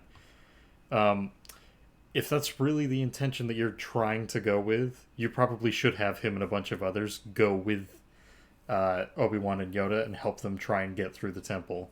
Because they need to disable that signal, or other Jedi are going to just continue to be lured to the temple and killed. And that's the only I have reason a really. I am advocating for them bringing an army with them. Even if it's impossible odds, it's already impossible odds with just the two of them. And yet somehow they fucking make it. Yes, but I think there's a difference between being helpful and just being downright stupid. Wanting to be helpful is good, yes, but bringing bodyguards to fight people who were literally cloned for the sole purpose of fighting, like, you're only going to get in the way. Even if you don't get in the way, you're just asking men to go to their deaths for nothing. Like, I think that would be even more selfish. I guess. I'm not saying you throw them in the front lines, but at the same time, if they're behind Obi-Wan and Yoda, yeah, they could probably get some shots off. I don't know. I guess that's the thing. I don't think bodyguards are like the greatest answer, but it is better than sending just the two of them. I don't know. Guys, I almost think it would. Oh, you go. I was gonna say, guys, I have a really, really crazy idea. Okay, Okay. how about the bodyguards aside? How about let's just do this crazy thing and let's just call Anakin. Did that ever cross anybody's mind? So Yeah, I guess not. I guess not. Could but any here's, of them so here's just the called thing. Anakin or called any other fucking Jedi? Because So here's again, the this thing. goes back to the problem of like, why didn't he just call anybody? Like, it's like at this So point, the Jedi are getting wiped out pretty thin. So let's gather the ones that we have left and let's take this thing.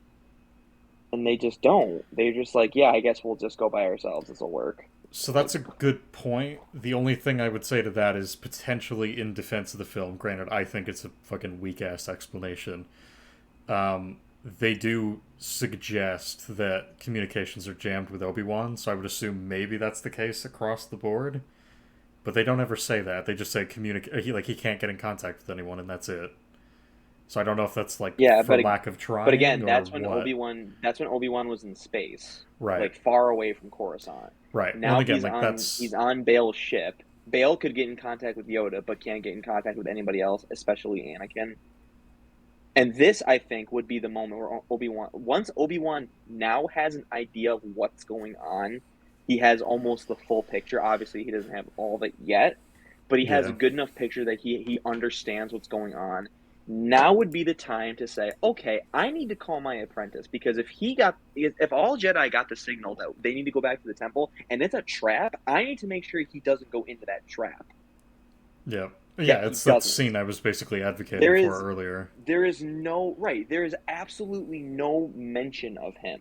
Nope. Even though he is not only just the chosen one, but he is the biggest Jedi in this entire movie. Well, and Yoda even and Obi-Wan going are saying, past nope. that, he is the single most important person to Obi-Wan that we're aware of. Right. I feel like this, out of all moments, would be the perfect time for him to show, I don't know, a little concern, because, Well, and again, this is his apprentice. Like, it's one of those things, it's like, if you appeal to the meta, it's like, well, you can't do that because Anakin's Vader. It's like, yeah, but the characters don't fucking know that, do they? right, but they don't know So- that, right? What the fuck ever. And at that point, Obi-Wan could even say, like, I tried to get in contact with him, but he's dodging my calls, or Right, it's like something like I that would can't get, like, work. it's Or like, they don't even attempt to get in contact with anybody by the sounds of things. They're just like, fuck it. It's just the two of us. We're good. We can do it. and at that point, if Bale had had the conversation with Padme earlier, he could have said something like, yeah, I even tried to get in contact with Padme. She has no idea what's going on. She has no idea where Anakin is. Actually, fuck. So, You know it's what? like, You know what I just thought about? Maybe this is a stretch on my part. Maybe I'm completely overthinking it.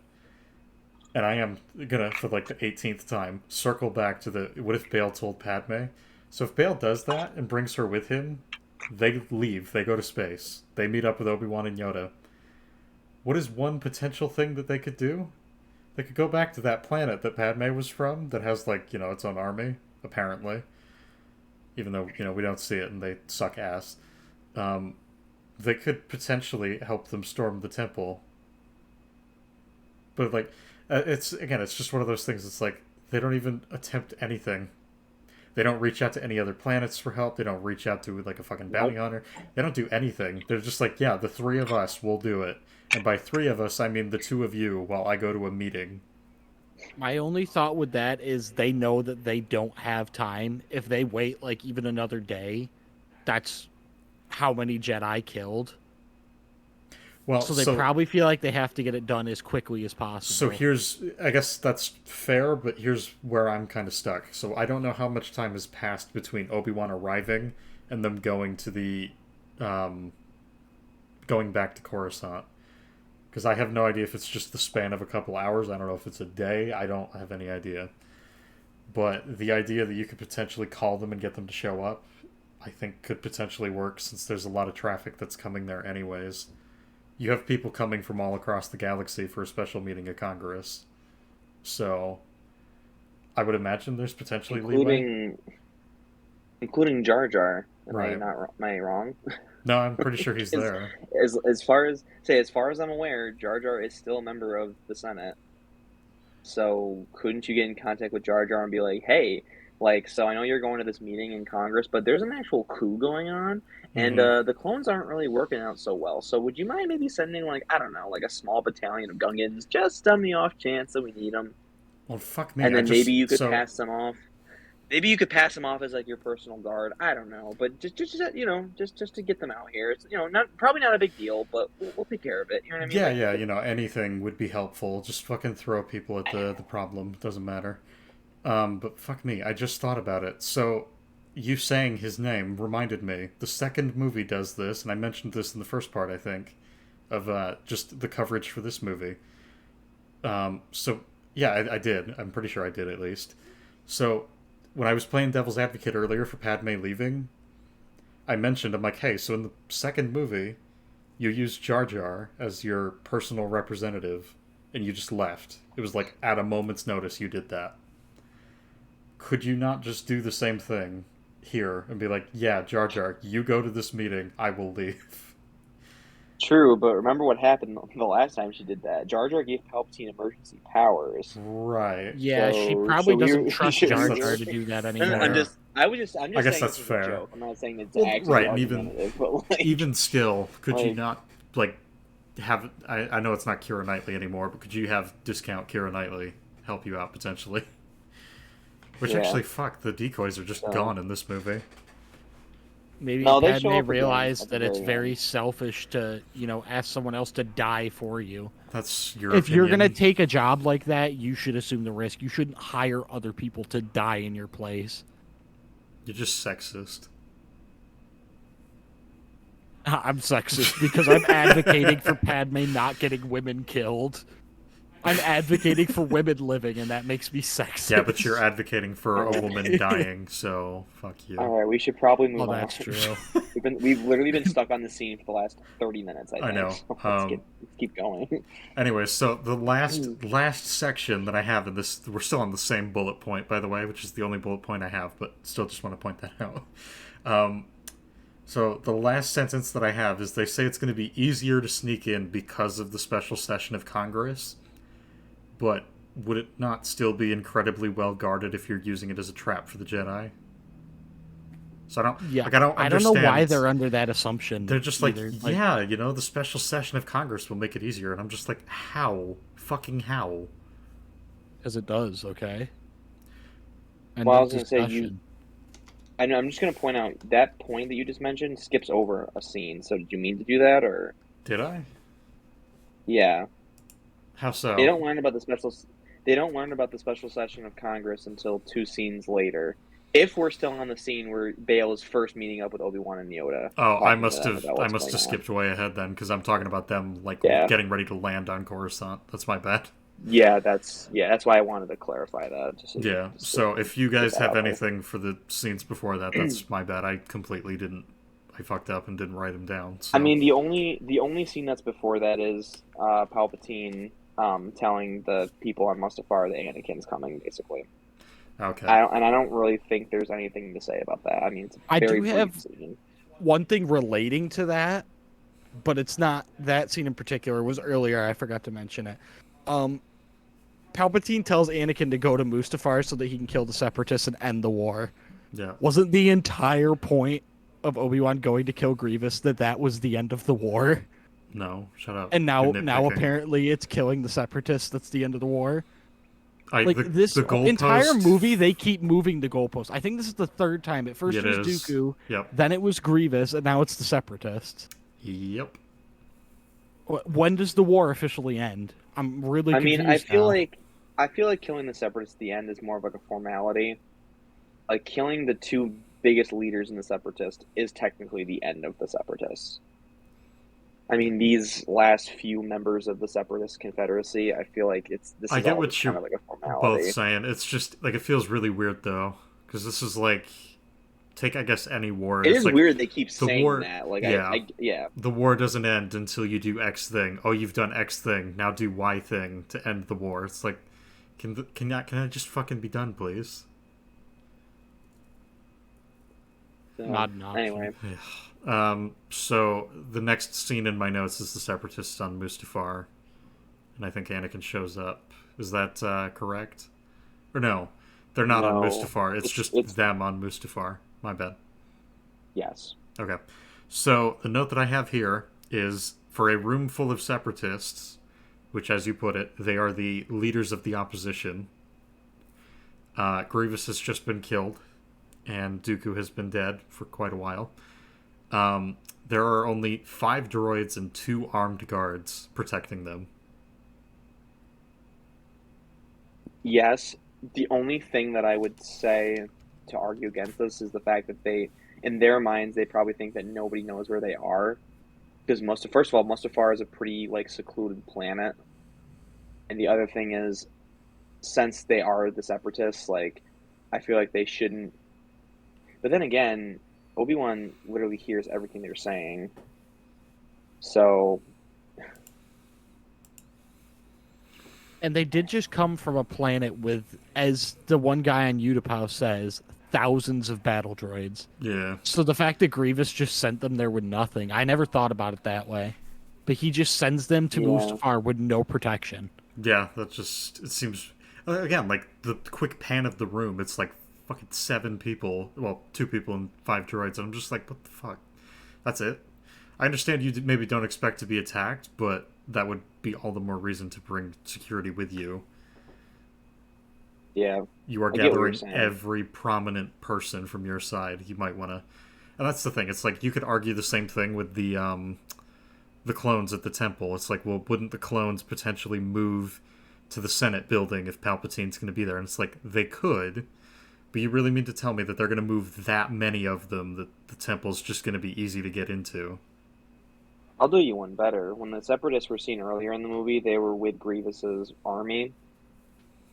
Now they have like 7 battle droids. Yeah, that's what Cam was saying. Yeah. Grievous just sent them to Mustafar with 0 protection. He sent And them with 5 he wasn't droids, expecting okay? to die. He wasn't expecting to die, so it's not like he was like, well, if I'm going to die, then fuck you guys. It was really just, I just don't care. At that point, too, I feel like why not just have like a bunch of clones kill them? I have Why no idea. why waste Anakin's time? Because we need You know what I mean? the cool Like- volcano set piece for the end. Shut up.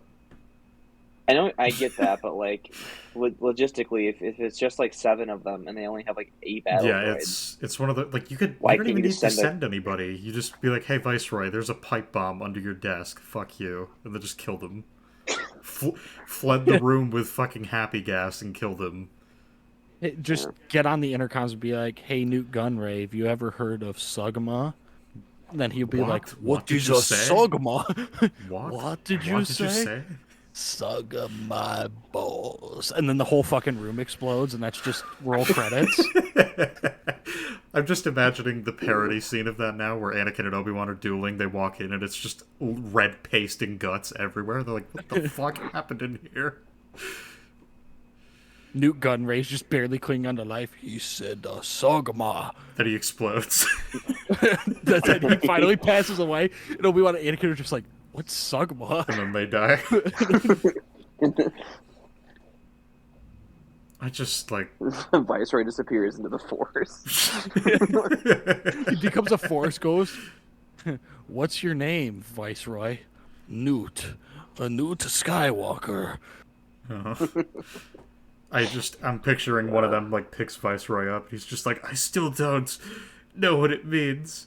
Then he fades. It's just like, oh, alright. Okay. So Yeah, so Bail, Yoda, Obi-Wan, they all get a transmission from, I'm gonna call him Blue Horn Dude, because I don't know what the fuck his name is. I have a problem with this when you're done. As do I.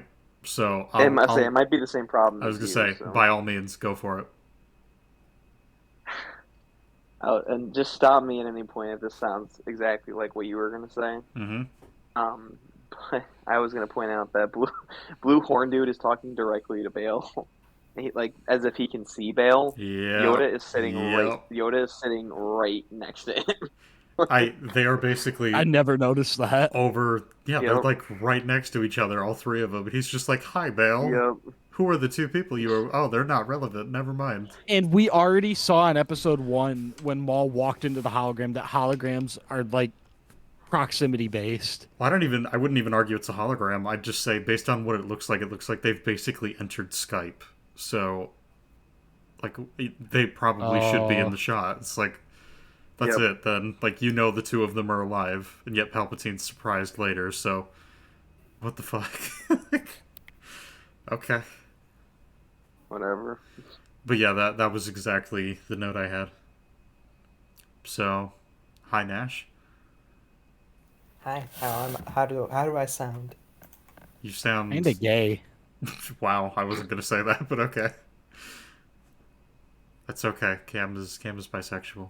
Just so people are aware. People don't Actually, get, I'm don't get angry. an atheist, so Oh, He's a okay. retard.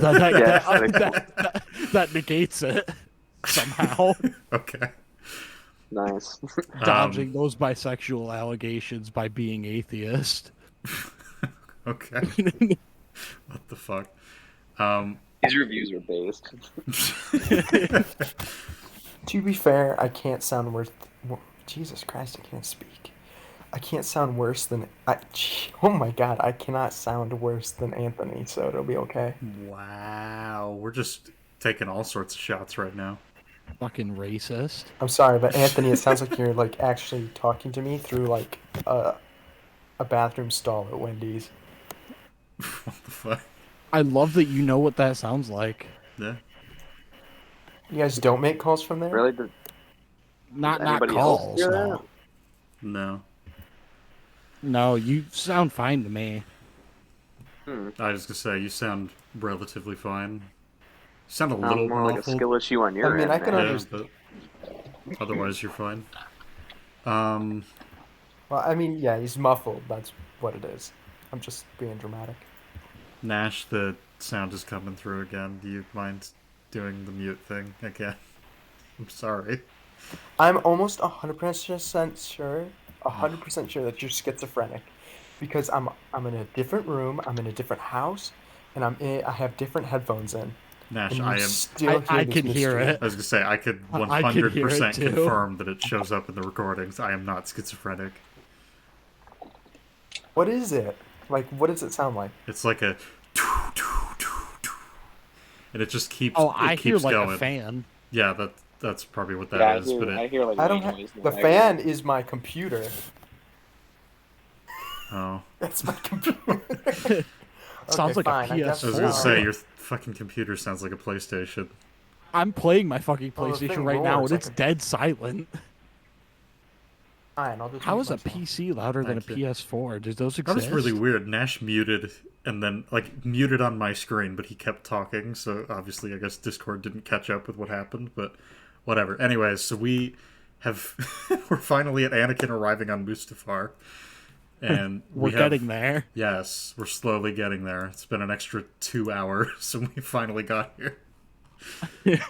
So Anakin shows up, and apparently, because as we've established, there's just no security here. So Anakin lands in a Republic ship, a Jedi starfighter, I might add.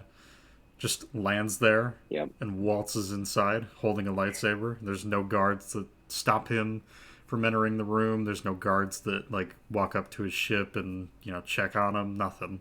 They just I have a major problem. go for it. They greet him as Lord Vader. You know what that Yes. tells Anakin immediately? Oh, you talked to Palpatine. Why is Palpatine talking to you? You guys are the enemy team. Yeah. So right here it is confirmed to Anakin. Oh, so Palpatine is leading both sides. Well- Never once considers what that means. Mm-hmm. Also, the other funny thing is there are battle droids in this room who know exactly who Anakin is, or I should be was programmed to know just who gonna he is. say Anakin is still in And his literally, Jedi robes, holding a lightsaber, yep. and he's met some of these Everyone people should be before. like- It's like all of them should be like, Yes, it's like he should walk into that room and immediately just get shot. Like, Well, thinking about it, even he uses the Force and they still do nothing. yeah, that's the other. even before this, he should know that Palpatine was manipulating him, because who was the former leader of the Separatists? Count Dooku, Palpatine's apprentice. So he should already know that Palpatine was controlling both sides, which should already tell him I'm being manipulated, because what does Palpatine tell him about the Separatists? Oh, well, wiping them out will bring peace to the galaxy. They're the bad guys. Actually, That immediately so, should say to him, oh, he's actively lying to me. So There's no way around it. So now that you've said that, I was just thinking about it. Would it not be telling that Palpatine's like, yeah, kill Dooku, kill him, do it, kill him, do it? Would it not be like? Do you guys get what I'm getting at, or Telling of what? would it not be telling that Palpatine is open to and willing to betray his current apprentice? As a Jedi, you would already know that, given what the rule of two is. It's like we talked about it last time. yeah. That's like an unspoken agreement between all Sith Lords and their apprentice, is that one will kill the other eventually. That's just going to happen. I think what Chris is getting at is like, shouldn't Anakin be a little skeptical of the fact that Palpatine told him to kill Dooku? So doesn't that mean, by definition, he should be able to kill him too? Like, Yep. Yeah, like, and what's I'm to stop basically Palpatine saying. from- Go ahead, finish. Oh, okay, What no, were you no, gonna no. say? I see where you're going with this. I was I'm gonna just say, saying, like, I get, it's an unspoken agreement between all Sith that one day one will kill the other. That's the rule of two. That's what it's supposed to do, is ensure that which one Sith will kill the other, which will only serve to make the Sith stronger. Is Which the I don't- entire point of it. I get what you're saying, but I don't think that helps your point, because my point is knowing that Palpatine egged him on to kill Dooku and knowing about the rule of two, which I completely forgot was brought up and established in episode 1. You have absolutely no reason to trust any information that he is giving you, knowing that he will eventually stab you in the back. And knowing Yes. several times over that he has now lied to you openly. That's the thing. He should be skeptical of the lying, whether or not the rule of two is there. Yeah. But the rule of two, I think, The if rule of two being there, I think, makes it worse. say the lying isn't there, at this point, Anakin doesn't have any reason to not listen to him, because it's like, is Palpatine really going to kill his apprentice 2 hours after he gets him? I doubt it. No. but Because at the that gives same him time, nothing. Sure, but at the same time, it's one of those things like you're either going to have to always have an eye on your, like, I guess you're going to have to be looking over your shoulder. Just trying to figure out the right idiom or metaphor or whatever the fuck. But you get the point. It's like you cannot trust him even remotely long term. And who is to say that your entire purpose is not to just immediately eliminate all of the Jedi and then be killed yourself? I mean, yeah, that's part of why when he's talking to Padme, his entire thing is, I'm going to kill Palpatine and take over. Yeah. You already see that he's at that point where he's like, yeah, I'm going to take him out and I'll be the Sith Lord. Or even if not, if he'll be the Sith Lord, but he'll wipe him out. Like, the distrust goes both ways. I guess I think that's very fair. important when you're thinking about what's happening here. That Anakin really probably can't fault him for it because he's thinking of the same thing. Plus, it is that thing. All Sith know that will happen. You really can't trust the other. That's just a thing with the Sith. Yeah, fair enough. All right. So unless you guys have anything else, we'll just keep plugging away. No. So, okay. Obi-Wan and Yoda arrive at the temple, and they're just attacking some clones. You see what I did there? Huh? Yeah. Anybody? Anybody? Yeah? Yeah, I got it. Like episode 2 is I'm called gonna Attack of the unmute Clones. myself just to tell you how unfunny you are. Thank you. And now that he said that, I'm going to have to do the obligatory reference. So they're also wearing clones. They're also wearing cloaks, so they could be potentially interpreted as the Phantom Menace. And I'm going to see myself out. So I saw a deleted. Did you guys know about this? There's a deleted scene where the clones dress up as Jedi and try and lure Yoda and Obi-Wan into the temple. Yep.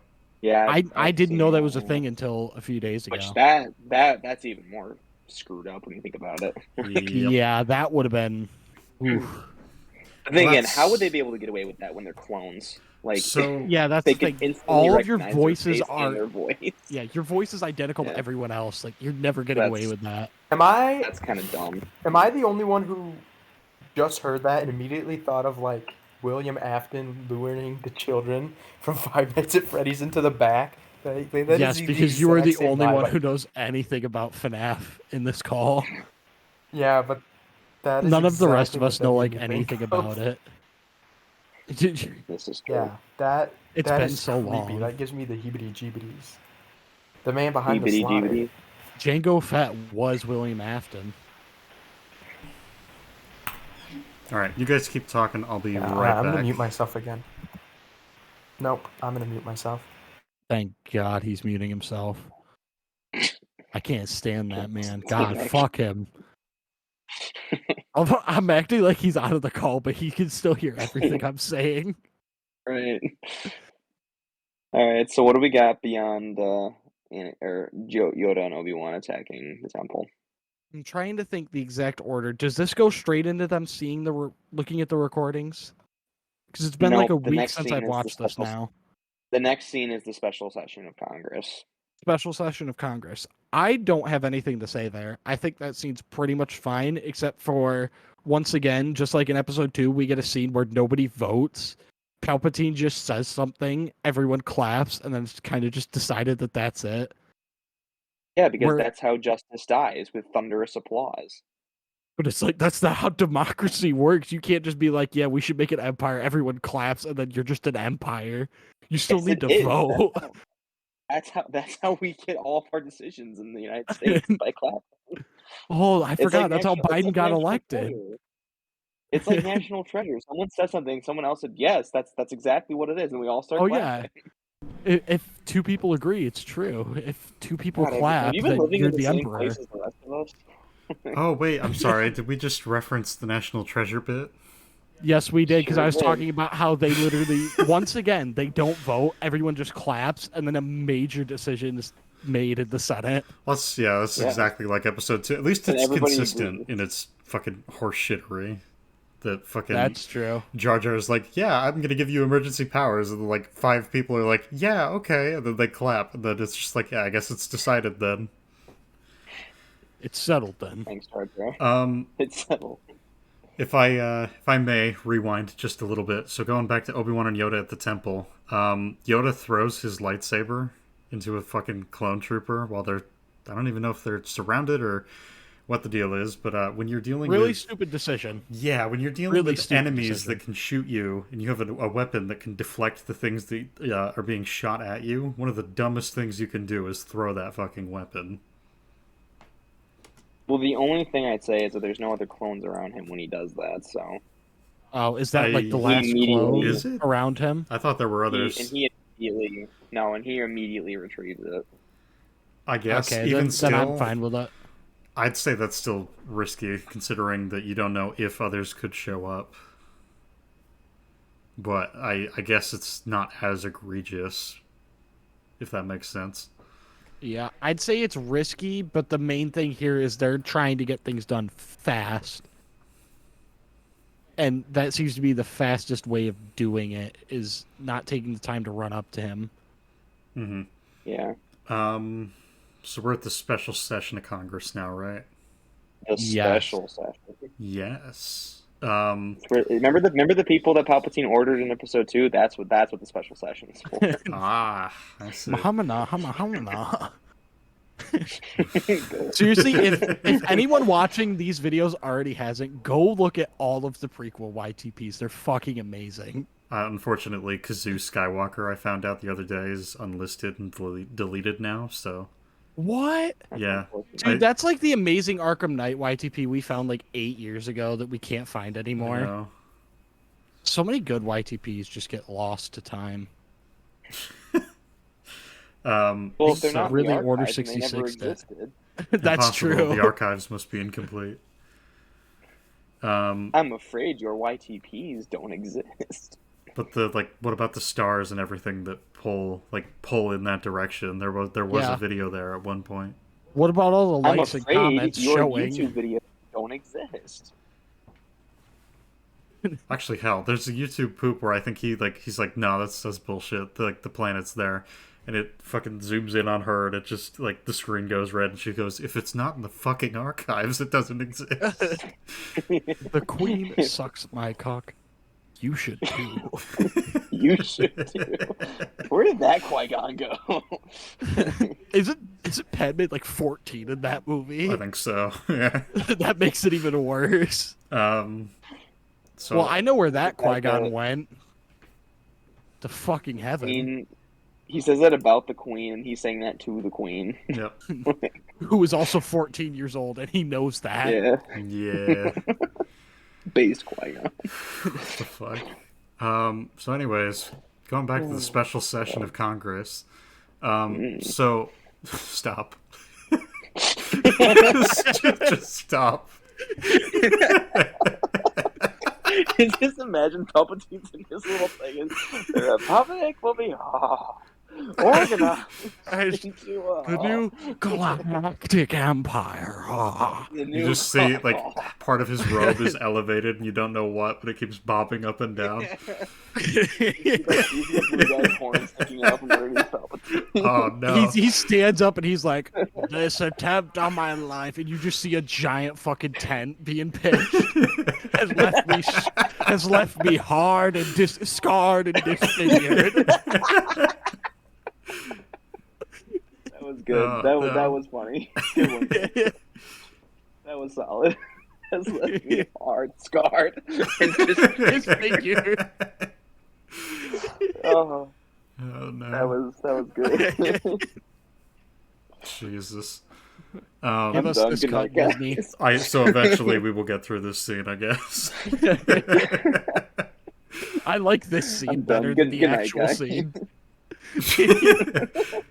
We might have to see if we can get Forrest to do some animations up for some of these proposed scenes we've come up with. Anyways. Yo, wait, a break in the action real quick. I Oh, just got a no. friend request from Ben Dover. Let's go. What Yo! the fuck? Whatever happened to him? I haven't Even seen that joking. guy in like 20 Damn, years. that's crazy. No, I'm not even joking. Hang on, I'm gonna send it to the Discord. Why?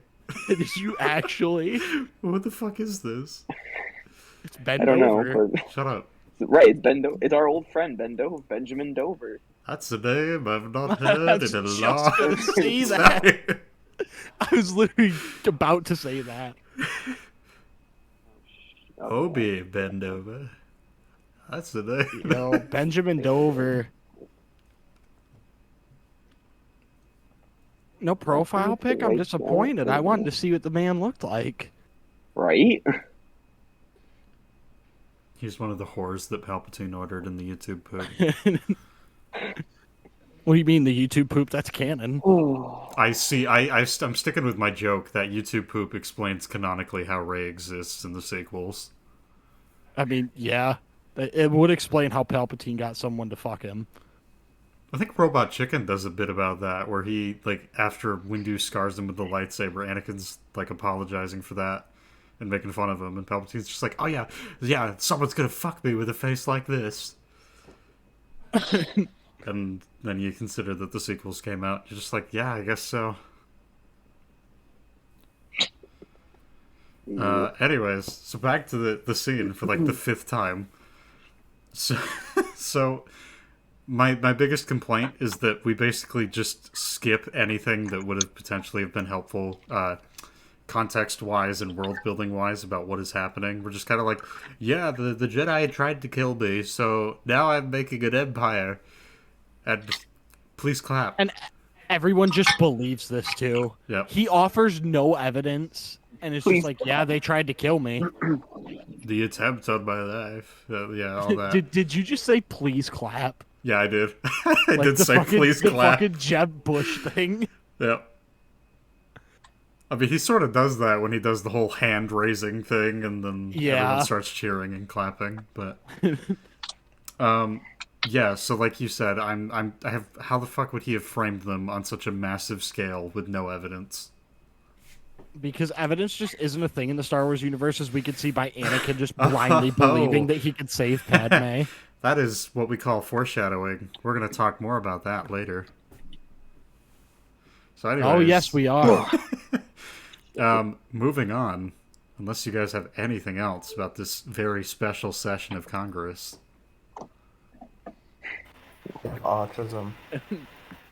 Thank you, Nash. Very insightful. Moving on. I mean, you did say special, so. Wow. On brand. On topic. Wow. Okay, moving on. So Obi-Wan and Yoda are at the temple, and then they see a bunch of dead kids. And Yoda goes, man, these aren't blaster shots, they're lightsaber strikes. A Jedi must have done this. And then Obi-Wan says, oh no, who could have done this? And then the scene pretty much ends. Like, I don't have a ton to say. That's just...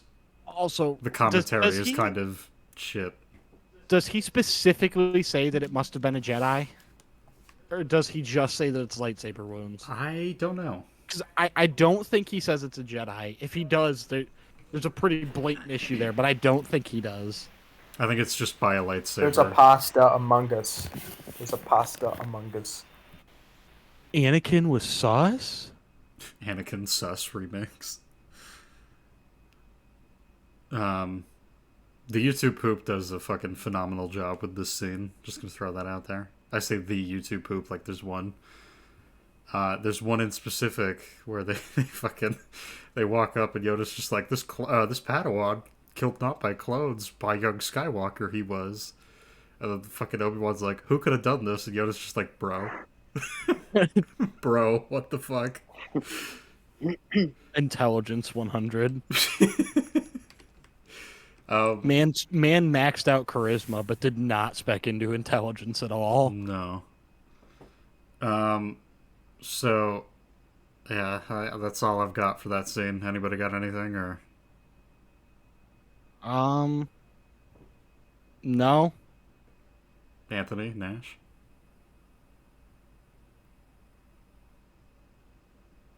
Okay, I guess we'll keep going. So Anakin starts to slaughter the Separatists, and apparently none of the Separatist leaders have the weapons of their own, which seems kind of weird to me. But all right. I mean, even if they did, I don't think it would have made a difference. But I don't it think does so seem weird either, that not a but- single one of them carries a weapon. Yeah, that's my point. You It's think like as hardened It criminals won't matter. would. I guess what I'm getting at is like I don't think it will make a difference if they do. It just seems really weird to me that for them holding the position that they do, I He's the would think they man would behind the slaughter. I would think that they would probably just protect themselves, but kind of hard Nah, to do that's that when you just don't arm yourself, I guess. that just wouldn't make sense. Why would a hardened criminal ever want protection? Nah. From what? Danger? Since when has a political leader ever been in danger? I mean, You're so just, I guess you're just making up nonsense now. I guess Chris. this is the thing. So like Newt Gunray not having a gun is I guess technically consistent with episode 1. Except in episode 1, he loses to Padme because he doesn't have a fucking gun. That is Yup. why that's why they capture him. So I think maybe you'd learn from that mistake, but I guess not. Newt Gunray never learns because he's too perfect. How are you supposed to improve from perfection? Wow. And they're That's- not really criminals. I wouldn't consider them like hardened criminals. They're just more like mob bosses.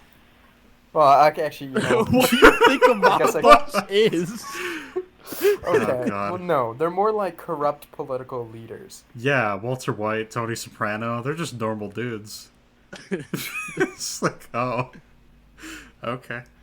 Yeah, no, I don't like you see guys. what you're saying. I think they could potentially not have weapons, but the fact that there's like It's 20 just- of them and not a yeah. single one of them has like a gun. Why? How it's- can you yeah, it's one of all be those- this stupid? It's one of those things, like, I don't want every single one of them to be armed necessarily. We don't need that. That, like you said, them being armed, I don't think changes anything. I think that he still kills them. But it's just really weird that they basically have to run around the room until it's their turn to get sliced in half. Because they They just were, like, didn't playing defend themselves and didn't bring Duck, anything. duck, goose with Anakin. What? No. A classic line. No, no. Oh, So, I hope you guys are ready to make more memes because we are back at the special session of Congress. And we sort of talked about this earlier, but people are just okay with the fucking Republic becoming an empire. Like, they just accept that immediately. that's just the solution to all problems. Someone stages a coup, dictatorship. Which actually, I was going to say, the way that he phrases that, he's just like, yeah, they tried to kill me. So anyways, I'm the emperor now. It's just like, oh, what? Okay. Yeah, him becoming emperor has nothing to do with what happened and what he's talking about before declaring himself emperor. No. So it's like, okay, so why? What? Well, it's not even like so several systems have suggested that I become emperor and we change from a republic to an empire. Or to better consolidate power, I will do it. It's just like, nah, you know what? I'm going to do it. I'm going to make this an empire. Fuck you guys. Yeah, we're forming the first galactic empire. It's like, okay, can we get a reason why, or are you just forming the first galactic empire? Yeah, just for fun. Listen, it sounded fun. For the bit. So, It's for the bit. yeah. At this point, that's like the only explanation I can think of for why Palpatine would do this. Is for the, well, not for why Palpatine would do this, but for why other people would vote for it. Is for the bit. So, this is also the point where things should be turning in Padme's head. The gears should be turning. The fucking cobwebs should be, moving a bit. Like, they're just, the inactivity that's been going on in her fucking dull little mind, that should probably go away now. Because you've just had Palpatine and Anakin corroborate the same story.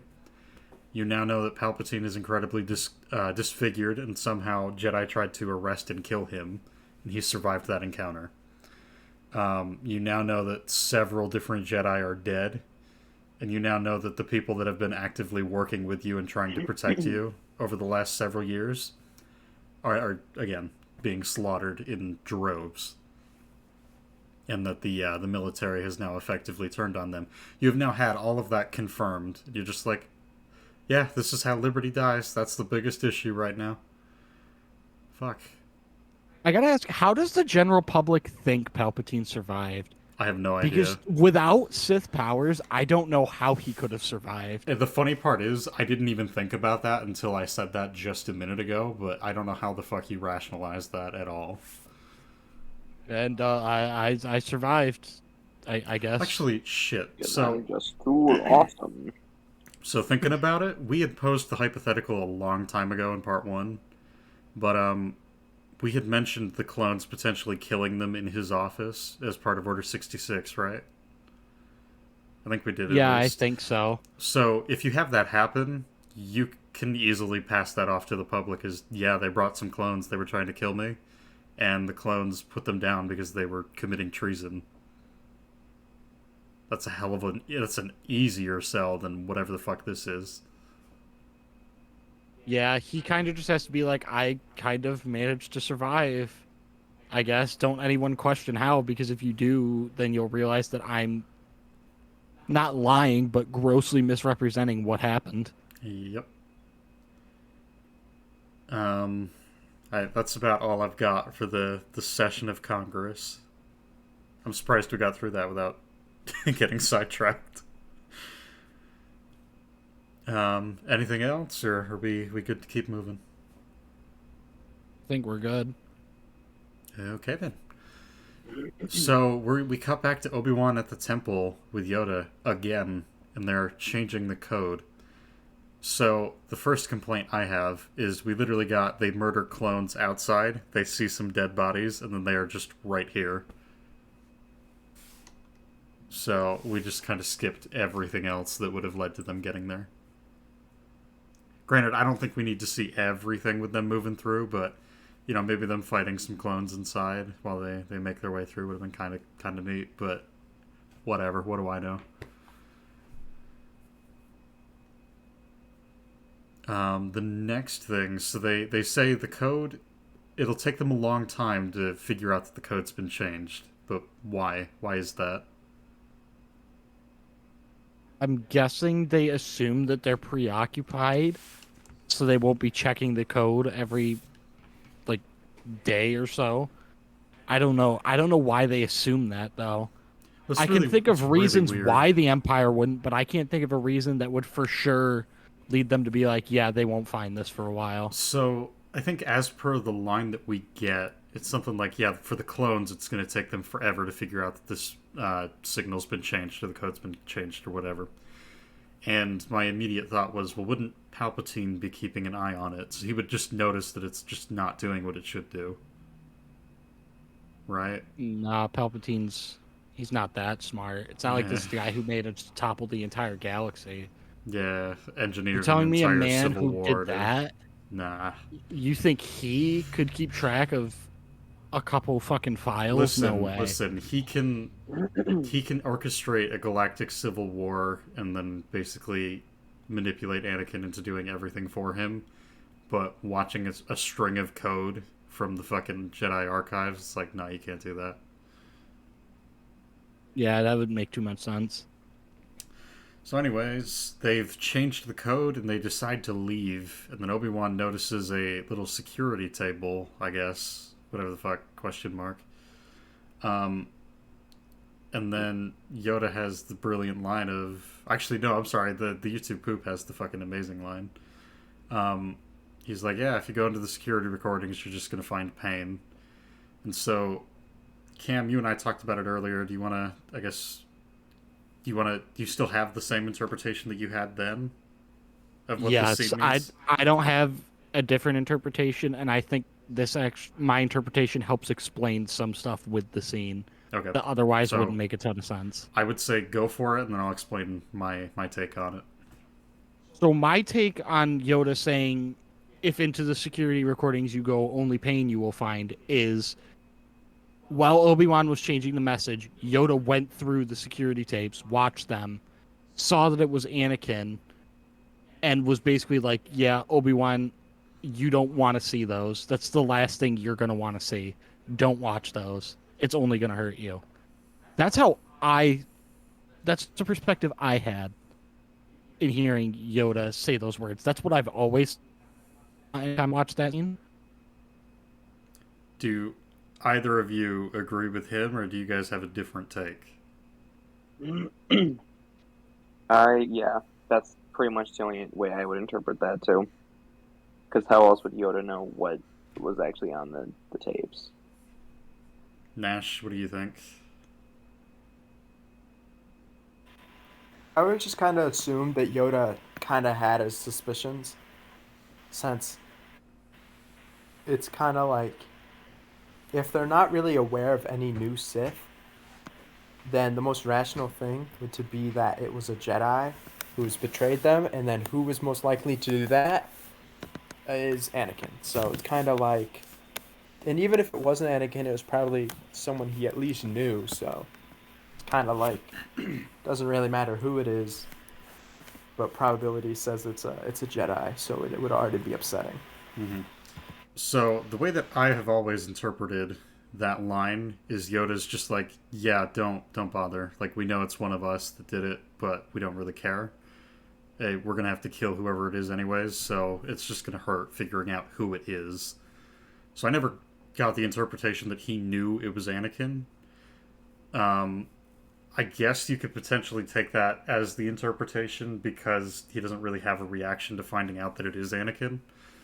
Well, But, the interpretation you just gave also has some major implications for Yoda's intelligence. that's why I have that down as a note. If that is the interpretation I'm supposed to walk away with from the scene, that is incredibly damning for him as a character. That's why I think that can't be it, because I think even with how stupid Yoda's written in these movies at times, like, he's more intelligent than being like, yeah, let's just not figure out who our enemy is. So, which I would agree. The more that I'm thinking about this, I think my interpretation's wrong, but I will still rationalize the way that I was thinking. So, the only thing that keeps me from potentially considering the other interpretation is 100% valid, or at least as the interpretation that I would definitively go with, as of right now, I guess I'm kind of in the middle, is Yoda and Obi-Wan. When Obi-Wan is changing the code, Yoda doesn't really seem like he's that far away. If Yoda did go through the security recordings, first off, that's also stupid because the two of them really should not split up in a fucking room like that where they are severely outnumbered by the opposition. But second off, if Yoda found anything, Obi-Wan is right there and would probably hear or see it himself. And he doesn't. It's stuff like that. Like, the opposition pretty much disappears. Well, and that's the thing. It's like, as per what Bale said, I guess they just fucked off. But I would imagine there's more of them, because we have no idea how many. Assumedly, they killed more when they went inside, but we have no idea how many. So it's at that point, it's just like, I don't know. I suppose there's more. Maybe there's not, but we didn't get it. We don't have confirmation. I do have one thing quick with the Obi-Wan being in close proximity thing. Obi-Wan would have had to leave to recode the message. No, he wouldn't have. As we're seeing it happen, he is in the same corridor as Yoda when they're doing that. That's him putting the new message in. But I would assume that he would have to take that, go somewhere, still within that room, and redo it. But I don't think you could just take the chip out and then alter it just by holding it. I've seen, again, that's the thing. We have no idea how this fucking works. And at the same time, that also relies on, as I said, them splitting up, which is the dumbest thing you can do right now. So, again, I think there's flaws either way. I think there's a hell of a lot more flaws if Yoda does know, doesn't know what's on the recording, because it just opens up so many different issues. So I think as of right now, I probably, having talked it out, I probably would concede that he probably does know that Anakin is behind it. The other thing, though, is he doesn't seem to ever bring that up to Obi-Wan. He doesn't really talk about it until after the fact. And he's just like, yeah, we're going to have to kill Anakin now. You're going to have to fight him. Which seems really odd. If you had figured that out, I would think that would probably be something you would want to tell him instead of have him go through the security recordings or anything else. And that also begs the question of how long he knew. But whatever. I digress. There's other things to worry about. So as long as you guys are good, I will move on to the next point that I've got. Yeah. Okay. So, this one I guess you could say is potentially nitpicky, but Yep. there are some incredible problems that come from this. So, there isn't any security measure on the, I guess, security table, we'll call it, that you don't have to input anything in order to just see the recordings that are there. So, could they theoretically just be accessed by anyone that's down here? And then taking that a step further, would the recordings not also be separated by where they were taken from inside the temple? Because it doesn't really seem like that's the case. It seems like they are just taken from random sections of the building. And then taking that a step further, would there not be hours upon hours, if not days, worth of footage of just everything that's happened in the temple that you would have to sift through? Which would make it unlikely that you find Anakin's clip in Palpatine's office as quick as you do. Not that it's impossible or unlikely, or, well, it would be unlikely, but it would take you significantly longer to gradually find that clip, which is less egregious than some of these other issues, but whatever. And how, or rather why, would you have the security recordings of every room or whatever the case may be in the temple mixed together like this? And then even separated, it would just take ages to, like I said, find that clip of Anakin in Palpatine's office. And then to top that all off, would there not be footage of the clones murdering random people at the temple who are just going about their day-to-day, which would fuck up Palpatine's narrative? And if the answer to that is yes, which it would have to be, would it not be advantageous to then leak that footage to the entire galaxy? So I have You just asked a like lot of 17 things. different questions. Yeah, I know. you need to give us room to like respond to one question at a time because I have so many answers that I don't even remember what questions were. Okay, then I'll back up. So, the first question, why is there no security measure on the security table? You could just access the recording. How do we know they didn't type something in that we just didn't see? So, We don't know how long they've been there. What if when they got there, Yoda went there, typed in the security password or whatever to watch the recordings, and then that's why they're open now? I guess you could say that, but I would assume by the fact that it looks like it's off and then Obi-Wan walks up to it and just interacts with it, that that's not the case. And I was thinking about that too. If you turn your monitor off, you don't have to put the password back in to look at it. So it could be a situation similar to that where it's in like rest mode. I guess, but like my computer right in front of me, if I walk away from that for too long, I have to put the password back in. So I guess that's the thing. It's like I don't know. I have no idea. I think there's ways to potentially counter that one, but even still, like, I don't know. Okay. So the What next were your other thing, ones? would the recordings not be separated by where they were taken from in the temple? So like Yoda's training room, for instance, and then Palpatine's office, and then the Senate room, and then the council chambers, and that, whatever. Because the way that it's presented in the film, Probably. the film But, like- reel that they pull up is just every camera in the building, it looks like. Because we get, as far as I can tell, it looks like Anakin fighting 3 people, or 2 people, or whatever. And then there's some other random shots in there, and then it's just Anakin being dubbed Vader in Palpatine's office. I guess. It's pretty much, it's a lot of, oh, well, these clips are just kind of pulled up for Obi-Wan because this is what we need to see Yeah. in order to give them the full context. When in reality, it's like, oh, so why did all of the clips that Obi-Wan needed to see just happen to already be pulled up? My only other thought is, again, depending, we don't know how long they've been there. Yoda could have just been looking through the clips and already had those ones pulled up because those were what he was looking at. So I guess that's the thing. If we're going to be hyper good faith, yes, I'm fine with that. Assuming that didn't happen, though, that is a problem. And the film doesn't show us that, so I'm kind of like, I guess maybe Yoda did it. I don't know. would there not be hours upon hours, if not days worth, of just footage you would have to go through in order to find these specific clips? And again, the counter to that one would be the Yoda thing, but at the same time, the film doesn't show us, so that we got to be pretty good faith to interpret that. I don't know. I don't think it's that far-fetched that they were just there for like 30 minutes and Yoda's already pulled up all those clips. Yoda would also have to pull it up on that specific table. But the reason that Obi-Wan interacts with that table is because Yoda's already standing there. And the reason Yoda would already be standing there is because he was at that table. I'm pretty sure, aren't they walking out together? Yoda's waiting for him because Obi-Wan's putting the thing back in. I thought they were standing together when he did that, and they were walking out together. As far as I know, Yoda's standing like a few feet ahead of him, basically waiting for Obi-Wan to do that, and then they're going to leave. And I would assume if Yoda was going to use any computer, it'd be the one closest to where Obi-Wan is going to be spending most of his time.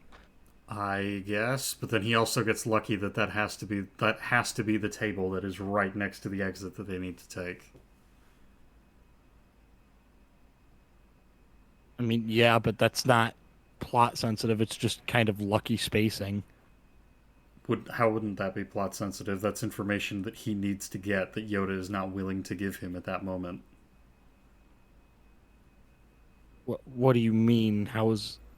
So, okay, so Yoda... What's so plot sensitive about it? That Anakin is Vader. Yeah, what's plot sensitive about the position of the table? If that table is not there, Yoda will not tell him. Yoda, even in that instance, Yoda isn't like, yeah, let me tell you what I saw. He's just like, yeah, don't look at that. Don't worry about it. Okay, but the reason that Yoda was at that table to begin with in this scenario that I'm presenting is because that's where Obi-Wan already had to go to replace the message. I'm saying that where Obi-Wan replaces the message and the computer that Yoda uses to look at the tapes are like right next to each other. Okay. I don't see how that relates to the plot at all because Yoda could have been at literally anything. The only thing that's kind of convenient is that, yes, they're positioned near the exit, but that's not, like, that doesn't have anything to do with the plot. That's just how it works out. So I guess, I'm just completely lost as to what the argument is. Like, what it... I'm completely lost as to what your argument is, so... Jesus. Okay, never mind. Fuck it. So... I'll just skip most of this because there's no point. It literally can just be, well, what if Yoda did this? So I'll just go to the two that you can't counter, which are, would it not be advantageous to then leak the tapes? And would there not be a shit ton of audio and visuals that would then not expunge? They would fuck with the narrative that Palpatine is presenting to everyone in the galaxy. Absolutely, but again, nobody does this. Nobody thinks to like.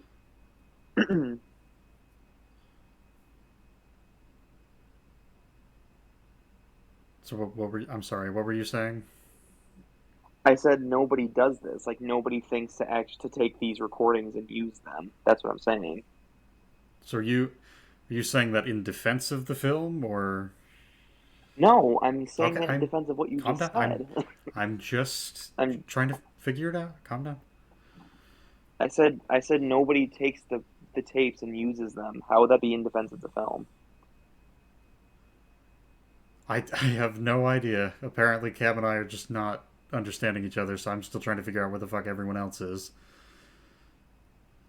So, okay. Yeah, no, I'm saying because I don't disagree. There's probably hours and hours of film because, okay. So the raid on the temple takes place overnight, right? When Obi-Wan and Yoda are there, it looks like it's the next day. So yes, there should be hours and hours and hours of footage on there, of visual and audio, from what we can tell from what Obi-Wan can see. So there is literally nothing stopping Obi-Wan from just taking those tapes and going to, I don't know, Well, here's another thing I just thought of. The next scene is him going to Padme. Why couldn't he just bring the tapes to Padme? That's actually a really good point. Like, I don't I doubt that he couldn't just put them on like the Star Wars version of a USB basically or flash drive, and then just bring it to Padme and be like, "You don't believe me? Boom!" Like it's like you know what I mean? Like Hmm. you really can't. You know what I mean? Like I feel like that would have been more and. Plus, then it would make Padme's reaction be like, "Well, no, that's not true. He couldn't have done that." It's like, really? Because I have proof of it. Like, and technically he does do that, but he doesn't show her the proof. He just tells her the proof. Hmm. And what's more convincing, me telling you I saw something or me showing you a video of the thing I just told you? Like, Yep. so yeah, no, I absolutely. And I feel like if they had done that, Palpatine's whole regime would have been toppled over because how are you going Well, to defend the fact that. so it gets worse because the clip of him dubbing him Lord Vader is in there, which means there's a camera in Palpatine's office, which means there is a Mhm. camera And that what picked happened? up Right. all of the execution.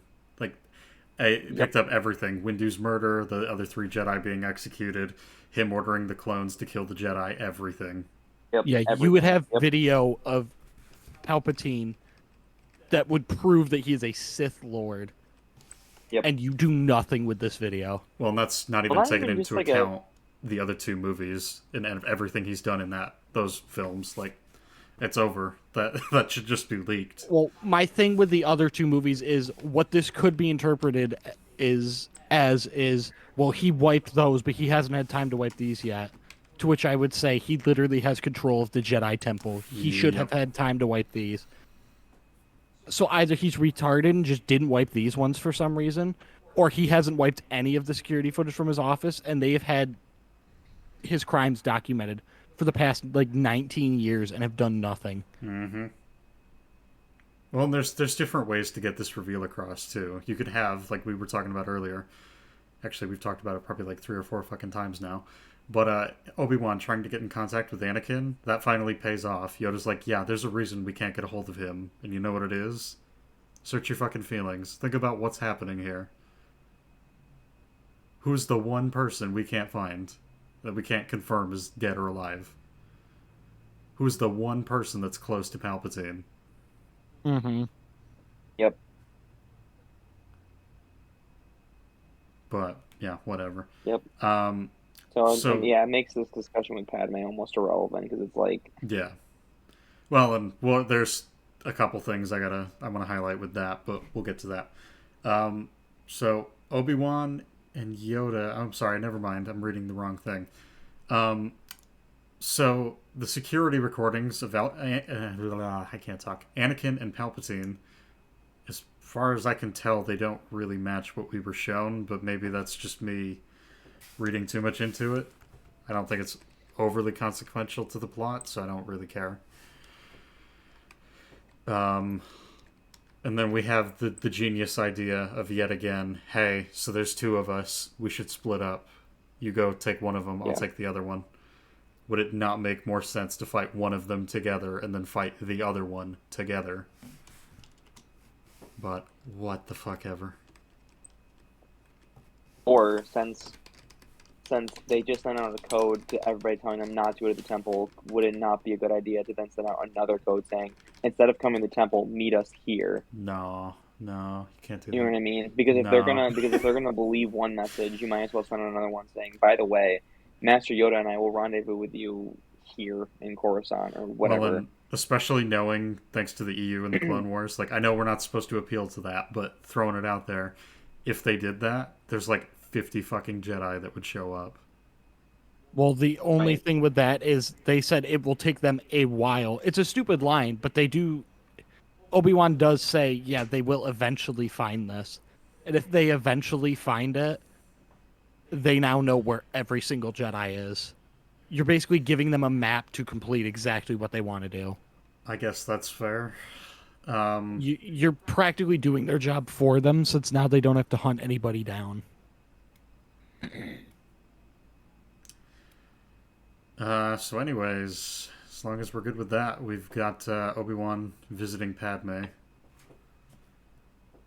And the dialogue is like meh.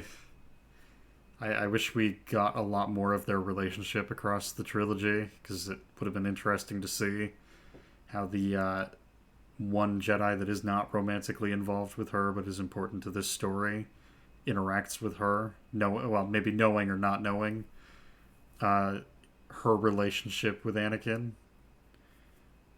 But, we could, as I mentioned earlier, we could use this as an opportunity to kind of see the conflict brewing in her when she realizes that what Obi-Wan is saying might be true. You could even show her the recordings, like Anthony just said.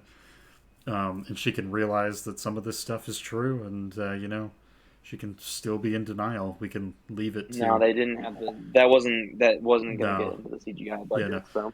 So again, just gonna throw it out there. It's this one word I keep using. It's fucking wacky. It's called subtext. That would have been cool. But no. And so... I mean, we've thrown out hypotheticals before, so I'm just going to throw out, there's a deleted scene of the dialogue here. And real quick, I just want to read it out. So, the quote from Obi-Wan to Padme is, "I'm not blind, Padme, though I have tried to be, for Anakin's sake, and for yours. Anakin has loved you since the day you met, in that horrible junk shop on Tatooine. He's never even tried to hide it, though we do not speak of it. We pretend that I don't know. And I was happy to, because it made him happy. You have made him happy when nothing else truly ever could." That was cut from the fucking film. Yep. He cut like the most overt thing from the film, probably because he felt it was too overt, and then left everything else. He cut... That is such a good line. So as much as I don't like that it's incredibly overt, I do kind of like in that moment that being overt because of what it gets across. He's basically like, yeah, What I do you mean understand. by... Like, there's nothing left to the imagination. Basically, Obi-Wan says everything he's thinking. Mm-hmm. You don't get to think for yourself maybe what's going through his mind. It's just Obi-Wan being like, this is exactly what I think. This is exactly what I did. This is exactly why I did it. Which we've talked about a lot but I feel like in this movie. I was going to say, so to defend the film, or what would have been in the film, I guess, at this point, which I think is what Nash was going to say, is this is kind of the one opportunity where you should be over. You need to get across to her exactly. That's what I was about to say, too. Yeah. This is an opportunity where being over is needed. Yeah. Yeah, it's kind of an important moment to be overt. A little bit. Yeah, so I just, we cut that, but we kept I Hate Sand. It's like, okay. Obviously. Awesome. It adds a lot to his character, obviously. Fucking hell. Him hating sand is the most important part of this whole trilogy. Yeah. Which, arguably that line is interesting because it goes to show how much he despises, his home and how much he tries to, not identify with it. Mm-hmm. But the way he says it is just so cringy. Yep. It's it would have been more dramatic if he said something like, "I hate Tatooine," or "I hate being here," or "This place creeps me out." Yeah, or literally anything else except for "I hate sand." Well, even if you play with the whole "I hate sand," she could be like, "What the fuck do you mean?" He's like, "Yeah, it reminds me of being home, being a slave. Yeah. It reminds me of all the shitty times that I had in my life in my childhood." Yeah, it reminds me of the backwater slave planet that you allowed my mom to rot on, you bitch.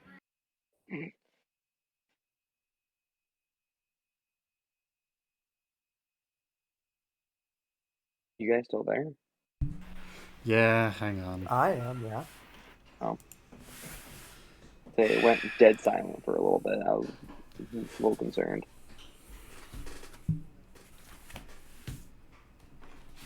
Yeah, sorry.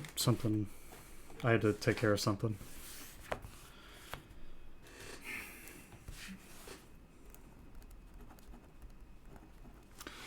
Okay, well, I guess let's keep going. So, Anakin is on Mustafar's little glass bridge, and I don't really have anything to say. He's looking out over the horizon, and he's crying. Oh, wait. I will say one thing about the scene with Obi-Wan and Padme. Go for it. and I'm sure you guys know this, but just to put it out there. So the part where Oh, Obi-Wan says to Padme that he's killing younglings, he puts his hand over his Yeah. mouth. And what's funny about that is apparently that was because it wasn't because like he was trying to be dramatic. It was because someone off screen was doing something really funny, and Ewan McGregor, who plays Obi-Wan, was trying not to laugh. So he puts his hand over his mouth to be dramatic, but he's trying not to laugh. As far as I'm aware, I think it was Anthony Daniels was tripping over shit in costume backstage. Yeah. So I know I've So, seen the one fun outtake fact. of them just talking, and then you hear this huge bang and a bunch of shit fall, and then you just see Ewan McGregor and Natalie Portman look over and burst out laughing. Yeah, so anyways, unless you guys have anything else, we'll just keep plugging. So, as I was saying, Anakin is on the Mustafar, I call it a glass bridge, but I don't know what the fuck it is. He's just standing there, he's looking out over the horizon, and he starts to cry. He's just standing there. Menacingly. It's one of those things I found it sort of interesting, if only because it's one of the only moments where he seems to actually kind of regret the things that he's doing. But that's one of the things that's sort of potentially left to subtext. It's like the only thing in the movie. But yeah, you can potentially interpret the reason that he's crying. It's neat. I like it. I wish we got more Well, there of could that. be a lot of different things he's crying about. You know what I mean? I mean, he could be That's what I crying just about said. what he's, like what he's done, like how Padme could interpret this, like how he's failed Obi-Wan. Like there's Yeah. tons of different things. Well, that's the thing. That's one of I the think only moments of this film. Actually, so you know what, Nash, go ahead. I think he's crying because he's a little piss boy, little piss baby boy. That's true. No, but that's just me. I mean, look at what he really does in these movies, and you will see him crying every other scene. Yeah, it's one of those things, like, that's the only moment that I guess could potentially be left to subtext, and I'm like, oh, okay, cool. The other ones would have been neat, though. Like, Yeah, there could only be one, I guess. there could only be one, and it's him crying. I'm like, okay, I guess I'll take it, but I wanted more. So anyways, we get Padme. She's talking with Captain Typho, which I didn't even realize he was in this movie until Wait, this is he? rewatch. Yeah, Is that him? yeah, that's him. I did not know that. Yeah, she's like, he says something like, "Do you want me to come with you? Do you want security to go with you? Do you want anybody to go with you?" And she goes, "No, I need to do this on my own. I need to leave on my own. I need to figure out what the hell is happening." And so she takes 3PO and then leaves. You know, because he's so useful. Yeah, well, he flies the ship for her. And then Obi-Wan is CG'd onto the screen, and then he climbs on the ship or something. I don't fucking know. The question I have is, where the hell was he hiding? We literally, like, I guess underneath. he was underneath the ship, under that thing that comes out to like let them walk on. Underneath like the landing platform. I misclicked. I thought he went into a little closet. He does, He but does, I'm talking but about before where he is he gets on the hiding ship. so that he can get on the ship. I don't think I ever noticed that before. What? Him climbing into the ship. Like I don't think I ever noticed. I see. As a kid, I always thought that the two of them just went together. So Yeah. But yeah, no. So No, you're right. He just sneaks kind of on board. plops in the boat. What seemed weird was I was like, okay, is he must have hid under the ship, but I can't remember if there's anybody else on the landing strip or if they're all gone or whatever the fuck. No, but everyone's gone. Okay, never mind. Disregard then. Yeah, so Obi-Wan just sneaks in and then hides in the so closet. he sneaks in and then hides in the bathroom so that he can jump scare her.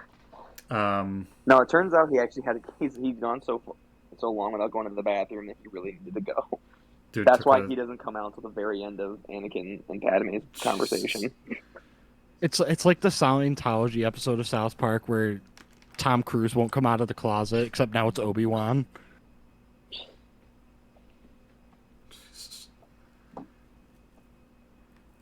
So Anakin reports into Palpatine, and he's telling him that he killed all the Separatists. And then Palpatine, I believe, hangs up and basically... Or no, I'm sorry. There's some bullshit. I can't remember how they do it. But he's basically like, yeah, the Trade Federation will now stop making droids for us. And I'm like, okay, but why? Because he said so, I guess. It's one of those things, like, as we've talked about, it's like they're not incredibly efficient at combat, but they're still... There's something. There's something, and they're still easily producible. Like, that doesn't seem like that's a resource that needs much of anything to continue to be made, so I don't... Plus, I don't think we've ever seen a droideka get defeated in combat in this trilogy, so obviously they seem to be quite effective, especially since they continue to scare Jedi time and time again. Yep. Like, you are scaring off Master Jedi when they see them. I think you would still want those around. And to, I guess, sort of throw it out there... To be fair, we never actually... Go ahead. Well, you never see a non-Jedi kill a droideka. I don't think we ever see a Jedi kill a droideka. We don't. Yeah, every time they're on screen, they go unharmed. So, like, those should definitely still be getting made. The fact that Palpatine's just kind of like, yeah, we're just going to stop making weapons. I don't understand that. Mm-hmm. Yeah, so... Anywho. That's, that was my complaint with that. And then now we have Yoda versus Palpatine, unless you guys have anything else you want to say. I don't. Nope. Okay. So, Yoda walks in, and then him and Palpatine taunt each other, and then Palpatine shocks Yoda with the Force, and then slowly walks over to him instead of just using the opportunity to attack arguably the most powerful Jedi. But, okay. He also just lets him stand up. Yep. I mean, he's kind of like he's almost like relishing in the moment. I feel like. Mm-hmm. So I guess this is another thing. So I guess it's not technically an issue, question mark, but it's just one of those things like we've never seen anyone do this before. So Palpatine's lightsaber was thrown out the window earlier, if you remember. He now has another one. So either he picked that lightsaber up, which is incredibly unlikely, or he had a second one, which is incredibly weird because no one else has a second one except for Grievous. I see this said all the time. I really don't see what the problem with it is. Like, someone as paranoid and prepared as Palpatine, I'm sure would have more than one lightsaber. Well, that's the thing. It's like, I don't think this is an issue. True, I but just then think it's why wouldn't you use that in incredibly your fight weird. against Windu? That's the other thing. I would think you would maybe want No, to it use is. it. It is kind of an issue because again, if he had to, why wouldn't he use them to fight Windu? How do we know he keeps both of them on him We at one know- time? What if he had that one stashed away? That's the thing. We don't know where he Well- kept it. So that one he could have stashed away as a backup in case he lost his current one at a certain point. Then wouldn't I would I think at that guess, point that would but just be a common thing for Jedi then, too. Like, fuck it, why not make a second one just in case the other one like breaks or something? I mean, that's exactly what happens to Anakin in Episode 2. As soon as his lightsaber breaks, he just gets another one. Sure, but Yeah, that's because not a Jedi one that is he standing there made and for. throws him one. Yeah, that's not one he made. No, but it is another lightsaber, is my point. Yes, it's not what he made because he's in the middle of a battle. So Because they another came with Jedi backup. throws one at him. Which at that point, that might not even be one that's made. That might just be, hey, so someone died. Here's this. True. Yeah. I mean, don't here's see the how what thing, you guys you are know- saying invalidates what I'm saying. So you're saying Because Anakin gets one tossed to him. Palpatine just happens to find one. I They're don't two think he different happens things. to find one. I So- think Palpatine has one in case he needs another one. So, okay. So I guess this is the problem, because this is where we're at. So, as per what the film suggests, Palpatine has a second lightsaber that he just doesn't have on him. He's just, according to what Cam is trying to present anyways, he just has it stashed somewhere, which I think is kind of horseshit. I think if he had two of them, he would just use two of them, especially considering how efficient he is with just one of them. Yeah, but that's not like his fighting The only style. thing though is that the two lightsabers are different. The two, if you look at the lightsaber hilt, I'm pretty sure they're completely different. Are they? So they are two different lightsabers. Another thing is, I know this is appealing to the meta, but it does also, it confirms what I was suggesting, and even without this, it is still a possibility. In canon, he had lightsabers stashed inside the statues in his office, which, as I was saying before, he could just have his lightsabers stashed somewhere else.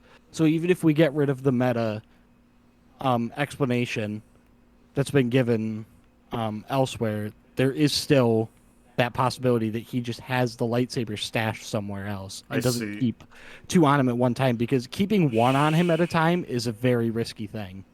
Because if he gets seen with a lightsaber, like, he's fucked. I guess. I hiding assumed, one has to be hard enough. I assumed he carried the one because he knew they were going to try and kill him, which he did. Because he says openly to Anakin in that one scene, hey, you know, if I die, if they kill me, that's it. You have no chance of saving her. He knows that they're coming for him, so of course he has his lightsaber.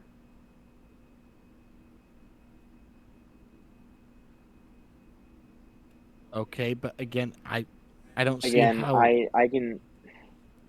I could see him just having that one lightsaber on him at all times. I don't think that line necessarily means that he has to have gotten it just for that fight. And that, therefore, he should have grabbed another one. Sure. I would think if you knew that they were coming, I would probably grab my second one and use that. Well, also case. what Nash said, you do have to think about what is his fighting style. Is he comfortable with two lightsabers? We know from the Clone Wars he is, but that didn't exist yet, so... Okay, well, I guess I'll do you one better. So going back to our hypothetical about whether or not he threw the fight, I'm going to play devil's advocate. Let's say he doesn't. If he does not throw that fight, what is the one thing that could help him kill Windu? A second lightsaber. A second lightsaber, yes. Would he be able to grab it? Would it fit with his fighting style to dual wield? Would he be able to effectively use it? Stop. Oh.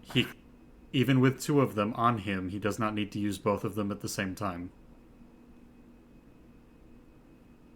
Okay. Again, this is assuming that he's throwing the fight, though. Okay, but here's the problem. Again, going back to the hilts are different, thus implying he does have two lightsabers. However, it doesn't make any sense that he doesn't use them both during the fight with Windu. It's a very odd placement, and the fact that, you know, they show Windu disarming Palpatine, and then, like, it's, I don't know, it's very weird, and I would agree. I don't get why he wouldn't carry both with him. If not on his person, at least somewhere in the room at all times. I think 90% of the scenes we see with Palpatine are in his office. Yeah. Well, they try to arrest him in his fucking office, too. Them? Right. So why wouldn't you just stash them both in your office? They don't have to be like I just person. said, it's not said in the movie, but it is canon that he does keep his lightsabers in his office. Which, again... So even... I understand we can't appeal to that. I'm saying that the explanation Anthony's offering is valid enough that it got put into canon. So I think that's a valid explanation for why he didn't have them on him, because if he really needed them, he could have just grabbed them with the Force. Even though fucking everybody in the prequels forgets that the Force exists unless it is demanded by the plot. I guess. I guess this is the thing. So I'm fine with accepting that. The problem is I don't like the appeal to, well, they put it in canon. Because there are 3 films that were made after the OT that were made canon. And I am saying that it is a valid explanation. And that is fine. I have just conceded that it is a valid explanation. I'm just saying that appeal is probably not the one you should have used. That's all. Okay. Anyways, Cock-a-ball torture, also known as CBT. So we have Anakin versus Obi-Wan, and I don't have a ton to say initially. It's just kind of whatever. I was about to say, if you say one bad thing about this fight, I'm crying. Nah, The dialogue you leading better up get to the ready to fight cry. is very weird.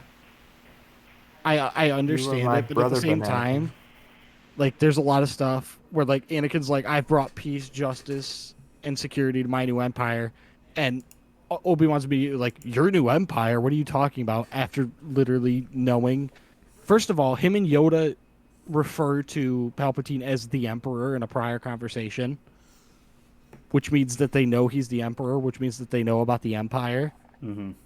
So why is he surprised that there's an Empire? I He don't- also knows that Anakin's helping Palpatine. I don't- Like, why does this I was to say, information surprise you? Anthony, go ahead. I was gonna say, I don't think he's surprised that there's an empire. I think what he's surprised about is Anakin saying that it's his new empire, Yeah, that's where I'm when he coming probably from too. where he probably sees him now as like Palpatine's lackey. Like technically, it's Palpatine's Oh yeah, empire, not yours. that's true. That's true. So I don't think he's denying the existence of the empire. I think he's denying the fact that it's Anakin's. Like that, and Anakin saying that is just another way of showing that he's kind of a little piss baby boy, because he's like, it's my empire. It's like, no, you're being egotistical and ridiculous. Like, you're just stop. Yep. And so yeah, that's how that's how I always took it. Was like, he was just being, are you like, seriously? You think this is like this? You think this is going to belong to you when this is over? So Yeah, that's true. but anyway, so- yeah, no, I really like this fight too. Before I've always they- loved it. Before they start dueling, Padme jumps out, or not jumps out of the ship. She runs down the ship and they talk. I feel like we should probably talk about that before we get into it, because we kind of skipped over it. That's my bad. So they talk, and in her talk with Anakin, she quickly realizes that everything that Obi-Wan warned her about is entirely correct. I do have a note here, real quick. Mm-hmm. So Padme was told by Obi-Wan that he murdered children. Yep. She then confronts Anakin about it, watches him completely avoid that whole statement, does nothing to deny it, completely avoids it, and then she still proceeds to be like, we should run away together. After confronting him about, hey, did you kill children? And he's just like, yeah, let's talk about this other thing. It's like, oh, that you need to answer that question, Anakin. No. You need to address what was just said, because those are some pretty damning accusations for you to just sidestep. Yeah, well, it's okay, because he chokes her out. So he does that after Obi-Wan appears, and he's like, oh my god, you guys are working together. And she goes, no. And then he chokes her out anyways. He releases her after Obi-Wan says, let her go. And then they have an exchange that the YouTube poops make fucking hilarious. You turned her against me. You have done that yourself. You turned her against me. You have done that yourself. You turned her against me. You have done that. I love how they start the fight and they're still yelling that. I think, like, it's when they get to the control room, they're still yelling it at each other while they're fucking beating on each other. You turned her against me. Which, if I'm not mistaken, actually, in that same YouTube... Sorry, we're talking more about the fucking YouTube poop than the fucking movie at this point, but whatever. So the YouTube poop, if I remember the right one, they're, like, one of them is in that... they're in the middle of the line and they get kicked, and then they just stop and hit the ground, and then they... whatever. The whole Anakin versus Obi-Wan fight in YTPs is film Fucking perfection. awful. Well, awesome. I don't know why I said awful. Yeah, awfully good. Awfully good, yeah. So anyways, yeah, they start to fight, and I quite like this fight. I don't have a ton to say until we move into the control room, so unless you guys have anything, we'll skip right to there. Nope. Okay. Which actually, you know what? Shit. We'll address it. So, a lot of people, the issue that they have with this fight is it's way too fast moving, it's way too flashy, and it feels a lot more, I guess, choreographed than other fights, if that makes sense. Like, obviously it's more choreographed, but you know what I mean. I hope. Like it doesn't feel like two people dueling. It feels No, it like feels, a very choreographed yes, fight. that's what yeah. I, I can understand that, but at the same time, like they're Jedi. Well, I would take that They're even. gonna be able to do things that normal people can't. I'd take that a step further. They're two Jedi that have known each other for over a decade. They're Yeah, one of them literally probably trained the other. they're probably quite familiar with how the other person duels. So, And I know this is a bit nerdy, but their fighting styles directly counter the other. Because Anakin's like super gung ho forwards, and Obi-Wan's super defensive. So is that Even really? though I don't know, even though every time we see Obi-Wan fight in the prequels, he's very, very offensive.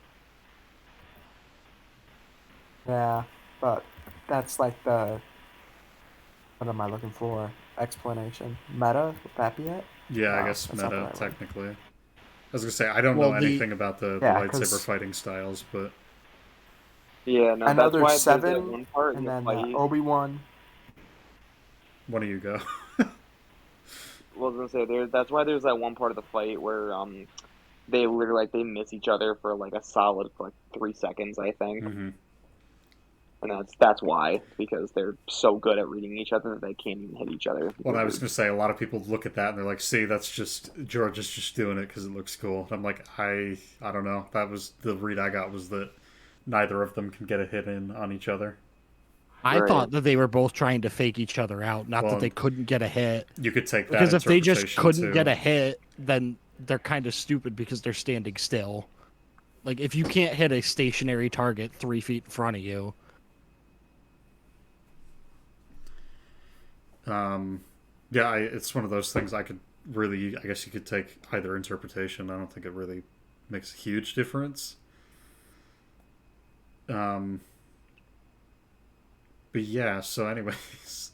So if I remember correctly, one of them is pushing the other closer and closer to the control room. One of them is constantly pushing forward. There are a lot of very quick swings, very quick saber locks, and then they just consistently keep moving into the next section that their next attack, basically. And before too long, we're inside the control room where there is now a thin red paste of the separatists. And then Newt Gunray dies in Anakin's arms. Okay, anyways, memes aside. Oh, So real quick, just a meme. I can just imagine Anakin's remembering Newt Gunray's last words, and as he's coming out of surgery from becoming Vader, he looks at Palpatine. The first thing he asks, "What is Sugma?" explodes. It's not. That's why the droids blow up at the end. It's not. Yeah, and it's Palpatine just goes, "Sugma balls." No. No. He got Ligmud so hard he He killed got him. everyone in a 10-mile radius. God. As one does. Actually, shit. I just remembered. So another YouTube poop thing is in this fight when they pass by Newt Gunray's body. It zooms in on his face, and he goes, "This is getting out of hand. Now there are two of them." Yeah. It's just like, what the fuck? Why? Anyways, He's deserving even in death. so You didn't tell him about the two Jedi. No need to tell him that. so I Probably went. because we are dead. I went frame Sorry. by frame at this point because this is right when they force push each other. They've kicked each other a couple times, and there's all sorts of shenanigans, and then they start to force push one another, and they're sort of at a stalemate until they get thrown into the consoles. Anakin jumps up and leaps towards Obi-Wan, and he completely misses, hits the console, and hits the magma shield, or whatever the fuck we're gonna call it. I'm gonna call it the magma shield. So That's good enough for me. Obi-Wan follows that miss up by then slamming his lightsaber on top of Anakin's. Like it makes a difference. I don't fucking know why. Yeah, he doesn't aim for Anakin. He aims for Anakin's lightsaber, It's if I so- remember correctly. I was gonna say I went frame by frame. That's exactly what he does. It's so fucking dumb, but what the fuck ever. So the magma shield drops, and so their brilliant idea is now to go outside into the fucking lava volcano mess. And I think it's here that Anakin starts to get a bit more aggressive. He, I believe, slaps Obi-Wan, like backhands him while they're fighting. There's a couple times where I believe he kicks him, gets a kick off or whatever. And it's just, you can kind of tell Obi-Wan's now on the defensive as Anakin is just trying to unleash hell on him. And they keep going. The lava, as I mentioned, the magma shield's down, so they just keep getting pelted with bits of magma and whatnot. And eventually they get to the point where there's a giant little, like, I don't even know what you want to call it. Basically a mound of You're lava wrong. and magma is being thrown. It's lava. If it's out of the volcano, it's lava. Magma is underneath the earth. You idiot. Shut up. Well, they're 0 not out of even 10. on Earth, Unlike- Yeah, so they're it's not on all Earth, lava. dumbass. No, what I just said helps Nash's point. I know. Anyways, so the magma is being pelted at them, and so they decide to take cover. And it's at this point, I'm trying to remember exactly how it plays out, but Obi-Wan takes cover immediately, and is just kind of worried about surviving. Anakin runs up to him and is like, hey, so we're still fighting, and he tries to get a hit in. Obi-Wan deflects it, and then Anakin's like, oh yeah, I probably should take cover now. So they do, they wait it take out. cover in a minute. Yeah. Oh, actually, shit. I just realized in my notes I've completely skipped the Yoda-Palpatine fight after that. So, because I think what I was going to do was the same way that we went through the ending of Episode 1. So, I guess at this point we'll finish out Obi-Wan versus Anakin all the way through. And then we'll go back to Yoda versus Palpatine. That's my bad. So, yeah, they sit there for just a minute. They're waiting out the magma as it falls, and then they decide that the best course of action is to... No, I'm sorry. I think they try to run, but the magma is... It hits the support beams in just the right way that it basically makes the whole thing fall, and then the platform that they're on then falls into the ocean of lava, and then that's sort of where the fight goes from there. Obi-Wan starts climbing, Anakin starts slashing at him, and it's just, again, like, we're not getting a ton from them, which is fine. They're more, at this point, worried about survival. And then we have Obi-Wan grabs a rope and decides to then Tarzan swing at Anakin. And then Anakin... It's a good idea. Don't worry about it. It's a good idea. Anakin does the same thing, and it just results in the two of them being like, hey, hit my glow stick. And so they do, and it doesn't really do anything. Obi-Wan then jumps to a different platform. Anakin follows him, and their duel continues, and then we get the Anakin, Chancellor Palpatine is evil. And then from my point of view, the Jedi are evil. And then Obi-Wan says, well, then you are lost. And that's... I don't know. I don't have anything really to say about that. I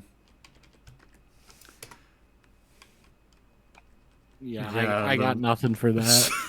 Yeah, I don't have much. This is like the feeling you get when your best friend is the imposter in Among Us. Yeah, what Nash said. Yoda and Obi-Wan voted Anakin out. Except he didn't want to leave, so they gotta eject him by force. Didn't he? Oh, I see what you did there. That's funny. So anyways, yeah, so they fight for a little bit, and then Obi-Wan jumps away and decides that, like, 12 feet is going to make the difference between who wins and who loses, because apparently it does. And Anakin is basically told that it's over because Obi-Wan has the high ground. Well, I do want to point out really quick. There's been analysis done on this. The high ground in melee combat is a disadvantage because you now have to bend over to protect your legs. Anakin could just attack his legs, and Obi-Wan, if he wants to attack Anakin, has to sacrifice his footing and his balance to attack him. Like, the high ground is a significant disadvantage in melee combat. And you'd think someone as experienced in combat as Anakin would know that, but... No. So, yeah, Obi-Wan says the line. Any of you want to say it? Just to say it? I fucked your mother, Anakin. Okay, that's not the I one. am your father. Look at me. I am the father now.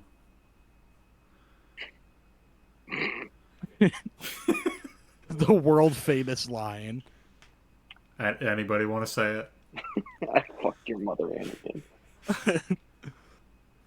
What are you referring to? It's over. The high Anakin. ground. I have the high ground. Oh. I thought we were past that already. Someone want to take Anakin's line? You underestimate my power. And then someone want to take Obi-Wan's line? Don't try it. This is Weston's class? Yeah. Yeah. So then... No. Yeah, so he does that, and then all of his limbs get chopped off, and then he starts to... against me. Then he starts to roll down the hill, and Hey, Anakin's dead. Anakin is really struggling, and then Obi-Wan's like, you were my brother... actually, no, I'm skipping ahead. You were the chosen one, I think. And then it was said that you would destroy the Sith, not join them. I think. Bring balance to the Force, not leave it in darkness, I guess, Lamau. Which I'm just going to point out real quick. It never said that he would destroy the Sith. It just said he would bring balance to the Force. Yeah, I guess that's true. Yeah. No, I think he does. No, they do say that. Do they? In the gunship with Obi-Wan, Mace, and Yoda, he says, "Is he not destined to destroy the Sith and bring balance to the Force?" But how would destroying the Sith bring balance to the Force if that actively sets off balance? Like that makes no sense. Balance in the Force within Star Wars. He does though. As far as I'm aware, balance within the Force is not an equal amount of Jedi and Sith. It is the light side is in power, which is technically not balance, but that is the exact opposite of balance. But that's how that always worked. That's how it worked in the OT. That was so balance in the stupid. Force was when Vader and Palpatine were both dead. That's what balance means, I guess. Yep. Unequal. That's right. The light should always outnumber the dark. Nash, shut the fuck up. But Did you he say does the right later or the on, so I white? guess it's true. The light. Oh. Either way, it was a That's what I racist said, the joke, light. but still. The fuck? I'm not bringing race into this. I don't know why you guys are talking about race. Talking about God. the good and dark. Or the... Wow. Wow. I meant the light and dark side. Fucking of the slip of the Force. tongue there, jeez. Yeah, that's right. Mute. Anyways, so Obi-Wan decides to fucking unload everything, and Anakin hits him with the good old "I hate you." And Gonna hit him with the good great old comeback. nuh-uh. It's over, Anakin. I have the high ground. Nuh-uh. Hit him with a good old, you turned her against me. Okay, we're way past that, Anakin. They're on the Christ, we're fucking way Death past Star it. in episode 4. You turned her Turn her against me. against me. It's been 20 years, Anakin. Bro, it's been 20 years. She's not even alive anymore. Yeah, so Anakin says that, and then Obi-Wan is like, you were my brother, I loved you. And I think it's before this, and I fucked up, but he gets set on fire. And then Obi-Wan is just like, oh, that sucks. I'm gonna steal your lightsaber. and then he watches him burn to death, allegedly, and then A fine walks addition away. to my Allegedly. collection. So, Oh, I missed something during the fight that I wanted to bring up. And I okay. just remembered about it. So during the fight, you could see multiple times where they just blow past workers on Mustafar. Yeah. Can you imagine how fucking confused those people are? Like, you just go into your 9 to 5, and like 2 hours before your shift ends, you just see 2 monks sword fighting on droids. It's perfectly natural. And Actually, I do have another shit, thing now at that the end of the fight. Now But that you said that, there is one little detail that I like that I kind of want to bring up. So, after they do the stupid Tarzan swing, Obi-Wan lands on a giant platform. I say giant platform. It's relatively big, I guess. And it's meant to... I'll show you relatively big. Shut the fuck up. So, so he lands on a platform that is of moderate size. And, I'll show you a moderate shut the size. fuck up. Obi-Wan You lands on joined our dance, man! Why? Obi-Wan lands on a I just platform. love that line. And Anakin then is late because he What has size to... is this platform? I'm not explaining. Stop. You really should. Like, the audience is going to understand what you're talking about if you don't explain the size of the platform. It is a platform about twice the size of the one that Anakin lands on. I showed you one. that's the size of the one. No, ironically, the one Anakin lands on is the one you're talking about. Yes. So That was a sex joke. Anakin's gonna land on Anthony's dick. I just gotta get that I gotta get that George Lucas level of this is what I actually no meant, subtlety. guys. Yeah, this is So- what I meant by that. So, anyways, so Anakin has to swing back because he swung after Obi-Wan did, and he now has to struggle to get a platform. There's not a bigger platform for him to take. And so it's incredibly risky, but he ends up jumping onto a droid. And it's one of those things that is a smaller platform. It is a lot harder to land on, but he ends up sticking it. I think he struggles to stand up, but he sticks the landing, and he stands up, and they're like shoulder to shoulder. It's right before they have the whole Anakin Chancellor Palpatine is evil speech and all that shit. And it's one of those details that I really do like, because Obi-Wan had enough foresight to find a place to go. He ended up getting the one that was not even arguably, it just is the one that's safer and more sound. And Anakin ends up doing what he does in all three movies. Well, I guess you could say the second and the third movie, maybe not the first one. But he takes the far riskier option, and he is now potentially going to pay the price for it. I mean, it works out for him, but it's one of those things that I just like. It's a neat little detail, I think. Because it seems like the two platforms are sort of, I guess, symbolic of the Jedi that they are. If that makes sense. Well, yeah, I was gonna say Anakin's always a risk taker, Yep. which normally his risks pay off, but it's still very dangerous. Yep. So anyways, we're going to jump back to the end of the fight.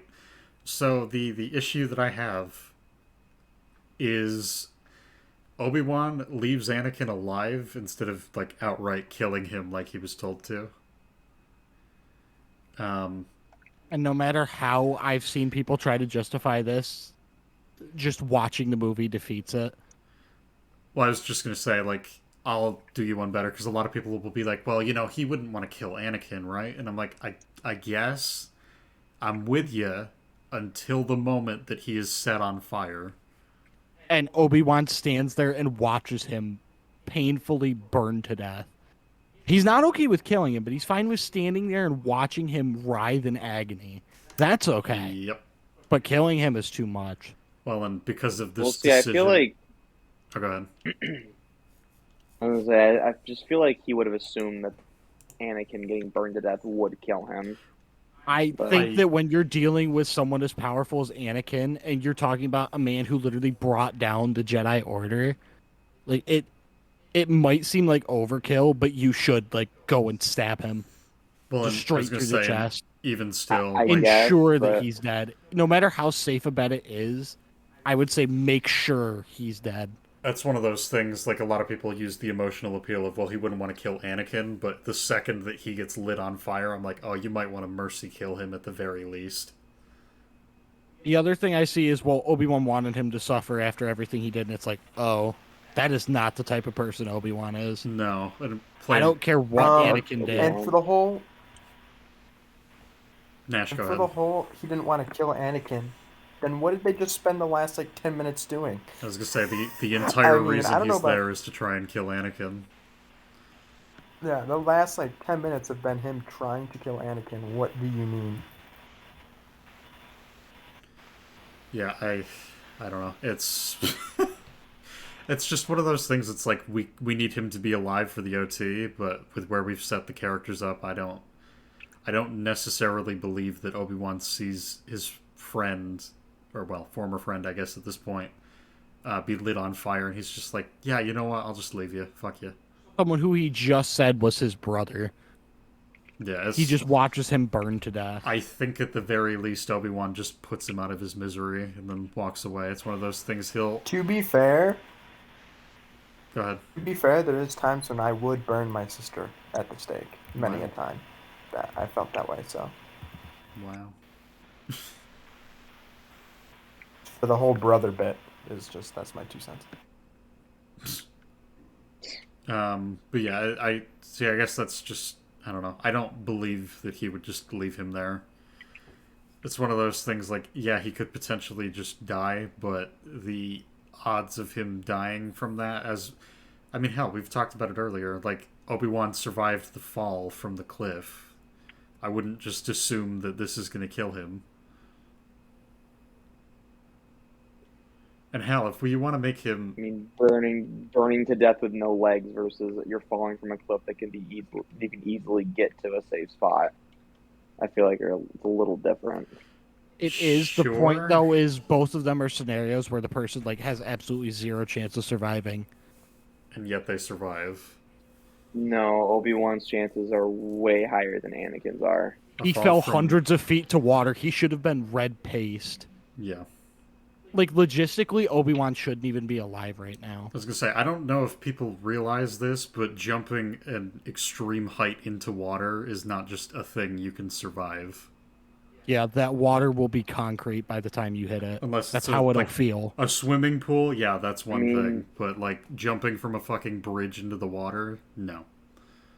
There's a reason people jump off the Golden Gate Bridge to kill themselves. Yep. It's not because they think they can land safely. Then again, I guess, is this a consistent thing they do in Star Wars? What do you mean? People jumping into water. No. I was gonna say they jump from pretty high places and land pretty easily. I mean, that's something the Jedi do. Yes, but from that height,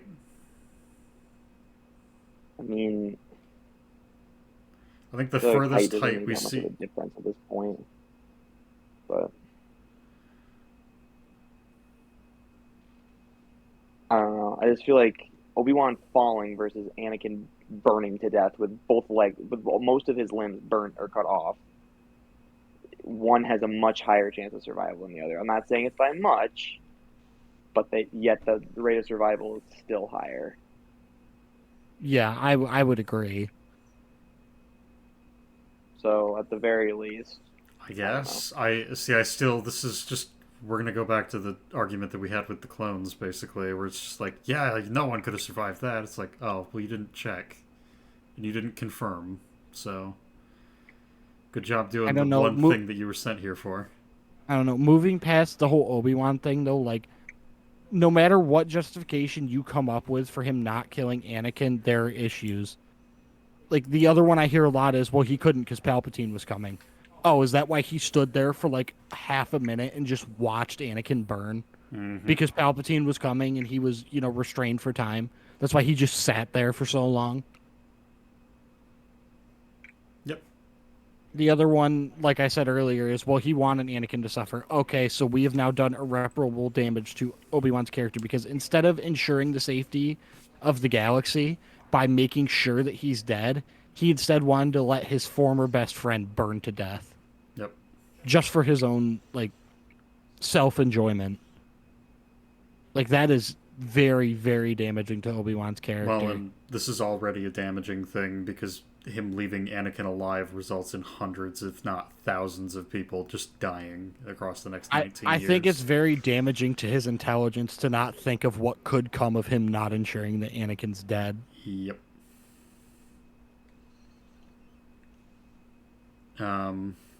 So as long as you guys are good, we'll move back to Yoda versus good old Palpatine. What do you got? I was gonna say, I think you're thousand. I think you mean millions. I was gonna say I'm absolutely lowballing it, but that there was a point behind that, which is those are the people that are dead at the very least. But either way, Yoda versus Palpatine. Any? I guess I'll throw out my quick thoughts. So, I always thought, even as a kid, I'm like, this fight sucks. It's incredibly lame. I don't find it remotely interesting or cool. I don't think these two fighting styles work really well together, and they're not. I don't know. I never had a ton of investment in this fight as a whole. I did up until the point where they stopped fighting with lightsabers. That's probably Then a it fair point. Yeah. Then it just becomes like a fucking weird, like it's kind of like to mirror the Yoda versus Count Dooku fight. Yeah. But it's not like it's done really weirdly, and like I just wish that like there was just a little bit more done with lightsabers instead of like I feel like most of the fight is him. I know it's not, but it just feels like most of the fight is him throwing chairs at him. Also, no, he's literally throwing the Senate chairs at him. And nobody hears this. No. Like, nobody's like, "What the hell's going on in there?" I'm just imagining the Senate doesn't because the Senate hasn't been disbanded yet. Because in Episode 4, we know the Senate still exists.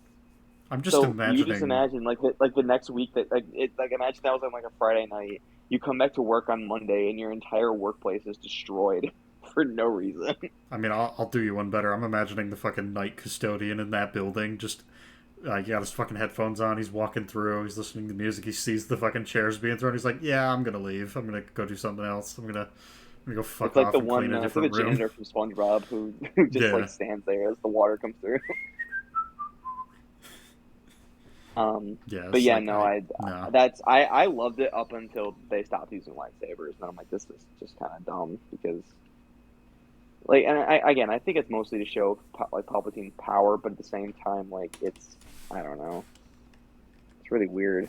I feel like if he had nothing left to lose at that point, then whatever. But like, you're still in charge of the Senate, dude. Like, people are still coming to work on Monday, and they will have nowhere to sit. So no. But other than that, I think the lightsaber fight is really, really interesting. And I mean, I remember like after watching episode 2, like I got to see Yoda fight again, and you do. So I don't know. I thought it was cool.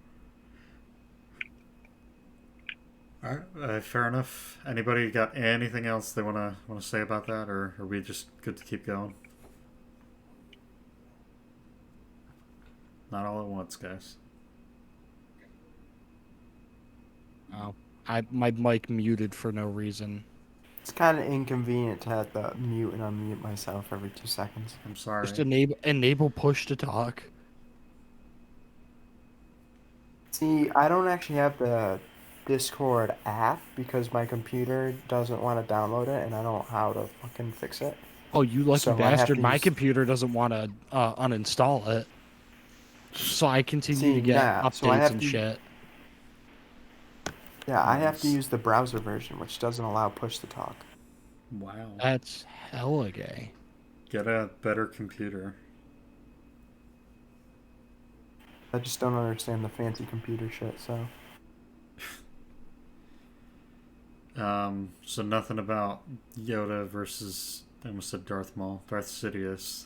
I do have one thing with Bail Organa deciding to come save Yoda. Okay. I don't remember if there's dialogue about this or not, but I don't think there is.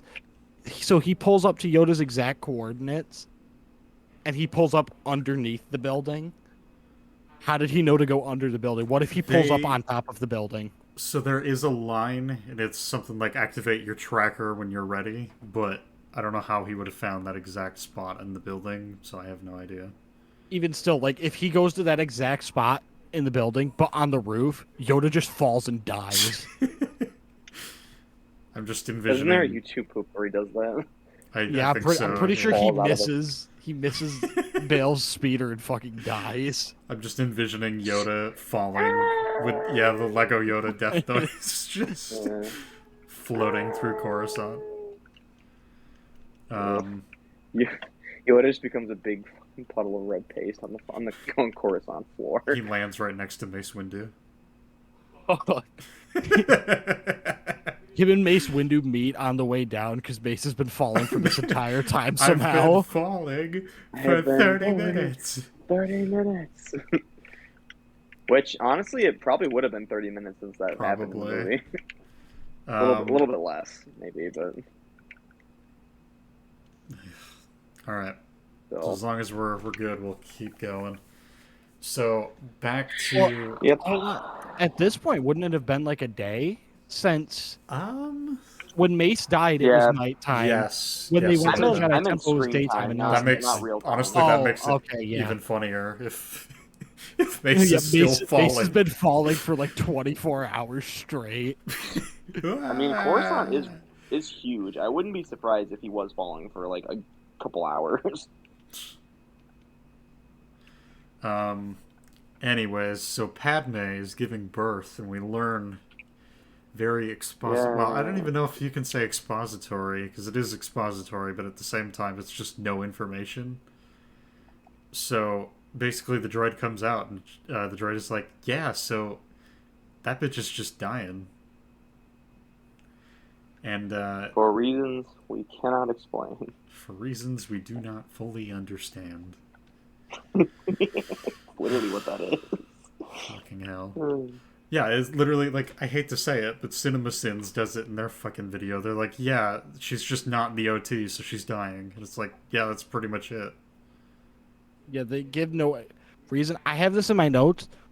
Having her die just because she lost the will to live does nothing except for make it unbelievable. Well, it does. If you just say, "Oh, she's having heart problems" or something, Her throat she was has a crushed reason or she's something dying. like, she's got damage to her, whatever. There's fucking something you can do. Also, she's Or how lost about, the I will don't to know, live. Anakin choked her out. This also says a Anakin lot about literally her crushed her character. esophagus. Yeah, Of that course couldn't she's be why dying. she's dying. No, it's because she Yeah. lost the will to live. This does also have major implications on her character, considering she just apparently doesn't give a fuck about her kids. She No. lost the will to live because Anakin did some bad stuff. Well, it's funny you Because say that. apparently she doesn't want to be around for Luke and Leia. It's funny you say that, because you were like, well, this doesn't do anything. It does do one thing, okay? So, when Leia, in Episode 6, says, yeah, I remember my mother, there's a potential way to explain that. We'll get to that when we get to Episode 6 in terms of coverage. But, you've now potentially created a plot hole by doing this, so thanks.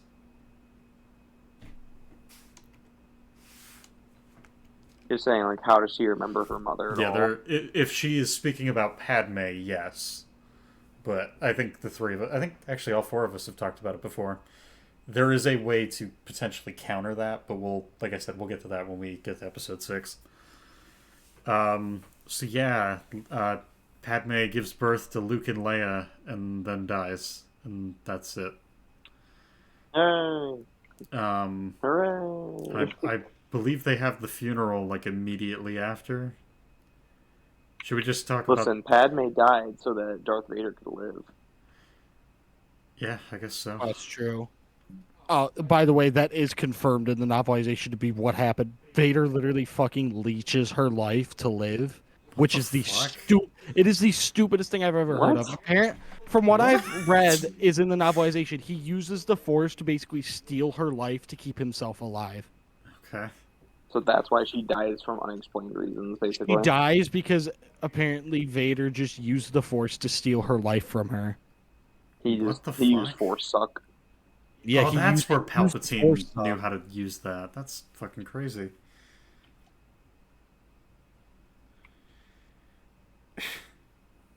Yeah, the novelizations are fucking stupid.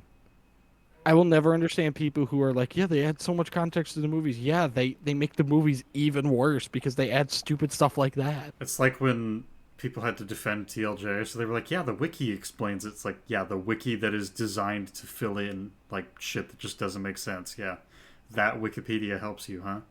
I don't think anything will get better than fucking Fortnite explaining some of the lore behind Rise of Skywalker that just didn't make sense. Well, it doesn't even do that. It's just like, yeah, cloning exists. It's like, okay. That doesn't explain much of anything. Thank you, Fortnite. Very cool.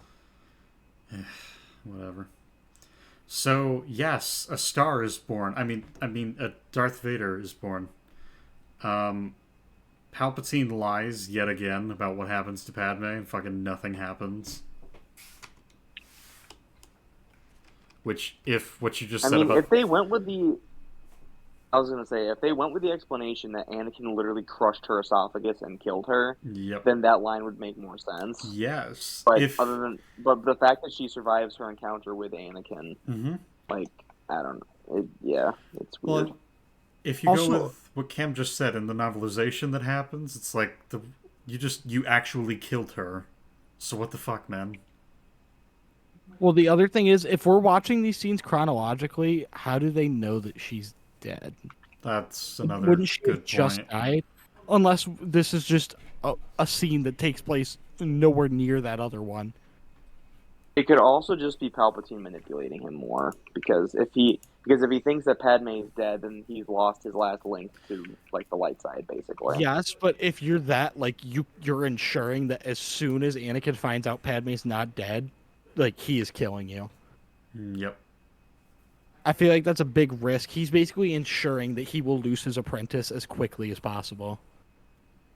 I guess, but in the way that things turned out, obviously it's not true, but... Yeah. But then again, I don't know, because I don't know. So, do we want to talk about Padme's funeral at all, or do we just want to keep moving? Kind of wish Jar Jar was in that casket, but, it's just me. Wow. Oh, don't even act like you don't feel the same way. Part of me wishes that Palpatine took the skin mask off and was like, yes, Misa gonna help you, Anakin. I'm going to point out something real quick that relates to both the end of the movie and Padme's funeral. Yep. So they make Padme look pregnant. This is to throw off the fact that her children were born. If she looks pregnant during the funeral, obviously her children weren't born. Then Vader and Palpatine wouldn't look for the children. Okay, so what do they do with Luke? They send him to a planet where he keeps his surname and lives with Anakin's brother or stepbrother.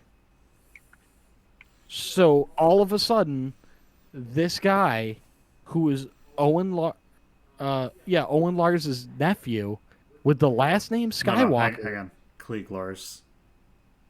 You said Owen. Owen's the guy's name. Yeah, I'm talking about how Luke is Owen's nephew. Oh, okay. Never mind. I'm a dumbass. Keep going. Yeah, Luke is Owen's nephew, and his last name is Skywalker. Who was Owen's only brother that we know of, who's named Skywalker? Your mom. Oh, that would be Anakin. So if the Empire ever hears about a Luke Skywalker who is Owen Lars' nephew, they immediately know, oh yeah, Anakin's kid was born. Yep. So having Luke keep his name and sending him to live with Owen and Beru is the stupidest thing on Earth, considering the circumstances. Yeah, but why they're not did you on have him Earth. go to live? Would you? He said they're not on Earth. So take that back.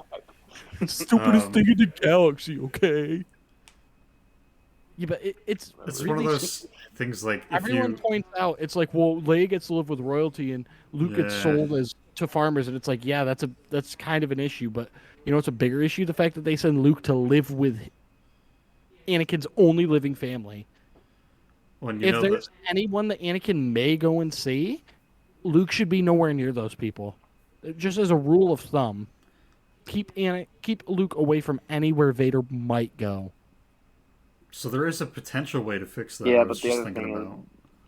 Go ahead. But he hates sand. I Shut was up. gonna say, Shut the I fuck mean, up. that joke aside, it was pretty much confirmed that he would never go back to Tatooine, thus making it like the perfect hiding spot for Luke. I don't know. See, if I were Anakin and I found out, like, we see how irrational he is in this movie. If we're going to consistently characterize him as being this irrational, I wouldn't think it would be outrageous for him to go back and try and kill Klieg. We know now that Klieg is already dead, but Anakin wouldn't know that.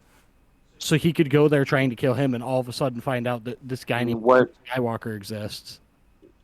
I mean, what reason would he have to go kill Cleet? What did Cleet ever do to him? Well, He would blame him for his mother's death or something. Also, Like I said, he's not responsible, but we see that Anakin and Logic are just not anywhere in the same universe anymore. yeah, but at that point, he doesn't go anywhere without Palpatine telling him to go. And the other thing is, the minute he steps foot on sand, he's immediately reminded of all the pain that he felt on Tatooine. Like, he will not go back there. So, But that's never said in the movies. I don't know. My problem is it's like not, but I the mean, movies don't do enough to explain why Vader never revisited Tatooine. And I feel like that's a big thing, considering that that's where his only remaining family is, and where his son is also being hid. Like I don't know. I would like some explanation as to why he didn't go back there. But then again, to squeeze that into this movie, I don't know if it would have fit very well. Because if they threw in an explanation, it would have to come out of nowhere. I mean, this entire thing kind of comes out of nowhere. We very quickly decide, oh yeah, shit, we need to tie these to the other 3 movies. So how can we do that? It's like, Padme dies, we split up the kids, and Obi-Wan decides to go live with Luke on the same planet at least. And Yoda's like, yeah, fuck it, I'll go into exile, that's fine. Oh, and Force Ghosts, alright, goodbye.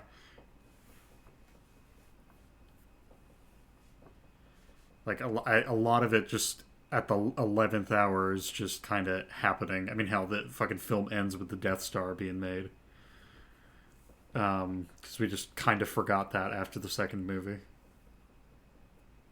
Yeah, it seems like the entire last 5 minutes is them trying to connect this to episode 4, because the rest of the episode is very much still in the prequels, which I'm fine with. It's just, I don't think we needed so many connections to episode 4. We could have just had Luke and Leia go with their quote-unquote parents, or the people who raised them, and just have that be the end of it. But they seem to continually want to reassure us, this is leading into episode 4, this is leading into episode 4, and it's like, yeah, we know. The audience isn't that stupid. So what I was going to say earlier, the way to potentially fix it, if you did, well, the chronological order of the movies in terms of the numbers, is episode 4, you would just have the fucking aunt and uncle be either his actual, like, biological parents, or at least that's what they tell him they are. And then he finds out later that they're aunt and uncle, but what the fuck ever. They're his aunt and uncle. I can't talk. But obviously you can't fucking do that, so I don't know. You need a better way to close this off, and as per what we have, there's no way to do that. Real quick, I did miss one of my notes in Padme's death scene. Okay. As she's dying, she says that there's still good in him. So since she says the word still, the only person she could be talking about is Anakin. So I'm just going to do a quick recap of everything she knows about him. All right, he massacred an entire village of Tusken Raiders. He massacred the Jedi Temple. He murdered younglings. He's, he's very pro-dictatorship. He did not deny to her at all that he was killing the younglings. So he was even, just fine with not even trying to cover it up. He was just kind of like, yeah, I killed them. Like, how do you think that there's still good in him? Obviously there is come Return of the Jedi. But Obviously how, with there is everything come. Padme's seen, does she think that there's good in him? Yeah, I got no fucking idea, but... Well, that's on top of the fact that part of the... well, not even part, because I guess the film just kind of ignores it, but, I mean, he straight up choked her out and then tried to kill Obi-Wan, so... I don't know. Mhm. It's like, okay. Also, we missed Bail Organa's great line of wiping people's memory. You're roboting That- really bad. I said we missed Bail Organa's great line about wiping 3PO's memory, but then he said nothing about R2. Oh well, hang on, because you're jumping ahead. Isn't that before the funeral? It might be. I think I fucked up in terms of the order of events. I never wrote down where Padme's funeral was because I didn't have anything to say about it. So Yeah, in my notes, that scene is literally the scene before the funeral. okay, well then yeah, that's my bad because I have some notes for that. The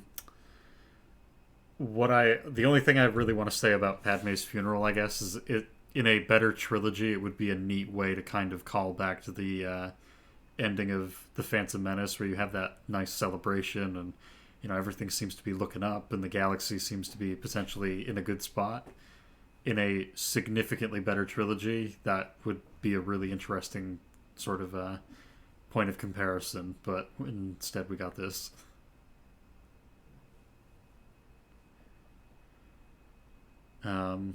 So, anyways, I guess we'll close off with Yoda, Bail, and Obi-Wan discussing whatever plot threads are left before the OT begins. So, anybody want to start? Or do you want me to start?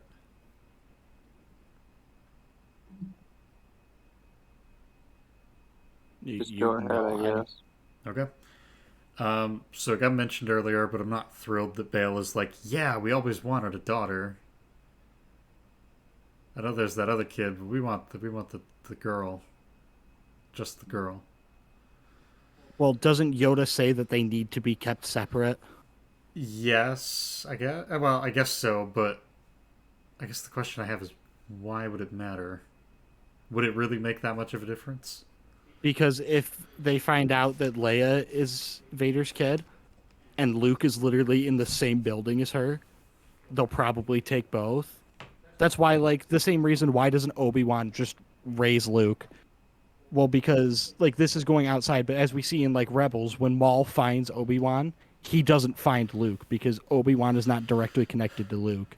You don't want those two directly connected because then if Leia gets found, Luke also gets found, and vice versa. So the farther those two are apart, the less risk you put them both in.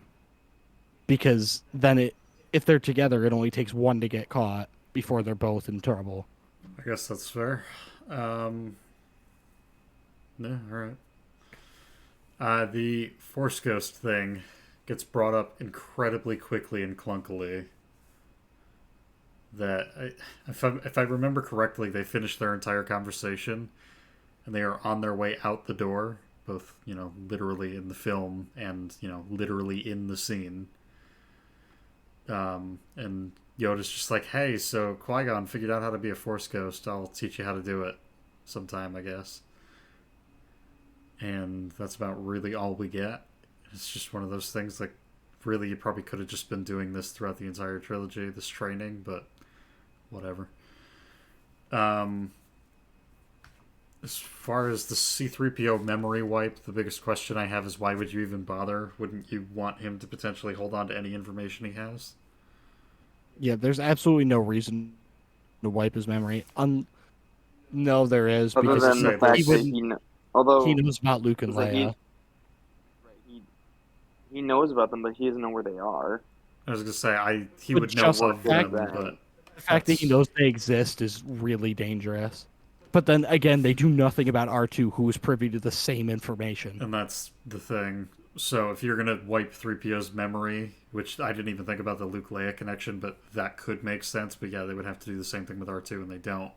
The only reason I can think of that they would do it is from the meta, which is in Episode 4, 3PO's like, yeah, he mentioned being the property of an Obi-Wan Kenobi, but I've never heard the name before. Do you know who that is?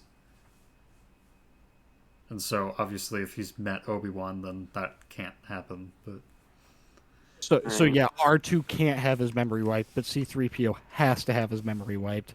When instead we could have just organized this trilogy so that Obi-Wan and 3PO never met. Yep. And really nothing in this trilogy changes if we do that. I don't think him and 3PO ever interact. I don't think they No, do, they but don't. they are around each other a little bit every so often, I think. Or maybe Yeah, this all just on this ship is it, but at the same time, it's like you could have just kept them separated, but fuck it, whatever. yeah. I mean, hell, actually, thinking about it, they did a callback to that scene in episode 4 in episode 2. We talked about it. So they knew that that was a thing they had to account for, and they still fucked it up. When did they call back to it? So if you remember, it's after Shmi died, 3PO shows up in the desert, and he's like, hey, so you got a transmission back on the ship from an R2 got a transmission from an Obi-Wan Kenobi. Have you heard that? Like, basically the same thing as episode 4. Oh, And that's when they go back. oh yeah. So they just acknowledge that that's a thing, They and then acknowledge, forget about it yeah. in the next movie. They knew that was something they had to account for, and they still fucked it up. Okay. And the last note that I have is how long has the Death Star been in construction that the framework is already done, and how has no one really looked into this and what this is? I the way I always took that scene is that is not immediately after. I always saw that I scene guess as being like that could maybe be. 5 years into the future at least. Like I never watched that scene and thought that it was immediately following what we saw with Obi-Wan giving Owen and Beru Luke. I always thought that was way later in the timeline. No, So- see, I always did. No, I always thought it was like at the same time. I see. And That's the immediately thing. following that, it shows Luke being given to. Yeah. So yeah, I If always it's thought at the that same was time, case, that has so. major problems. That's the thing. So I guess we'll probably do what we've done a couple times and just be like, yeah, if it's the same time, that I think is an issue. Because again, no one looked into the giant spear being made in fucking space. If it's sometime later, that's a whole different ball game. But the film doesn't indicate that, so it's another one of those things that I'm just like, I guess maybe that could be it, but I have no idea. And 10 hours in, that is. Well, real quick, I do have one more thing. It's not a Okay. huge problem. I just think it's really funny. So Obi-Wan needs to find a place for Luke, and he's like, "Huh? So I gotta drop a whole child on somebody. Somebody will have to pick up all of the expenses of taking care of another human being. I think I'm gonna give him to two really poor moisture farmers on a crime-ridden planet full of slaves.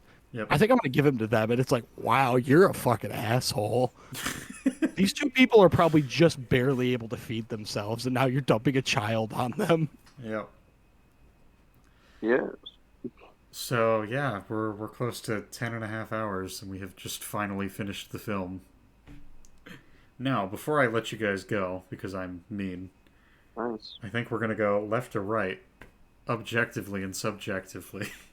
How are you guys ranking Revenge of the Sith out of 10, with 10 being perfect and 1/0 being one of the worst things you've ever seen? And left to right, that would mean, Anthony, you're first. Okay. Objectively, the movie is probably around probably like a 5 or a 6 out of 10. It's like it does good in some areas, not so good in other areas. Subjectively, it's a 10 out of 10 for me. It just based on nostalgia and based on how much I love this movie. I'm gonna give it a 10. I really don't care. I can still walk away from this and see this as a pretty flawless movie. I know it's not true, but in my heart, I think it's still a pretty good movie, despite all of its flaws. But if I had to give it an objective rank, it's definitely like a 5 or a 6, because we wouldn't have spent 10 and a half hours talking about a 2.5 hour movie if it didn't have some problems. So, but granted, we also talked a lot about what we liked and what things connected well. So, So I guess I'm next up. Objectively, there's some things to like. It's a lot like, I guess, the other two movies. There's some things to like in it. There's a lot of things that just don't make any goddamn sense whatsoever. I really like the idea of what this film could have been, which is more than I can say for subsequent films in this franchise. Um, so I don't. I'm kind of in an awkward spot because again, I personally like the film, but there are a shit ton of problems with it. So objectively, I'm probably gonna have to put it at a 3, like I did with Phantom Menace, and I think Attack of the Clones is probably at a 3 as well, which I know I said 2.5, but it's pretty much in that range, probably 2.5 or 3. Um, Overall, the trilogy has a lot of great concepts. There's a lot of things that could be, overall, I think could have been incredibly well executed for this franchise, and it would have put it in a much better spot. But George himself said it, as far as I'm aware, that he surrounded himself with yes men, and he didn't have anybody that shot down his bad ideas. And I think it shows. I think there's some issues that kind of bleed throughout all 3 movies, and they definitely leave an impact on the OT. So the OT didn't even come away from this trilogy undamaged at all, which is a shame. But again, there's some stuff to like. So yeah, objectively I'm going to say a 3 out of 10. Subjectively, I will probably say a 5 or a 6.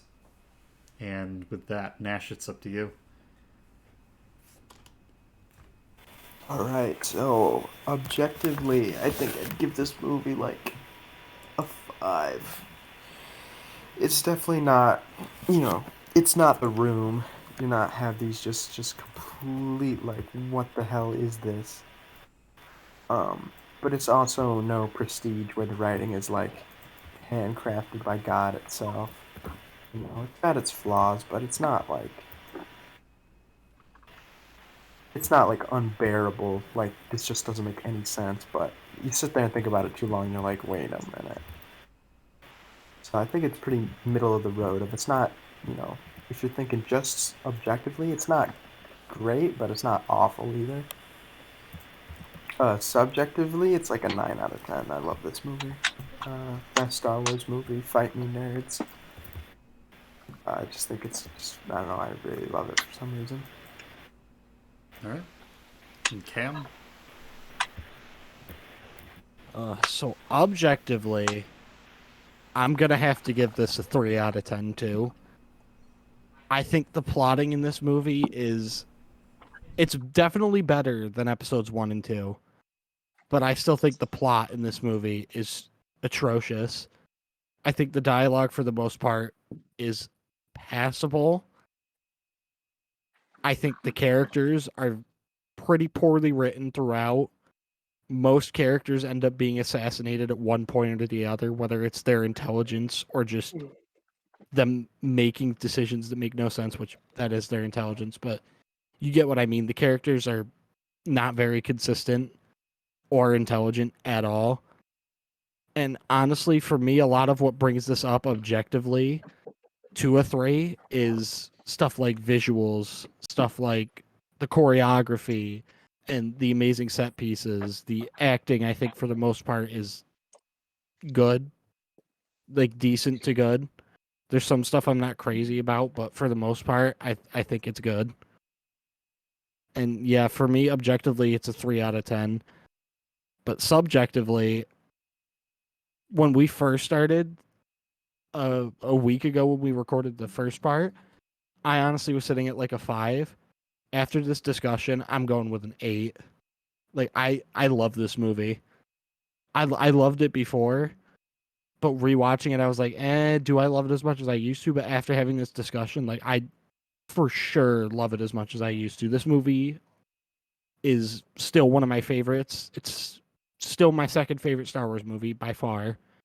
And I don't know, I love this movie, even with all its flaws. I think everything from visuals to just the story it tells, I love, even if it's very flawed. Okay. So, with that, we are done with the prequel arc. We'll eventually have to reconvene. We'll do the original trilogy. And you know what? Maybe I'll torture everyone, and we'll do the sequels at some point. I'm sure that'll be fun. But yeah, so the OT is a potential for the near future, but we'll see. If you watched all the way through, thank you for watching. Thank you to Anthony and Nash for sticking it out this long. And Cam, thank you as always for helping me out. Other than that, I don't think there's much of anything. Cam, do you have any projects you want to throw out to the listening audience right now? None that will be done within the next 2 months. Okay, fair enough. Other than that, I'm trying to think. Oh, so obviously the channel's been rebranded. I'm hoping this will be the last podcast under the old logos. So we'll see. I gotta talk to some people and see what I can come up with. But the format will be changing just a little bit, and other than that, I think that's it. So I want wait. I want credit for the name. oh yeah, Snash came up with the God name. damn it. The Pineapple You're Pie welcome. Podcast. Thank you. That I really like it. Most people are not going to get the joke, and that is perfectly okay. Thank you, folks, again for watching, and we'll see you next time. Goodbye. I can't believe you actually went with it. I was just straight memeing. It's such a good name, though.